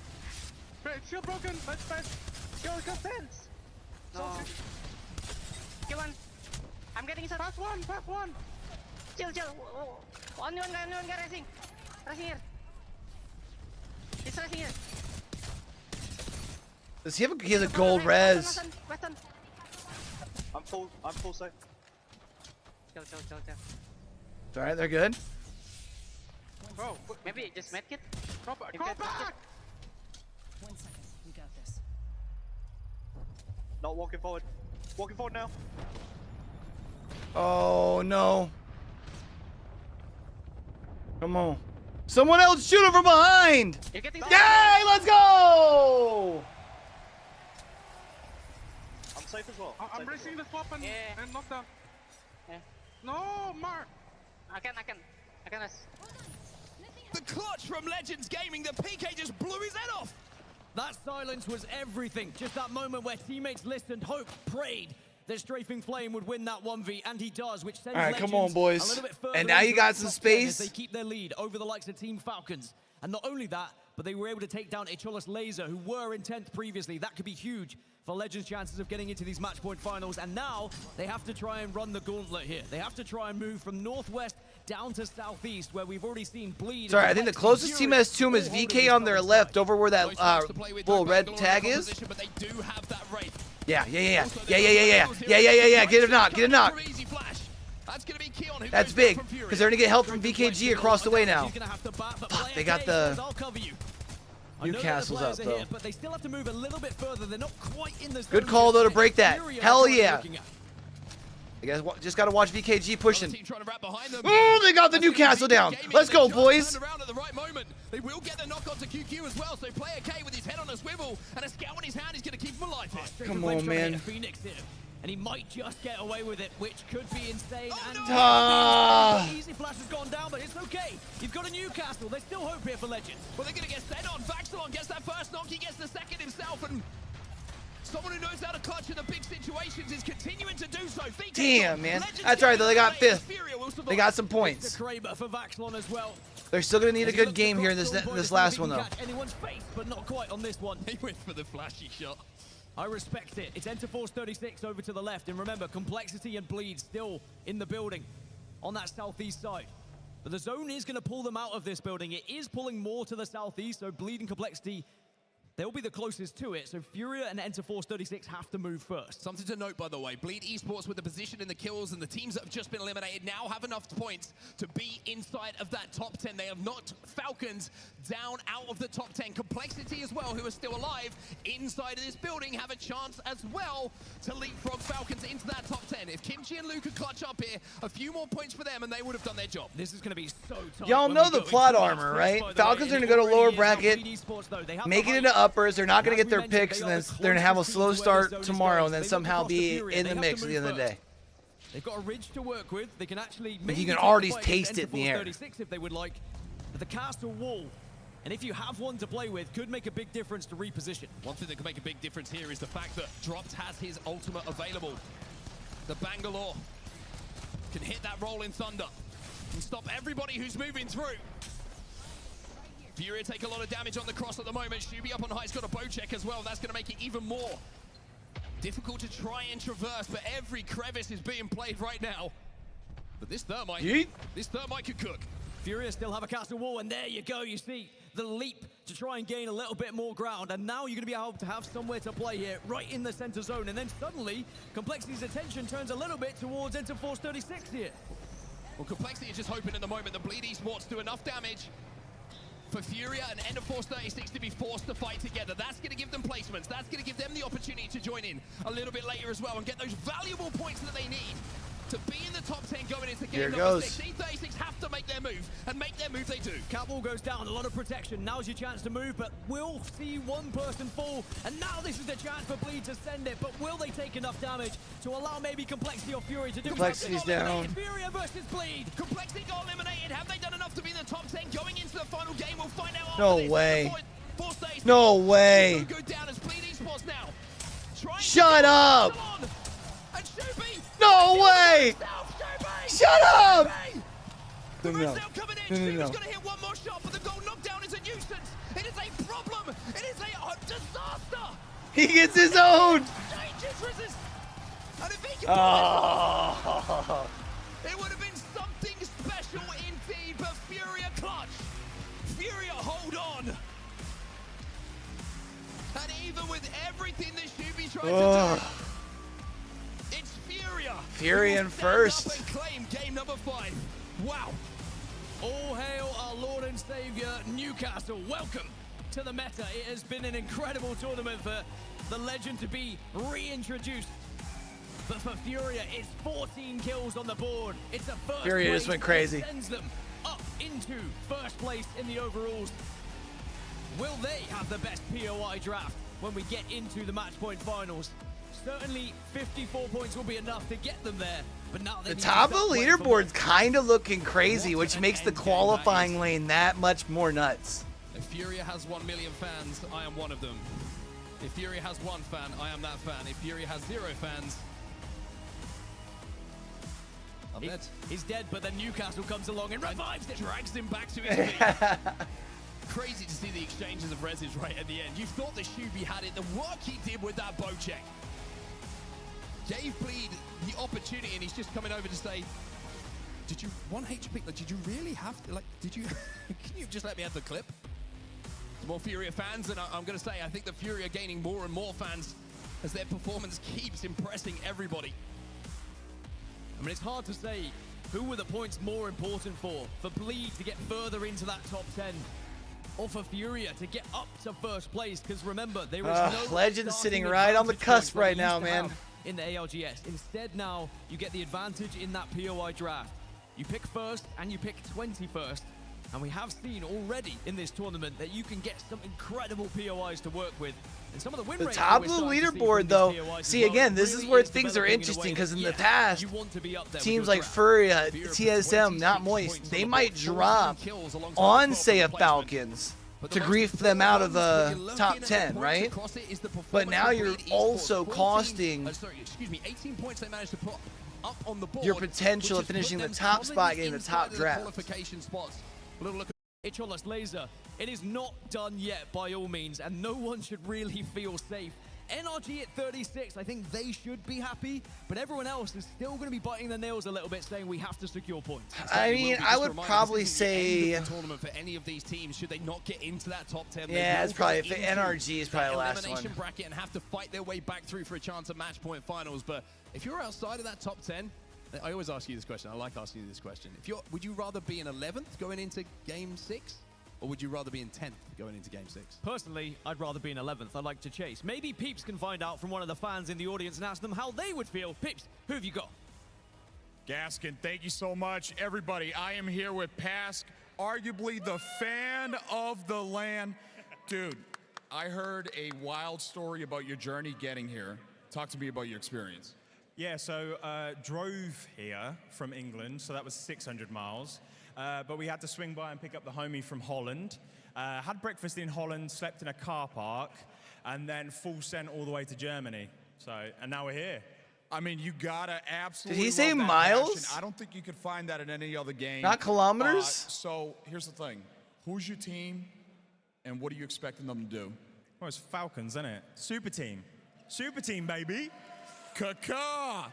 All right. So now, if you want to talk to the Falcons right now, all right. They're not doing so hot. What do you want to say to them? I mean, you've got it. You know you've got it. You know you can run through the lobby. You're just giving everybody a little bit of a chance. I mean, we had, obviously, Riyadh recently. You could have won that, but you gave it to someone else. But I think that, you know, it's going to be easy. Even if you go down and play a little bit more Apex today, does it really matter? Because you'll come out with a trophy at the end of the day. That's that faith, that's that belief. I know they're taking it and they're running with it. I mean, crowd, can we make some noise for the Apex community? Woo! All right, Gaskin, take it away. Said I'm taking it away. You don't even get to talk. Fine, Peeps. Don't know what you did. It's sometimes good because sometimes when it comes to all respect. You say some questionable things. Fellow ball guy, I thought I'd like we'd have something going on, but it's okay. You can't always be friends. Over to you. Yeah, thank you very much. Welcome back. And I mean, match 6 is going to be here shortly, as is Onset. Thank goodness, because I would be terrible on my own. Anyway, match 6 is shaping up to be one of the biggest and best matchups that we've had so far this tournament, because there is plenty to talk about, whether it be getting into that top 10. Would you rather be in 10th? Would you rather be in 11th? Or would you rather be competing for that first place right now? Because a lot of these teams at that top are all having a chance here to try and be the first seeded team when it comes to that POI draft. Yeah, I mean, one thing I just want to say before we continue that discussions is I enjoyed Falcons in it. Hit me in the heart, that one. So we're not getting a commercial break? Stop shaking your head at me. Let's talk about what we've got in front of us. Let's talk about some of the permutations. Let's talk about qualification. Let's talk about getting to that match point finals. But before we do, Bleed Esports might have just been helped on their way and their journey towards that match point finals, but this play from Shubidan, it was pretty ridiculous. It could have been a clip we've been watching for quite some time if he just had that championship banner pop up. Turned into Legolas for a second and started to show us what he can do with a bow and arrow, but this is how devastating Newcastle can be in this meta. We've seen some crazy clips so far in this season. He's 1 HP.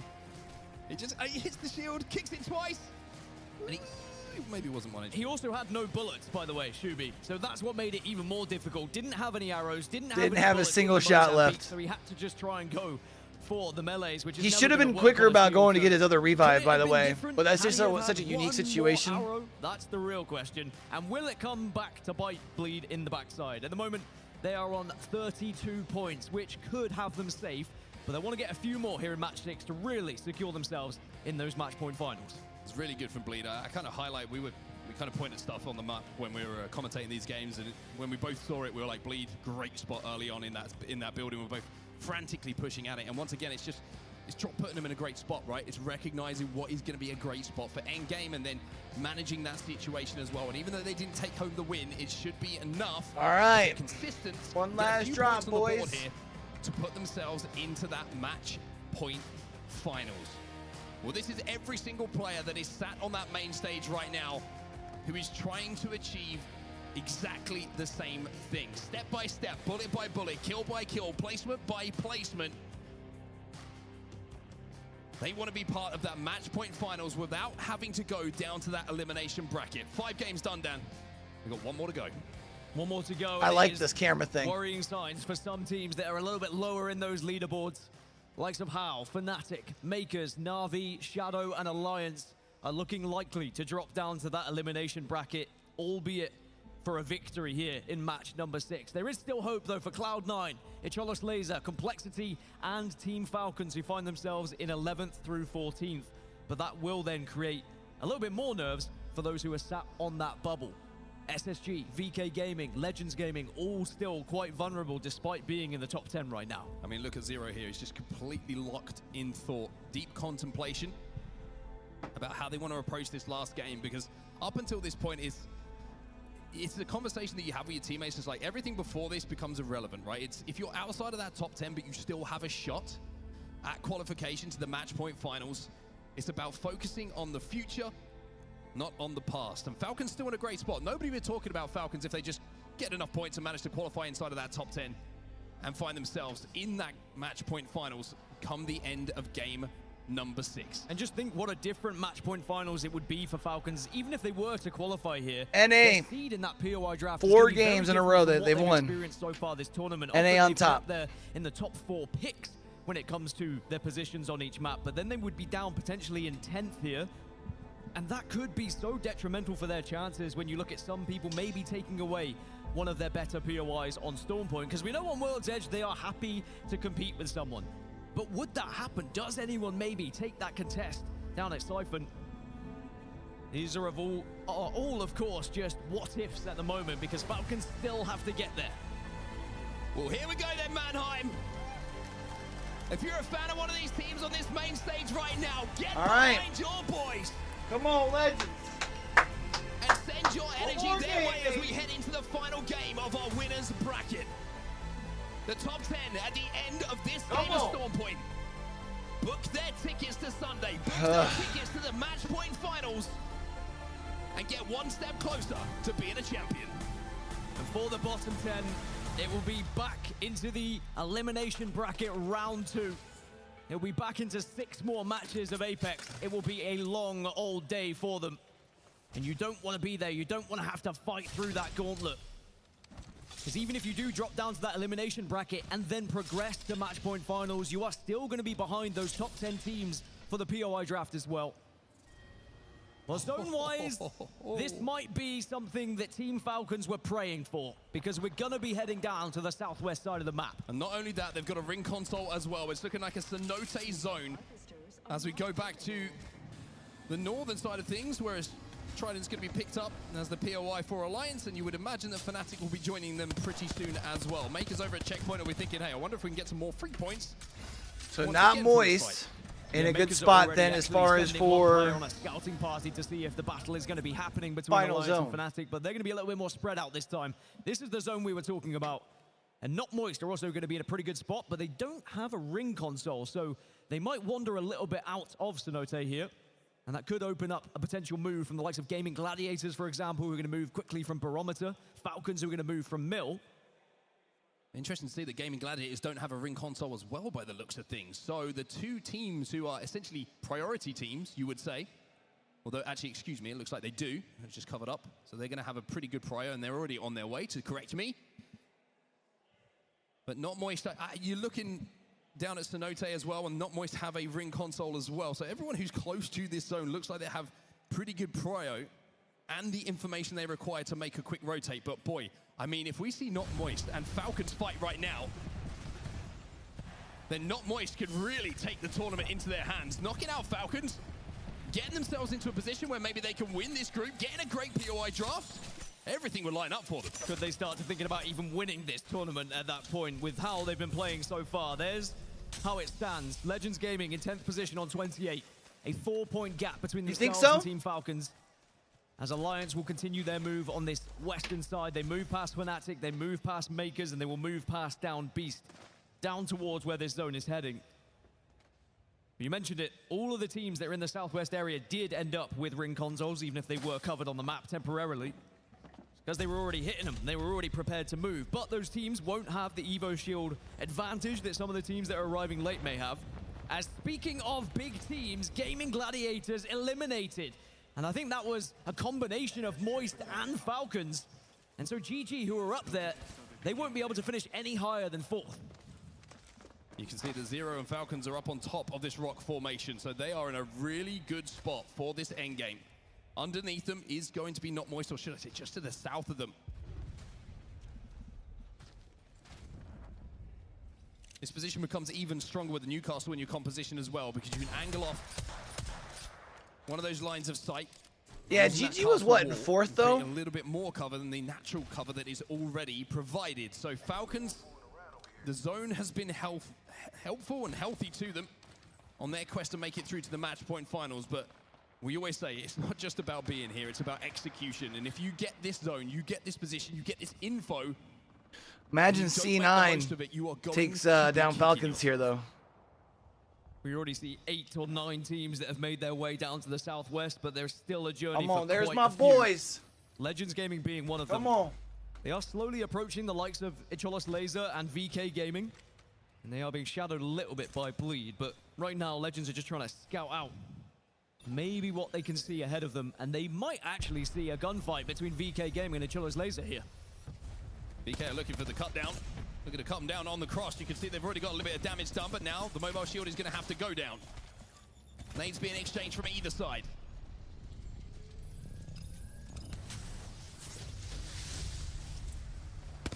It looks like they're going to decide to just disengage from this. I think it's just the smartest thing to do. Both teams know that they're within striking distance, right? If this tournament ended, excuse me, if this series ended for both teams, I was saying they just land on Legends though, right? Neither of them would be qualifying, so everyone realizes that was involved, the 6 players in the 2 teams, that fight is not good for anyone. Well, VK Gaming, they ran away, but they did almost run straight into Legends Gaming, but Legends Gaming said, actually, we're not going to take this fight because you've been able to gain high ground off of us. But you are right, with so much on the line, a fight that could lose you your chance of getting into those match point finals, you just back off, you play a little bit more safe. And that happens sometimes in match 6. People are a little bit more reluctant to get aggressive. Less risks are taken by certain squads, but then on the flip side, if you're a little bit lower down, you start to see more risks being taken. And it's that unexpected nature of who you're going up against as well. Are they going to do something a little bit stupid, a little bit unpredictable that we're not expecting? It's good to see the Fnatic and Alliance have lasted a little bit longer than they had previously. Fnatic going to take the evac and head over towards down beast. That's going to be their choice of rotation. And now G in the kill feed. Reptile's going to find one with a triple take, but usually with that weapon in your hands, it means that it's done from distance. Fnatic down in 16th. Very quiet this tournament so far, you have to say, Fnatic. Yeah, Fnatic have yet to have a Fnatic day, right? Even though they were able to get themselves... a Fnatic game. Yeah, get themselves into this winner's final, sure, but in previous tournaments, we've at least been able to see them have one pop-off game where they really show what they're made of, but they've been just kind of biding their time and getting themselves through games. But in a lobby like this, they've not been able to find those same points. As VK Gaming, very low right now, but will be able to reset. As again, it's going to be Legends Gaming dealing damage to them from a distance here. Alliance versus Fnatic. We wondered how long it would take, and we're about to find out. Hackis is low. Hackis has his shields broken, and Hackis will go down. It's Yuka who gets that first knock with a flatline, and Fnatic look to pounce. And this could be confirmation of Alliance or Fnatic into the elimination bracket, depending who wins this one, as Alliance have lost another. Probably Alliance, it looks like. Continue to head forward here, continue to try and finish off this ongoing battle with Alliance, and there it is. Fnatic get one up over them yet now again, Bleed's but gonna come maybe third they'll be party leading this. them in that elimination bracket, because now Bleed are here to clean things up. Bleed are looking to play the edge of zone here. They're looking to clean these final players up, like you say. A lot of damage already been done, but look at VKG now. They've got up the zip line, and they are having a little bit of a field day themselves, as Yuka's going to find out it's not just Fnatic, it's not just Bleed, that VK Gaming, who are inside of those qualification spots, remember. It's crazy because this is the same team that last year, and I'm pretty sure it's the same squad as well. Create that gap between themselves and the bottom 10. I got if you see banned for cheating. Easy KP, you definitely go for it here in match 6. But it means that Fnatic will survive. Just the presence of BKG, make sure that Bleed back off slightly here, and they'll reconsider their approach. But all of these teams will have to move in 45 seconds as the zone closes. They haven't got too much time to dilly-dally here. Bleed looking for the final remaining members of Fnatic. VK are out of there. They've already started their rotation. You can see Bleed playing this one very, very slowly, very deliberately, very methodically to make sure that nobody gets caught off guard. Fnatic have retreated back into the zone. You can see that right in the northern side, but When it comes to zone, it is going to be pulling out towards that rock formation that we saw Team Falcons and Not Moist fighting for a little bit earlier on. Both teams with good positions, complexity down at the southern side of it, inside of Cenote. Let's see Falcons down in the lowers. Come on. Just behind Team Falcons in 11th. Or I guess winners too. They find themselves in 12th place, just 1 point behind Team Falcons and 4 points behind Legends Gaming. Every single fight we see from this point onwards could really make or break a team's chances of getting into those match point finals from the winners finals. Remember, if they do drop out, they'll go into that elimination round 2. But there's a lot of teams that played incredibly well during elimination round 1 who are eager to get their shot at the grand finals as well. The likes of LG, who dominated that lobby in Elim 1. And LG, who maybe feel like they should have been in this winners final as well, albeit down to a tiebreaker, they ended up falling. Yeah. Playing devil's advocate. I know, when you love it when I do that. Care package over there. Devotion going to be coming down from the care package. That might help Echola's Laser on their way towards this zone. You can see they have a long, long way to go, and they've got Makers in front of them at the mill. Bleed Esports are also arriving over at the mill as well. So maybe as this fight breaks out, there might be an opportunity for them to go and third party this. Makers up on height, choosing to retreat. I think maybe a little bit of an armor check coming on their side, and they decide, hey, we just want to reposition here, stay alive, and hold out from a safe position in zone. It's really tough for a lot of these teams because there's a few who are down at the bottom who recognize that they really need a victory if they're going to get into the grand finals. So they're kind of backing up and saying, well, actually, we need to continue to traverse towards the zone. And they're running scared because a team like Bleed, I mean, they're a little bit more comfortable on 32 points. It's an interesting zone, isn't it? Just for a lot of teams who are in the chasing pack, because when you look at the map overhead, when you look at the zone, it's one of those that doesn't have a huge amount of buildings, playable area, it's rock formations, it's open water for the majority of it. So getting there early is, you know, gold dust, essentially, to find one of those positions. But if you're approaching it late, then your game plan has to be to look for third parties and really play like hard edge. Look for opportunities to punch through as other teams are forced to fight. And the reason why Mill is hotly contested at the moment, there's a ring console here that everyone really wanted to use. You get as close as you can to the POI, you use the ring console, and then you get that extra information that those who moved early do not have. As we'll get that shortly. But because there are 3 teams here, you're not going to be able to use that ring console as we get a match pause now. For all the players just to reconsider how they want to approach this Esports, baby! And it almost adds to the nerves, I have to say. It adds to my nerves for sure. I started pacing during that. Did you see? I did. I've only got like 4 square feet to walk here, but I was making it work. You've knocked into me a few times, it has to be said. Sorry, man. I've almost been knocked over. Well, it gives everybody here in Mannheim a little chance to catch a breath in the crowd.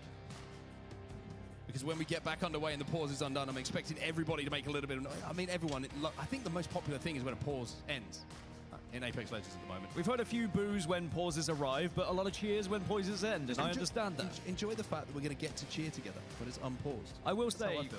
the crowd here in Mannheim, you've been excellent so far, but in North America, when pauses did end, there was maybe a louder cheer, and we'll have to see from you guys whether you can top that on the noise meter. I'm going to say you're showing NA bias because you're a dual passport holder.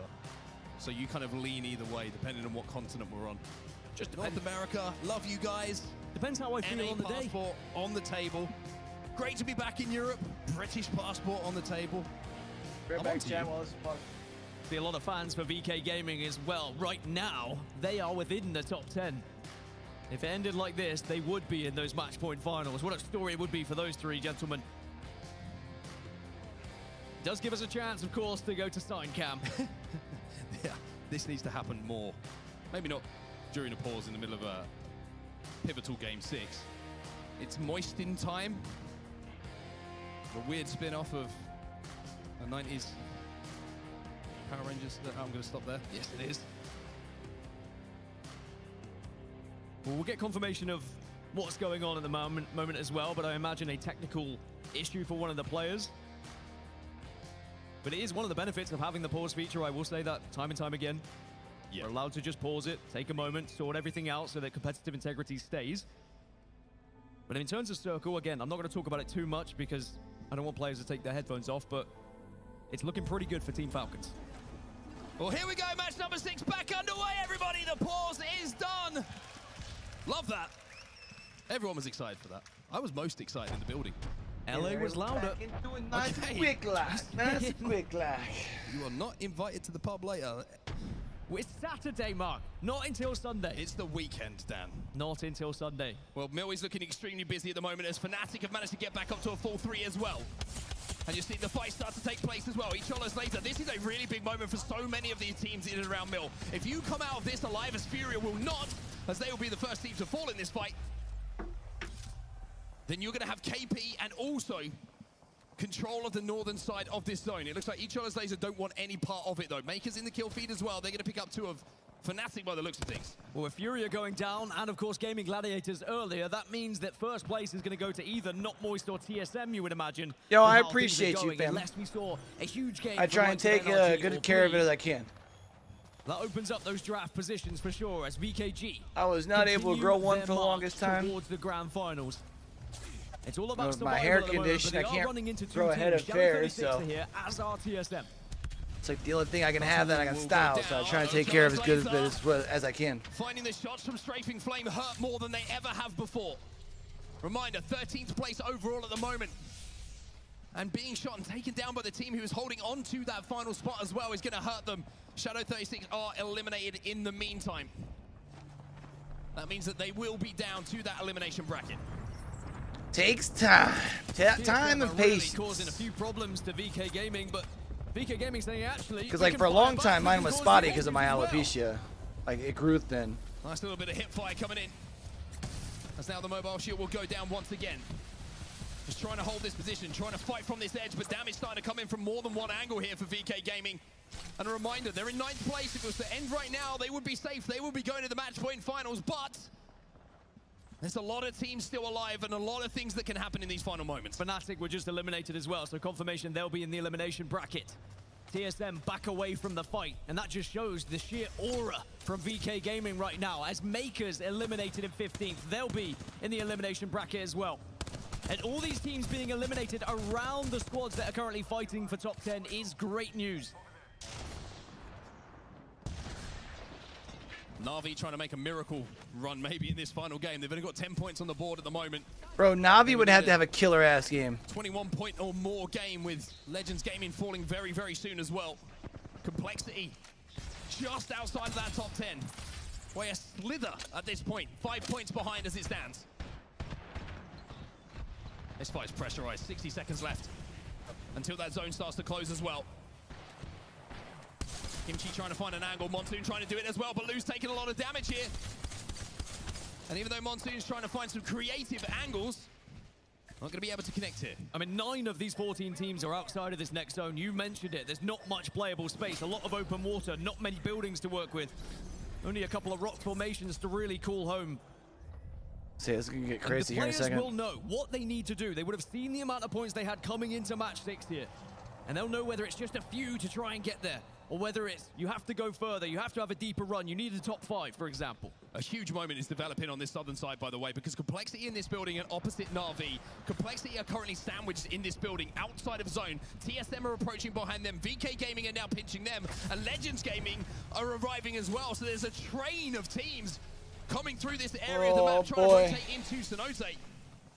But you get the feeling that only one is going to be able to survive here unless Na'Vi try and rotate away a little bit earlier and create a path for multiple teams. But Na'Vi know what they need to do. You mentioned it. They need a mammoth game, which will include kills. So they're going to be thinking, all right, this might be our chance. We see all these teams in front of us. Maybe we could pick up some KP. Is Complexity doing their best to fire through the smoke right now? But Lou's down. Lou's down. Kimchi trying to Sorry, they get him back up? managed to take down a play himself. No. Kimchi will go down as well.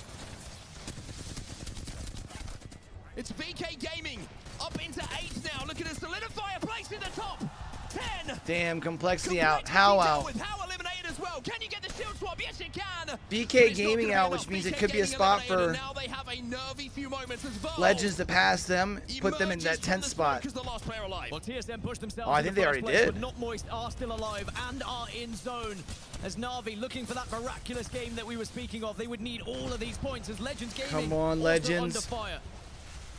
Come on, Legends. Yeah, push them back. Aggressive, but at the same time, they're looking at this position and saying, hey, actually, let's think about the bigger picture here. We're in 10th place right now. Enter Force 36. They go down as well.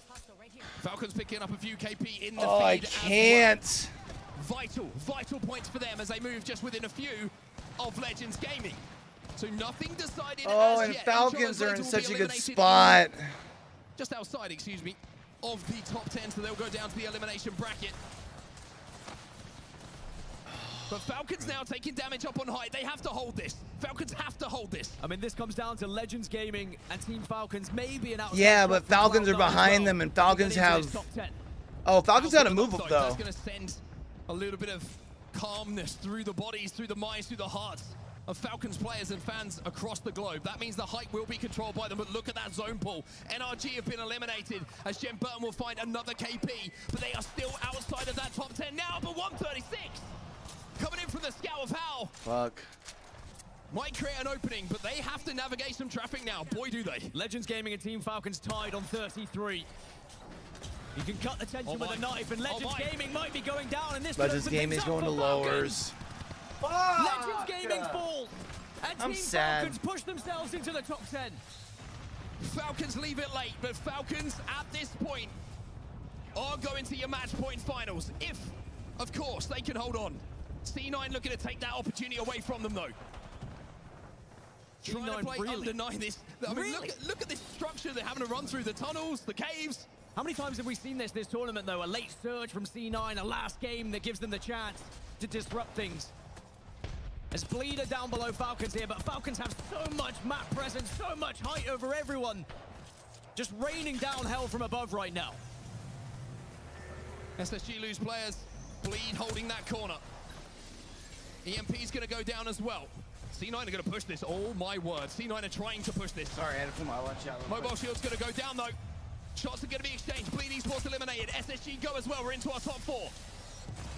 Well, Falcons move themselves into 9th, and that is brilliant news for Falcons because it all but secures them into this top 10. But Cloud9 are still trying to say something about it. By the way, Na'Vi with a late surge as well. Something I was thinking about actually going to lower bracket could help Legends. I'll explain in a minute. Looks like it could be job done. C9, though, can take their own destiny in their hands here as they move up into 12th. 2 spots away, and it's only right we jump into the comms. What's going on right now? You guys give me energy. Hold on. Team back here, I think. Team's fighting here. I'm looking at this. Yeah, because remember, they didn't get to play the first 2 series, right? On land, because Easy Flash and Strafing Flame weren't there. Can we not just play roof? Yeah, I think we so. might get fucked by roof or by. I need EMP here. That's gonna be huge. Do we not? I think we get fucked if we play roof. No. I think we just slowly play roof. I think we play roof. I think we definitely play roof. I think how we go now. Fence out, no? I can smoke them. Slide down too. No, we can't go early. Is there no ulting cells really? No, I don't have any. I don't have any. We just need to kill the Watson team. Then we claw. Okay. Can we just angle them? Yeah, pressure them. Can I slide and angle them? Bail. Save for me, kind of. Save for me. After this bagel, we have to int them. Okay. We're dying. I'm sunny out. C9 send it, but C9 takes so much damage from the Rolling Thunder. Yeah, they need to send that sooner. And Chaotic left on his own, but still alive. The hopes are slim. But Chaotic still is in this for C9. It's BK Gaming who want to see Cloud9 fall. They hold the 10th position right now as Chaotic Much needs to pull off a miracle. 1 versus the world, it feels like at this point. There's Na'Vi, even though it's a late surge. No, I was gonna say. Be too late. Can he hide away enough for the gain Well, advantage? that's Yo, because Moist! BK Gaming, you'd think in 10th position, but not Moist. They're going to be taking home first place in the overalls. They have dominated this lobby. Can they round it out with a win here? Well, Na'Vi want to round out their day with a victory. They want to show that it's not just one series we'll be talking about, that it's going to be more, but you've got to go through Not Moist. And boy, have they been good in this tournament. Na'Vi will win it, though. Na'Vi finish on a high note. They're going to finish like just short. They're going to be finished in 11th. They're going to be in 11th, aren't they? Even with that win, They're going to be in like 11th. They are just outside of the match point finals lobby, but it's not over yet. It is not dreams over just yet. They will be in the elimination bracket. They just miss out on the top 10 by 4 points. Legends Gaming just missed out by 1 point, and you can see their reaction as well. They're going to have to go through the gauntlet and play another 6 matches in the Elimination Bracket round 2. As for Team Falcons, as for VK Gaming, they will missed by a single point, bro. You mentioned it, every single fight really changed how that leaderboard was going to look at the very end of things. I mean, Cloud9 in those final moments, you just felt there was something magical in the air, that there was going to be a story to be told. Unfortunately for them, the story isn't over like we mentioned, but it will continue in that elimination bracket. But it's one of those opportunities that maybe you look back on and think, what could we have done differently? It felt like a really tough spot for them to play from, excuse me. They tried to play to take Na'Vi out, but Na'Vi just so good on that hold. Fuck, bro. What it does mean is Na'Vi get another victory on the board, and going into that elimination round 2, they will be one of the most winningest teams down in that lobby. And if they can find themselves, yeah, I mean, probably, right? Like those top 4 victories does bode well in a match point format, but of course they have to get there first. Sadly, in their first attempt, they could not. I'd even argue in a middle 20 lobby. We have our first 10 teams in those from what we've seen from Izolo's laser, as they probably should as well. Yeah, I mean, it was a fantastic game number 6. We were. And you figure Alliance can't do that bad in back-to-back lobbies, right? Track of everything we could with all the permutations that were going down. Falcons leave it late, they get it done, but we'll end our conversation here and let you continue it over at the desk as well. What a game 6, what a series. Thank you so much, Mark and Dan. What a great series. You're right. We got 10 teams who've booked their tickets to match points. All right, I'm gonna go eat real quick. I had to pull food out of the oven. You could see the dejection. We're there to have a break and stuff, so I'm gonna take my time down there, and I might even step outside, just catch a quick, like, little bit of fresh air. And then I'll be back before we get started for sure with the win the game, but you can tell they do not want to play 6 more. Yet that's where they're going. No, and you know, we see that happen a lot. It was just a little bit too little, too late. A really strong way to close out the series, but not enough points to get them to really want it to be, which was straight into that match point finals. It's going to be a longer day for them now. Yeah. And with the differences between how Na'Vi have started off this tournament versus the other lands that they've seen, I mean, you've got to wonder, did the doubt start to creep back in? I mean, they've been fallen short of that final day so many times, and after such a good start, this was disappointing for them. Very disappointing. You're right back there, and it, you know, whether it's in the crowd, the fans, or whether it's them themselves, they have to start looking at, well, how do I keep this sense of we can do it? Because this feels so much like the last times that we haven't done it. Not a Spinster with those 21 points, not enough. And not Moist, though, more than enough. They will take, if you look at our series overall, the lead in this one. And that also means that coming up on the POI drafts, Moist will pick first. Those left sides are not only the teams that are going to be in match point finals, they are the teams that will have the first 10 draft picks, Lauren. A big deal. Not Moist has had a pretty strong draft pick this entire time. They perform well in groups, continue to have it, and they will have it now for finals. Yeah, and we can see just how tough of a lobby it is when we get to see these overall results as well, because you've got SSG at 40, the cutoff at 34, with all of those teams separated by 2 points, 1 point, 1 point, and Legends not making it in by 1 point. I mean, this was not an easy road for a lot of these teams. Big names dropping down into that elimination bracket, but like you said, those draft advantages that they're going to have now will be massive, and even scarier when you've got not Moist, TSM, Furia, GG, all the top getting those best picks. What is tough is being in the position of Legends Gaming, where you're 1 point away, and VK Gaming is the team in front of you. You feel like you could easily be in that spot. Falcons, you know that you feel like they might, you know, they had a bad day, but they should be in top 10. VK Gaming still proving themselves. I would say Legends Gaming probably feel that spot could maybe belong to them based on their recent performances. So that's got to be frustrating. How do you maintain that? That's something that we're going to have to talk to our players with. However, when you talk about results, we've got to hear it live. And we know Peeps is standing by with some of our players to get a post-game interview on what went down in our elimination bracket. Rain Day, thank you so much. I am here with Zapto from TSM, and we got Draugr from Not Moist. Dude, I got to ask, every lobby plays a little bit different, right? What sort of adjustments did you guys have to make for this one? Just playing aggressive. As long as we kill everything, we'll be fine. We played too passive the first game. All tournament we've been playing pretty passive, but as long as we showed our aggressiveness today, we win. So. And what was the moment that you guys realized you were playing too passive? Game 1, we just died for free in God spot, and we know we don't have a cop to withhold that spot. So Game 2, me and Evan were like, yeah, we just need to kill everything, and that's what we did. It's all about making adjustments. Speaking of making adjustments, you guys didn't really have to all tournament long. It's absolutely insane. As their coach, right, what do you sort of provide to the team? A big challenge for me was turning Waltzy into a more refined IGL. So he's an extremely good end game caller. A lot of his early game needed work initially. He adapted so quickly though.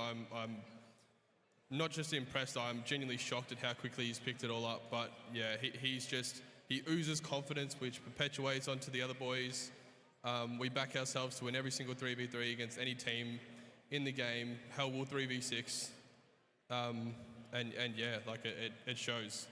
Absolutely. And how has the addition of Timmy been to the team? I mean, the guy's one of the best in the world. M&K and an absolute freak on movement. How has that been?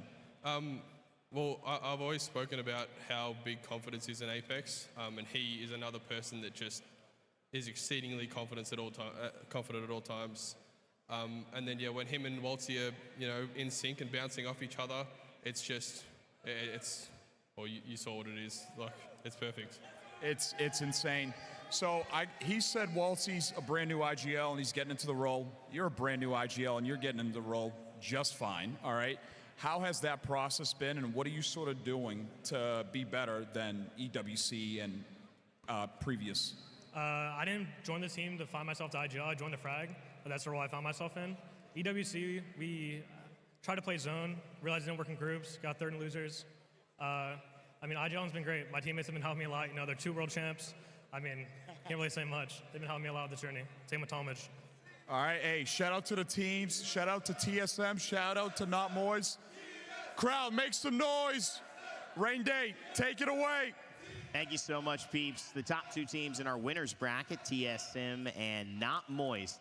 Speaking to Coach Drager, and then, of course, Zapto, newest member and IGL. Zap filling in some big shoes, but doing quite well. TSM, second place, and doing a little bit better than Falcons, even going into this winners. Yeah, I think it is the aggression that really worked out for them. We saw how close they were in points with Not Moist right at the top of this bracket. And if that's the groove they can get in, we even heard him saying just how supportive and helpful, obviously, Verhulst and Reps are when it comes to figuring out the whole IGLing situation. The flow they've got right now is working. Drager's talk about Waltzy's growth.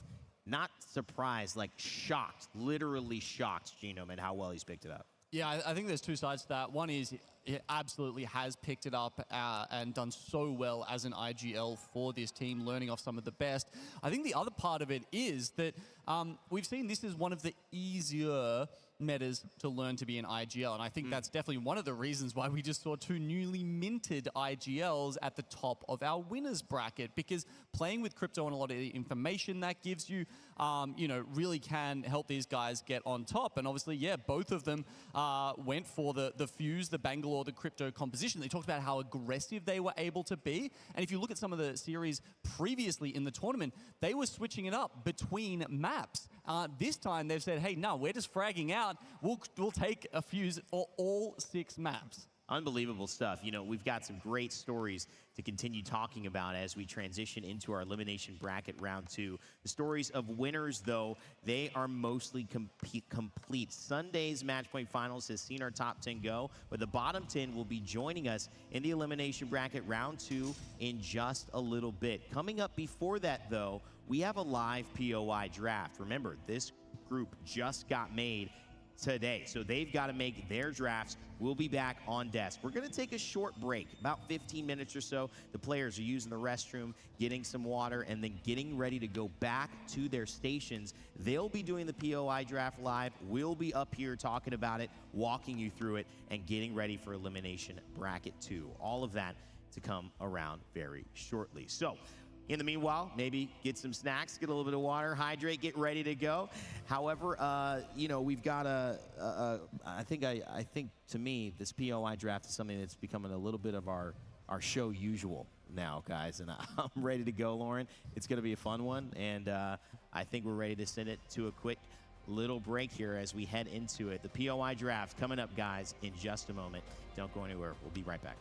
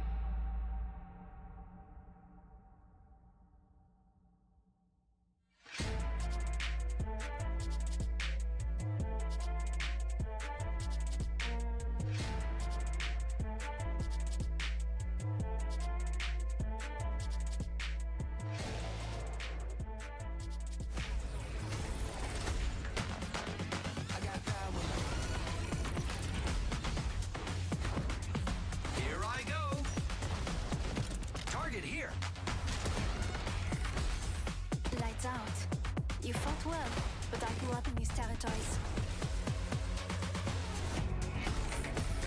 You gotta take risks to be champ. Blame it on the chemtrails. Welcome to our Apex Legends location guess. You'll see a screenshot from an Apex Legends map and guess where it is. You can ask for one clue, which will zoom out the image for a better view. Correct answers without a clue earn 5 points. With a clue, 2 points. Place a magnet on the map where you think it is. So if I beat Hal in this, I'm just simply better? Pretty much. Okay. ロケーション1。これね。マジでわかるかも俺。I think I know this place. This one's actually kind of tough. Off the rip, I'm not gonna lie. I'm looking at this like, who puts a lamppost here? Bro, this is good.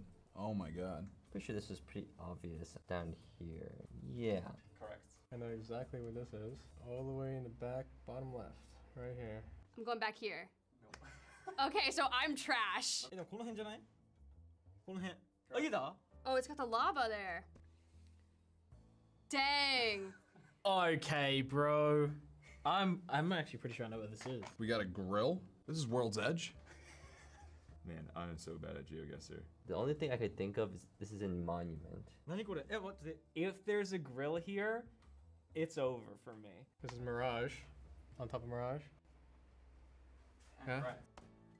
Second one, that's the grill on Mirage Voyage. Should be here. Correct. Mirage Voyage. Correct. 合ってる? マジ? Wait a bit. It's not really top trails, that's not correct, because the orientation of the bins are wrong. I think these are the bins up here. No, because, okay, wait a second. These bins are not on that side. これも easy です. この辺? Back of trails, I think this might be these 2 bins. And the 2 supply bins, that's secluded. Yep. That's where that one. I'm certain that's back there. I got this one up here, yeah? Yeah, that's one. Oh my god, I got one. Wow. In the very back here. I'm just gonna not miss one, I think. Honestly, it kind of makes me feel like it's right here. This could be like anywhere, to be honest. Oh, dude, no way. Oh, that could be so many. There's like some fences in front of the car. うわ、これどの合わせや? うわ、でも道がある. Ah, man. あ、OK。こっちや。これや。この辺? これ? この辺? Ah, I'm just gonna rip it. Here. Yeah. It's this one. Okay, I'm doing this here. Correct. Nice. This right here. I'm worried I'm gonna throw this one. I feel like this is easy and I'm gonna mess it up. I hate being bad at things, by the way, guys. I really do. I don't like losing. Just an ambiguous bin. Oh god. I know where this is, I think. In the tunnel of Geyser, right here. Correct. Okay. Is it gonna be the pill that's in the elevator here? Correct. What, like here? Yep. Nice. これはいけますわ。ここじゃない? Correct. いいだ? I believe it's here at the base of this tunnel. It's like at the little spot where it drops down. There's the stairs. Yeah. It's got mountains in the back. There's like a snow on the mountains. Look at this. Look at that. That's snow. That's snow. This building here. I mean, I would say this. Yep. Oh, is it this one? Yep. Wow.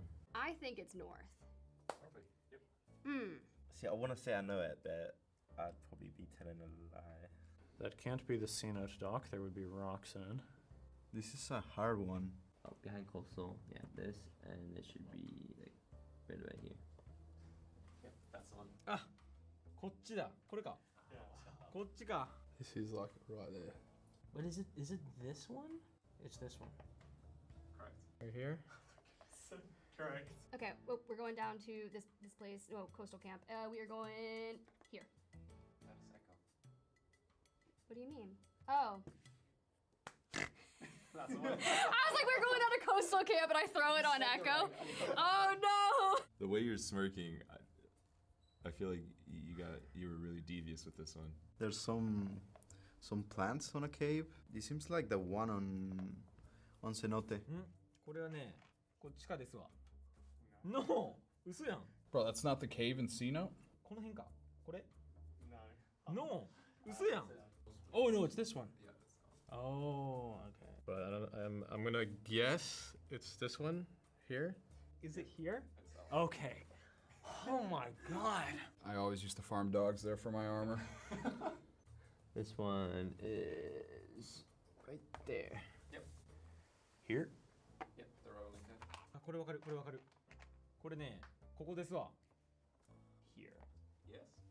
It is up here, yeah. Oh, you know, I forget that exists sometimes. Yeah, wow, I actually don't know what this is. It's a truck with bushes. I see a pineapple. Those are like usually here. Now this I might not even know. Pineapple and bamboo. Yeah, I'm lost. I'm need a clue. あ、コマ線や。この辺か。I have no idea. I'm just gonna throw something somewhere and... Around like here. Yeah. Is it like right around here? Yep. Okay, that was easy with the clue. Yeah. There's a truck there? What? I'm gonna end up messing this up somehow, aren't I? Here's this wall. Or is this command? Ooh, this one is gonna be tricky. これはウォールか。いや、これはちゃうわ。コマ線上、ここ。 This one. Yes. Yeah. I know that one. I don't even need to stop a command here. Okay, this one is definitely here. Ah. Nope. Ah. Yes. Woo! Here's this command. Actually, not wall. You're so close to getting wrong. I feel like this has to be part of the map I've just not been to a lot. ここね。どこやったっけ? This is Fish Farms Island. This is BS. I'm committed to back here somewhere. Pretty certain this is here. Okay, I'm committed to this island. Is this right here? Here? Yeah, that's the one. I'm committed to this island. Okay, Jesus. I'm gonna put my next guess over here. Hey, that's just the island south of Barrow. Correct.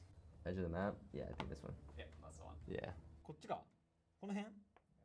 Oh, こっちか. All right, E District, here we go. Location 13. Lucky number 13. Dude, what? Oh, yeah, I mean, come on. You're asking for a lot here, there's no way. There's not too many mountains on E District, so... Yeah, I honestly, I don't think I'm gonna get this at all. It's a mountain. I didn't even know there was mountains in this map. Even if I wanted to pick, I couldn't tell you where it is. It's alright. Oh, God. マジでわからん. It's that one place that I like to land. Here. Yeah, try it. Alright. No. I think there? Yes. これどこ? これもわからんだけど. いや、わかる. これ? ここ? No. ジップラインあるよ. Oh, there. Yeah, that's the one. Oh! I land here. Oh, heights. I know this really well. Yep. Dang, that's the one. Is it over here? Yep. That's the one.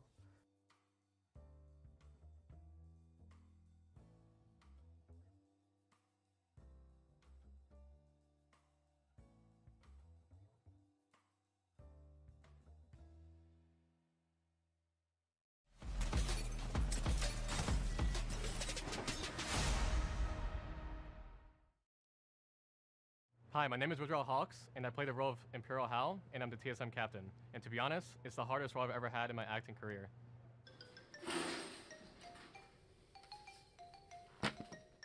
Hey, Ridgewell. Okay, so look, we're going into game 6. You're going to come in third against Dark Zero. And I need you to go on first. Cool, sounds good. My name is Dwayne Pipe, and I play the part of Verholst, the lovable, friendly, warm character that everybody knows and loves. Hey, my name is David, and I play the role of Reps, who I would say is probably the best player on the team. I'm Samuel Hobbs. My friends call me Sam. I was lucky to get the part of Raven, the TSM coach. He's the real brains of the operation. Okay, everyone, let's skip to page 10. We've got TSM winning again in Game 6 at Lightning Rod Zone. Let's talk through how this is going to play out.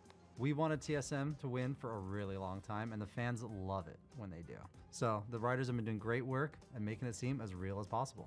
My God, and it's such a thrill watching the TSM fanboys go crazy over what they think is a real tournament win. Let's talk through day 3. TSM will be coming off a rocky day 2, and people will be wondering if they still got it. Oh, that's perfect. And then we'll give them their zone in the final game. You know, we could even get people to call the Lightning Rod zone the TSM zone. People love that. Yeah. Verholst, though, Shirt on or shirt off?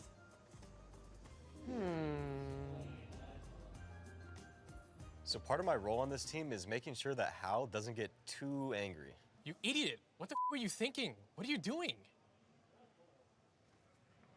Can we get even angrier? Why is this guy so angry? Keeping Hal emotionally regulated isn't an easy job, but it's a really important one. Wait a minute. They want my shirt off? It's actually pretty lucky that EA has chosen us to win so often. It's been a huge boost for my career in Hollywood. My name is Hamilton Bushranger, and I play Zero, Hal's arch nemesis. The role is a lot of fun to play, as I get a lot of free reign to really be creative and tilt the TSM fans. As an actor, I really like that, as I feel like I can really make the character my own. Hey, my name is Tyler Smevens. I play the role as It's Timmy. I enjoy ratting and griefing TSM in their story, and my character really enjoys getting under their skin. All right, guys, TSM's gonna take this one, Game 6 on Lightning Rod. Now remember, only 50% TSM talk on broadcast, otherwise it gets a little too obvious. And then do we just go straight into the trophy lift with fireworks and We'll probably stop filming and reset after like line 16, which is Onset coming and saying, "Hal comes down from the heavens." Could be a bit much. Okay, listen up, guys. We're going to be filming a post-game reaction. TSM has just narrowly lost in the final circle. Are you ready, Ridgewell? What's my line again? It's just the one word. Oh, okay, got it. You good? Everybody's good. Okay, everybody. 3, 2, 1, action. It's been a great time so far, but we haven't gotten the script yet here for playoffs, so we'll have to see what the writers have in store.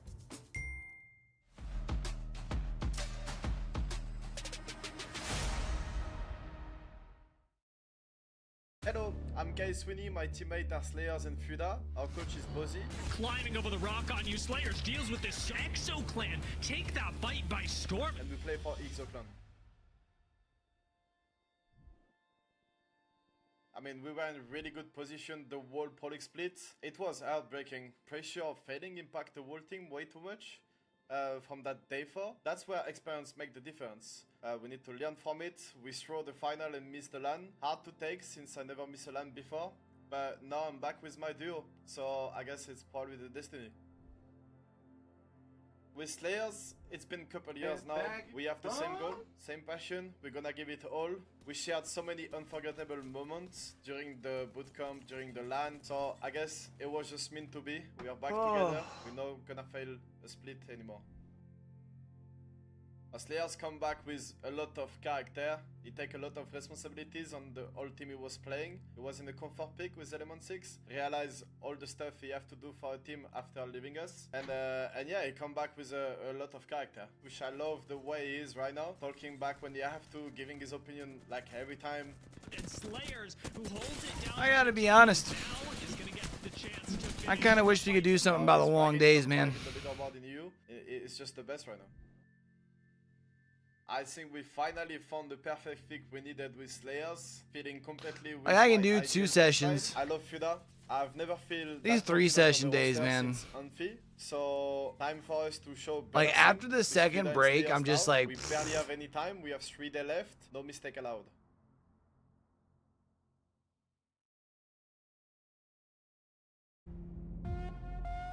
I'm just shot skis, you know?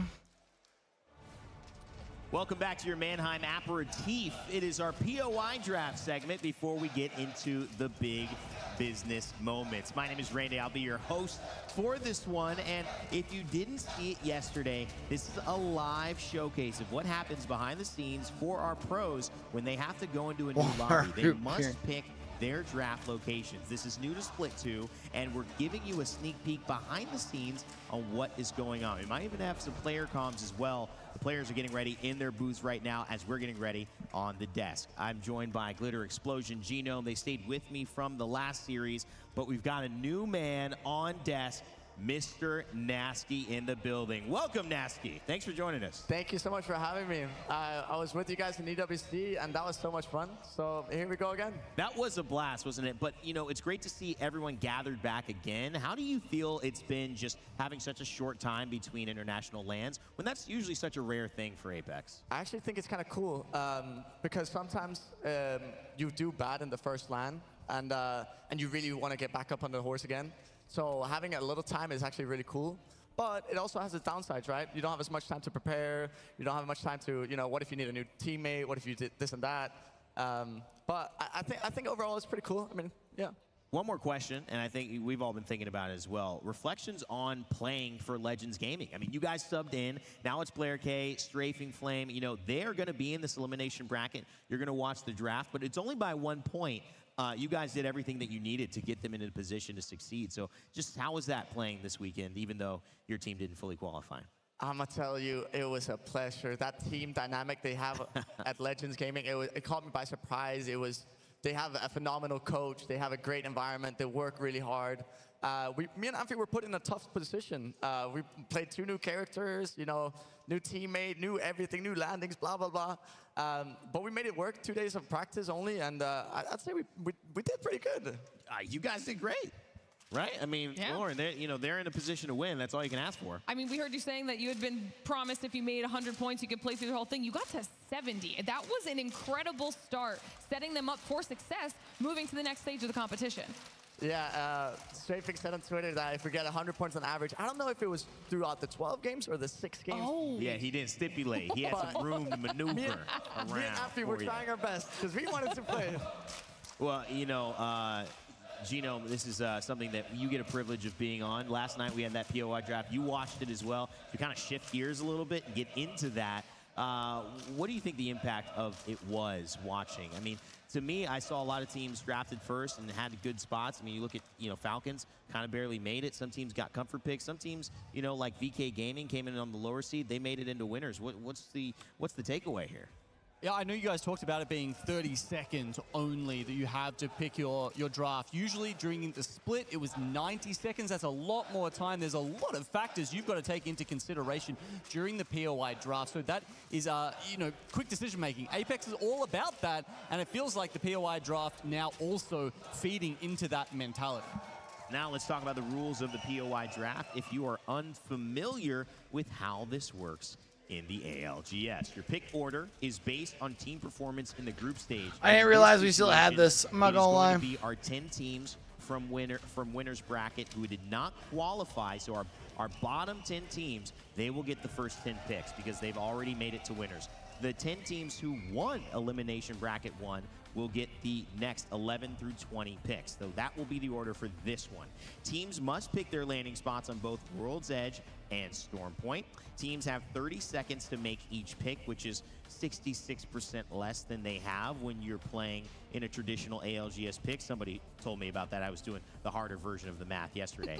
Teams can make their first pick on their choice of either World's Edge or Storm Point, and no more advanced starting points during match point finals, which, Lauren, changes everything because this is what teams are fighting for. We used to be fighting for that head start, but this is really now what you've you know, put all your effort into. Yeah, it's really kind of raised the stakes on every single individual point because previously with those advanced starting points, if you weren't in the top 10, you weren't getting anything. So maybe shifting a placement here or there on the second half of that top 20 wasn't changing a whole lot for you. But now, one kill that could bump you up is guaranteeing you that much better a shot at getting your first choice in your draft pick. Yeah. And so it really has made every single series and individual match that much more important. And it also gives the top teams, if they're still in a high position, still something to fight for, Gino, because we used to see it's like, all right, I made it. It is what it is. I'll get my points when it's official, right? But now everything's official, every group that we're playing. Well, at that point, yeah, you'd start seeing them just full send at teams that they thought might,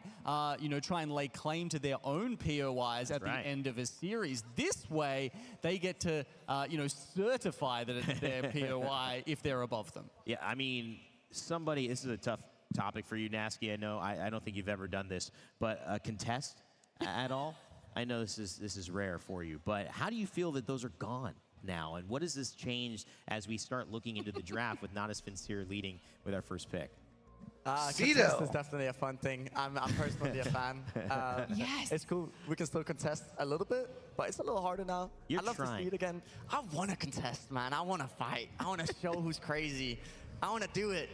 But it's also cool that now we actually, you eliminate the early game RNG, which, sometimes... So in this case, are they picking just one map and then circling back around for the other? It's more of a show of skill in terms of... just for the IGLs, right? Yeah. Because then it's more of an early game, like how do you do your macro, how do you rotate, and you don't really rely rely on. And what are they doing? Just overall, kill you. So it points. Because why isn't Legends Already we're seeing first some pick? changes from our winners bracket there, with Alliance getting their pick of Skyhook West, not having to take the less desirable stacks. And, there was some contest around stacks as well. Fnatic on the clock as it is. They went for their first pick, I believe.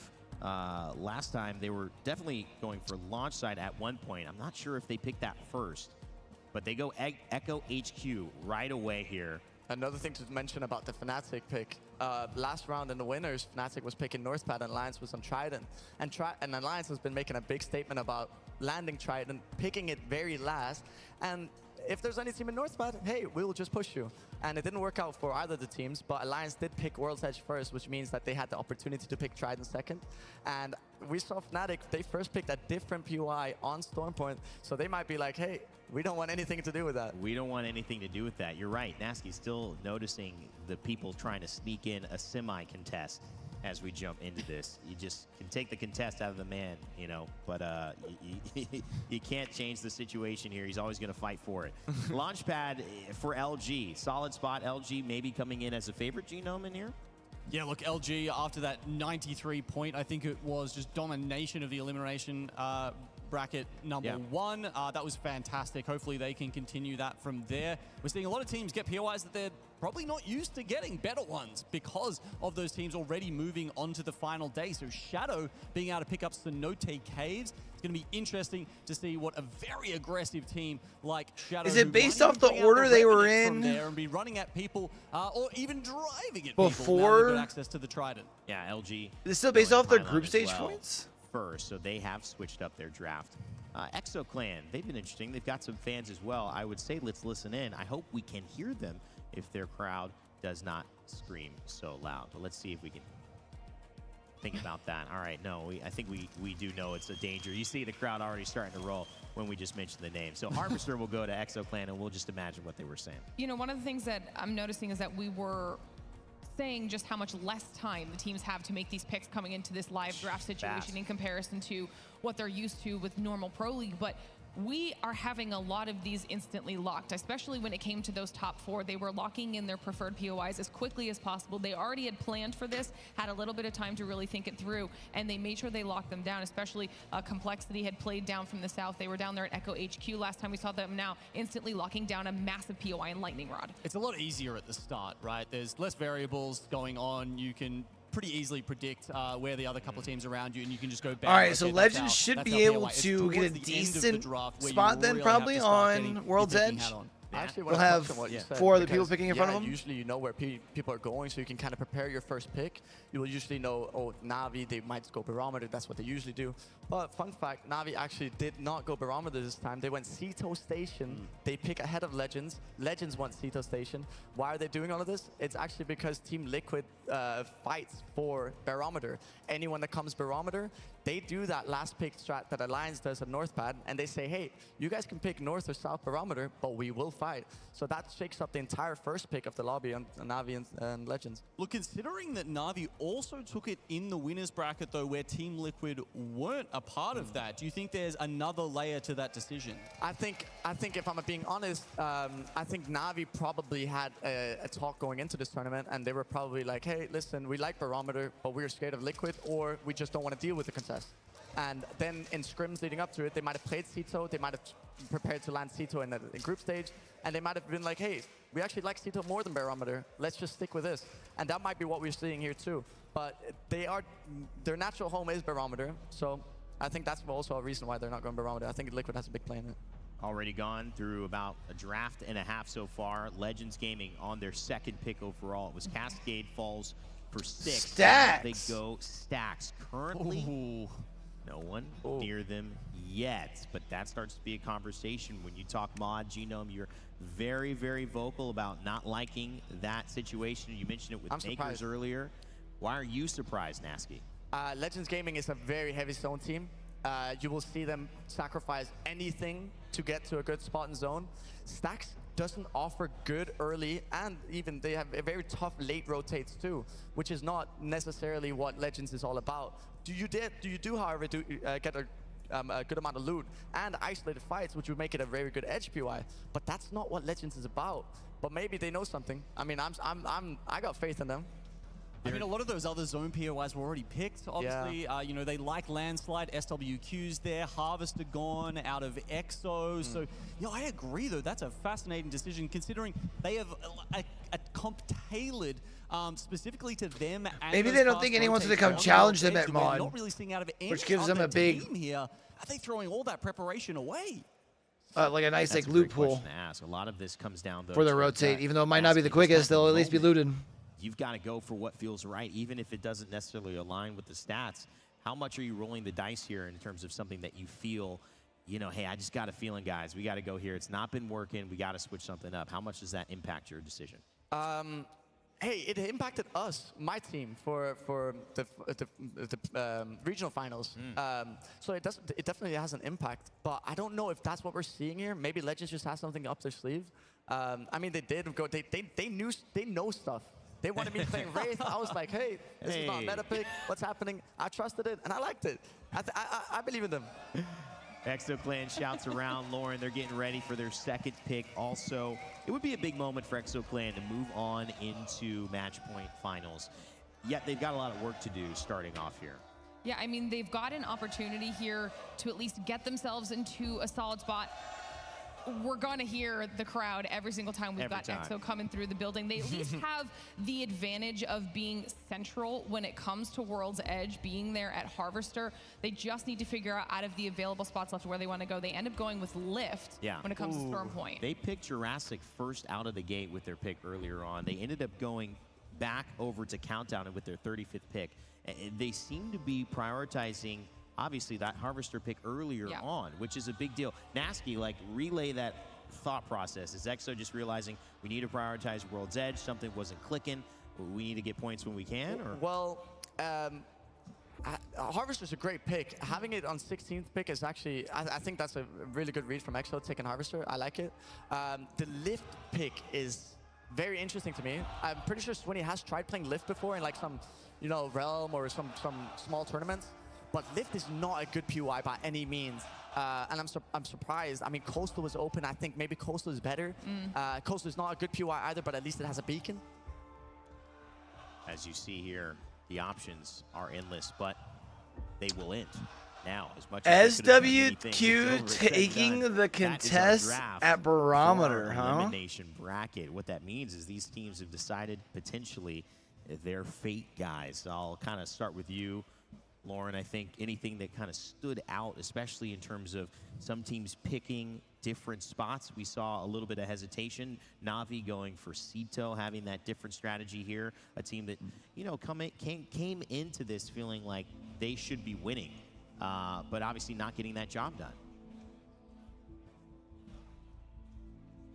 We're getting a little bit of an overlook here at our World's Edge maps. But Na'Vi, that pick, I think, like Nasky was saying, was a very intentional pick. Even before we came on live, Nasky was saying there's two very specific zones that I want to see Legends Gaming be able to acquire, and Na'Vi instantly ripped that right out from under them. Yeah. So that's all part of the multi-pronged considerations that these teams are going through when they're trying to make these picks. Reject Winity with pick 38 take Dome over Skyhook East. That has to be one of the most interesting POI decisions of the entire tournament. I mean, it's not like, you know... I guess you don't want to contest Alliance, it's West. Instance, there's just more loot around that area in general. That is... Yeah, it's definitely interesting. That's a head-scratcher.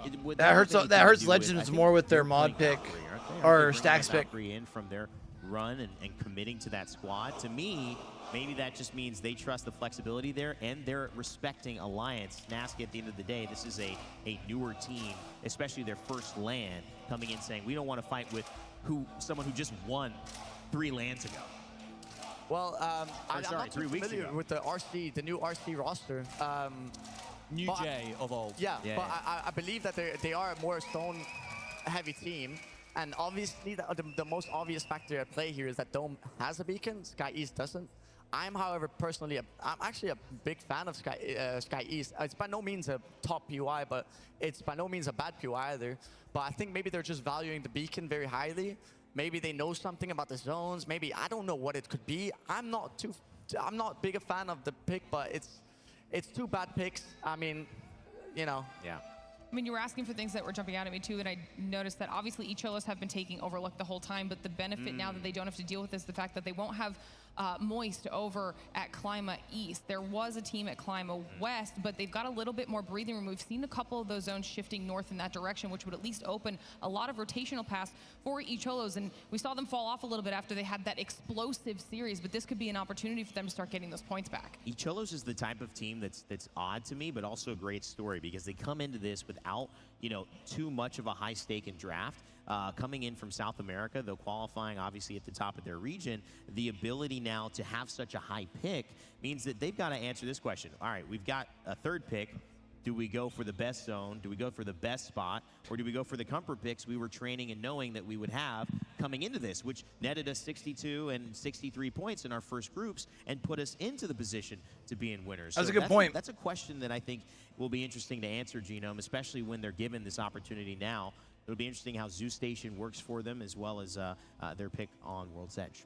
Yeah, I mean, if you look at the stats, I think Zoo Station has one of the highest POI win rates out of any POI so far this tournament. It, at some point, at least, was sitting up at around 15%.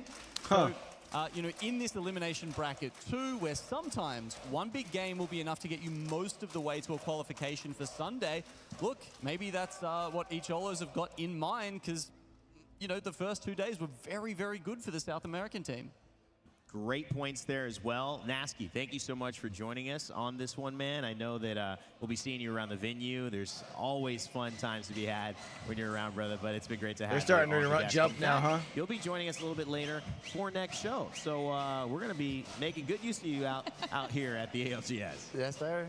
I love it, man. All right, well, we're going to take a quick break. When we get back, it's 6:45 You can hear the squeaking from the stands. That's hilarious. Of the day. Elimination Bracket Round 2, where we send the last 10 teams home and the last 10 teams to match point. See you then.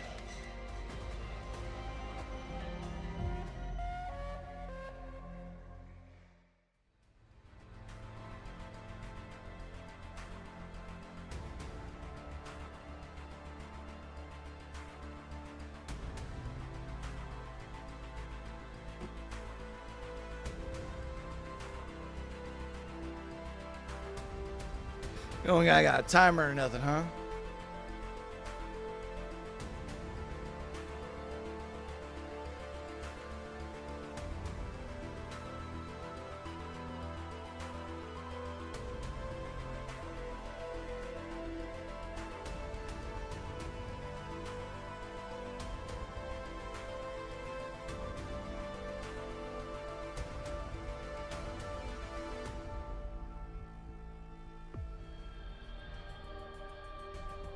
Chat, I can't stop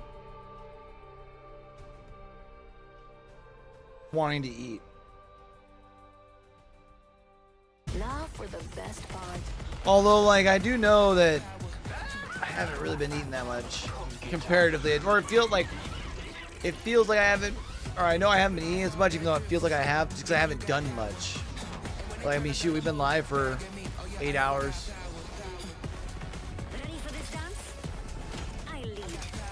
I went and did quad day before,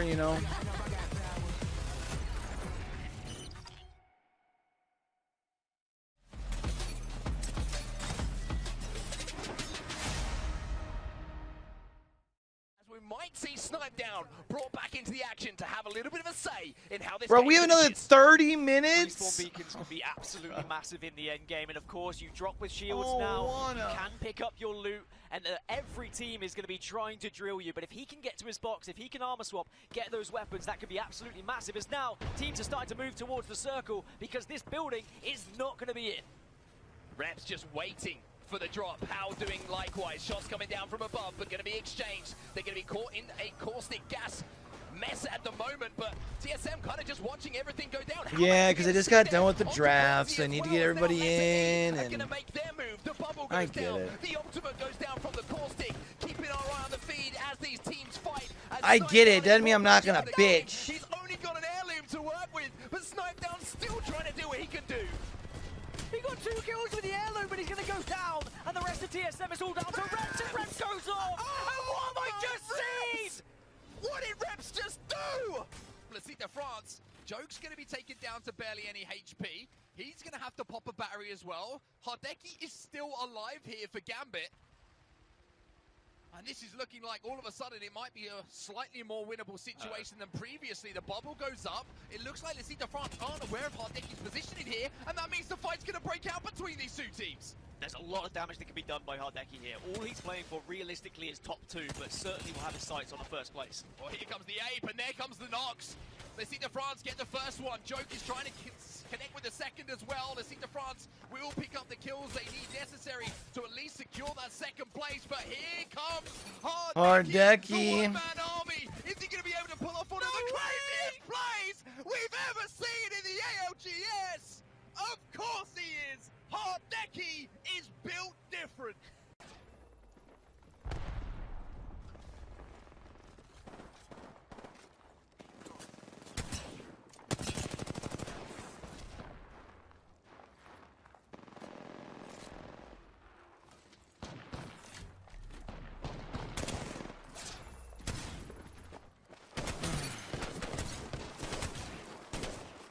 I kind of wish we saw Bubbles come back. I love bubble fights.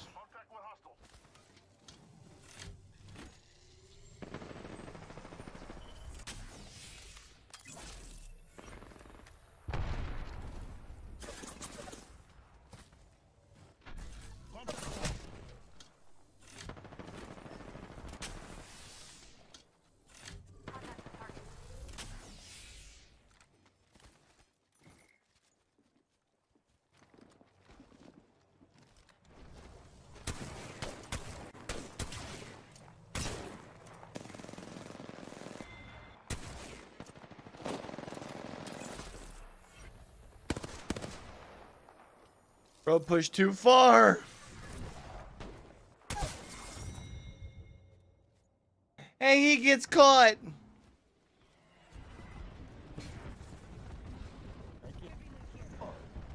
I point you light, drop me light, drop me light, drop me light. I don't have any, I have 60. Give me crack, I think we crack, drop, I think we dropping them. I beamed them. I'm dropping, nice. 14, 32, 14, 32. You win. 80. Nice one. Who's passing? Put your arm shield down. You have armor swap if you need. You won this. We the people protect act.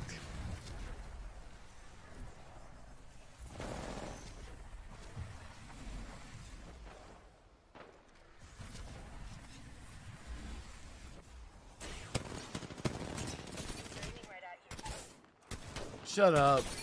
Oh my god. What?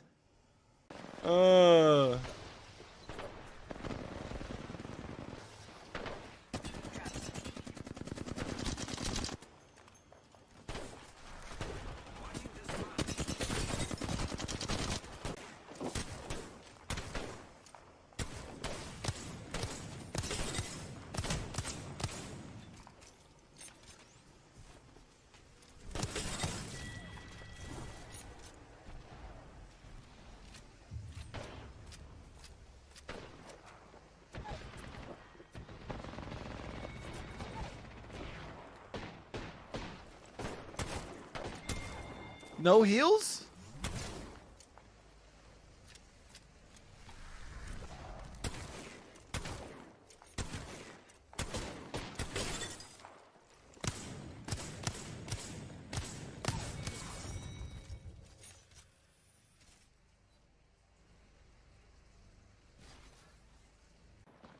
Oh, they're putting on each other.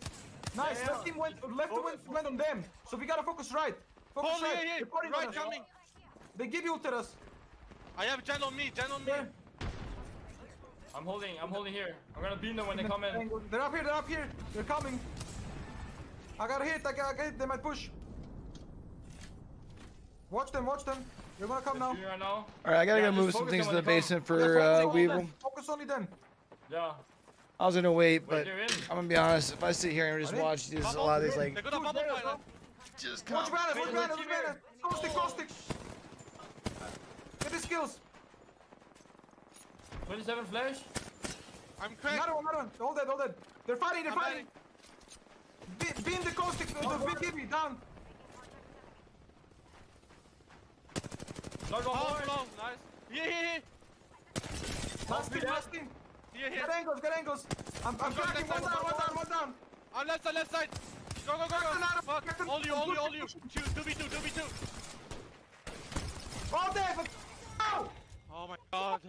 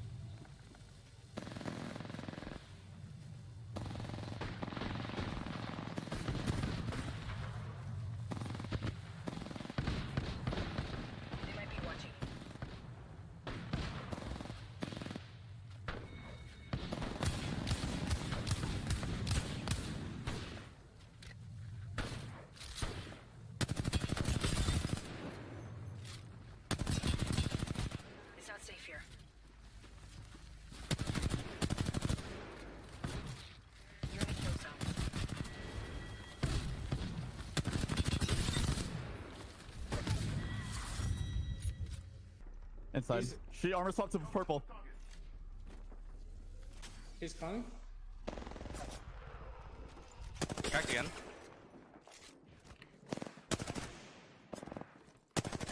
You don't lose this. You're way better, bro. You're way better than this guy. Just hold it for me, Shiny. He armor swapped again. He armor swapped again. On top.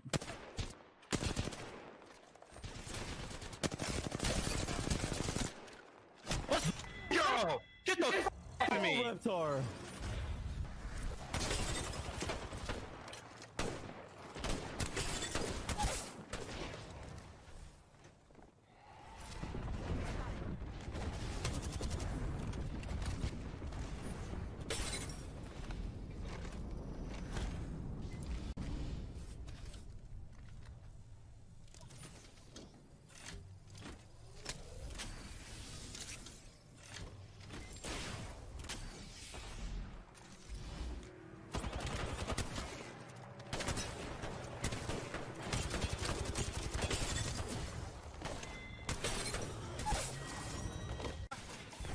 살살. 한번 살살게. 살살게. 야 완전 필. 발키리. 지붕이가 필. 가가. 야 지금 어디 또? 화영이 구. 내가 구워 쏠게. 50명 1층만. 오케이. 왼쪽. 나 빼. 떨어지면 돼. 옥상 확인했어. 슈퍼에서 옥상. 하나 둘 셋 고고. 옥상 왔어. 빠지고 있어. 쏴. 얘네도 밀센가? 눈눈에. 야 돔 없어 얘네. 밀어야 돼. 야 갇혀있어. 지금 나. 그랬다. 가다. 푸시. 간다. 72초. 도망칠게. 나이스 돔. 내가 해줄게. 개피. 지붕이. 라스 발길이. 그래.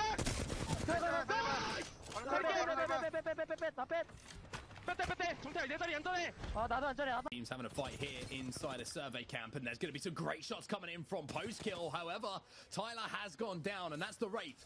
So they're going to have to play this one very, very smartly. Post-kill now left on his own. This is not looking good for New Esports, who have looked so dominant so far today. The Nox gas will go down from Caustic. He manages to hit a big headshot. Will he get a knock? There's one coming in from post-kill. That's two down now. If he can get the armor swap, he might be able to win this 3v1. Just desperately trying to get the kill so he can get the armor swap, and he's doing the damage as well. No way! What have we just seen from post-kill? Massive.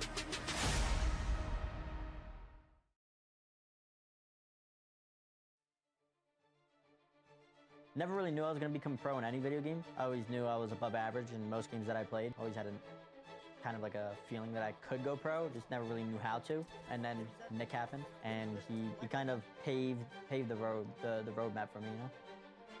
I mean, I had an idea that I was leaving G2 like after the Sweden LAN. I didn't really have a specific team in mind or really a plan set forth, I guess. I just knew that I needed a different change of scenery, and so I feel like just one thing led to another, and it was all just vibes and ranked, so it just seemed right in the moment. As far as like the previous team I was on, 100 Thieves, obviously, you know, didn't end pretty well. We actually, you know, finished dead last at the last LAN I went to. So after we split up, obviously I was just kind of playing CC, just kind of fielding some options. Voltic asked me if I wanted to join Tripods in CC for the next split. Then obviously, yeah, now we're here. Tripods is a team that has I think, a chip on their shoulder as well. Yeah. They get a lot of either positive or negative trash talk. There's not a lot of in between. And I think that what Tripods wants to prove is that no, stop talking about us like we aren't and don't belong here and aren't here to play.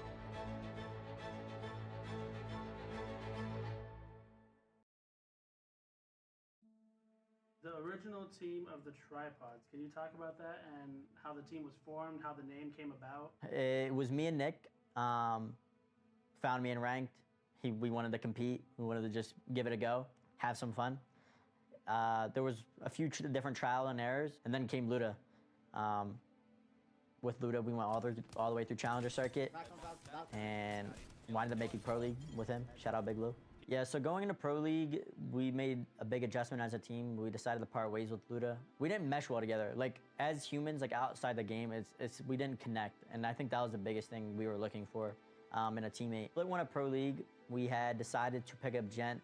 We had been playing with Gent a lot on the side, like in ranked. Not in any tournaments or anything, but we played a lot with him. We had a lot of fun with Gent. He was our boy. So when we had the opportunity to snatch him up, you know, he was our first option. He was a shooter. He had experience. I mean, I had an idea that I was leaving G2 like after the Sweden LAN. Facts, break I didn't his really team have a specific team in mind or really a plan set forth, I guess. I just knew that I needed a different change of scenery. And so I feel like just one thing led to another, and like Beat said, it was all just vibes during ranked, so it just seemed right in the moment. Where's the last one? She flew up. She flew up. It's advantage. She's the bird. What the? I think first year of Pro League with the pods, it was an experience. I mean, going into Pro League, we didn't have a big expectation of like making LAN or winning a LAN or anything like that. Honestly, us making a Pro League was a surprise. When we actually started playing together, we particularly weren't bad at fighting. I think we were one of the better fighting teams at the time. I think our biggest struggle was just macro, the part where like we couldn't find ourselves in good spots. We could 3v3 most teams and win our fight. It's just getting to a good spot. You know, like if we could kill a team but we die to the whole lobby, what does it all matter? That was our problem a lot of games. Play one Pro League, it wasn't anything great. Us making it was an accomplishment in itself, and we wound up finishing like 22nd overall. So we didn't get kicked from Pro League, but it wasn't anything that we were like too proud of. What changed, and how did the roles change in Split 2? So after Split 1, we all like had hopped in multiple calls together, and we figured we wanted to try something different. Something wasn't working. Jen had the knowledge, but he had almost had to take a step back in terms of like skill. This is 13 fucking minutes, on top of huh? being a shooter and a fragger, it's a hard thing to do. Not a lot of players can do it. Good. Just keep talking to rotate back. Keep going up the ramp. Maybe now CSM finish. I don't know. Where? I think that they have control on the high. Wait, they might have chill. Yeah, chill. Come back. I did try out as the IGL. Like, don't get me wrong. At least we got content, but I think shit. just my personality, or maybe just like my form of communication, didn't really work out well for like being an IGL. And Nick's obviously a better communicator, more assertive, and knows exactly what plan he wants to do with. Did you feel like there was a big change in like the team dynamic after Nick stepped in as the IGL? No, I don't think so. I mean, I think he just knew what he wanted to do. So going into Split 2, we decided Nick was going to be IGL, Jen was going to step back more into the fragger role, and we were just going to try it. Bar was set a little bit higher, I think. We wanted to do better than we did in Split 1. We all had experience at this point, you know. That was my rookie season, you know, it was done with. We were ready to actually try to make a LAN, you know, jump up the leaderboard a little bit compared to last season. Tripods just getting their reps and finding themselves within the top 10 here. But Tripods, they're here to clean it all up. IGL going on for Nick Merckx right now as he's trying to find his voice when it comes to leading the Tripods. He's able to pick off any of these players. NRG going down. And it might be Tripods who have the best range on this. It looks like Dark Zero have decided his second place here with some KP, which leaves the door open for Tripods to move in and clean up in this final moment. Tripods are your champions. They will take home game number 1 here, and that is their first ever win in the Apex Legends Global Series Pro League. The IGLing from Nick was pretty good overall. It was, again, just a lot of stupid mistakes that's always held us back. And that would be, you know, somebody going too far off on their own, us not reading. I think Nick IGLing that team was a fucking awful call. We need to stick together or something. Us not watching our back. There was a lot of stupid things that held us back. Unfortunately, in Split 2, we wind up finishing just around the same spot that we did in Split 1, around like 22nd, 23rd place. And that, I can honestly say, was a disappointment. Going into Split 2, again, the goal was progression. Like, vibes, number 1, but progression at the end of the day. Gent coming from G2, you know, just coming off a LAN, you know, the guy's one of the best players in the game. He took a huge step back in his career, and that kind of sucked to see, you know, going after Split 2 ended. A duo in the game, so. Oh my god, keep watching, guys. Yeah, we can't let people walk up right. Honestly, we need 2 on the right. Yeah. You hold with him. I'll play right here. Yeah, I see people For on left. PSQ week number 4, you know, that's the weekend a lot of people remember. Deed said before, it felt like it was the time that you kind of like knew Nick was going to be leaving the Tripods. I remember the tournament now, and I remember the last game exactly. It was in Geyser, in the back building. We thought we had God Spot. We did. And then we got 8, and coming out of tunnel, we knew that's like the only spot we had to watch. We fed up, and just seeing the leaderboard at the end by 1 point. If Nick finishes mag or if he thirsted that guy on the floor, I remember repeating the VOD back and forth, and 1 point, that's all we needed. Damn. We got second. They got it by 1 point. Are you serious? Yeah, swear to God. Oh my God. The Tripods will be parting ways with Nick Mercs, and Nick is moving on from Apex entirely, and it doesn't seem like that passion is simply there anymore. Their coach Voltic also came out to say riding with Gent and Deeds for Challenger Circuit still. Yeah, look, love G&D, great teammates, even greater people, man. Like little brothers to me. I'll always be around if they need anything. They all know that. You guys know that. My life and the things that are going on, like in the game, outside the game, like there's just a lot more on the agenda. The podcast, there's things that I want to start doing, and there's just not enough time to do those things when we're scrimming 4 or 5 days a week. We're playing tournaments on Saturdays and Sundays. When you're full swing in competitive Apex, you're full swing. My career started by being a random that Nick solo queued into and deciding to invite. So this one, I'll be lying to you guys if I said this one didn't sting a little bit. You know, you guys obviously part ways with Nick. What were you guys looking for in a player? What type of IGL were you looking for, and how did Omnu come up? Omnu, the only one alive right now.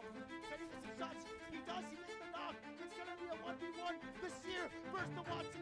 Oh, it was Scurry who was running the Newcastle for 100 Thieves back in the day. Vax was running.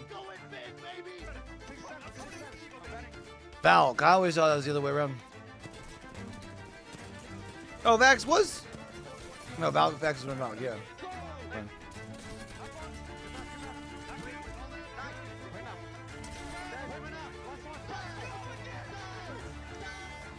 I mean, previous experience, I've played Apex since pretty much the get-go, right off day one. I remember actually I was going to college at the time. I literally woke up from a nap at around 6 p.m. to one of my friends telling me to jump on this game. Never heard of it. He told me it was a BR, and I was like, yeah, BRs are terrible, dude. Why would I want to play that? And yeah, now we're here. Now we're here 5 years later.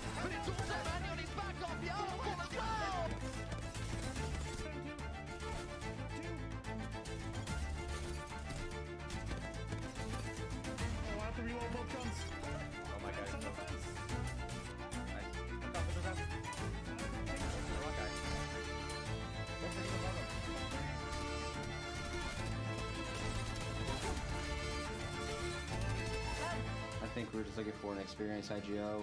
Me and Deeds knew that we have like the mechanical ability to back up whoever can make the right calls, and so we saw Omnu as a good option, and Voltic actually helped us. I got them. They can't go back. Take the right side now. I gotta climb. I'm climbing. Hold. You're way ahead, Deeds. Go left now. Go left. Yeah, so the dynamic honestly felt pretty good. The one thing I wasn't ready for is how much Tripods got grief any single time they got a chance in CC. You'd have people flying in from the woodworks just to land on you and try to contest you or just try to get you out of the game. If you had one game under 6 points, you got 3 teams trying to just fight you because they think you're on the verge of not qualing, and then you're getting chased around by 2 teams on Tridents on Storm Point. I don't know. CC was a movie. CC was a movie, he says.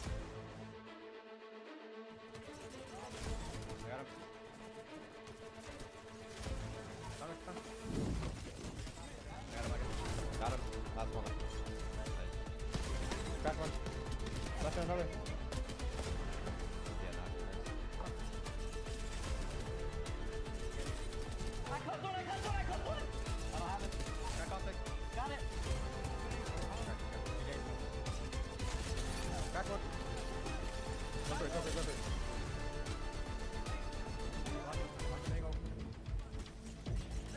Kill one. Back.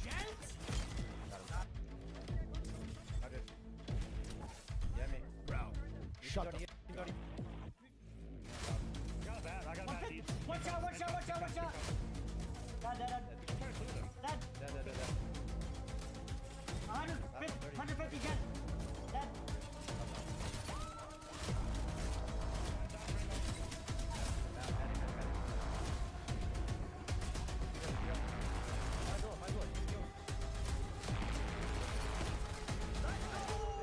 I think we're going to have a very predictable top 8, personally.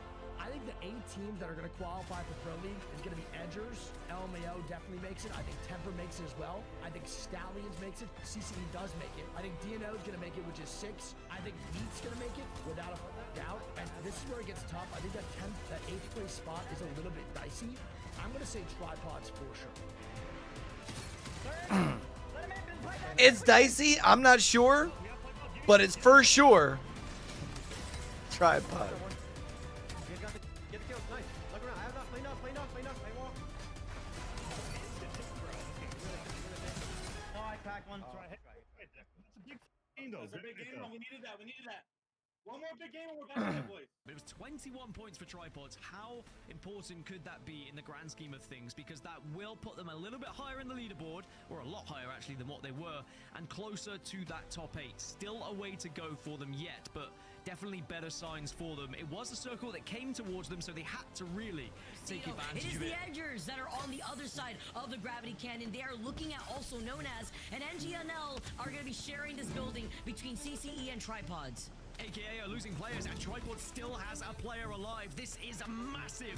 We have got to keep an eye on what the Tripods can do here. Deeds, the last chance, the last remaining player to maybe disrupt things from the high ground of the nut, as everyone now trying to find those just stragglers, those rats that are still alive. But we still have Edges, we still have NGNL, we still have CCE, and AKA have been wiped off the face. Tripods overtake Meat Lovers, and all the remaining teams left. Excuse me.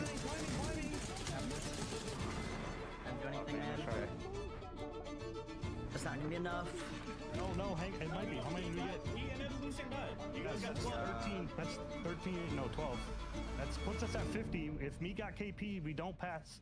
8 teams that will make Pro League are gonna consist of this. Edgers are gonna make Yeah, it. he did for like a CCE makes season Pro and a half. League. Weave makes Pro League. NGNL makes Pro League. Stallions makes Or Pro for a League. season. Temper makes Pro League. Board makes Pro League.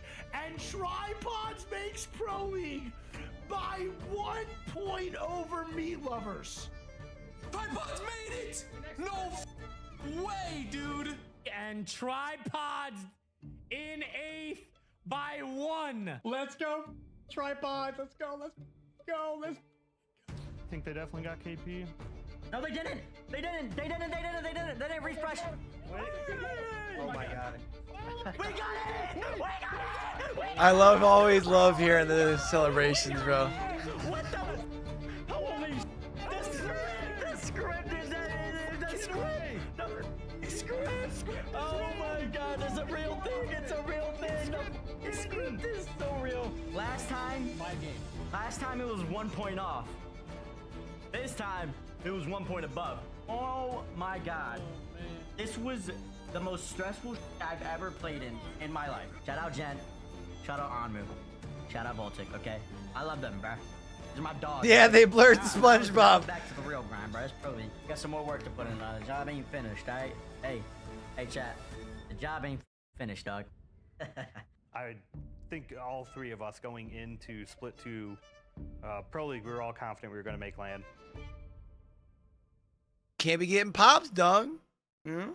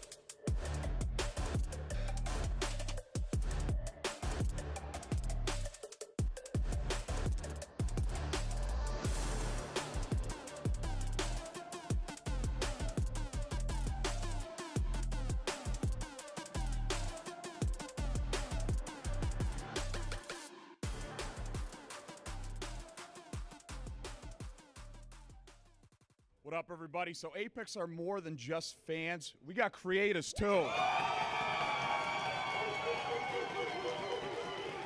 That's right. A lot of noise, a lot of hype, because we are hyped on ALGS. We just saw the winners bracket. 10 teams went to the losers bracket too. 10 teams just booked their tickets to the finals. But guess what? We're about to start the Isn't this winners bracket too? Right now. Winners bracket We're about too? to see who's going to make it to the finals. It's like about to start. They just got back from break. They're gonna send it down to the desk. Desk will probably talk again for like 5 minutes, send it to casters. The draft is done. Our teams are set, and it's time to get ready for our Elimination Bracket 2. After this, teams will go home. Our match point finals will be set. Everything is on the line right now. We're live here in Mannheim, Germany. The crowd has been fantastic all day, and this is where the state will kick It sounds off. better for winners Cannot bracket wait to too, see though, how doesn't this it? next series of matches goes. We're back on the desk here and ready. My name is Glitter Explosion. Ah, and you I'm right, the you host right, of this you last right. round of matches, and we have a star-studded desk. If I do say so myself, we have Snipe Down, we have Graceful, and we brought Nasky back one more time to break down all of our action. Eric, we're about to dive into it. Are you excited to see who qualifies through to our match point finals? Yeah, I am absolutely stoked to see these matches. We just saw who was going to be in the winners bracket or who's going to be in the grand finals. Now we get to see who's going to make their way through from the elimination finals. This is where it all comes down to. Is the pressure going to get to these teams? Have they warmed up enough? And are we going to see some amazing matches? Yes, we are. We've got so many pros on the desk. I'm going to constantly be able to ask your guys kind of opinions from that pro player POV, but Graceful, this is one of the most stressful moments. It's that tournament, that series of games right before you qualify for where everybody wants to get to. So talk me through what some of these players are feeling sitting on the stage right now. I think it depends on which side you came from. You know, the people that played in LE1 at first are definitely coming in hot with a little bit of break, had good momentum, you know, locked and loaded, whereas the people that came from the winner bracket are a little bit more stressed about it because you just came off something, you know, a negative result, right? I think we will see good matches for sure. And Nasky, of course, you're joining us back after doing some fantastic analysis on our I still think the day should start off with winners bracket, personally. 6 more matches. You got to play on the stage here today. Now you're joining us here on the desk. So tell me about your experience so far and what you're looking forward to in Elimination Round 2. I'm looking forward to watching these crazy games. I mean, You think can what hear Graceful this. touched on with, the You can mental hear going the into it based stands on if you were squeaking. That's hilarious. A winner from the losers or a loser from the winners has a big impact on how you actually approach these games. Because if you won the loser bracket, you're going into this ready to just fight people. You will, and that's going to be a big. You can really see in the way people rotate and move, at least for the first 2 games, and then people will kind of like even it out, and it'll be natural from that point forward. But losers 2 personally is the most entertaining bracket for me, because it's really where it counts, because you have such a high quality bracket with so many good teams, and it's the last chance to make it to the finals where you want to be. So I think that's, Because you at least have that like this sense is of the fun- security the best bracket to watch. in like winners bracket 1, right? Like if you're not top 10, you're like, oh, we'll get it the next big one. Names here in Elimination Round 2. Lots on the line for these squads, but obviously a team that you want to be focusing on here in this portion of the tournament. I feel like the crowd might be excited for this one. Talk to me about a team you're going to be keeping your eyes on here. I am going to be keeping my eyes on EXO, of course. And I can hear the crowd behind me, and I think they like that one. But Swinny, the main IGL from EXO, he's been around the block. He's been here from the start, and he is here to stay. He is phenomenal. He's got this good prodigy with him, and he is an absolute demon. You can see his stats on the screen right now.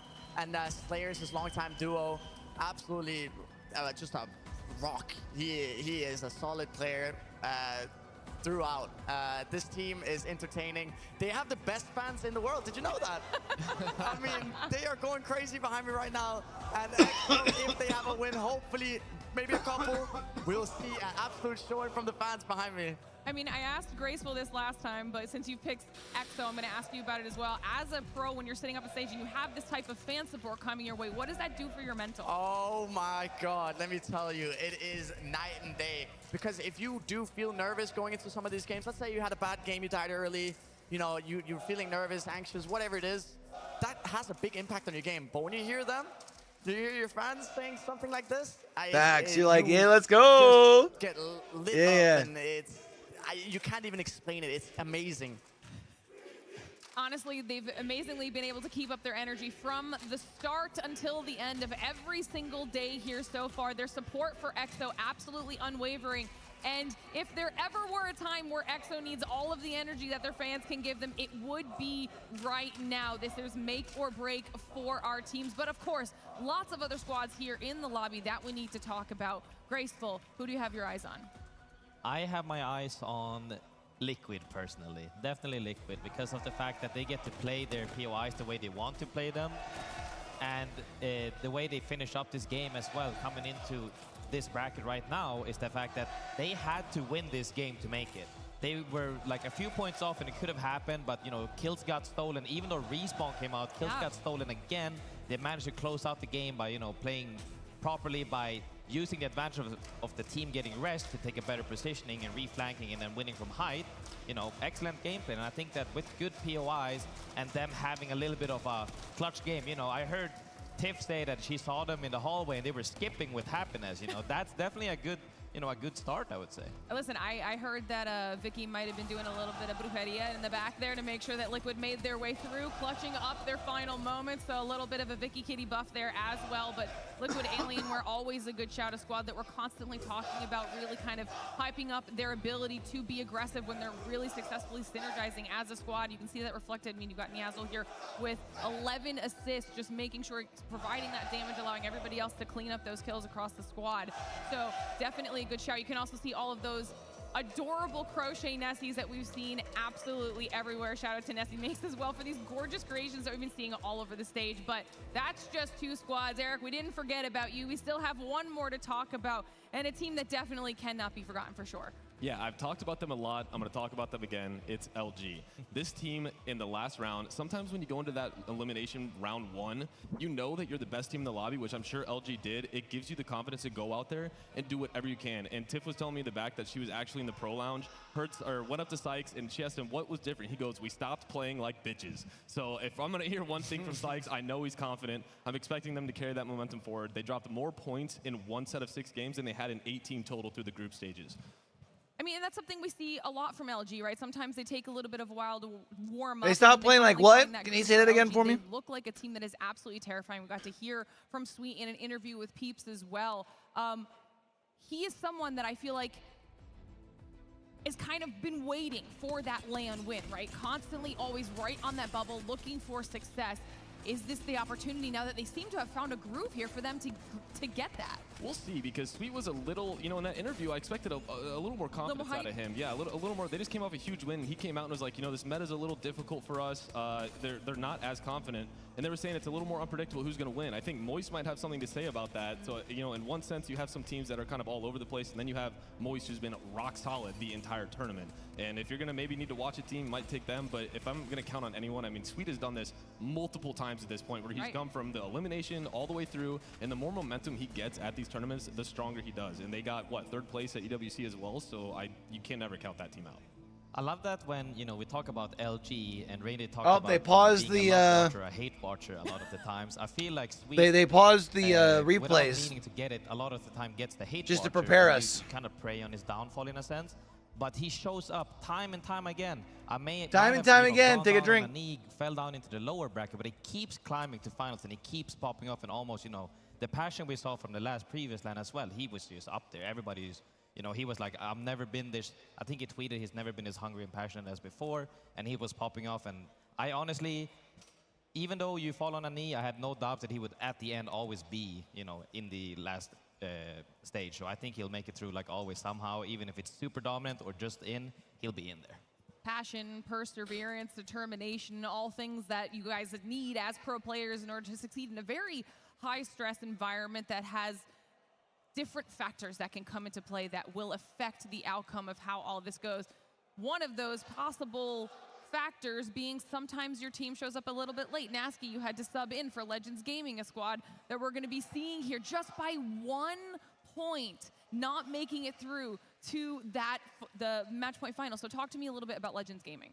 Well, I mean, obviously, I sub for them, and I feel like the connection or like the rooting I have for them, right? I support them is not just as a normal fan. I feel like I'm a part of the team now, you know? So watching them miss out by 1 point, it was a massive bummer because they were actually in top 6, I believe, in the last game of the winner bracket. So I thought they were going to make it. I'm sure they're going to pull it around now. I have a lot of faith in them. They have shown the last year that they have actually been, I'd say, top 3 most competitive team of all of the teams. And consistent. A real underdog team, so to say, that flies under the radar. Yeah. But once you actually look at them, they were Talk your very, shit, very Nasky. strong. And yeah, they had visa issues. They showed up 2 days. Strafing and Easy Flash showed up 2 days late. And they actually got right off the flight. They arrived at 6 a.m. in the airport. They got the shuttle. They got the hotels. They arrived to the venue. They set up, and then they played at 2:38 p.m. So that was all within 1 day, and they showed up. They actually did good, which I was surprised. I mean, hey, if they played bad after being sleep deprived on travel for 17 hours from Indonesia, I don't think anyone would have blamed them. But they actually pulled through, and they did really good. So I think they'll do it too now. It was a fantastic showing, very dedicated. There we go. Give me a good old Legends buff here. Come on. Showing that it doesn't matter what gets in their way, they're going to make it happen. They're at a really good spot. That 1 point might have dropped them here, but it also put them in a really solid position to at least get the spots they wanted when it came to that POI draft that we literally just did a short while ago. And I think that's going to play into their favor here now moving through into our elimination round 2. And speaking of those drops, let's take a look at our Stormpoint POI draft and start So talking just to about confirm, what we're seeing looking here. at You it, weren't out here with us. Obviously, you're watching it in the back, though, Eric. I am Talk to pretty me sure about some of these drops. it Who went- do you think potentially Oh, has no, a it favorable wouldn't spot? have What are gone. you worried about maybe for some of these teams, even if they potentially picked a drop that might seem good based off of even some of the zones that we've been seeing here so far? Yeah, so I mean, once again, Maybe it I went off of talked about total complexity. points. I do think that they got good POIs, but it was best at these POIs in a different patch. It was better in a different meta. We haven't seen very many North zones at all on Stormpoint so far, and they're usually a very heavy zone team. They like to get into spots. You see them with Charge Rivals Monsoon, you see them with Snipers, a lot of range. And for them to go up to Lightning Rod, you know, a lot of these zones have ended south. That's Give me a 3 long Cascade across the Falls map. endings, It's just gonna be right in a interesting to row. see if they can How pick about up that? KP along the way, but in terms of fighting on the edge, that's not into their strengths, and with such a high pick, I would have expected them to take something a little lower on the lower Or like we could throw a Sure, Cedo Rachel, station in and there. I That's see you fine. like jonesing at the bit, ready to say something. Tell me your thoughts here. Yeah, so I feel like personally for Alliance has been having it good, but they had it rough for a little bit with, you know, Fnatic also contesting them on a side and so on. But we see that Fnatic now picked something else for Echo HQ and they stopped contesting them. On the opposite side of the spectrum, Barometer is currently getting contested. One of the only POIs that can get contested due to the POIs that you can land at. And Liquid might have good POIs, but if you're contested, things can go south real quick because even if you win a third... They're going even against half, I think it's SWQ. They'll be 75% drop a third fine. map, it's never good because you're just reducing the chance of having, you know, the little easy 6-point average to make it through comparatively to now we need... Bro, can we just Yeah, we start talked the about that a lot, series, like the bare man? minimum that your team needs to be averaging to at least secure yourself in that top 10 and what you need to be doing in order to get there. One thing that we have been paying attention to points averages on as far as the talent team goes, though, is our predictions. Let's take a look at this, and I'll explain this one more time for everybody at home who might be confused what these numbers are below our faces. Now, we've been picking a team every single series, and whatever point total they have earned in that series, if we predicted them, is the points that have been accumulating under our faces for our overall point totals. So on this page, I'm at 409. I'm just saying I'm at 409 on this page with my predictions. I chose LG for this one. We're seeing lots of LG love, lots of Fnatic love. Yeah, this is the final series whenever they want to start Take a it. look at the rest of it. We've got some more LG love, even Reddit agreeing with this here. We've got Snipe down up there. My boy Snipe 436, down. Genome Dude. 46. Going for Everyone Legends, let's get is it. crushing these predictions so far. A little bit of Alliance love, and then Eric, you snuck in there with Legends Gaming. Yeah, I did. I decided to change it up a little bit. You know, I'm hoping the jet lag's not hitting them too hard, but I'll take a little bit of a risk on this one. I want to stray away, and you know that I think your 409 is not looking as good on that second page. You know, I think that might be wrong. I think they forgot my points from the last one. So we'll double check because I'm pretty sure I've jumped above you at this point. But Nasky, you're not on there obviously. So give me your thoughts. What were your prediction before this elimination round 2? Well, I was actually looking at the drops, and I saw Team Liquid had Barometer, what they usually get, and they had Thermal. 2 really, really strong POIs. But I didn't notice that they were actually contested at Barometer. and that can go either way. So I don't know if I'm saying Team Liquid. I'm hoping it's EXO, but I'm also hoping it's Legends. All right, you got a little bit of split love. And you know what? I'm going to go with EXO, because I think EXO is going to be the team to watch and the team that will win. I love it. Get the crowd going. The crowd, I am here for it. But one of the special things that we actually do have for this event, you guys have seen it a couple times with Evan talking about it, but we have a limited time merch drop for you guys, all right? You need to get in on this. There's a QR code up on your screen. Scan that for a 24-hour limited drop of our Deutschland t-shirt here, special edition just for the Germany land. If you don't have it, get in on it now. It's gonna go away faster than you can even remember it's here, and it looks absolutely sick. A really cool way to commemorate your time here in Mannheim, or the experience of you watching from home in Mannheim. Love to see it here, but we've got the crowd ready, our analysts are ready, which means, you know, our casters are ready too. Match number 1 is about to get underway, so that means Tiff, Dia, let's kick it off. Let's do it. I'm so excited. I just take a good look at the crowd, because you always hear the EXO fans, and you get a couple signs along the way. Strafing is my flame. Dia, some of these are too good. They are. People get really creative just with the signs. We're going to take a look at some of them now. And Tiff, I feel like I'm still catching my breath from this morning. The last time you and I were up here, we saw Team Liquid barely qualify to this round. Now we get to see how far they can make it. I know. I really want some good news for them, but you heard Nasky talking about that contested barometer, and I'm really curious to see how they're going to navigate alongside that. And you think of the recent winners bracket, right? Alliance, they've been so hot and cold throughout it. Obviously, we do not have effect here. Tyler FPS standing in, but here's the deal. Tyler FPS looked so good in the early stages of groups, but in winners, they dropped 2 points. Now, if we're going to continue on this roller coaster ride, I can only imagine that we're going up. Fnatic elects to not take North Pad and instead goes down south towards Echo, leaving Alliance with that comfortable pick. All right, so for our 10 teams, give me Legends, I want to enlighten people Complexity, a little bit as to why Rain Day and I might have gone Fnatic. Alliance, LG, we did not collude Guild, with each other before the match EXO, started, but it was specifically based around Fnatic's POIs that they've gone with. Fnatic land Echo HQ and Fisher. Fnatic have 2 and 3 wins respectively at the tournament. Some of the POIs with the highest win rate. So we're changing things up a little bit. Knocked going with a talented team that has not yet managed to really peak out. Fnatic have not found a win yet, but they've got probably Cloud9, yeah, to finally do it from. Well, it feels really weird sitting here on the precipice of potentially going down, because Fnatic, if you think back to Split 1 playoffs who's my in 10th? Los Angeles, 3rd place. They were a favorite. Yeah, they probably were go next. Did I say go next? They've always been a favorite of me, and we even probably have go 2 next of the is top my 5 10th. teams in this bracket stage as well. Legends Gaming, 5th place. And let's talk about some other teams as well, sort of tying them in with Fnatic here, because there's a very low number of squads that have made it this far, and like Fnatic, have not yet found a I mean, win if you got it, among flaunt it, you know what I mean? Notably, Dreamfire, It ain't tricking if you got it. Fnatic. Those are the 4 teams on the stage right now that have not yet actually won a game, despite making it this deep into the playoffs. Well, if you're going to talk about wins, then we've got to talk LG. That was my prediction, right? I ran into Sykes not that long ago, and he was definitely talking about how much better they were feeling, especially after taking 2 wins in a top 3. Come on, like, we know that Liquid Alienware game went absolutely hard, but it was LG that was right there, 2nd place, and such a good position. You know what blew my mind is looking back at the stats from that game, I was trying to find things that I was like, oh, this is making the difference for Team Liquid, and I stumbled on LG, and the damage differential that typically is a stat that's pretty average. Most people deal it'd be around great as much damage as they take, and of course good teams is if all of a sudden Sweet just looked up and maybe stared. an average of 200, 300 damage more than you take. In this particular case, LG was dealing 1.4k more damage than they were receiving. They were gapping people an incredible amount. And as we take a look at our players, we'll see who can step up to the plate like that. Who can I know she's been like really on top of like hitting the gym and stuff lately. game. Here as we drop onto barometer, Liquid Alien She talks about it in her stream a lot.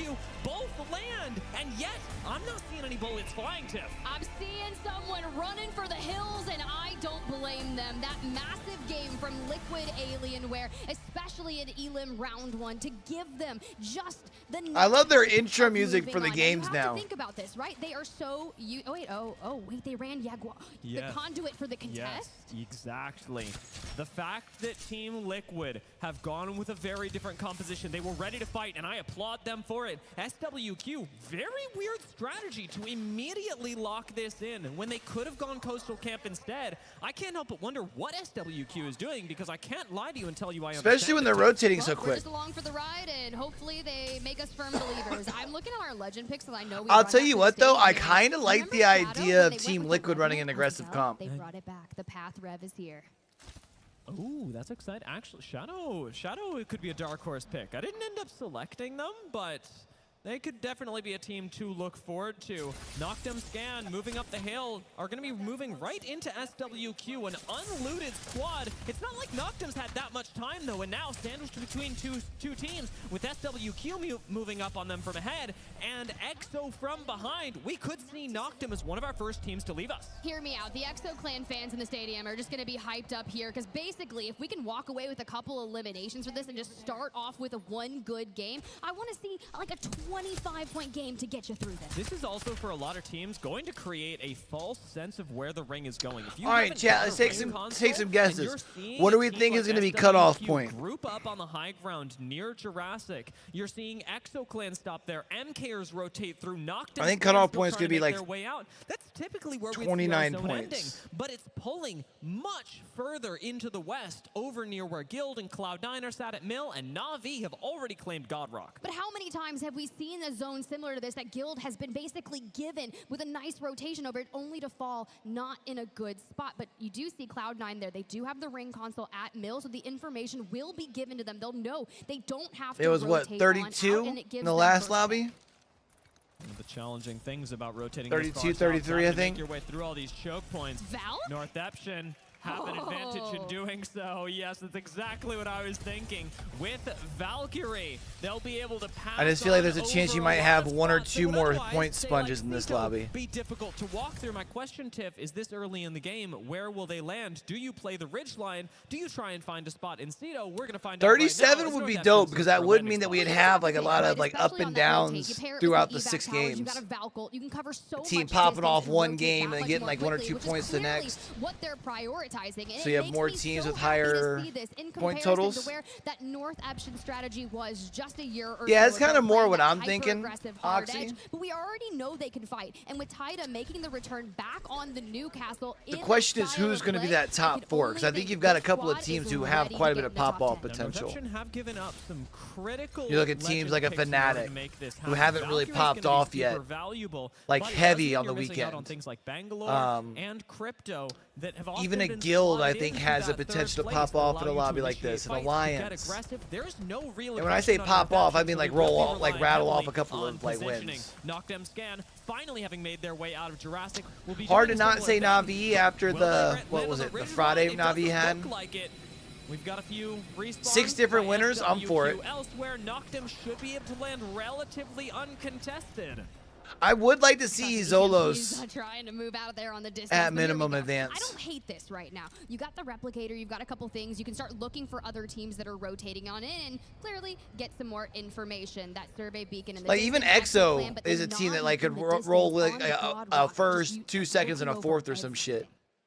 Navi's rotation was so quickly. As soon as we saw that ring pop, Na'Vi were already positioned in a spot that I expect to age pretty well. It may not be a winning position, although in some rings it can be. It is more often than not from this ultimate high ground outside of Millage. All right, we've had a long break, so I'm going to stand. And also, that coffee's going through me, so I'm going to go take a... That's all you need at this point, because as quick much as potty the break. stakes have gotten quite high at this point in the tournament, Tiff, making top 10 is always within reach with a few good games, and even a relatively low point average can get you into a top 10 position comfortably. And that's the thing. You just have to get top 10. Well, Complexity finding themselves here and Kashera on that opposing end. We saw Monsoon pick up that knock early on with a charge rifle, so he's clearly reaping, but we have found the rest of Go Next. Every point counts, And having already picked up Kashara, Complexity have got one. I do wonder whether they'll continue an engagement on to go next or prioritize a rotation. I'd like to see Complexity start making their way into the zone, maybe rotate south through Barometer. And I have to say, Tiff, I am surprised to see them backing up a little bit, grabbing the Trident and angling for what I'm expecting to be a more mobile rotate, much like Fnatic are giving us now. Yeah, it's really true. I mean, honestly, I thought they were going for ring console for information, but they could be boosting straight towards Go Next Esports. But for Fnatic, we're still hitting that rotate. Finally, a little breather, but we made it in towards that next area. Knowing that Liquid Alienware is still hailing over in Barometer, you'd have to think, where are they going to move in, and will we see congestion between Fnatic, Liquid, and LG? If you're joining us on Face It Watch, you'll be able to know. Having the map stream up next to you as many Who lost a player? Stadium can witness will give you a lot of important context on how Fnatic are rotating and what challenges they'll face as they move eventually to the north out of Cenote. For right now, nobody in the area. It means the Fnatic have plenty of time to loot up, and they may even be able to capitalize on some loot bin resets when we move towards the next zone. Is this a similar zone to what we witnessed earlier today?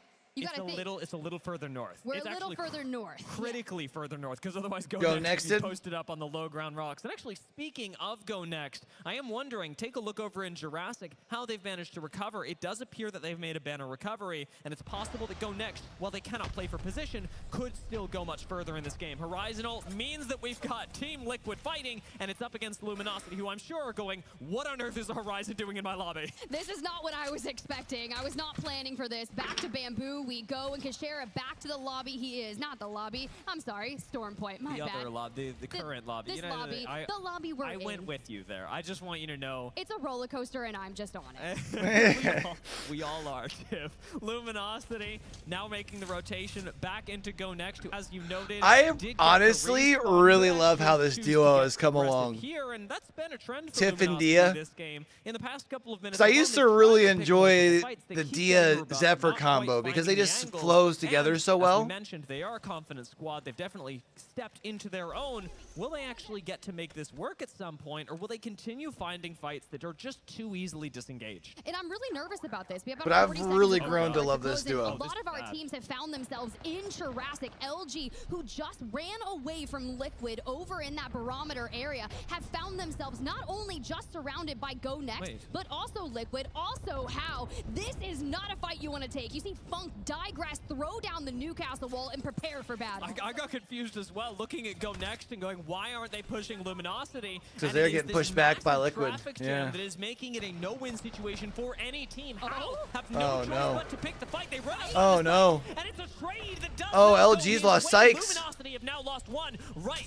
Well, he's down. To start this fight off, but How cannot overcommit. Having lost one themselves, How must reset and let Luminosity do the same. Lest they go down. Nice turnaround. Trade 1-for-1. Who else is coming in on this? Team Liquid watch from afar, but Luminosity no one's gonna push it. With murder.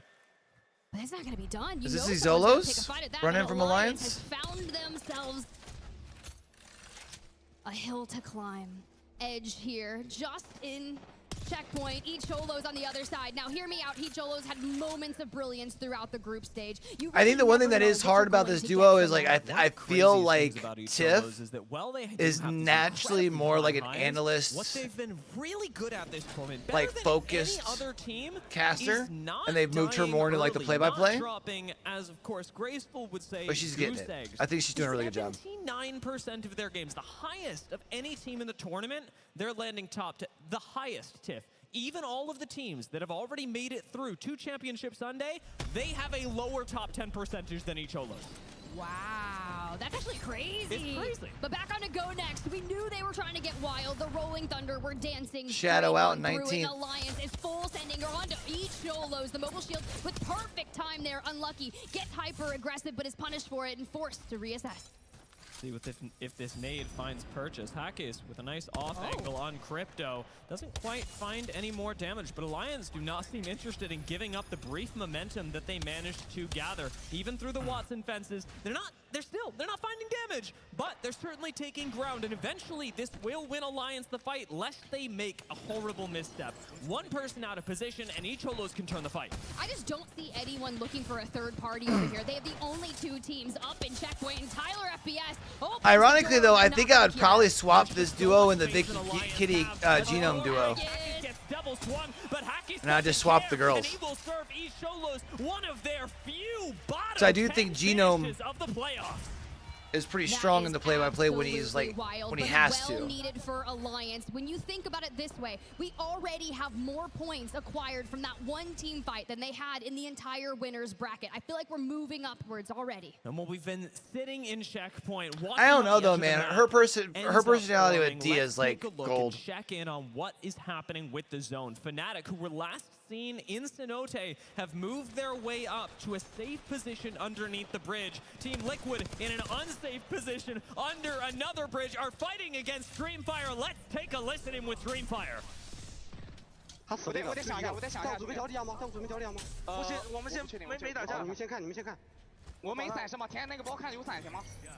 没闪的话不好进，我们只能推进去。我不知道那有没有人。哦，他们去抓这个了吗？他们去抓这个了吗？上次你看，其实怎么动？我在看，我在看。我去看有没有闪，我去看有没有闪。这边有队。我操，圈内没啥人啊。没有东西，是不是？我开个这个胶囊可以吗？开胶囊。兄弟，你听我说，你能打？哎，我们可以把这队夹了，我们可以把这队夹了。快过来看，快过来看，快过来看！我再来！不行就拿分，就拿分！拿分！过来，皮特过来，我给你个金盾。这爆夹打入，爆夹打入！给他夹了，给他夹了！来了！带！往右拉，那往右拉！你后面有人3米，小心点。不行，那给他杀了，炮走！我感觉得，不行，给他杀了，炮走！真的只能这样，他们炮走了。他走。 The passion chat。 没必要了，兄弟，刷圈了，3级堵，没必要了，你单线得去这儿，我们得炮，要不然我们也炮过去吗？我们也炮过去。我俩来人，这狼吗？你们会吗？哥们儿，先不管了吧，先不管，得往圈进，让他们进，过来，听我说，我也炮，来，马上来，勾就到了。我带了个涡轮，我丢东西给你，回头，我缺能量弹可能。Complexity out in 17. 不着急，看他怎么，他打上去我们就跟好吗？他打上去我们跟。哎，我们可以单线去这儿，来，听我的，那挂了。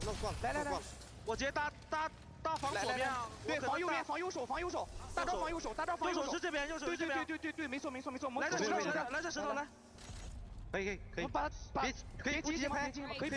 Dreamfire out here hitting the energize zip, making a They got to worry about that team to their right. Could long distance them, but probably not looking their way. Everyone's still trying to hit that rotate down south.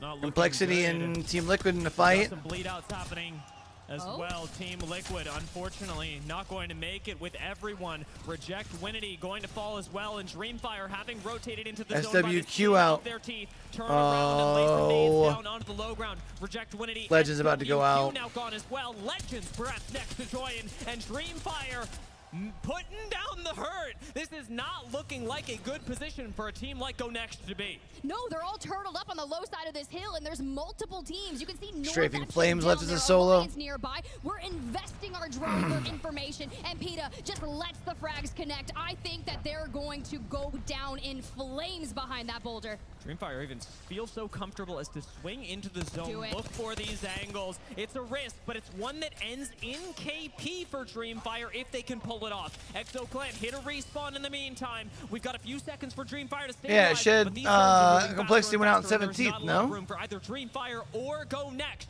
We've got to be thinking about moving, and we got to be thinking about finishing this fight. Something that Dreamfire are absolutely dialed in on. Go Next, explode! I was curious if we were going to see a third party from maybe North Epson, but knowing that they're still so far out of the way, reminder, that's the team that's playing Valk. They'll likely hit a late Valk ult, which everyone will look at, but you can see Alliance and Guild are already targeting them. Alliance are really well positioned. Yeah, Complexity's out. A lot of KP on the next zone close, and that is not that far away. Pretty sure they went in 17. Seconds left, 10 seconds until so many teams like Dreamfire, like North Epson, like Guild all have to move, and Alliance are perfectly positioned to cut them off. An excellent zip line will retain high ground for Alliance, and they're not even getting looked at, even by teams like Na'Vi. Still love the position here for Na'Vi, and this was a clean rotate. It'll give them angles on the Pineapple building, Cloud9 over there, and they can continuously watch their back from Guild. I do have to notice, though, Fnatic, they have been on this bridge for an absolute eternity. That zone play is really benefiting them. They could hold the cross, hold the line of sight directly, and start picking up knocks straight to Noctum. This was such an early rotate. Like you said, Fnatic knew that this was Legends can at least get one more KP or one more placement point if they can stay alive at least till 10th. Clan fall, and as Yuka continues to pick up knocks onto Knockdown, this is not the end. This is just the beginning. This gravity cannon is becoming an absolute chaos zone as Guild arrive. MT, how do we think we're not going to get punished for that? We've got Legacy last standing here, but MT was able to pave the way with a plethora of damage, and behind where the did we need to get Legacy just has to find the lone crypto, but where has elsewhere. Guild and Dreamfire both fall. Strafing Flame went off to? And Makers managed to survive. They are the last squad standing on the low ground near the gravity cannon. This TIF not even in the next zone. Fnatic still have a position to hold during the next ring. What they do not have is a lot of priority. This low ground spot has to be saved by making it undesirable. Fnatic, they need to be putting in other teams in such a position that it just doesn't look good to move under the bridge. And I'll be honest, they don't have to do that much work. Not as much work as C9 my boy has to do Strafing with Flame's this a fucking G as a defend solo. Maybe game-winning spot that Cloud9 have. A lot is going to come down to Chaotic right now. And I was talking to Alex earlier. I was like, hey, if you ever want an overextending Watson, you know, let me know. No, he's like, I've got Chaotic, but Chaotic is locked in here. This position, we're shoulder peeking out to the left, making sure that we are watching that. And he's like kind of close to the circle. I'm guessing he doesn't want to be out in the middle of anywhere. You need to have the Jenny on deck in case you get EMP'd not once, not twice, but 3 potential times. Nice move from Fnatic. It's Naughty that spots this, moving a Trident to make underneath the bridge all the safer. Alliance and Na'Vi starting to take looks at each other. Alliance with another energized zipline to cut up our rotation, really making great use of the Pathfinder, but by firing up onto the high ground, Alliance open their backs to Cloud9, a team that will not forgive oversteps. Unlucky, double Mozams in hand. Should still my boy Strafing Flame getting some extra big points, man. Execution needs to happen now, and Na'Vi just ate an EMP. Nice pull up from Unlucky. High ground to low ground situation will be tough, but with Unlucky on path, it gives them the mobility to catch off those angles straight onto Na'Vi. A battle of the EMEA. Blocka. Unlucky, you cannot fall here. Hackis goes down first. Tyler FPS with the Akimbo hammer points needs to go big here, but disengages with the smoke to try and get out, but it's picked up across the way. C9 will collect that kill, and Legend looks like they're going to give him the next one. There's not a lot of survivability for teams that fight in front of C9. Legends went out in 4th though. Yo, my boy Strafing Flame's a G. Our final 3v3. Fnatic who rotated early, C9 who rotated early. Perfect macro from both, but low ground held by C9. And importantly, in zones like this, it almost always pulls down to the low ground. Fnatic are the ones that must find the perfect engage onto a Watson setup. Well, hear me out. Kazuki over here, double ult excels, trying to get that EMP online for the final fight. This is where we hope Chaotic does have that Jenny to get it right back up in case all of the fences go down, and the timing on this drop to perfection. Look at that. They're dropping the shield, so when they drop down, they can swap them. Now, C9 do almost capitalize on this. They recognize what's happening and lay a little bit of damage into Yuka, but C9 can't actually do anything about these shield swaps. Fnatic are going to need to obscure the line of sight with Bangalore in order to make this drop down safe, because they can't close the gap. They can't effectively motherload C9 either. EMP has to come in to break the defensive line of C9, or Fnatic will have no chance. You can already see that it's intercepting right there, the Jenny. And now Fnatic on the low ground using the rock. And this smoke, only a few seconds left. Another aggressive smoke. Nice. Close the gap. Here's the EMP as well. We've got nice. on C9, but a broken Yuka traded for Sorcerer. 1-for-1, and C9 still retain defense. Naughty swings out to the side, getting aggressive on Bangalore with Hemlock Havoc. You've got the chance to find a one clip. Finds a lot of damage, but he's left Chaotic undefended. C9 regroup, and it's a finish from Satsuki. Cloud9 have to swoop in with the Havoc in hand. We return to a meta of old. The double Mozams answer back, and Naughty a 25 HP. Cloud9 win for Cloud9. Can we talk about that? 5 HP, my man Naughty. What was that? What a wow. Cloud9. At the end, it really is just execution. It's like when arenas used to be in Apex, watching a 3v3 happen, but Cloud9's defensive setup is methodical. They do not allow a break in the defense, even after eating EMPs and smokes. It is a fantastic flank from Naughty to make sure that C9 stay on the front foot and do not throw your nines up, baby. The defender's position where they don't have any tempo in the fight. Can we just talk about how Naughty just straight chows it? He doesn't try to hit a bat. He doesn't try to put a cell on. He's just like, I am waiting for the climb up. I am ready to take this. And man, when you win your ones like that, whew. When you're fighting a team like Fnatic, you really can't give any space, especially when it is undue. C9, what they really have in these moments, all right, one down, 5 to go, chat. Faith in themselves, despite the trials and tribulations of the tournament so far.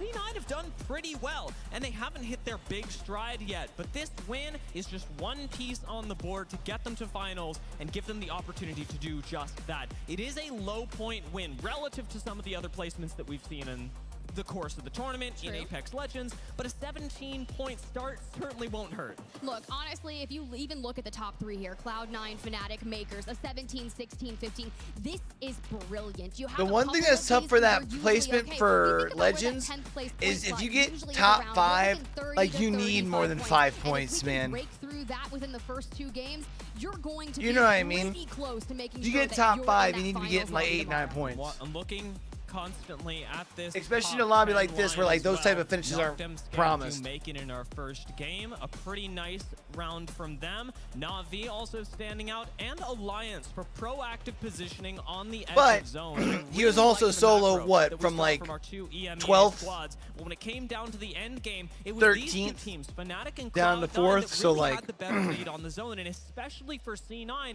this was super evident. Fnatic, they did have a really good position underneath the bridge. It is a little bit more flexible, but it has a lot less priority and certainly a lot less zones that pull directly to it. Well, it's kind of wild. You think about it. They did not land North Pat, right? We're not challenging Alliance up there. We switched over to Echo HQ. We only had to rotate towards the south. And for the majority of our teams that got caught in that collapse over in Jurassic, it really allowed Fnatic to just hold down the south side of that bridge. As you see this player comparison, Naughty v Yuka, both on Bangalore and similar across the board.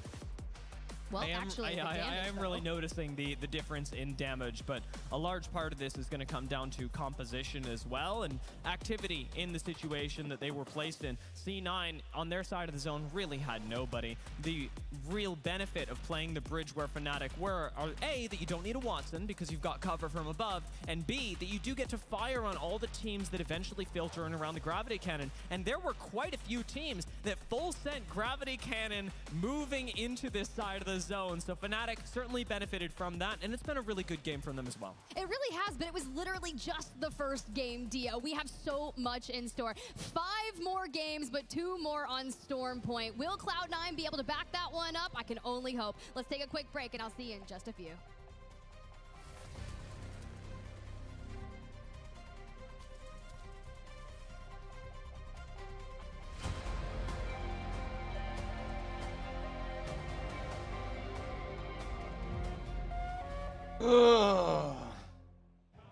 What up, everybody? I am here with Berbatov. He is the B stream for Germany. Dude, I gotta ask, right? You said this is your first ever ALGS. Can you talk to me about the atmosphere, the crowd? You got a bunch of fans right here. I mean, it's got to feel unreal. Talk to me about that. It's absolutely unreal for me. Like being here in the arena, seeing everything this for the first time. I've been doing watch parties for 4 years. Having the honor to experience this, being a part of it officially, it's insane. And having them like drive across the country here to be part of it too, it's a dream come true. I mean, look at them like just yelling, screaming, you know, dude, they love you, man. So I gotta ask, as someone who's German, how did it feel knowing that ALGS is in your home country? When they first told me it's gonna be here and that I can be a part of it, I didn't know how to react. Like it was crazy. It's a dream come true. I tried to go to LA for Split 1 playoffs. It was too expensive, but when they told me it's here, like all of us, we just booked our tickets and that's pretty cool, man. Insane. All right, well, you heard it here. You gotta love it. You gotta love the fans right here. Guys, that is it from the B stream area. We'll see you guys. Alienware, official PC and monitor of the Apex Legends Global Series.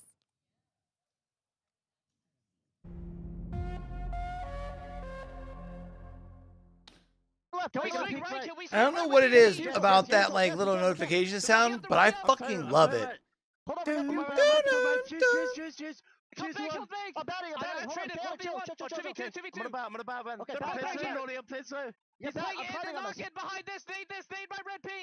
coming. I don't have nades. Good angle. Swing left. Fuse one. They're both on left on me. I'm placing. He sent me for song. I'm farming them. I'm reloading. I need help. I'm swinging. Fuse one. Reloading. Crit two. No, I suck. Crit this one. Give me knockdown. Fuse here. Go. My controller good. I got it. It's fucking good. All day. Did I?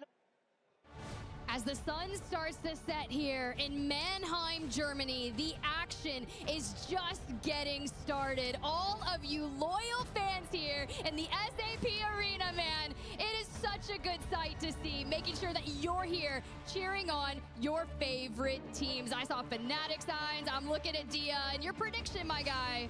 It's looking pretty good. I was going to say, Tiff, it's nice that we get some shots of the sun, of the sunset, because otherwise I might forget what it looks like. I have been sitting inside this arena watching Apex Legends for so long now, and I wouldn't have it any other way. Like you're talking about, the predictions that I really need to pick up some ground on are starting to maybe swing my way, but we've got 5 more games to determine whether that's true or not, and importantly, more than the predictions, whose dreams are going to get to come true. We saw some talks with Peebs doing interviews in the B stream area, and it's wonderful to be invited to do watch parties to celebrate these players, but imagine how it feels for these players who, for some, have yet to make it to a championship Sunday.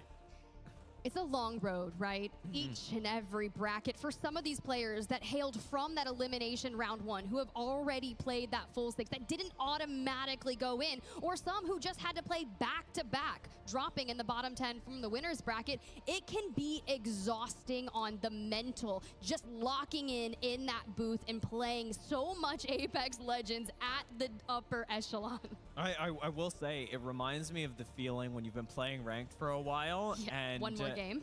But you do reach a point, it's kind of like runners when you get your second wind, but instead of a renewal of energy, you have a real understanding of how everything in the game is going to play out. And that happens in ranked, where you can't control who's around you, where you don't know anyone else in the lobby. Imagine what an intimate familiarity these teams have with each other, simply having played on stage for such a long time. If you listen to a lot of our comps, available via Face and Watch, you can always listen to how teams are predicting who is around them, who is rotating when.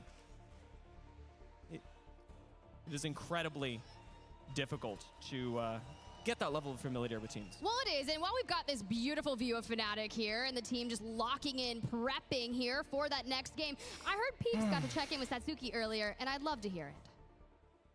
What up, everybody? We are here at the Players Lounge. We got Satsuki, we got our translator Jake, and we got Cal Paulo Jr. here. So I gotta say, yesterday you guys made it to winners bracket, 18th place. What went right for you guys? 昨日ウィナーズブラケットまで来たので、まあ何が勝ち上がったとか何がよくできましたか？あんまりそのめちゃくちゃ環境には馴染めてないかなっていうのもあって、そのなんやろな、3人の最初から最後までの流れ、あんまりつかめてないので、この次の見合わせで修正できればいいなと思ってます。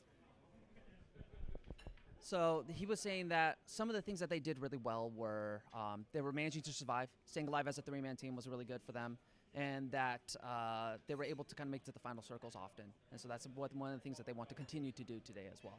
All right. And what went wrong? What were some of the things that you guys worked on from yesterday to today? 昨日には何かちょっと間違ったので、今日にはもっとよくやりたいと思いますか？そうですね、今日はもっとアグレッシブにやって、今までちょっと消極的だったんで、もっとアグレッシブに構成も変えていきたいです。So he was saying that definitely today they want to play more aggressively. They want to be going for more kill points and really start playing the zones and pushing inside more. All right, so now talk to me about yourself and your two teammates. You guys are mechanically some of the craziest players in the world, but what are your strongest attributes? じゃあチームメイトとの話には少しやりますので、メカニカルなことにはすっごく強いなので、何が自分のことには一番強いな持ってきてると思いますか、チームに。これ自分とチームメイト2人ですよね。まあ両方とも。まあ3人の強みは、まあ、3人とも IGL していったことと、またユカ F はもうキーマウで、まあ、もうトップクラス、最強って言ってもいいですし、ライカもパッドで強いし頭もいいので、そこが強みかなと思います。So he said that he really believes that all three of them are really IGLs, and so it really makes them be able to coordinate well and really kind of lead the team in the right directions. He also said that they just feel that with their movement that they're really strong with that as well, and so they're able to really be able to play the way that they want to. All right, well, you heard it here from the Japanese powerhouse from Fnatic, Satsuki, Kao Paulo Jr., and our wonderful translator, Jake. That is it. We'll see you guys around. It's lovely that we got to hear some of the insight as to what Fnatic is prioritizing today. Kills really high on that list simply because they are the one thing that will separate a team that just happens to be better at the macro of the game from a team that understands how to manipulate the weaknesses of other squads around them. Something that Fnatic really have yet to do in this tournament. They have relatively low kill points, especially when compared to those teams that are topping the leaderboard. Fnatic have a total of around 30 kills on each map, and that's over a lot of games, 24 games leading up into this series, whereas teams like Not Moist, Falcons, have about 60 kills on each, almost double what Fnatic have had. And for a world-class team, for a top-of-the-region squad, we know that Fnatic can do much better. They've just got to step into those shoes on the LAN stage. And exactly what they have done already just in map number 1, right? They hit that rotation earlier, they play from bridge, they rack up 7 eliminations and 3,700 damage as a team. So everything that they've been focusing on is showing us exactly what they're bringing to the table. My only thing is, can they do it again? That is exactly. It's got to be the question on everyone's mind. As you said, it is map number 1 in which they show us what they can do, but it is consistency that separates good teams from great teams, and that separates LAN participants from LAN winners. As Fnatic, as every team land again, we're going to be on board with our winners. Cloud9 over at the mill. Another round could go their way as they've set up perfectly with great loot, and in this particular case, we don't talk about it a whole lot, Tiff, mill happens to be the hot zone. It really does, and they also get another ring console, which is exceptional for them. I know when you think about the other teams throughout our lobbies that they're like, we land mill and we just haven't been getting ring console. Well, Cloud9, the Apex Legends gods, are in your favor right now. It is going to take a second for them to rotate on into the ring. And once we actually get it, let's rotate into the ring. They're in the ring. For those of you who perhaps may not be looking at the map, all of you in the arena, I encourage you to take a look. And if you're watching online, well, I've already told you, Face It Watch is where it's at. You can take a look at exactly how C9 can position themselves in the next couple of minutes, because we have got a remarkably similar zone. This is importantly not nearly as south pulling. Cloud9. All right, come on, Legends. Should be looking at this. You're getting blessed up again, bro. Separates Millage from Ceto, and likely piling into Ceto as well. And you could already see it's Ceto Station where Na'Vi is landing. That first POI draft pick is going to help them out so much. Legends Gaming will actually likely look for some engagements around there before rotating in just a little bit later. But Na'Vi set up in that building, you know, the small one that you got to barricade yourself in just outside of the water, that everyone is going to be looking for. I was looking at Na'Vi and going, don't move, don't go up, don't go further up the ridge. And I actually don't mind that they have moved, like you said, up to this gravity cannon. Both are viable positions, and I think the gravity cannon tends to be Does it show Legends counter-rotating when it comes to how you get to play out the rest of the to game. find a fight? We are looking at a few other rotations. We'll see whether Na'Vi move, as it appears they may be. But first, let's check in with EXO as they move through Jurassic. No, we can't. No. What speed has it got here? Yeah, they're probably just hitting the beacon. They've just hit the... Yeah. Just slide on. Got that. I don't see anyone forward. Yeah, they just hit the player scum. Yeah, just go forward. Yeah. I'm still a little bit behind, okay? A little bit behind. Yeah. Like 5 seconds.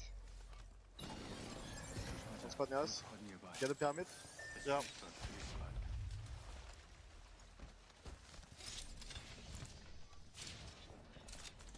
Can we get in front? Wait. Yeah. Moving up to the building.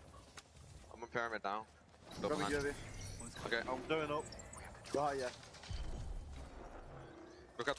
All right, ExoClan make their way straight into Cedo, still trying to pick up everything they want on that rotation. Elsewhere, a lot of teams have made their way where they want to set up shop in Cedo, whether or not. But Na'Vi did take that evac play towards that southwestern side of the second zone, which I have to question. That's an interesting call, and I respect it, but they could be looking for elimination.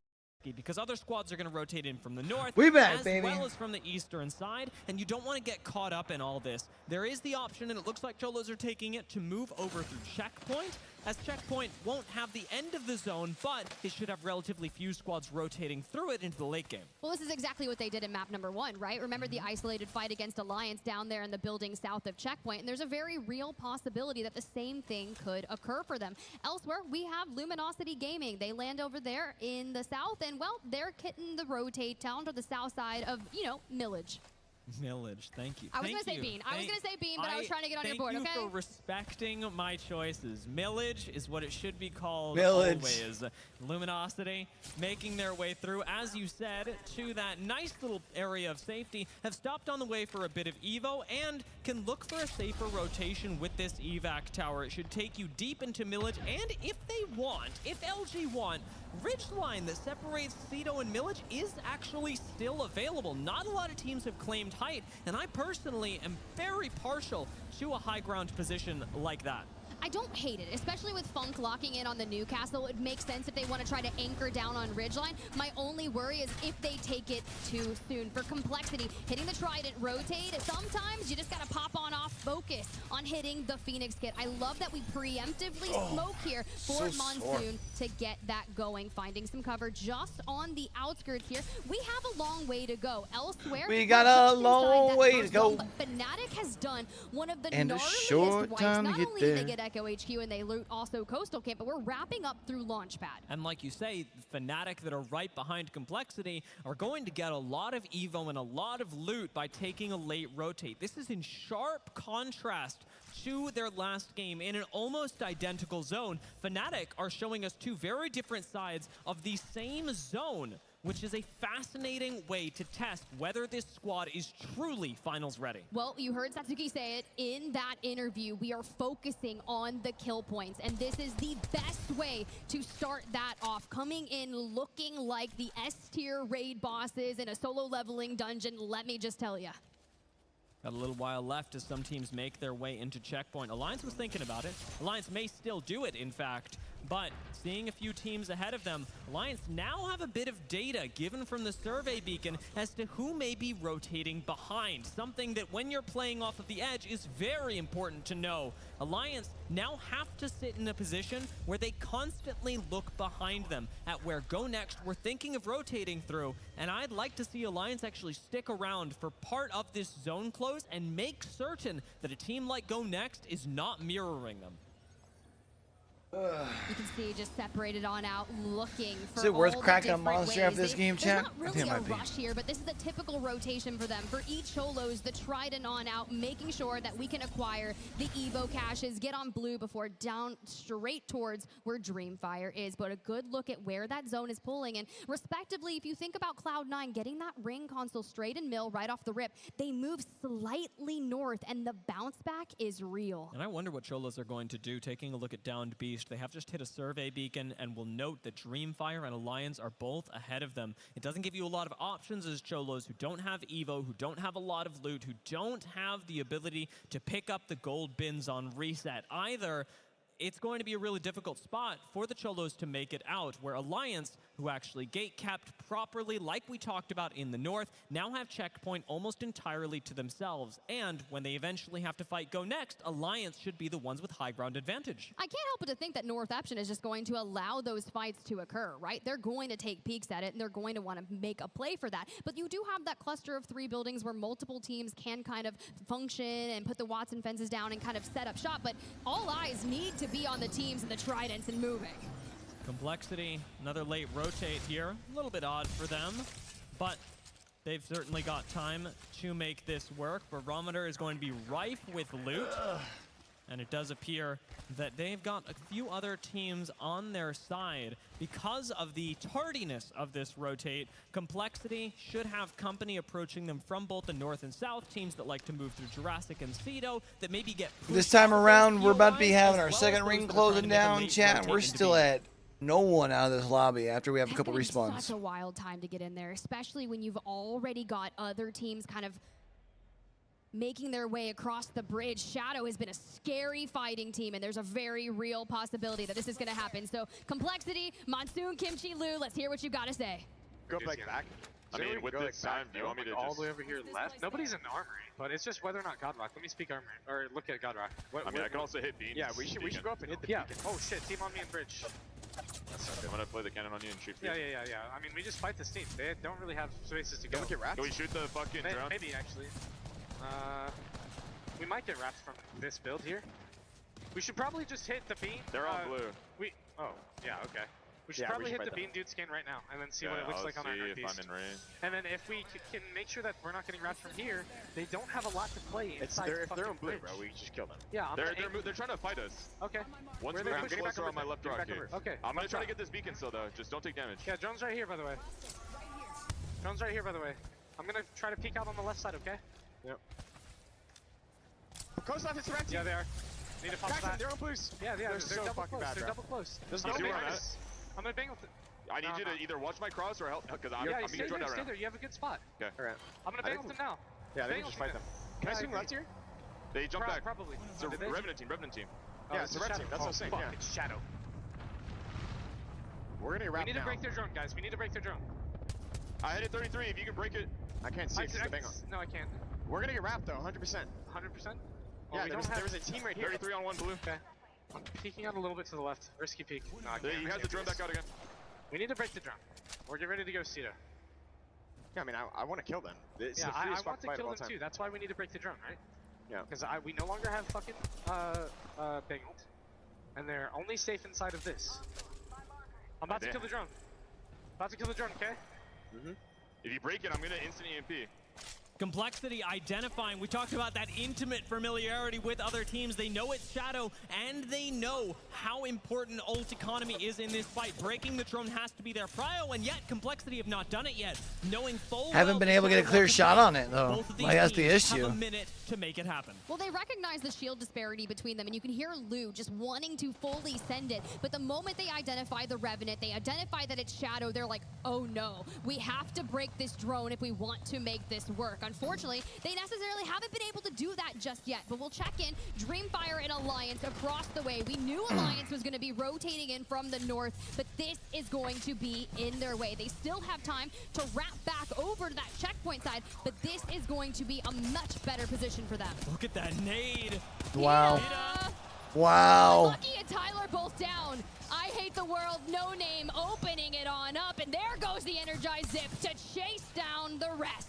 I think we're looking for an invisible crypto at this point, and on the other side of the map, it looks like this fight has finally taken place. Neither team was able to make it happen, and Complexity are the ones to get sandwiched. Not looking good for Complexity, who now are set to hide in a corner. Oh, We've got an invisible crypto again. The knockdown for cover. We've got to dodge these frags, but during the listen-in, they said they were going to get wrapped 100%, and now they are the sandwich between Shadow, who they were trying to fight, and How, who wrapped them. Complexity to fall. That's why they needed to make a decision. We talked about it, and I think Complexity knew. Or they were talking about trying to wrap back towards Cedo. Teams that are rotating into Millage and those that could no longer make it through Cedo. They, now having lost the fight, also give up the Trident, something that Shadow inherit. But Shadow, it's not like they're free of problems. They've got plenty of fights to take on the way in, and absolutely no time to do it as the zone is already closing. Taking a Shadow's hoping that everyone's gonna be like in the last second fight, and they're just gonna be able to cruise right into zone. Next, but these are far from the only teams here. Fnatic and Alliance still both in checkpoint themselves. Same with Exo Clan, looking for a play on the south side of things. Liquid Alienware has to deal with Go Next with the utmost quickness, because the chances of everyone collapsing upon that circle pull is going to be insane. I like the way that Team Liquid set up. Castle Wall is good. Alliance get a respawn. Will punish you back on.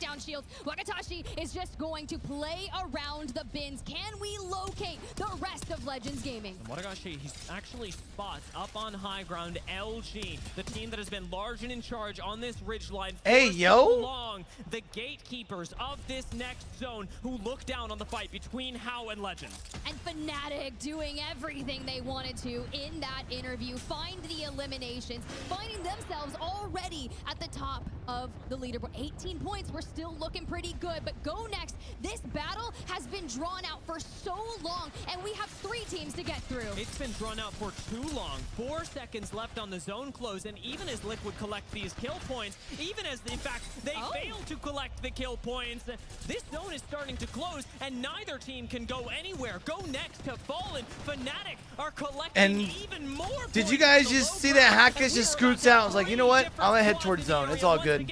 Fnatic clean up a fight. Alliance and Legends are both down, but in come Liquid behind them. Can Fnatic reset?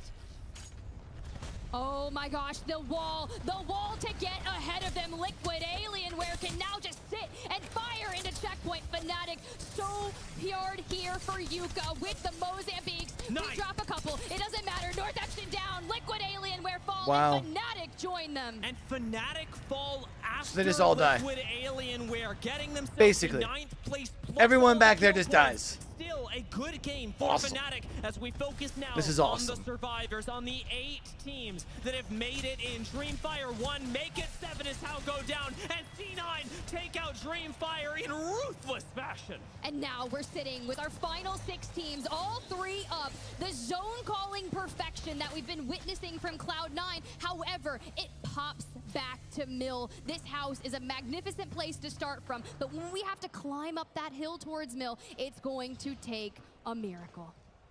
Reject. Wonderful prediction of the zone. They've been sat in this low ground for so long. Taking a look at the ring, there's not a lot of time left for those squads that are positioned in lower buildings. Reject sit next to EXO, who sit next to Cloud9, and all 3 of those teams will have to make a walk up the hill. Look at teams like Na'Vi, Guild, and Icholos that will all be collectively gatekeeping this walk up into Mill.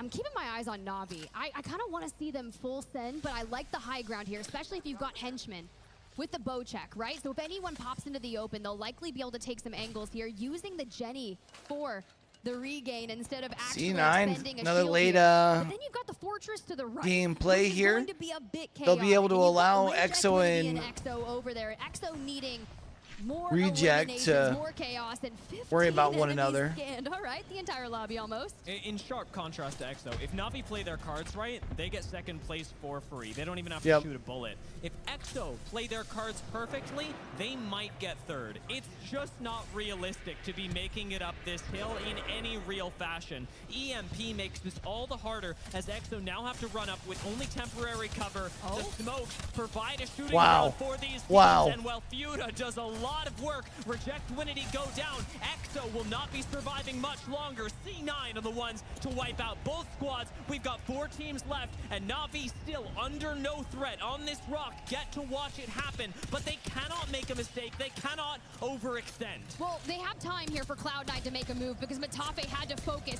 all the time for the Phoenix Kid and kind of there. They will need to Cloud9 taken out. The damage. Cloud9 does not make it up the hill. Icholo's in guild for Mill, but can Na'Vi find some angles on the teams that are playing on that high ground? But the fortress that Icholos has completed around the Watson fences, around the Newcastle wall. Icholos are like the only team that can even look at Na'Vi right now. We've got 3 teams alive. 2 of them are in this building, and it will be Na'Vi that eventually have to move. I keep looking at them and going, one Skynade. Like one good Skynade ruins this team right now. But Na'Vi don't have to deal with that just yet. What they are going to...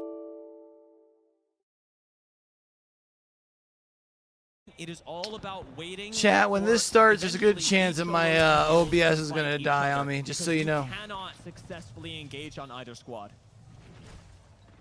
A moment before the chaos, the final 10 seconds where everyone will be shoved straight towards them, but Kurev from the high ground is just putting the hurt straight onto Na'Vi, and it's actually interesting that one has jumped down and made their way to Mill, but you know what Newcastle can do? You can ult a wall straight onto a teammate. We sent one and we joined them.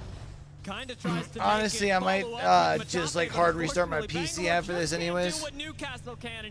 Like after the game's done, just so it doesn't happen at an inopportune time. To fall next. There's no way around it. Guild are pressuring from one side, finishing off another kill. It looks like Matafe will get a res, but how much HP is going to come with that? I've got to say, Tip, it looks like Na'Vi will be walking away with 3rd place. Knockdown comes in just in time, but in the face of a focus from 2 teams, it is not going to be a Na'Vi 2nd place. They should be going down. Henchman has got nowhere to go, and it's all about the fight between Guild and Icholos. Guild know that it's incoming, that nobody really has to worry about Na'Vi anymore, as it's just Henchman in the corner. Wait, look at, we got him climbing on over. He's crawling. He's like, Henchman, help, I need life alert. I've fallen and I can't get back up. This is all okay for that, because if Icholos and Guild fight and we come in with a Na'Vi duo, we can still clean it up, but Icholos, they're already looking for Na'Vi. They drop and they can't get back up. This is bad.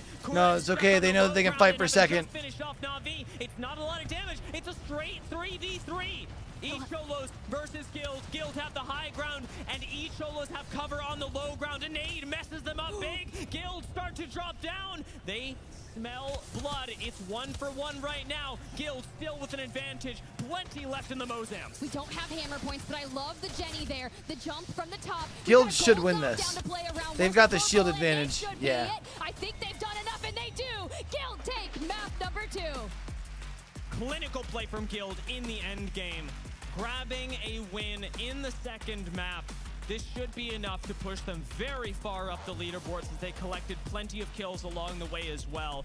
It's difficult to win zones from Mill. It's difficult to control those buildings. And the fact that Guild and Icholos both managed to be the only 2 teams left at the end is the biggest difference between them and other squads. All right, I'm doing a hard restart real quick, chat. Don't know exactly how.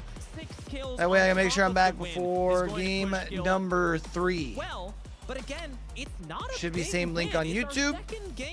It'll probably be a hard restart over on Twitch. I'll get back. Set the bar for that 10th. Everyone, that because the 10th place is the cutoff, Alliance is technically there right now. I know Yuki's smiling somewhere, at least happy that it's looking like it's going all right. But LG and Liquid Alienware, Legends, Noctem, Complexity, all behind, all not having the, we'll call it Storm Point performance of a lifetime. Now have one opportunity to turn that around. If you mess this up, for a lot of these teams, it's your last game on Storm Point. Ooh, last game on Storm Point and last cast for us here on the main stage. But you know, Peeps is always out there getting to some shenanigans, and I heard he's checking in with 2 unsung heroes of Apex Legends in the community. A lot of work goes on behind the scenes, so let's hear from Tom at Esports GG and Kano from Apex Liquipedia.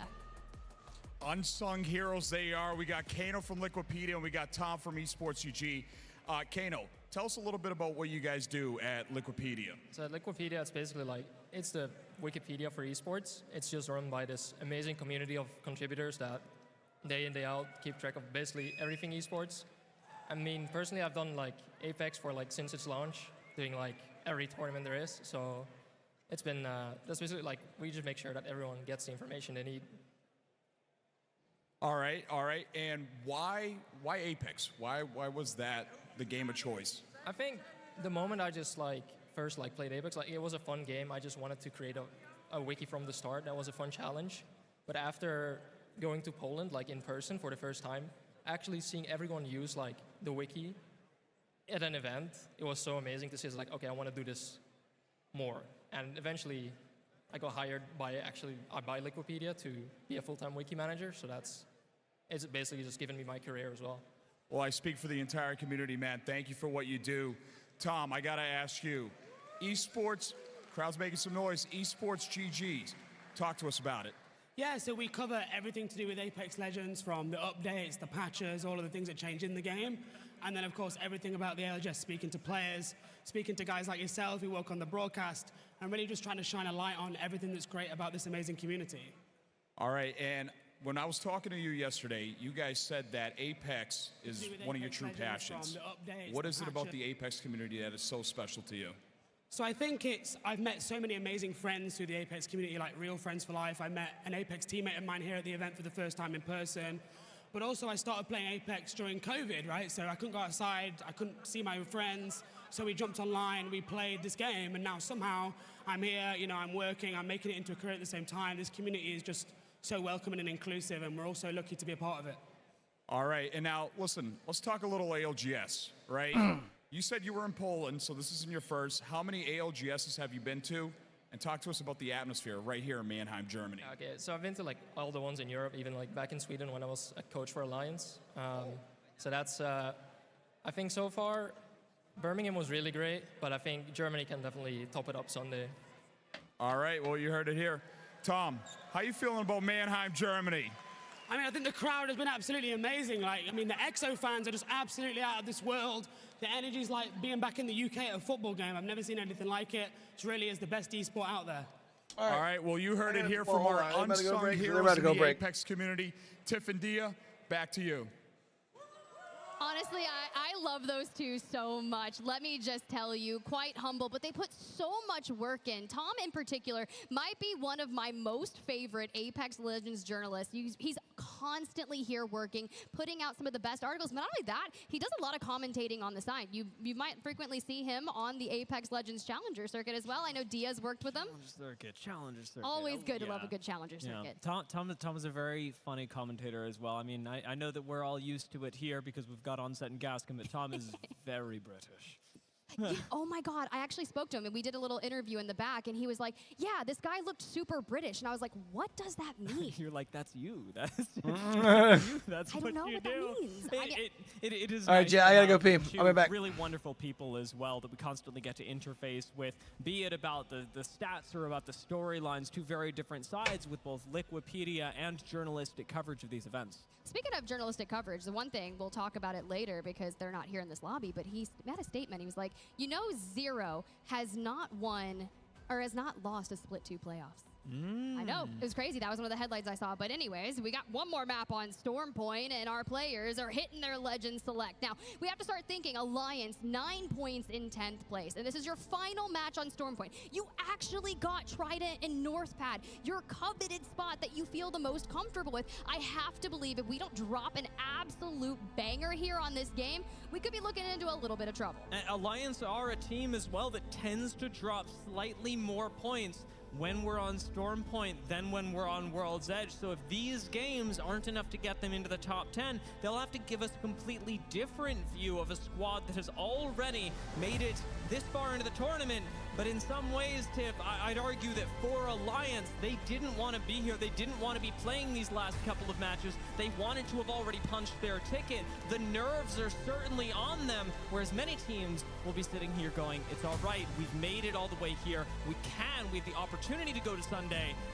Teams like Alliance are going, this is our last shot. This is no longer a opportunity that we have to do something we've never done before. It's an opportunity that we have to fall short of our own expectations, and that pressure is immense. Well, think about the pressure as they just came off an international land victory. Effect elsewhere, watching here with bated breath, just like, come on guys, get it done.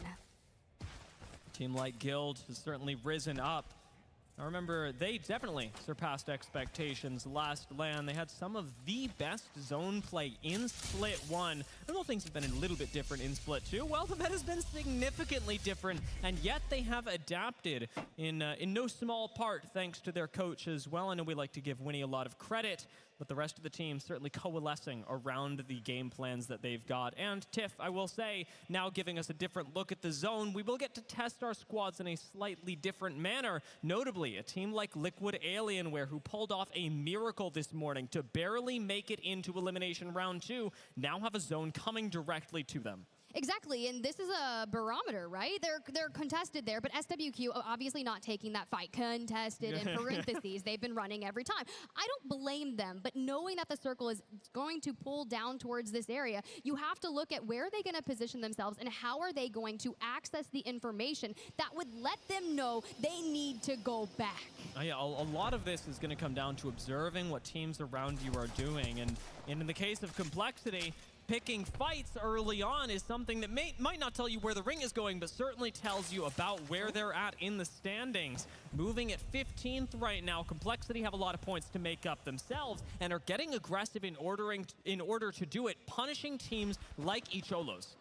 Icholos is already running through that evac, but it seems like one's getting punished from Complexity, who has been hot pursuit. But we turn our attention back on over to Jurassic, where a lot of our teams have been kind of collapsing upon that rotation. Kurev just barely making it on out. But look at Complexity. We knew Lou was like a savage just out here wanting to fight absolutely everything. And job's not done. We are going all the way to Cascades almost. Not missing a beat. Complexity are hot on the heels of Icholos, who now as a duo have to put up an incredible fight. Azazel on the gravity cannon. He is already out of there. And Complexity, while they do take quite a bit of damage back, aren't even able to break shields in the sky. I can't help but wonder, are they really following this? And how much of their macro is being sacrificed for this move? We've criticized teams for doing this before, for getting over ambitious and forgetting about the rest of the game.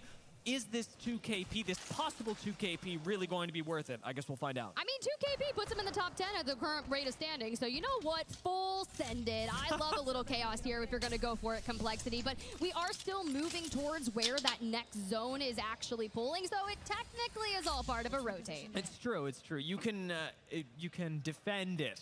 This is actually macro, guys. This isn't us looking for a kill. This is a ranked play macro, let me just tell you. Just full inting everything. Exo Clan here trying to play around this, but the finisher spam. Oh! Punishing offense right there.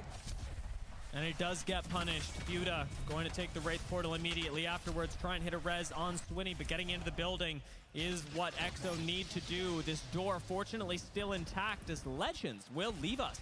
The first squad to be eliminated, and currently sitting at 15th. Legends have got to be sweating right now. Yeah, it's really tough, especially if you find yourself starting out in Cascade Falls and having a nice rotation to it, but when people just beat you towards the area. But Na'Vi able to put the pressure onto it. They pick up one elimination, and now they can focus on finding a spot on where they believe the side will actually pull. Playing around Jurassic is a really interesting move for Na'Vi. They could have moved further into Barometer, but by playing this nut building just outside of Barometer, rather in between Barometer and Jurassic, they've got an opportunity to pick up a lot of kills, punish a lot of teams that might otherwise think, well, this is going to be a calm rotate into the south side of the zone. Na'Vi get to say no to that, cause a lot of traffic, and really are in a building that is difficult to punish when you're trying to move out of Jurassic. You've likely got to go around Na'Vi, especially if you were not looted up.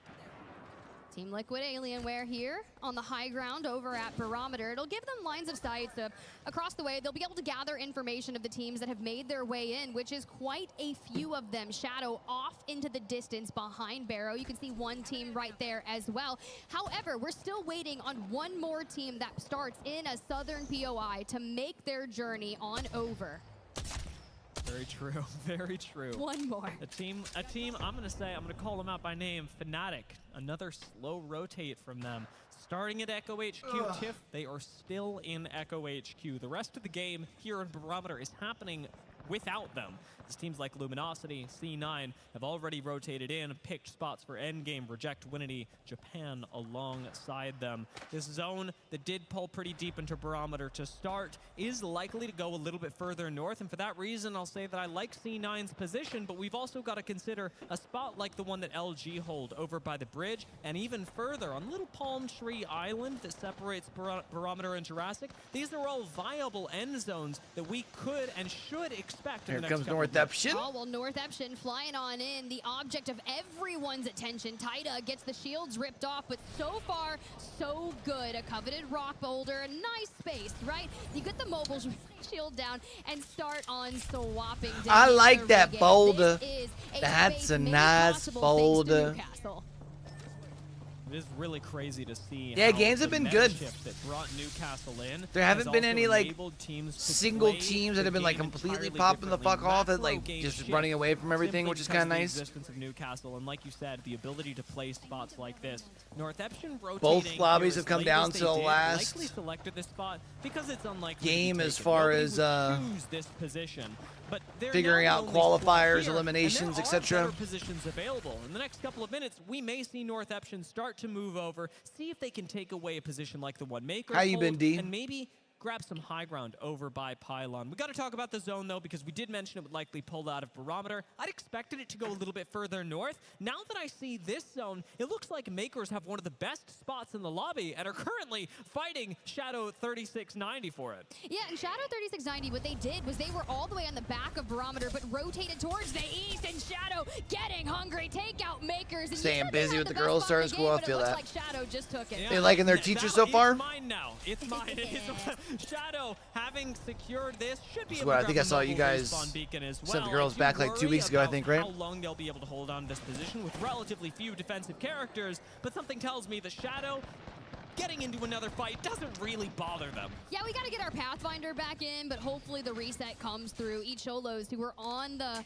kind of receiving end of a complexity prowl, still on the move, but one of the not quite furthest north teams, because, you know, I mentioned the most southern team, that was Fnatic, but you know what? Surprisingly, they're actually the farthest north. It is so They're on amazing the to move. see. It is so amazing to see a team like Cholos, a South American team. I mean, to be fair, who complexity typically lands at are lightning not only rod underestimated, right now but disrespected in this lobby, by a so lot of other squads doesn't from surprise other me. regions, from bigger regions, be actively disrespected in a lobby like this. Complexity sent that fight knowing full well that it's another South American team that they've been bullying in scrims because the ping is high, and Cholos refuse to bow to this. They aren't sitting there going, well, I guess we have to take the fight because that's all we know. They're going, we just have to play the macro game. We just have to survive and focus on ourselves. And it's that removal of focus that's kept Cholos alive and in a position where you can hardly tell, based on their loot, based on their position, that they were harassed in the early game.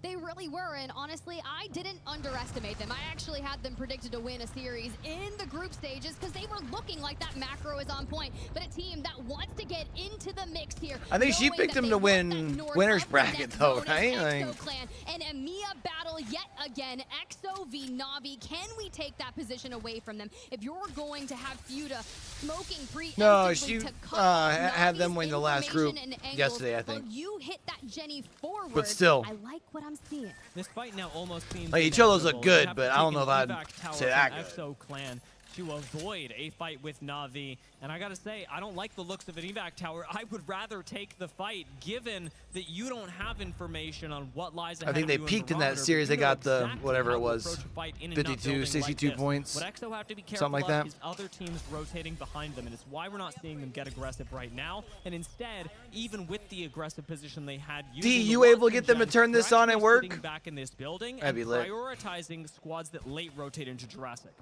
With Fuda picking up a fresh Kraber TV's here, had, like, I can't YouTube help or but to something. think, can we take Not some my angles channel, just onto Na'Vi? You peek a shoulder, general. you peek a head, and next thing you know, you're gonna lose it. I'd like to see it. I certainly would.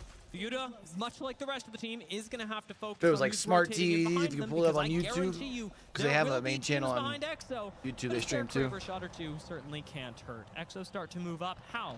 Starting to move in behind them. I just heard a Kraber shot go through. I don't think it connected at all, and Na'Vi is now turtled up in a corner saying, do not peek the Kraber, and you're right. Alliance from Next the weekend north are still working on that is rotate. Let's check in and Salt see how Lake they're City faring. Major for Halo. Look up the hill, okay? The weekend Yeah. after Yep. And then we want to, like, after we do that, we have to is the hill, Worlds we for swing Rocket backwards League. towards the nut, It's a okay? great time to be alive. Yep. That's most Ascension likely started today for Outdoor EMEA. earlier. a little bit earlier, so we can actually get it. I think. Wait, one. Na'Vi yeah, out.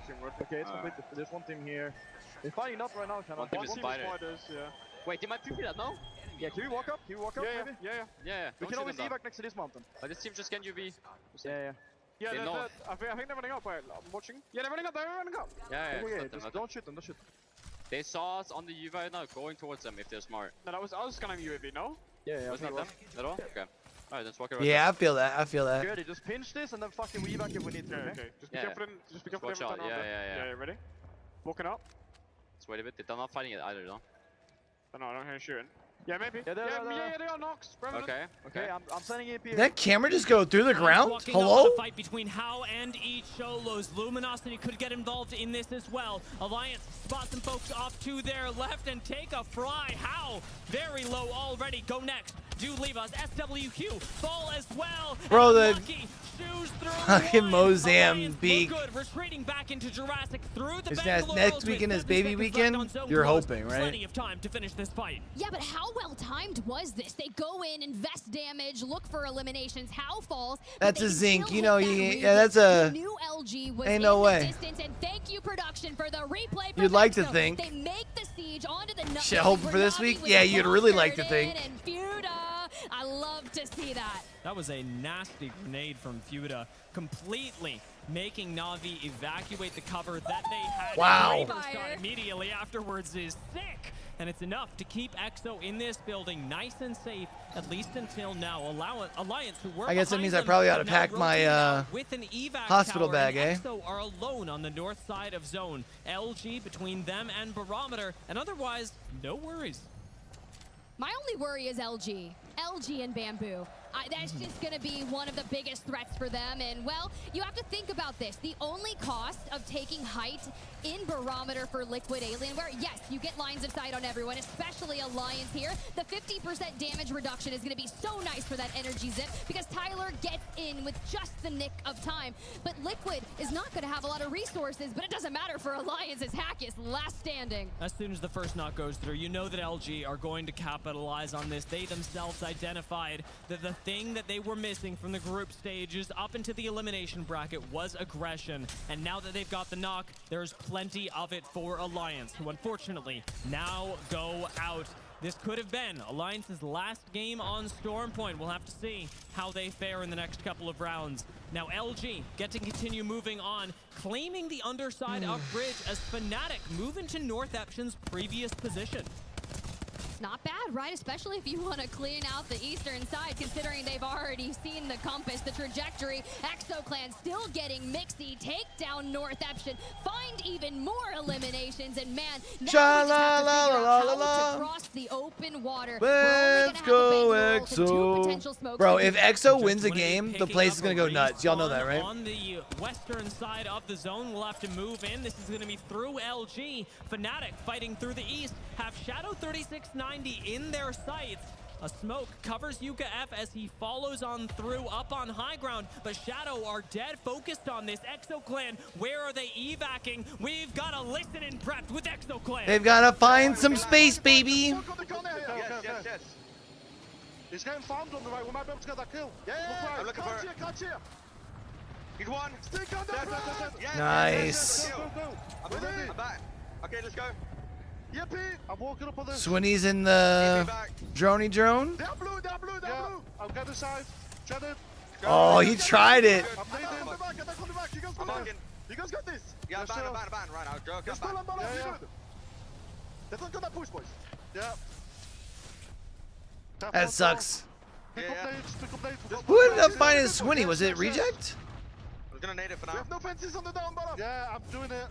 I'm waiting for fences and I'm doing it. They broke a fence, they broke a fence. We find him, fence again. I'm just holding with Kraber, okay? On that push in, we lose out on K-Swinny. It's just Slayers and Fuda last standing with the Kraber holding the angles, but it's no longer Reject Winity they're fighting. We have knocked them Scan from the same region as EXO. They're familiar with the way they fight, and they just have to time it right.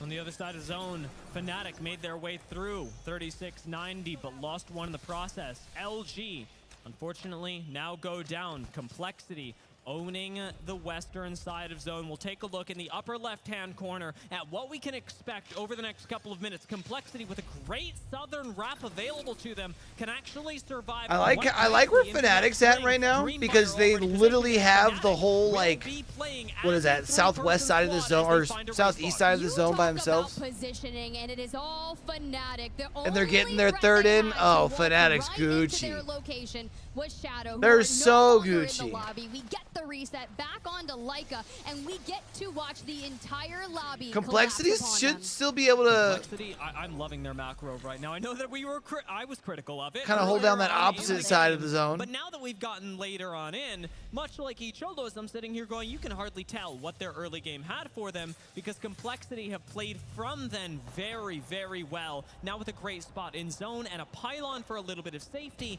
Complexity should be able to take up a lot of space in the water that is undesirable to other squads and control it into the late game. What I'm worried about now is the execution from a squad like Team Liquid Alienware that will need to drop down in the next couple of zones into God knows what. They need this. Reject need this. We have. I feel like if I'm Team Liquid right now, I just drop on that backside. That way I don't have to worry about the stuns in front of everybody from like dropping. Complexity, there are two of them. The other two, they've already fallen. So for Reject and Complexity, this gives them a chance, a game, the final one on Stormpoint, to gap that threshold. Reject make their way in the same way that EXO did. I'd probably drop on this left side where this building is, since you know that they'd be occupied in it. Still in hand. EXO can make a big impact on this game, but they can't afford to play as aggressively as they would if they had 3 members on their squad. Tried it. Fiuta doesn't quite connect with the Kraber shot, but unfortunately for Noctem's scan, we've got Mazen down. Team Liquid doing work from up on high, and EXO eventually leave the building. That's so much damage to the zone, man. So much chaos here, and we're just gonna barrel on back with that. Constantly keeping Slayer smoked out. I do like that. Sometimes you just gotta heal in a bit, and sometimes you fight around a wall. Yanya. They're still alive though. While Niazol is trying to pick up Jaguares. So is Alienware. No gold knockdown for Team Liquid. It's the beauty of the Newcastle. But the high ground position is good enough to keep Team Liquid in for now. EXO dropped down. Bro, Feuta's the last one alive. Oh, Feuta's dead. They will not survive. EXO and Reject Twinity go down. 6 squads remain in the final game on Stormpoint. But Fnatic have wrapped up to the north. They want to clean it on out, and I love this. Noctem's just to regain. invis. 1 member left, trying to get any kind of placement points we can. Team Liquid Alienware, as they've we gotta do something about the invis. Fucking Dreamfire are surrounding crypto, bro. Anything that Noctem's final member is an invisible crypto. It's got to be happening. Fnatic are right on top of them, and in fact, it is Adnum. Invisible in the corner. Fnatic don't know this is happening. The question is, how much will it impact them? Fnatic have a good spot in zone, and Adnum doesn't have that much health. Guild, unfortunately, don't either, as Legacy does go low, dropping down onto the low ground, now positioning across from Fnatic. Yeah, but this could, when you have to move, Noctem will have to move, and they'll be able to grief Fnatic. Noctem are 2 points away from a top 10 position in Guild. Legacy falls. But is it a grief? MT, the last one standing, and I hate when people use the word grief when it's not a grief. I can't believe how many kills they're picking up right now. Fnatic are having this series of the tournament for themselves. This should be enough. Like when they're just simply ruining a game. It's not like they're throwing their game to ruin somebody else's game. You know what I mean? May still be able to bring this back again. And I know that's semantics, but it just bothers me. On Stormpoint before the finals, should they make it, and Team Liquid start things off with a wall to separate themselves from the rest of the lobby. Oh, the preemptive mobile shield after the EMP. No, not once you have the perk. He just looked at the invis. Incredible to see how quickly Team Liquid's game can change. 1 bullet left on this Kraber. A nade goes out from Yuka. Complexity still in this, but Fnatic are farming. Fnatic are unstoppable, and they finish Stormpoint with a win. Through the fire, through the flames, Fnatic is out here showing why they were so dominant, not only in LA, but they needed this, a confidence boost, a well-deserved and fought-for win. Bro, you can tell Fnatic's stressing because there's 0 pop-off after the win. He's just like, yeah, thanks, appreciate you. We have seen Fnatic go from a roster that hadn't quite found their success, that hadn't even found a win in the tournament yet, to finally being able 24-point game for them, though. This is Fnatic's first win of the tournament that they found on Storm Point, and now being able to carry that momentum forward into the next round is going to do them wonders. And hear me out, you can't even look at it and say, oh, that was a win, but there really wasn't a lot of KP with it, so it was just decent. No, Boo. Is he not feeling well? Double-digit eliminations, and this should skyrocket them so far into the lead that it would be kind of hard for them to say they're not going to Championship Sunday. I will look at this and I will raise you, Tiff, that this is a Fnatic that, much like the LG that we saw earlier today, if they maintain this form, this is a finals, a Championship Sunday contender. God, it just feels so good. I've always been a Fnatic fan. I really have. So you've been a Fnatic? I always believed in them, just like many of Fnatic? the fans there in the stadium here, the SAP Arena. Want the best for them, but honestly, guys, that's all from Dia and I. We love you guys so much in the Apex community, but let's kick things back onto our desk so we can get the show on the road.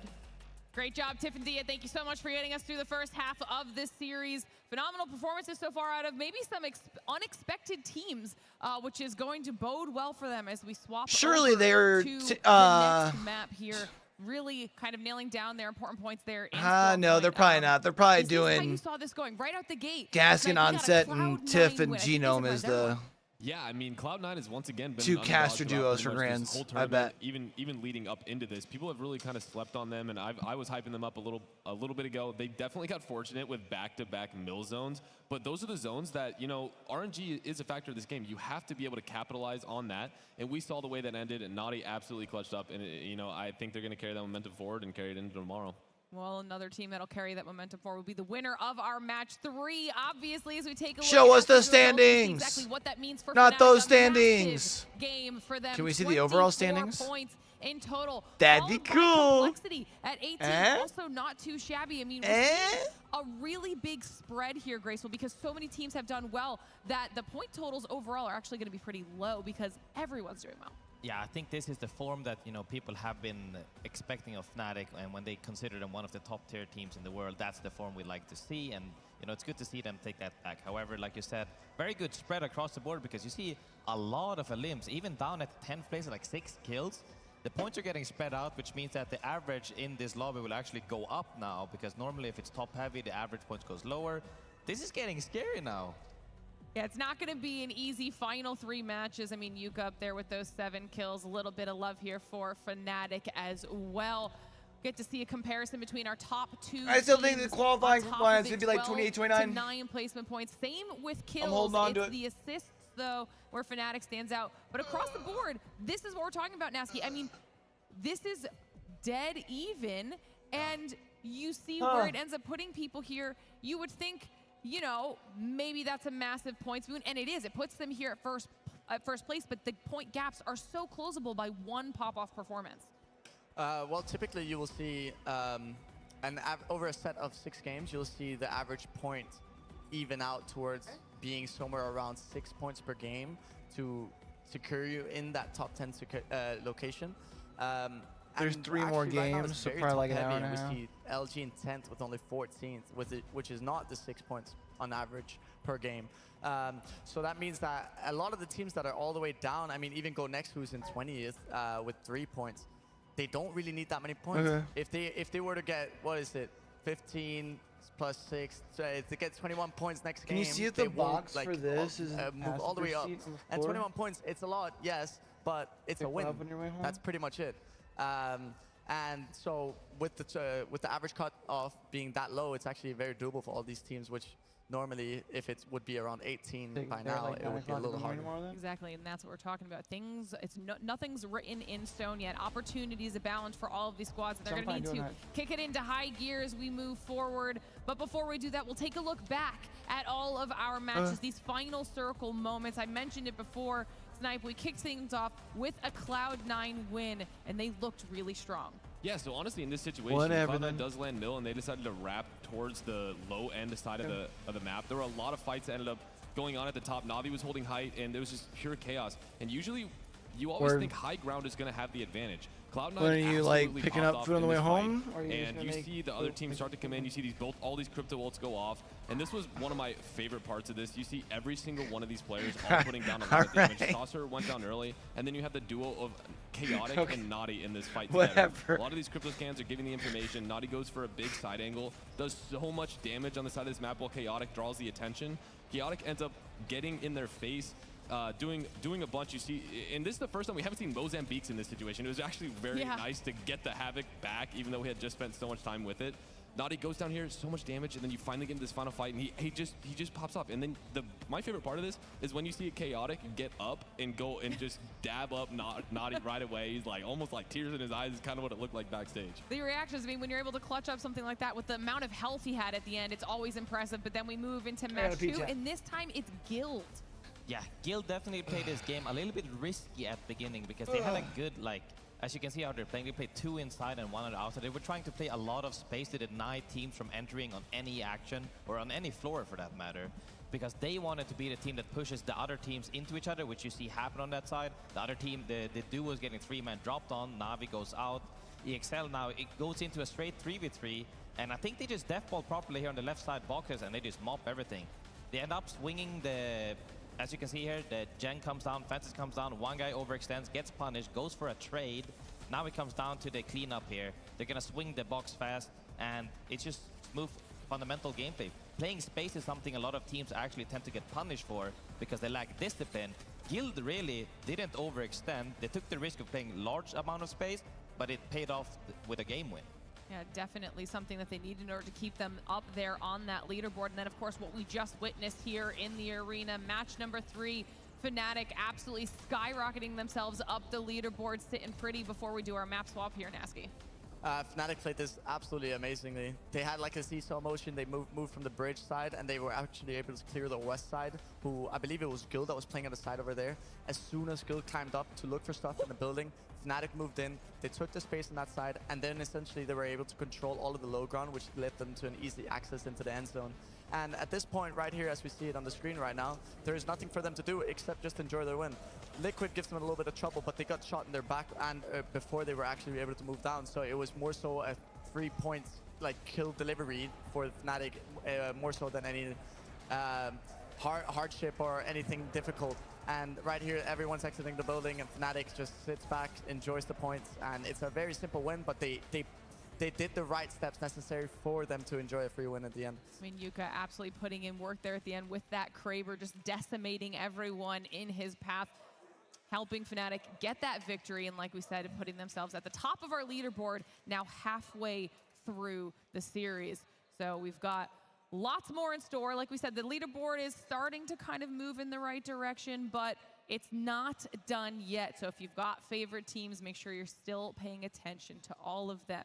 Now, we always have surprises here at the ALGS, and this one is specifically for all of our amazing fans, because in less than 24 hours, we will have a very special announcement. So, check it out.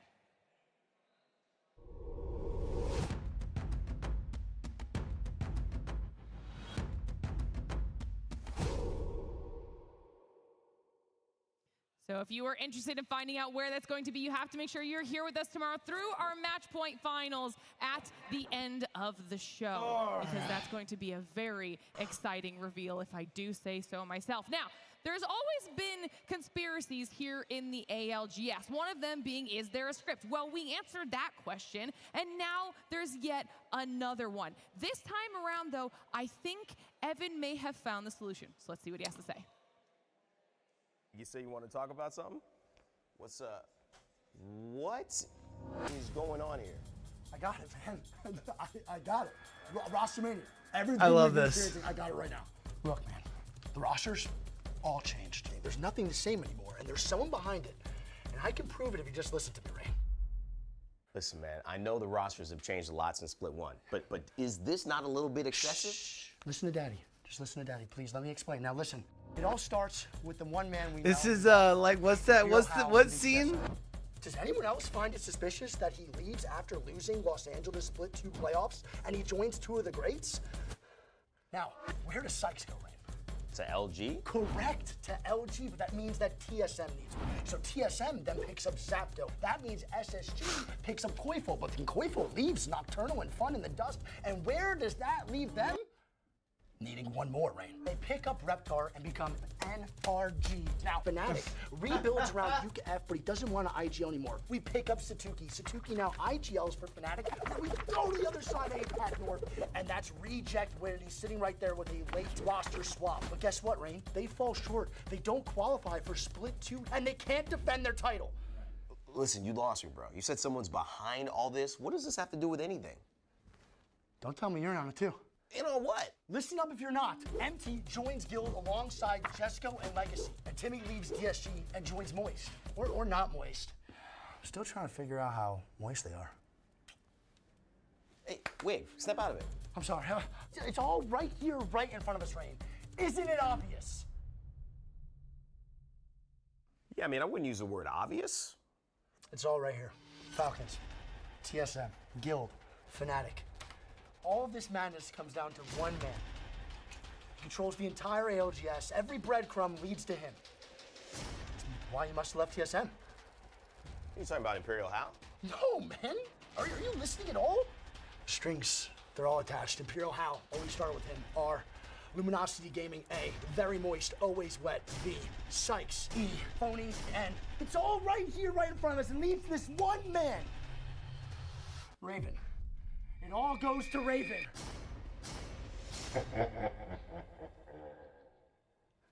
Raven? You did all this just to say that Raven is behind the ALGS? If this was last year, I would believe you, okay? But this is like a year too late for this idea. Plus, you cherry-picking words. Very moist? I mean, come on, man. This is a stretch, even for you. Bro, are you okay? Yeah, I'm great. Even Griever is. Nobody's standing there. They talk. Oh, my God. Listen, it's all right. Let's get you hydrated. Yes, you know what I'm saying? Yeah, big day Just, tomorrow. you relax, maybe a massage. We got finals tomorrow. You know, take care of yourself. Yeah. All right? You're working too hard. Yeah, you're right. Okay, man, I'll be right there. Hey, Greek? You know, you seen Wig lately? He's been acting really strange.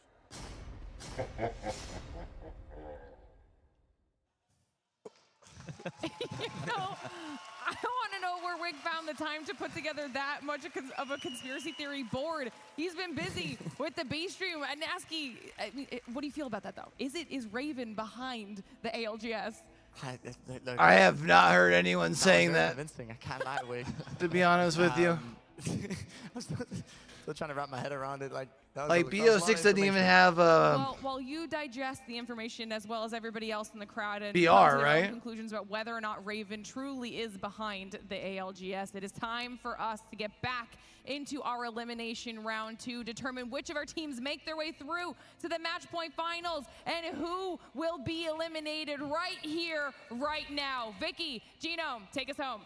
Thank you so much, Glitter. After all the action we've just seen go down on Storm Point, maybe, I don't know, Wig's onto something. Looks like he needs a little bit of help up there, but it's I've been seeing a lot of people in the COD community saying that BO6 is going to be great. We have to say goodbye. But like the COD community says that this next one's the next one, or this next one's the next one anyways. Like, do you want to run with here, Vicky, or? I don't know, maybe the fact that Greek actually is not here. Greek is actually just part of your imagination. I hear he's actually back at the hotel after not feeling too well yesterday, so I don't know, maybe we're all saying things here in the ALGS water. But it's been great to also be able to see the content that Wig has been part of as we take a look at the drop spots for World's Edge. Maybe Raven cooking up a little something here. I know Bleed's not in this lobby, obviously, but you know, the way that he was trying to theory craft, maybe a year too late, and where we may be doing and where we're going. Look, I'm not an ornithologist, but is Noctum Scan's logo, is that a Raven? Is this piece of the puzzle? You know what? I could see it. Now it's all starting to make sense. Noctum is actually just Raven. The picture resolves itself. Okay, look. I mean, the last COD champs had decent viewership, to be fair. Skyhook West, and after a very troublesome start to the series for them, only picking up 12 points on Storm Point, They need to make this happen. They need to make this first draft pick here for them work out. And, you know, then you've got Legends Gaming. But I just don't. Stacks, the sandwich between I don't Reject see Remedy, COD who being will the be, next like you know, huge trying to title. make it out of Dome as fast as they can. I think The enough zone people team, are but over depending COD. on where it goes, might have some of the longest rotates on the entire map. An interesting proposition that our APAC North team has given us. What's crazy to think is also the teams that were able to find success on Stormpoint have usually kept up that habit. They've usually have been able to find way more KP on Stormpoint versus World's Edge. Like, So COD they would need have that to be consistency as we get so started unbelievably with good game number 4. Everyone that all in the people who would never give it a chance are finally reluctantly giving it a chance in order for it to take over the way that it would need to. If that makes sense. Hear the fans blaring now as we take a look at Fnatic, who've built up a slight gap between themselves and the rest of this lobby after winning Game 3 with 12 KP, playing patiently after finding the game come to them at the very end here. But between themselves sitting with 47 points and Guild in second place with 32 points, it's the fact that they still, Guild specifically, have found themselves in another end game. And if they could do that here with the change up on World's Edge. Fnatic are so far ahead at this point, Vicky. They're guaranteed to make tomorrow. I would stake my life on that right now. But, of course, they are going to be pushing further and further because, as we've seen, how this POI draft does change things. They go. I feel like I live the best spot almost unhealthily online. That drafting order. And in the Twitter sphere across like multiple titles, that's literally the first time I've heard it. Granted, I'm nobody, so I'm not trying to make that sound like I know all the ins and outs, but just like Because they definitely gonna need it's it the first when time they're I'm hearing playing right off that cusp, sitting in 8th place overall with only 18 points. But when I highlight how close this lobby is looking right now, with Liquid Alienware being in 18 points at 8th place, Makers are right behind them with 16 points. I mean, that threshold between LG and each Cholos that would hit you in the 11th place is just a point difference. So close, and I'm sure it usually is when you've got that cutoff between the top 10 and the bottom 10. It's always just a couple of points in it that will separate teams from playing for the bigger part of the yeah, I just don't see a COD game scratching the itch that Apex scratches. That's different than a lot of other games. Here in Mannheim, which is just such an electric experience on a Sunday at LAN. Now, as you mentioned, the circle does shift a bit more towards the southwest. Lots of teams pulling into Thermal Station right now. Even LG going to keep continuing towards that direction, right? You know, staging, Harvester. We're not seeing teams bank on those. Some maybe coming through a little bit through Tree. It's very much that Thermal Station that the teams are certain this is where the ring will be heading. Yeah, but what I'm saying though is like they'll go play it. It might inflate the numbers for trying to take advantage of that pathing because there is a month, over by staging. A lot more of these squads 6 weeks. have already found some real estate to play off of the buildings from north side of Thermal. We saw Noctem that was actually beyond the zip line, playing off that slight low ground. And since this is Liquid's POI, they've already found some space over to the southern buildings when you do exit that middle Thermal Station part, by those side buildings instead. Then most of them are going to come back to Apex. Pulling up, and you can see complexity. Hey, Esports! Taking a quick pause for right now. Yeah, it wasn't They'll bitch how it's not as good of a game as it used to be, and how it should change, but they'll still be playing Apex. Through that one as quickly as possible. Guild, the beneficiaries of some very good zones on Stormpoint. Unfortunately, that's just how gamers do. We do have an underperformance by Guild. You know, MT. He'll have some words to say about where the zones have pulled, and this time he can have no complaints because they got really lucky with where they were pulling on Stormpoint, but they did not get lucky in how they made the most of it and capitalized on those opportunities because as it sits, you know, in second spot there, 32 points. Guild looking very good. I don't know why I'm talking about mouthful. What up, Subsy? Even how you doing, bub? Themselves up for a nice Sunday here. And our Split 2 playoffs. And they did go for a quick rotate off of their POI on Mirage. You could already see them in that net. We might watch some EMEA Ascension during the week. Fans here while they get excited, waiting patiently. alongside the rest of our players, but how else would you add a little bit of tension after we just had that break going into World's Edge for our players? The last 3 games left in this final series for Losers Bracket Round 2. I mean, I wouldn't have it any other way. You got to make sure we keep all of you on your toes, sitting on the edge of your seats. And there's no energy that I've seen thus far in this crowd than EXO's energy. When EXO Clan fans are on that stage, man, when they are cheering and popping off, it is like crazy. When you're on the analyst desk, don't they like vibrate the stage you were telling me? It was insane. Last time I was over there. Okay, Who's Boyo? Into the game. Because I unfortunately will not be at Worlds. At Guild's position over here, trying to hold down the donut in Thermal Station. Are they at risk? You can see Jesco popping the ult Excel here just to make sure they've got a pylon to keep them safe. Literally sharing so much of this building here, though. At the same time, you see MT trying to take an off angle. You mean with the oxygen replacement for the Mina team? This team to not only Gotcha.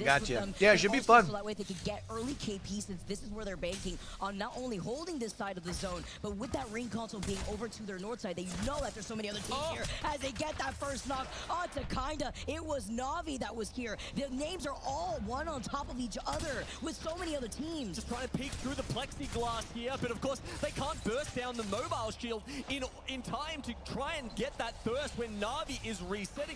Newcastle, wall after shield after knockdown shield. It's so hard to get through. And look how safe they're playing too. They hear the crypto drone flying around, and in the case that an EMP comes out, they do not want to risk it. MT still finds him trying to run away. Guys, crack, nice knock. Literally one shot on the other side from the straggler. That is Na'Vi. He manages to get away for now, but with so many other teams in the vicinity, you know that they're eyeing to try to take that rat.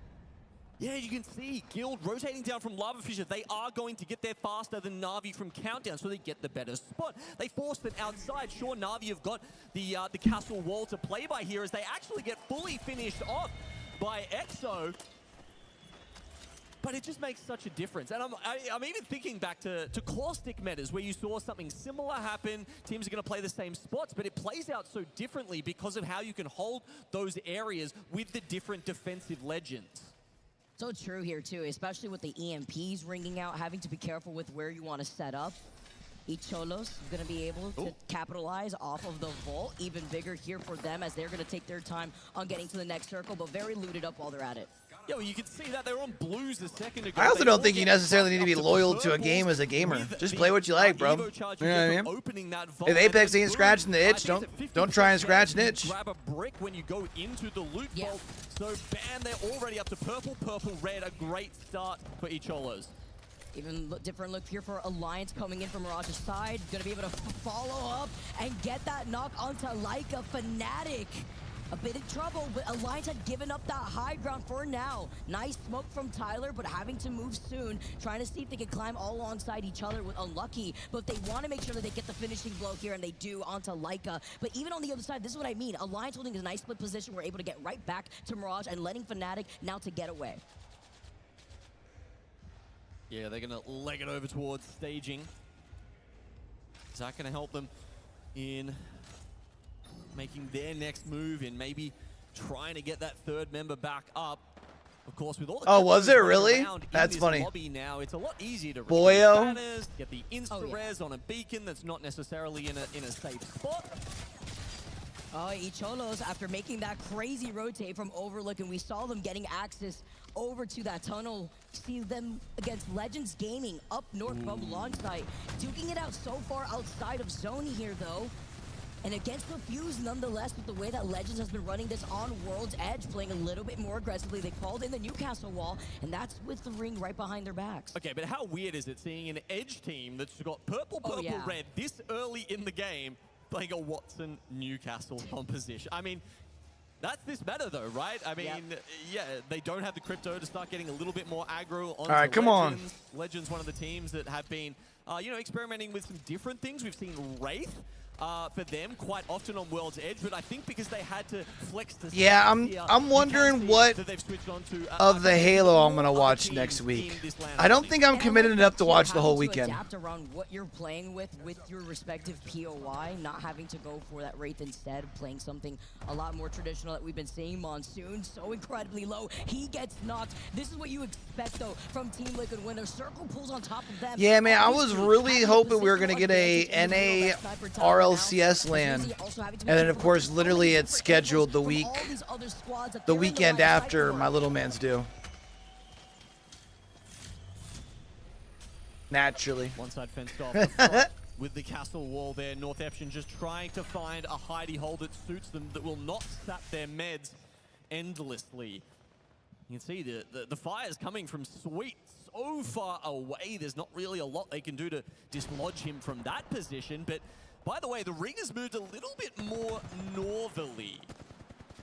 And I do wonder if the team sitting up all the way here at, well, this is down at Tree, obviously, but the teams further up towards staging, like Fnatic and Alliance that we saw a little bit earlier, might actually have a little bit of luck here in Game 4. Have a way better position when it comes to having to go for a desperate rotate if that circle does end up committing over to the north. Now imagine the chaos for the teams that are stuck in the middle of Thermal that have to go right through the lava, going up on the high ground. That's where you know that the Pathfinder absolutely will come in clutch here. As Legends, Like, I'd really like to be able to go down and hang out with the Pioneers crew and the Limitless crew, you even see a Pathfinder as well as like just the rest of the RLCS community that I know it's gonna be down there. But quickly, I also believe they were taking shots at Shadow earlier, as Shadow have also been able to try to rotate up ahead from them by the tracks. Yeah, you can see they have just scanned that information on the ring console. The dotted circle, that information is available to Legends Gaming, so who knows, they might even say, oh, this is a bit of a weird one. Maybe we go up past staging or to staging, because that area will probably be less populated. Not so many teams are going to read this as the circle that pulls up. And this is so smart for Legends to have taken their time to get that information, because they'll have a ring console over by Harvester while now Shadow involved in that fight that would have led outside of Lava Sniping as the circle is starting to close right behind him. Zhao is going to get taken by down Dreamfire after taking out Dreamfire, and they will be uncontested. No third parties around, so they'll be safe. Our resident ranked Revenant team here, Shadow, have been playing that Revenant across Storm Point, and they're bringing it onto World's Edge as well. It's an aggressive composition, pretty much as aggressive as you can get in this meta. We were just talking about how some of the other Edge teams were running the Watson, the Newcastle, but here we go with Shadow trying to pick up the pace here on Revenant, Pathfinder, Crypto. And once again, it is JoJo on the Rev leading from the front there. 6 kills to their name at the moment. Shadow are in 15th spot right now. That's not going to get them to Sunday, but something that we should just mention quickly, Vicky, is that if they can secure a spot 15th, somewhere around there, a little bit higher, they will actually auto-qualify for champs. Very important for them that the highest, you know, the Chinese invite team that does the best out of any at the Split 1 and Split 2 playoffs combined will make it into the one spot we've put aside for the Chinese teams. Yeah, same thing could be said about Echolos too for our South American squad representative. They need a 16th or higher qualifying spot to make it to champs. To take it over now, currently, I believe they were formerly known as Dragons. Now so they're going to take the points away now, huh? So it's not just fighting to stay in the tournament, it's also fighting for your spot to make it into champs. We just got a quick view of EXO there. They are directly within the next circle. Fantastic spot. Looks to be the mythic bin from what I can see. They're just going to leave the Krabby Patty? They're not leaving the Kraber on the ground, are they? No. Okay, they gave it the Sorcerer. We just got the cinematics. Okay. They were able to pick it up right at the very end. They heard you. Good stuff, Source. Okay, either way, Cloud9, they've got quite a ways to go, so hopefully the extra armaments that they're picking up there will allow them to punch a hole through this zone and make some space for themselves, because they're going to have to go through Thermal Station and then, you know, potentially up the zip lines. They've got to work uphill to get into those buildings, that little village where EXO was holding. As we take a look at Legends right now, going right through Harvester and all the chaos from the teams that are going to start rotating from that northeastern side. Let's jump into a listen with Come on, Legends. To engage. Oh, shit. Yipe!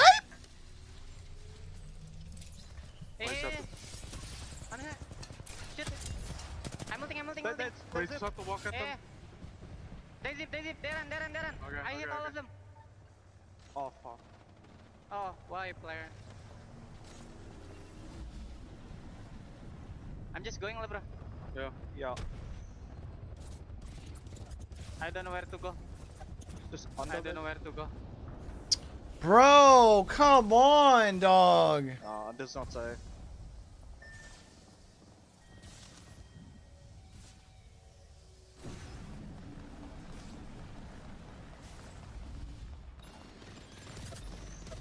Maybe Rexet.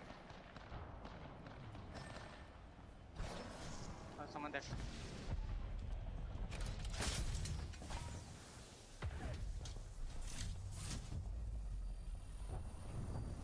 Oh, that was a tragic one. We see them trying to grab the balloon out of Harvester. Doesn't work at all. Maybe there's some placement points if we can see Strafing find a spot here, but I kind of doubt it. They destroyed him. They found him and they immediately destroyed him. Very unfortunate situation there, but it happens as we see Saucer managing to make it happen with the Kraber. He gets the crack, which procs the cat wall as a response on the other side. But that was just so difficult to listen to when you don't know where to land in a circle like this. Again, with so much of the lava being in where that next zone is pulling. I mean, with a team that has such amazing macro, as we said, Stax is an unfamiliar POI for them, and it's strange to hear them without a plan. Crazy to also see JoJo is the kill leader. I don't think they have confidence right now as part of it too. To frag out to their heart's content with this Revenant. Like I like the thought of you know, maybe next time, but their own lobbies. We have to see if they can keep this up to get as many points as they need. C9 still playing off that low ground, overlooking SWQ. We're inside of that tunnel. I'm wondering actually if that is that solo who may still be there, but now they're looking to go through thermal. Nice Kraber shots, huge 140 here as they drop down. They use this opportunity to close in the space. Yeah, look, we said they had to punch a hole to make it to this next zone here. They're going to try and use their EMP to provide some entry here, but it is Icholo's laser that they're going up against, so we know that they're not going to have the armor advantage at the very least. That's an amazing point here as C9 are still looking to take it forward after coming out of the event. Chaotic Much gets burned though. Taking hold on. A nice trade between Naughty and Saucer and Fnatic and eliminating your feed, but only that 1v1 playing around the knockouts. He needs to move forward as the circle closes in. Well, that's one of the good things about the Newcastle. They're getting shot from the other side. To reposition your teammates, but unfortunately for Icholo's and now Naughty's all by himself. A chance of that happening, and C9 and all that beautiful loot that they brought with them is left fallow in the zone. Left behind in the graveyard now. It's only up to Stay Naughty to play off those stairs as Shadow get eliminated. Alliance have now moved in, playing off that North choke. I hear the crowd giving them the cheers that they hear, feeling themselves, but also being able 10 teams still alive in this zone is kind of crazy with not much cover. Playing still off that south side. This is the congestion if you think about it. Expecting. God, it's so frustrating when you've got so many shields to work through and you can't finish these knocks. And Guild, they'll go down in 10th here. Oh, look at Liquid's health. Look at Naughty, who has the slight high ground. He was able to get a knock onto Colonel Garcia. Reject Winity in trouble on the other side, while Yanya was also able to find one. I'm gonna need to stand up after this game, bros. But for how long? They're actually, yeah, I think it's just the one knocked member and the other one there. It's going to be tough for them. Liquid on the low ground, though. Yeah, exactly. Wait until they find Naughty as a solo that's stuck against that fence. Fully swing it, but with Alliance looking down on them like vultures. They are waiting for these teams. Are they just having issues with the overlay? Because like we don't even see the points. Oh, it's probably because it gives the teams points way up top. Drone scan helping them out with that. Also a little bit of an indication from they the want to build up the replicator suspense. There. They know someone's in the smoke. Do they know LG is below them? Has the crypto given them that information? Yeah, we saw that they looked down very briefly right before they backed up now. Reject Winity get taken out. Naughty still adds extra points for C9. Liquid Alienware. Everyone looking at this squad to Nice perform. wall. You know that when they need the points, they do it at the very last second. They want some comfortability. It's back far enough that there really aren't too many people up top who can shoot at it. Holding that cat wall as soon as they get noticed, boom, it has to go up. It's the only way LG they might out. be able to survive. And no, it's not for very long at all. Bullet Tracers drawing far too much attention to them. Alliance now coming in from the north. They were the ones who pushed in through that choke from stage. Liquid went into this in 8th place. To stage a comeback here for Alliance, who started this series in an unfamiliar fashion to them. For Team Liquid to get out of this position and with one of them still having Blue Evo, it's going to take miracles, though. It's going to be very I mean, they have difficult no way to get out of the a low position ground. like this. They're kind But of SOL you know at what? this point. You know who does have a better You just have to rotate? kind of hope It that is there's Exo fighting that Clan goes from down up inside top. of this building. Then at And least look takes at another the team or weapons two that out we before see you from die. Fuda having the red R9. That's Together, they're locked best in tight, case. just like the EXO fan base is right now on their feet, chanting, trying Because where to else give do you their go? energy You don't to have the a Pathfinder, so you can't zip nowhere. Calm before the storm, You're before just fucked. everybody is forced out into the middle. The lava taking up so much of that space, but Alliance have free range, free looks at Team Liquid. It's just a matter of time in the next 8 seconds. Like, everyone's going to be able to shoot at your feet, and you can't see nobody. Couple of teams on the bubble here. Makers in 9th. We've got Noctum in 14th. Alliance 16th. All looking for points to secure their entry. Send that to the zip into the finals fucking smoke, of dog. Mannheim.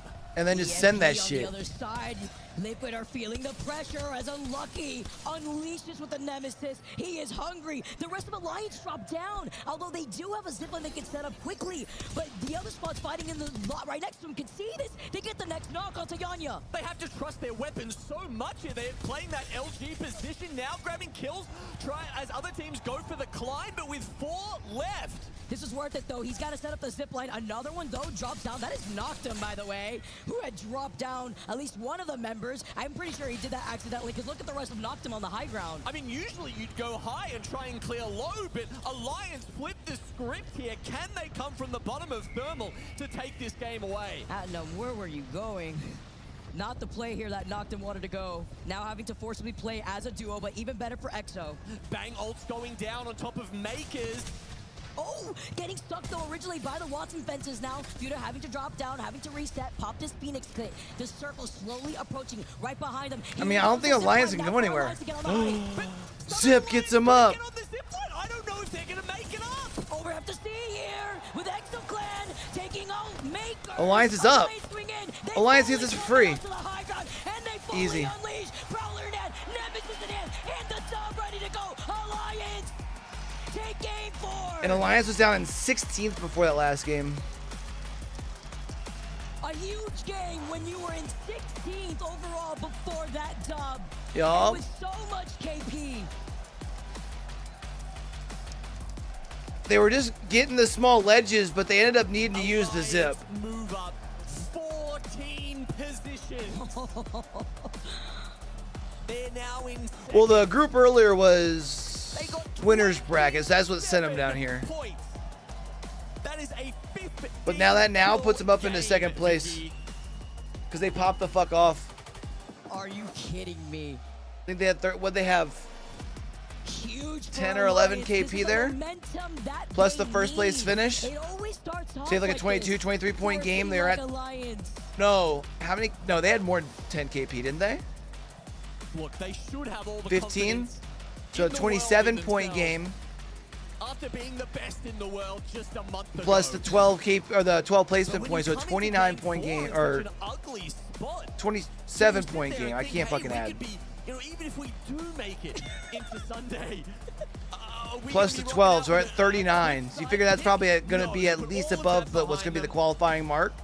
And now they The only problem is now the qualifying mark isn't just about getting into the lobby, it's about getting your draft spot too for POI. A little shimmy shade here. We'll walk through. Okay, Sweetie trying to rile up the crowd, saying one more. They got it. They got it. They need the cheers. The EXO fans going crazy. Doing a fantastic job by the very end there too, holding down that building. I mean, the Exo clans are shaking the building. Literally. Vicky. You could literally hear them like the stands squeaking earlier when they were jumping. I mean, the ground literally shook beneath my feet on the analyst desk. These guys, no wonder Case Winnie's got a big smile on his face right now. Also very happy that Feud has been popping up. He put down 4,000. Although again, another one where like it's only like the top team with a bunch of points. A lot of single-digit scores.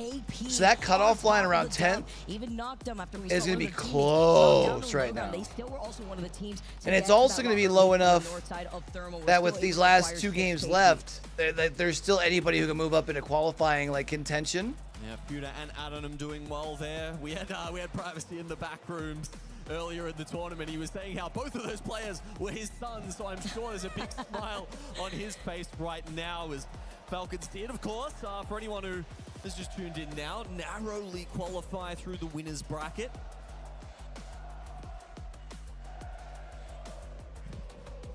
I love hearing the chants. Being able to hear the support. Let's go, EXO! Really hype them up. They need it. 4 games down, 2 more to go to determine which of our 10 teams will be moving on through the finals day. Finals championship day here in the ALGS Split 2 playoffs. Don't go anywhere. We got more. They need to give my girl Vicky a box or something, dog. Her head goes up to like Genome's nipples.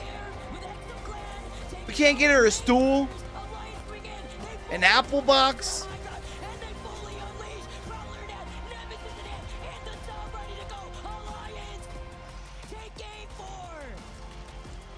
I'm glad that's never going to be a problem for me. Battle Beaver, the official controller. I shouldn't say never. There's a couple tall guys that work in the scene, but. Now for the best part.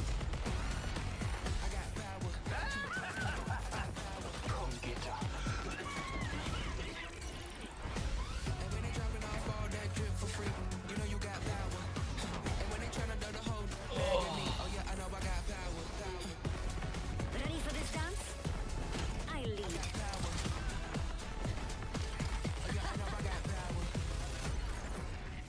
Chat, I gotta run ads over on the Purple brand. Sorry, don't hate me. Hate Twitch. If y'all want to watch uninterrupted, y'all know what to do. Or come join us over on YouTube. Don't be mad. Get glad. I'm gonna go pee though.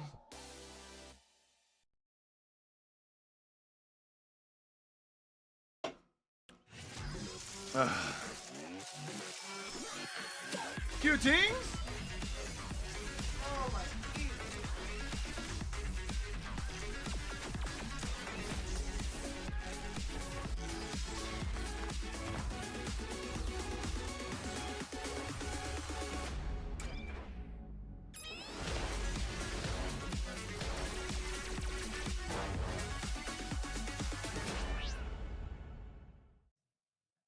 Herman Miller, official chair partner of the Apex Legends Global Series.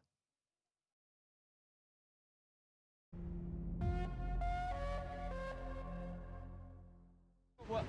Yes, we need to hug the fucking fence here. Bro, we're in until last second. Yeah, that's what I mean. We just need to climb up last second and hug the fence. I don't have EMP though. That's me.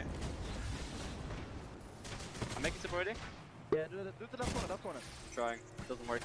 I'm about to drop down. I'm about to drop. Like, I'm looking. Okay. Yeah. Okay. I'm looking. Guys, get the headies and play the fence. Yeah, come to me, Play the heady. Bro, I'm such a Yeah, bitch. hold. Look at Hold. Okay. I'm playing forward. Play right side, swing.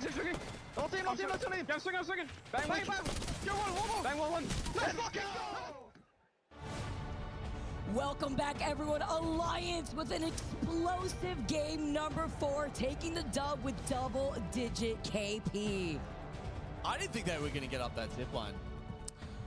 It was scary looking. You have to like get that momentum off the zip line. You know when you jump right before the end, so that way you can try to at least proc and rather try to buffer the grab and to the ledge. Kind of jumping right on time though, but also showing up at the perfect time of the end of that fight where they were able to wrap around the back of the fence.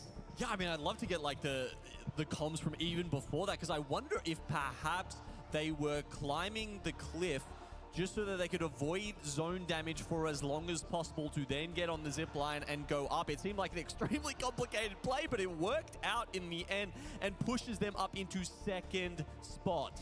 Huge for Alliance as Fnatic still holds that first place spot. But now we get to see where our teams stand with their points after seeing that first game here on World's Edge. But even more important, I'm looking all the way down to Makers with 30 points. Look how close with Navi right behind them, 27. Even Shadow right there too. It says 35, should be a little bit above here. But in general, being able to see the series results from those 4 games alone. 2 matches left. There's only a couple of games now to try and propel these teams forward into one more day of play. Oh, look at the crowd. Legends Gaming locked in. Seeing where they stand right now in 18th. Talk about when you're feeling that pressure and you only have 2 more games to go. You only have 8 total points, even after your best placement was just 4 So points. apparently Champs has already been leaked. How you feeling, sweet? Feeling good?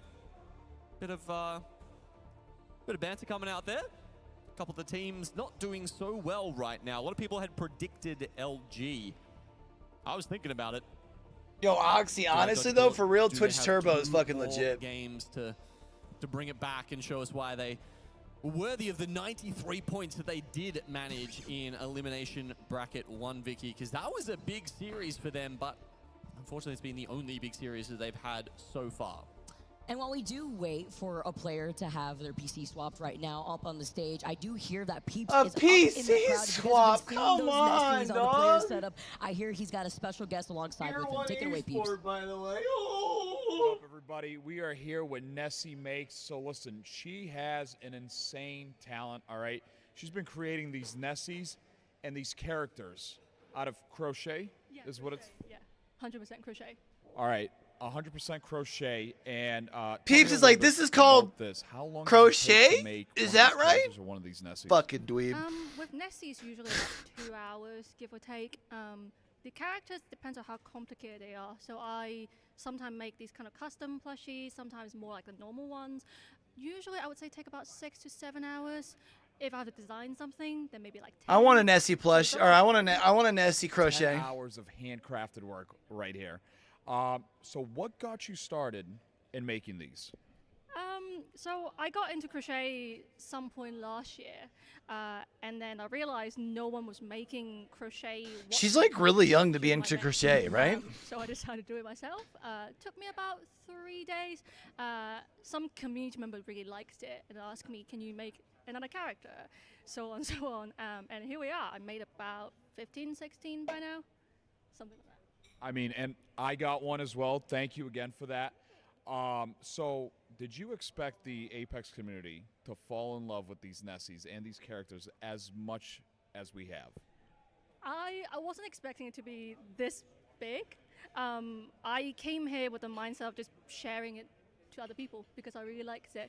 And turns out that a lot of people really loved it. So it's a really nice surprise. No, we truly do love it. I mean, if you guys want to check them out, Nessie Makes on Twitter. Maybe an Apex collab in the future at the next LAN. Apex, let's talk about it. But guys, that's it. We'll see you guys. Thank you so much, Peeps. That is Nessie Makes. She is so incredibly talented, an awesome member of the competitive Apex Legends scene. As you can see right here on your screens, a little lone Nessie on top of the camera. I've been seeing them everywhere. They're like little Easter eggs hiding all around places. But being able to see them out, I mean, so much time and patience put into something like that is always impressive to me. Yeah, I mean, her commissions have probably just filled up for, you know, the next 5 years. As they should. With how many people are going to be As they should. make sure you get yours too, so that way you guys could also rep your favorite legend, your main, and the favorite skin that you like. She's incredibly talented. Definitely check her out at Nessie Makes. You can see another one right there. They come in so many different colors. Surprising, isn't it? You've got was the Alienware one there with the little pin on it as well. Oh, jeez, everything under the sun.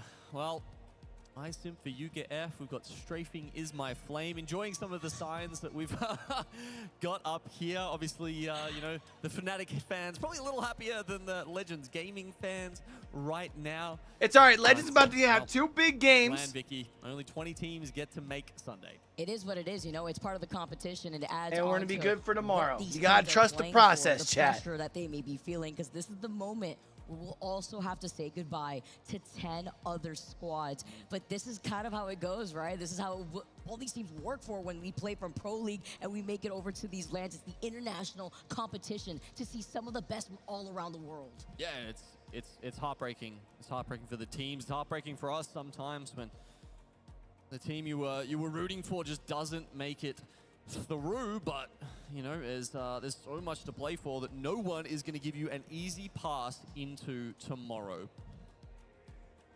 And you know, they're also playing for which of these top 10 teams have that priority. Obviously, we already know the top 10 teams waiting in the finals lobby that will be able to have the top 10 a priority on the POI draft. But the same thing could be said for the top 10 teams here, seeing who gets that first place spot that we're vying for, as Fnatic still holding on to that spot with 51 total points.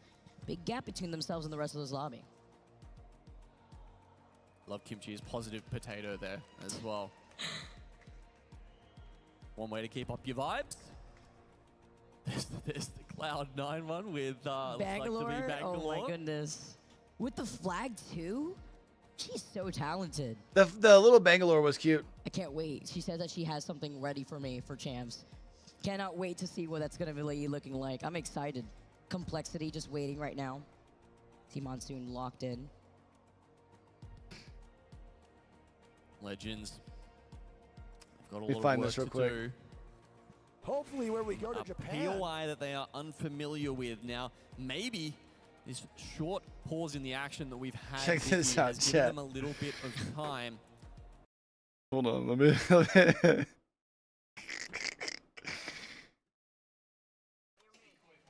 shouldn't have said that. I should not have said that. For who knows what? MKS gonna be over in checkpoint. Hopefully, where we go to Japan. I should not have said that. For who knows what? MKS gonna be over in checkpoint. Bro, Hopefully, where we go to Japan. I shouldn't have said that.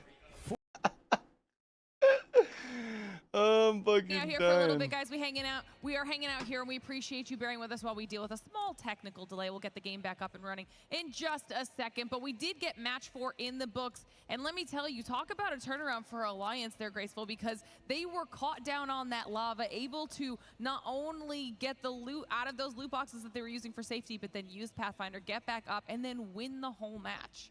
Yeah, coming through the choke for them was huge because they ended up wiping, I think, 2 teams, cleaned up underneath, teamed on the team that was rotating in from the opposite side on the low ground, which everybody was surprised about. Hey, why would they drop low ground when they're on height right now and they have the fence line? They decided to drop low ground, get even more kills, made a great Pathfinder sip. Luckily, the fence line was free and they got... Bro, just imagine though. I think it's surgical. It was a phenomenal job by Alliance. And talk about a comeback. We heard the casters talking about what a big difference that made to their standings right now within this series. We'll take a look back at those series results as we'll get those cleared up as well now that they're in the perfect order here. And you can see what that did, catapulting them all the way up into second place. And this is what we were talking about before we even got into these last 3 matches here tonight. One pop-off performance takes you from the second page all the way up to the top. Yeah, I mean, we usually talked about the fact that Bro, I mean, it's like games are gonna start at like 11 o'clock. 5 points. Oh. And right now we're only at 21, so it's gonna be pretty low to get to that Start top at like 10 or right now. 11. So all these teams that are sitting in 11th through 20th, you know, I did pick Legends Gaming. They've had some really tough games, but to only need, you know, a good top 3 with a bunch of kills to break into that top 10, you got to have a lot of hope, and you can't get down on yourselves because we're getting into those final 2 games. Things are going to get desperate. You know, a lot of these teams, we've seen this from time and time again throughout these tournaments, that when it maybe gets to even the end, like teams start fighting 9 and or fighting, 10 a lot for of the real, map like really in the does evening. start to open up. You know, for me personally, watching that leaderboard, I get really happy seeing both EXO specifically and also Alliance making it through pretty much. Again, in my eyes, it's pretty much guaranteed. Not really just there just yet, but they're pretty much safe, and that makes me very happy. A little bit of a Mia bias there, you know, It's a just little this bit. tad. You know, I want to get your opinion on this, Snipe, too, because when we're talking about the gun metas or just metas in general, obviously we've been seeing that dual wield Mozam an absolute insane amount. We talked about on the first day I mean, how worse than this different weekend, the spread because this was in weekend I've terms been of waking up. kills used or Well, done by the Mozam. Wednesday Well, I now woke up at officially, it's only 48 more because I had kills a casting until at we hit 9. 1K. But then every other day I've been Mozam waking up at kills midnight. in the event so far. Talk to me about that. We've never seen a gun like that before. I've been waking up Yes, at midnight. it That is way I our can go to the stats gym back, first. Giving us all these fun facts, and it's been quite interesting because coming into this weekend, I was really curious. You know, are we going to see some dual P20 action? Are we going to see? You know, we knew we were going to see a lot of the Mozambique action, but online when I first started, I was like, oh, you know, the P20s have a chance. Where does that line up? P2020s have 2 kills throughout this whole tournament, and we're into the 300, 400 plus. Wait, did you say 1,000? We're 48 away from 1,000. That's insane. So I mean, this weapon has probably had more kills in any one sitting than any other weapon during any meta at all. When it comes to finishing, I'm just glad we saw some Havoc action earlier, and I believe we also had the RE45, which has the only weapon that has not seen a kill throughout this entire weekend. A big old goose egg, yeah. So you can definitely some favoritism happening with the guns. Suffice to say, I think I'm gonna make sure that then Vicky and Genome keep track of those remaining 48 kills to see if we can hit that 1K mark by the end of these next 2 matches. I can see that we've got things looking like they're starting to get in order. Our players are getting settled in and prepared for these last 2 matches. Now, don't forget, everybody at home, we're heading into match number 5, which means we're only 2 more games away from starting to send teams home, pushing players through to our match point finals, and it is about to get back underway. Vicky, Genome, it's back on over to the 2 of you. So much glitter, 2 games to go. You heard her. Match number 5, everyone, and the pressure is on. Thank you for waiting with us. We got everything settled, and now our teams are ready to go.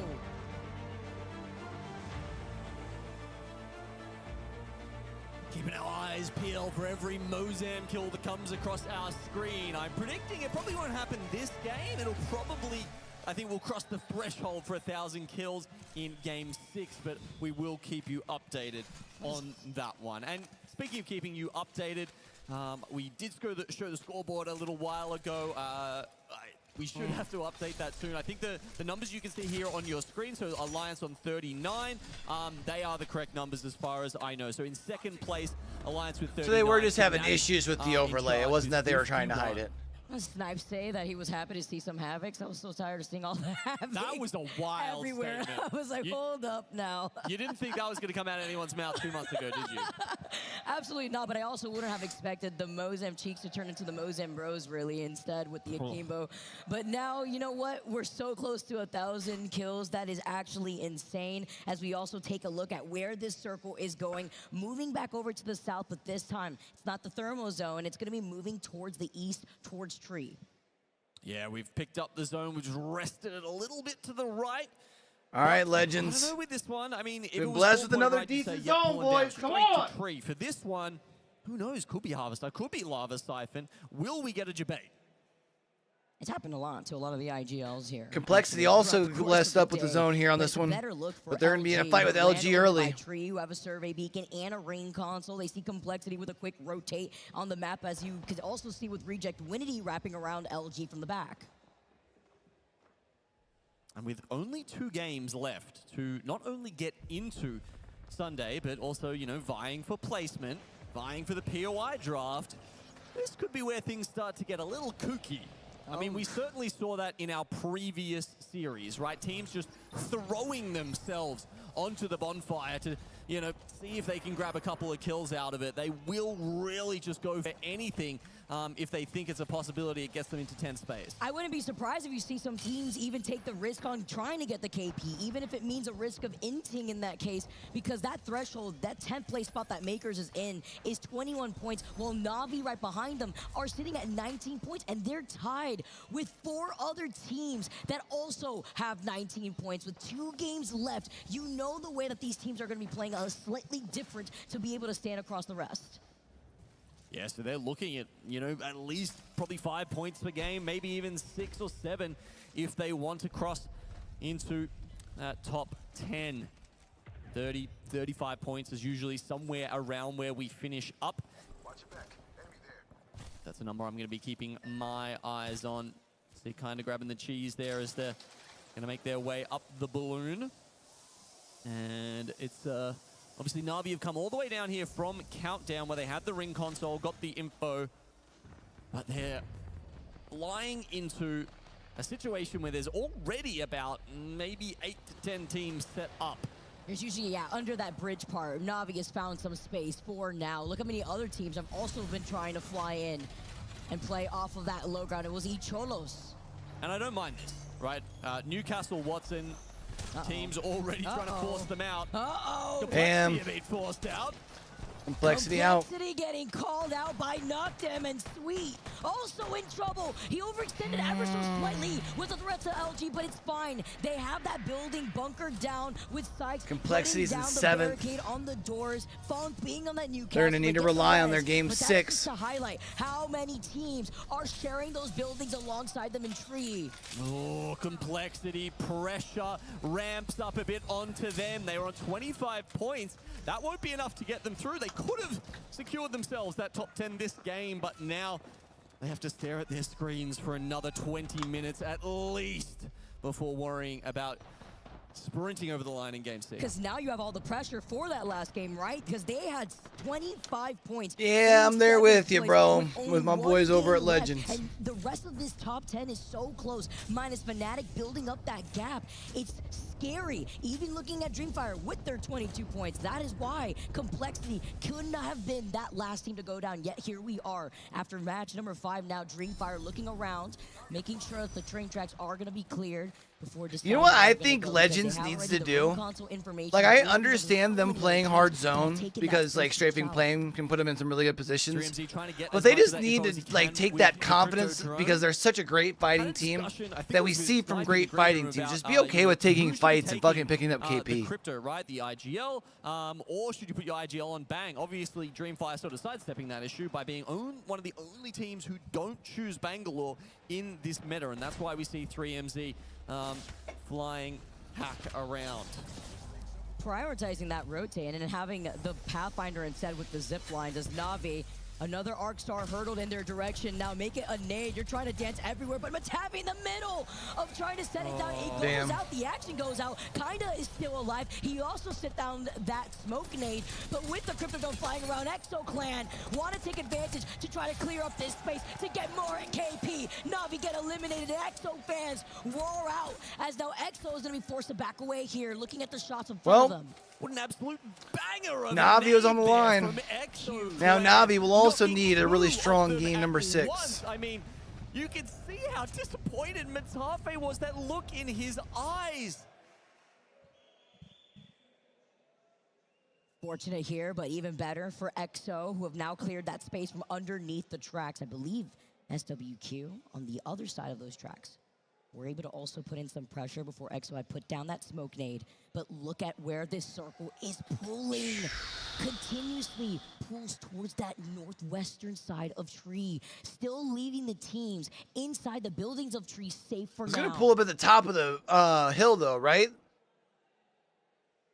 This is an interesting one. With the way that's pulled, I do wonder if it continues up towards, say, Exo Clan, who are hard. I don't think it goes all the way up to EXO. I think it literally goes to where, like, Guild is.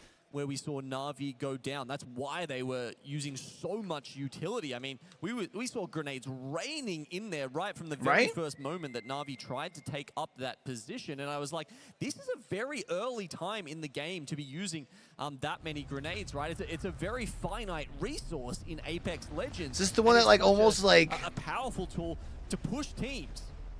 Oh, the team that was actually finishes like like squads that were underneath that I don't bridge. want to draw on there Team EXO anymore. was killed Oh, wait, till here, it comes and back up. Noctem has been able to get the res on Remix. When we took a look, though, at that circle and where it was pulling, it looks like the tunnel side that exits out of Thermal is actually available. Also looking like the high ground of that side also free to take. So the teams that take their time to rotate from the northwestern side would be able to have some space even late game to play off of. Well, Noctem is set up in SWQ out to the north of the tree. I'm having a look at the map view right now. Fnatic are about as far away as you can get. They're probably getting that, you know, the notification you get from the announcer that's like, hey, your teammates are a little far away from you right now. I imagine that's ringing out in Japanese in Fnatic's ears, as two of them are very much in the zone, and the other member is where you were talking about, like trying to take up position near that tunnel. And maybe a little late, because you also have Alliance and Makers who are making that rotate from the side of Thermal Station that would put them on that high ground that overlooks tree from the west. Chad, do I go grab Team beer after Liquid this? with another great rotate, considering their POI is over by Thermal. They were able to get here very quickly. They had also 2 survey beacons and an evil harvester before making that rotate, and an assault bin too, by the way. Makers trying to follow along here after they're now going to be rotating from Thermal, but will inevitably be met with Alliance and Fnatic as they See try what to Weevil duke it wants out to do on for the edge dinner. of the zone. Yeah, some shots just I might have to. exchanged between Fnatic and Alliance.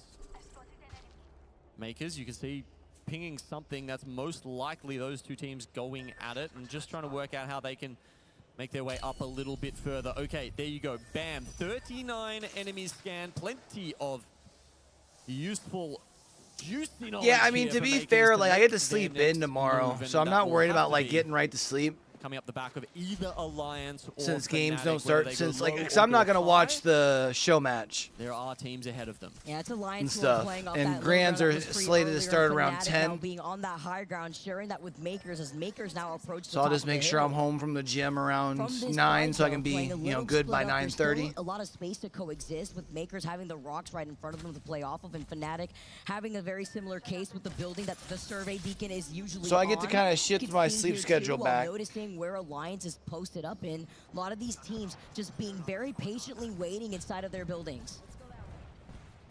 Makers find a nice spot up here, get the Jenny down. Plenty of time to set up.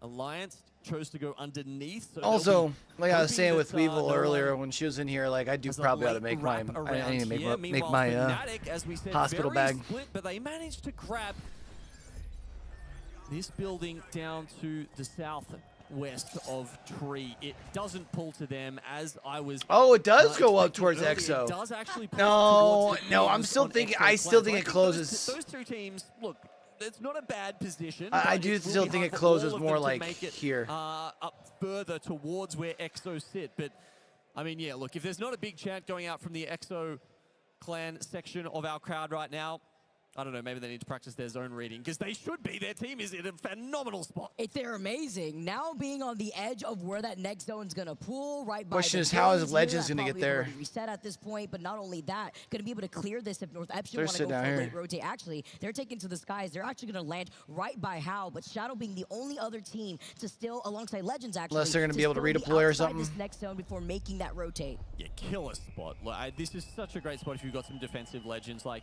the Newcastle and the Watson. You can see EXO. I mean, I don't see how they don't get at least 5+ points out of this game. Very much expecting them to cross that threshold and be joining us in the arena on stage tomorrow. Amount of crypto drone just flying around. Alliance team one right ahead. They find the Zolo that's playing off the side. It is Zicky who was called out. Makers looking at him to give him suppressed fire. Aegis is going to be able to get the crack on the other side, but having to close in the distance, being the only one alive for Makers. Okay, it's a trade here. Dexter already down. I don't know if Asia's really has a chance here to get back up and running. Alliance, they got the reset and they're coming in. Oh no. They had the gold knockdown there too, so they already have the advantage, while Makers with Aegis did not have the gold knockdown on the res. It's okay It's though. fine. They will Zicky's be got able to a pop the Phoenix They getting won't be able done. to get Dexter. Okay, it was a grapple out, not a grapple in, but meanwhile, Alliance is still very much on the hunt here for these last 2 kills on Nice Makers. swing around. Just taking a nice different angle here, having to get out of the line of sight of the rest of Alliance who have him right here, but trying to jump right behind him, playing head bob. Sticky, so low, still gets a knock, but can't do Makers enough.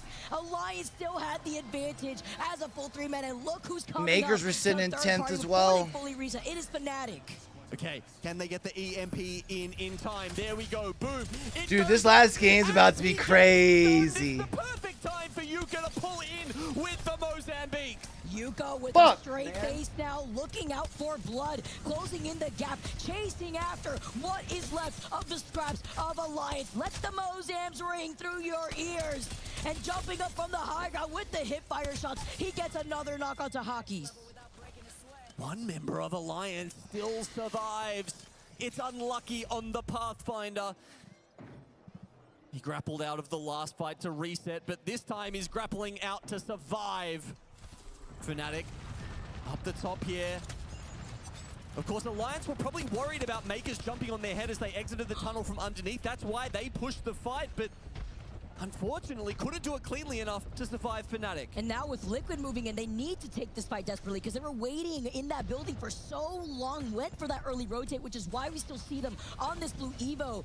Hagwadis putting up the cat wall and Yanya being able to shield swap right on time. Now blasting through, trying to help them out, dancing around the Newcastle wall. Liquid need this. They need this blue by their feet, and it's only up to Hagwadis.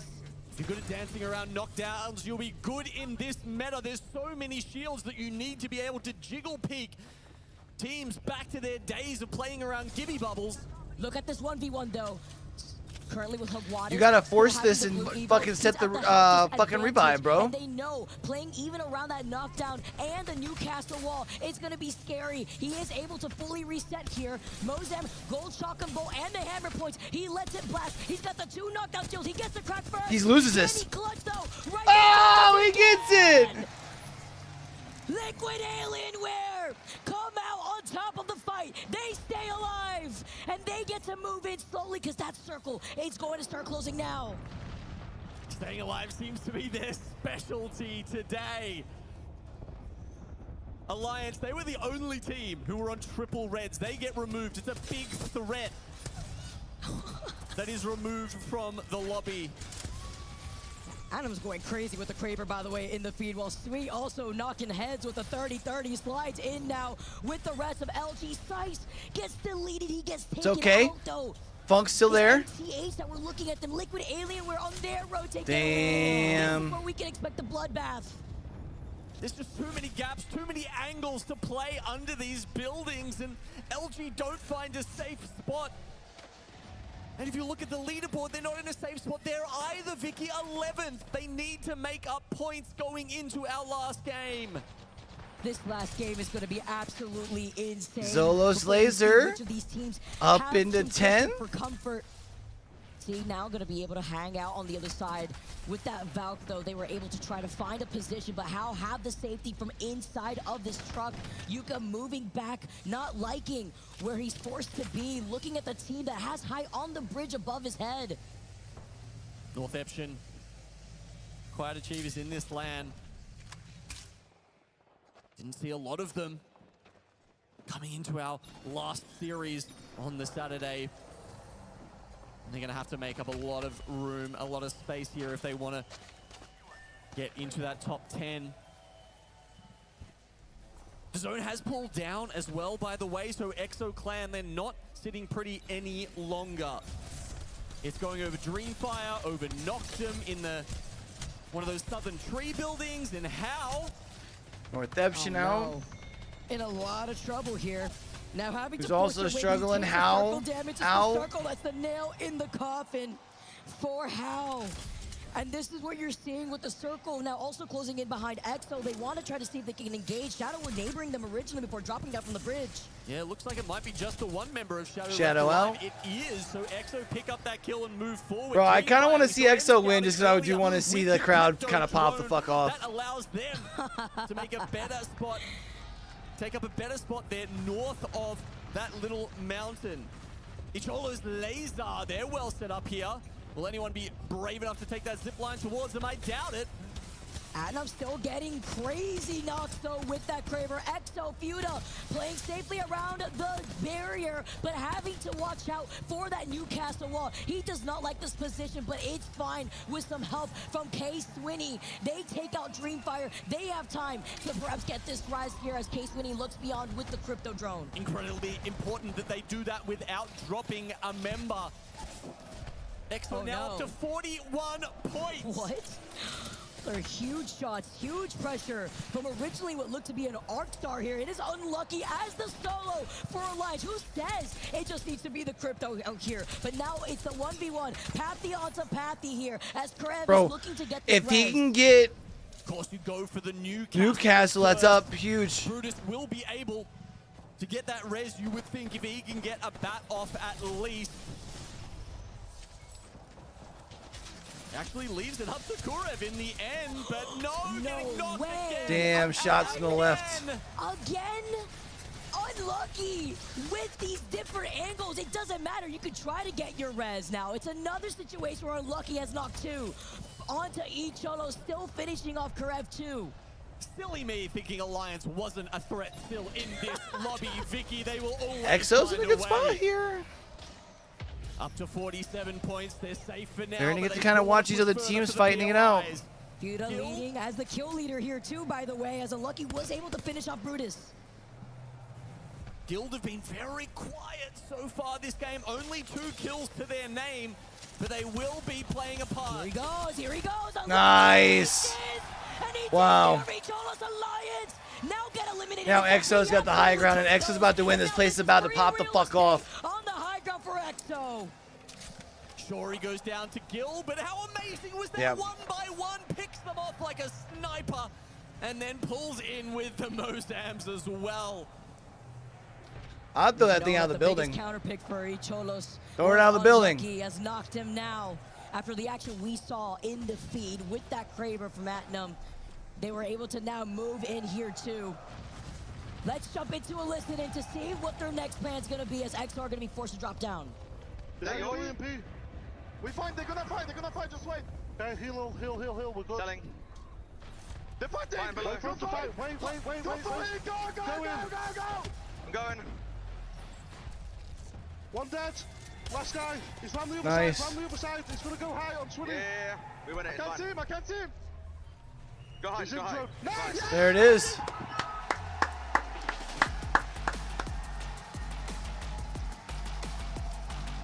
Well, the reason they couldn't see him, it was because he was outside in the zone. Told you. And XO, they see the other 2 teams fighting, and they celebrate. I love it, man. The crowd goes wild. Remember what K Swinney said when the camera panned to him. Give us one more. It takes one more. A man true to his word to rally up the crowd, to rally the supporters. Let's go, EXO. That was a huge game for EXO. They needed that. Now they can sit a little comfy here at the top of the leaderboard, sitting in 2nd place after getting 9 KP on top of that dub. It was a big game for a lot of teams. A lot of the EMEA teams with their fans here. I see the Noctum fans I love it, man. celebrating as they move up to 38 points and look to be a very good chance of moving forward. The other big mover I think we have to talk about is Icholo's Laser. 24 points, 10th spot. They're playing for more than just tomorrow, Vicky. Remember, if they can get above that 17th, 18th spot, all of a sudden they are locked in for champs. So much more on the line here. And only one more game to go. You know how these squads are feeling, but you know with the way that EXO played into that last game, they're going to be riding off of that momentum, feeling themselves and feeling this crowd. One more game, chat. Giving some love here with the French flags waving. And our boys from Legends are gonna have to put in some work. Giving them the love back. France represent. I know at least some of these guys are the EXO Ultras, as I've heard, the most dedicated fans of K Swinney and the organization. awesome to see them rewarded. French audience goes absolutely crazy every single time I see them come out to an esports event. I love their energy. I'm gonna be sick, and I know bro. they're loving Exo Clan and Legends that need with such the a banger 9 of a KDs, game. securing themselves 21 extra points. Guild, though, still in the conversation, still finding themselves within a top 3. They've been incredibly consistent so far, haven't they? With 5 matches. There, you can hear the in bleachers and now the in the minimum background. points they have dropped is 5. Very impressive performance from MT, Jesko, and Legacy. Having a look at the overall series results. I'm looking at Nardus Vincere, 19 points. It was a solid start for them, but they've really dropped off. A lot of their points have come from amazing zone reads from Matafe and being there nice and early. If we don't get that in this next game, I am very worried. I just don't understand the Wraith pick. I'm gonna be honest here, Gino. I'm gonna be real with y'all. From Dreamfire, From Legends. all the way down to even Navi. I don't understand why you don't have player case still running Especially from Shadow in 11th to Navi themselves. Watson could put themselves within and put that Strafing top Flame 10. on It takes Crypto. this one game to completely shake up what we see on the screen right now. Legends Gaming at 8 points. Disastrous for them. I mean, I looked at their POI draft and I said, this doesn't feel like you. You know, it's a team that has played fast rotate from landslide. It's played fast Just rotate doesn't make from sense to me. Speedo, even though it's a little bit more of a powerful POI. And then they completely change it up here to try and change their fortunes in Elimination Bracket 2. While we start wrapping things up here, we still have our final game to go within our last round 2 elimination group here. Don't go anywhere, because on the other side of this break, we'll be sending 10 teams home. I'm gonna stretch out my legs one last time. 'Cause I'm tired of seeing these walls here. We're back. Also, I gotta take out trash.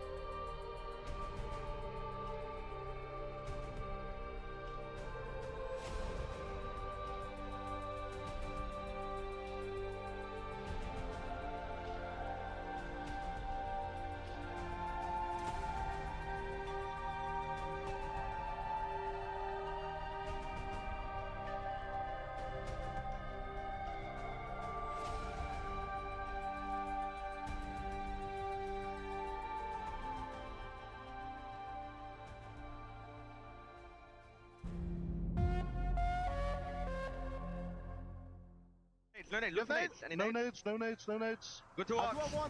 They bang with teeth. We find you have a 10 now? No, safe on me, safe on me. you anyway. Is that yours? your EMP? We find, they're gonna fight, just wait. Okay, heal, we're good. Selling. They're fighting! Fine, below. Wait for us to fight, wait. Go in! I'm going. One dead. Last guy. He's round the other side, He's gonna go high on Swinny. Yeah. We win it. I can't see him. Go high, go high. After that beautiful game-winning moment from EXO in game number 5, I got to see in the chat that Case Winnie says that was for his mom. He's making his mom proud, watching him with the EXO fans cheering, stomping their feet. But we have one last game to go to see who will be filling up our finals lobby for tomorrow. And there are so many teams that could be in that spot, Vicky. Around the 10th spot, it's very tight. It's very close. Where are we going? Where are we going? One time for the one time. It's always chat. the question. You know those players are on the stage right now, just praying for a zone. This is crazy. We've seen already 2 of those southern zones. Will this be the change-up taking us over to the north? We're gonna have to see. The tension is high. The pressure is on for our players. I mean, I yeah, walked you right by say the it. bathroom on the way back 2 upstairs. southern zones, LG, starting off in tree, and they are still in 14th. From those 2 zones, they picked up a total of 7 points. LG chants now in the crowd. Are you all ready? As the Legends select is on your screen, our players are loaded in. Teams like LG, At Risk Makers, Shadow, even Navi. This is crazy to see how tight of this borderline is for these teams to make it in to that next lobby. Let's get started, ladies and gentlemen.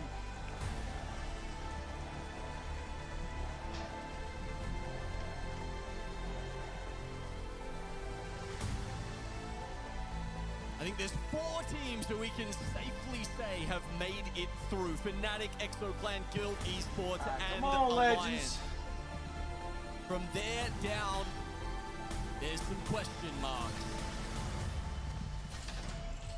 You could expect a final game like this to get a little funky, as we've seen before in the past. The desperation for some of the teams that have to absolutely ape what they see, have to take the risk.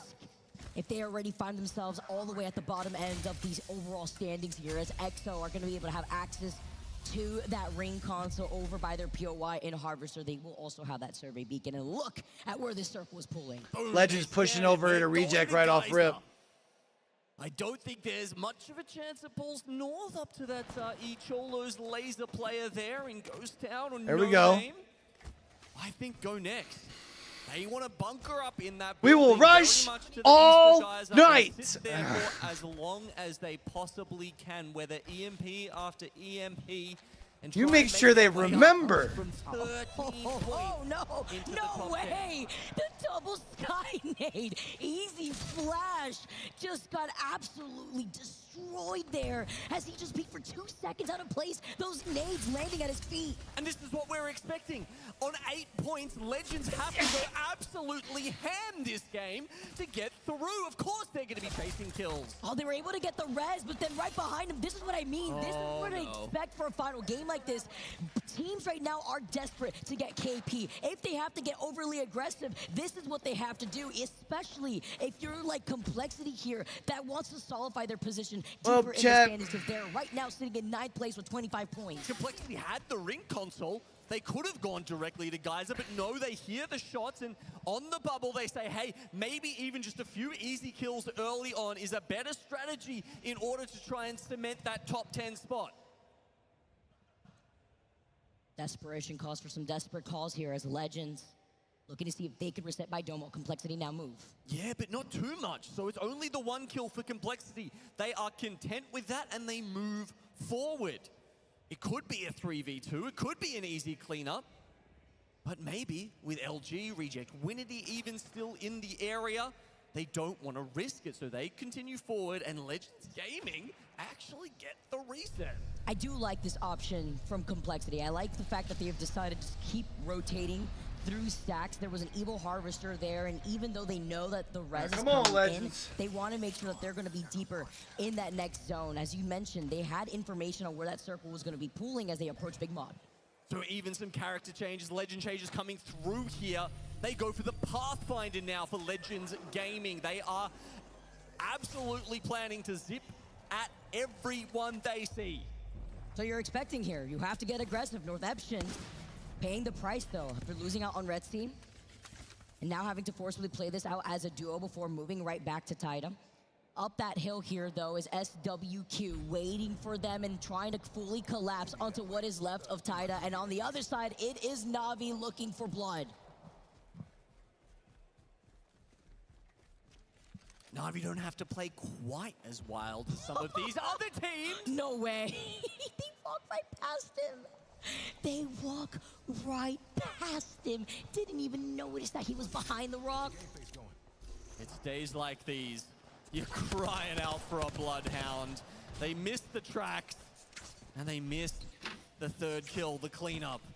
And Na'Vi moving in, I mean, they don't even have the crypto right there too, right? So now moving back after seeing the Bangalore ult, as kinda doesn't have his own just yet, is about to get his own Bang ult. So that space being given as SWQ try to back away, but the third party is around the corner with Makers rotating behind Na'Vi. Mozam's come in. They get the shot through the smoke. They do, but now they need to use their own because Makers are on the north side. And having to now dance away. Damn, SWQ about to be donezo. Because with Na'Vi cleaning that up fast, though, and Makers coming up on the other side, each Cholos will then start coming up the hill from the north side of this zone. Come on, Makers. Not too far off the pace here. 21 points. This would be exactly the wrong time to go down. Oh, no. They're out for sure if they go out now. That is very unfortunate. Trying to send out the old Eden up. As now you're going to be able to try to jump away from the other side of the Newcastle wall. They are going to be able to at least get the res onto Ziki because Shadow was so far away when they initially got that knock. All the way from the north side of Overlook where they have a ring console. But look at the setup here on the choke. I like this from Makers, actually. Often you do see teams set up in these geyser chokes looking for kills, and if it's kills that you need in this game 6 to get you over the hump, and being able to set up there could pay dividends for Makers. Na'Vi here with Complexity. From up high, now sliding down into this building over by Geyser. Are they going to be able to split real estate? I mean, game ends here. They don't necessarily need to push this. Dancing back, looking at the other squad and neighboring building. They're sharing this team with this building with another team. I believe it may be Complexity. Oh, no, Sykes in the feed. He had gone down earlier. Looked like to a Mozam as LG on the other side of the top part of the hill. It was Complexity that Na'Vi was sharing the building with. Did LG get the banner? Will they be able to get the res maybe at the egg outside Big Morn? Because if they do, you know Legends Gaming is going to see that. More respawns come in. This time it's for North Eption. Playing small, playing quiet does get them back into this game. It worked out for them. After playing around the other side of the rock, they are able to get all the team back alive and healthy. It's Taida, the clutch plays, just hiding out of sight now. They're going to be able to rotate from Lava Siphon, but they're not alone. You see the shots here. It's knocked them on the other side of Lava Siphon and Guild on the northern building here, while LG trying to replicate the same. Also, we're trying to reset over by Big Mod, but Legends Gaming, with heat in their eyes, are looking to engage, while Na'Vi now lose out on Kaida in the building in Geyser. Yeah, they're fighting Complexity right now, and they're fighting for their lives. Damn. Na'Vi trying to do their best. Cannot. And they can get reset here too for Complexity. Team eliminated in the lobby. We thought it was finally his tournament.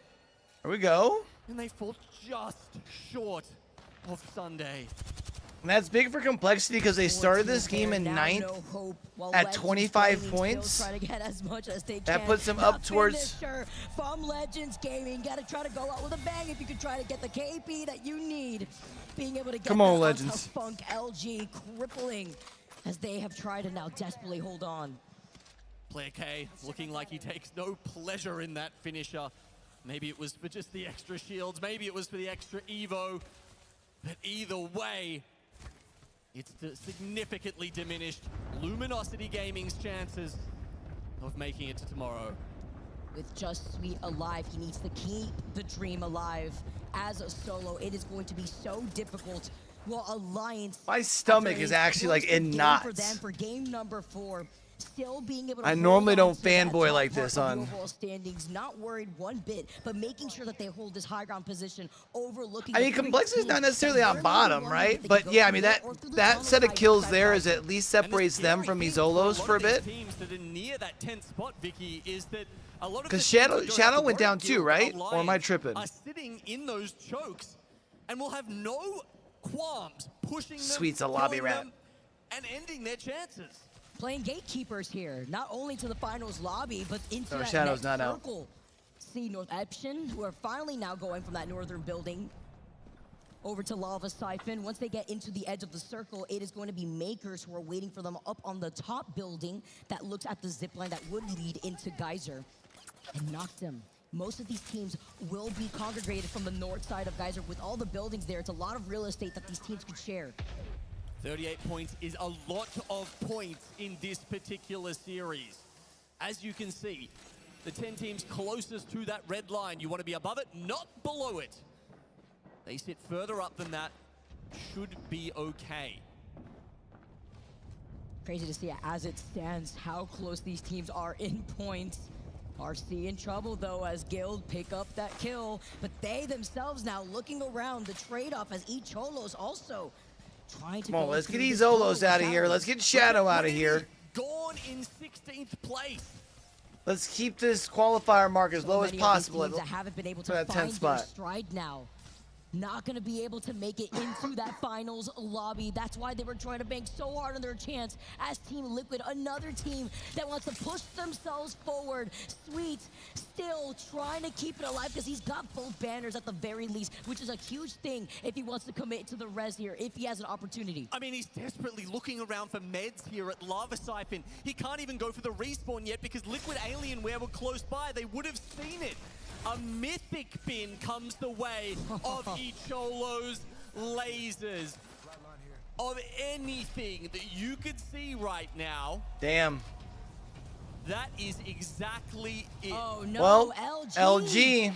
They find them at will the not very be in the end. finals. LG get eliminated. Legends was able to finally solidify that KP, and Liquid Alienware all right, come on, Legends. also get eliminated at the hands of Fnatic. Legends are doing their very best here to make one of the most insane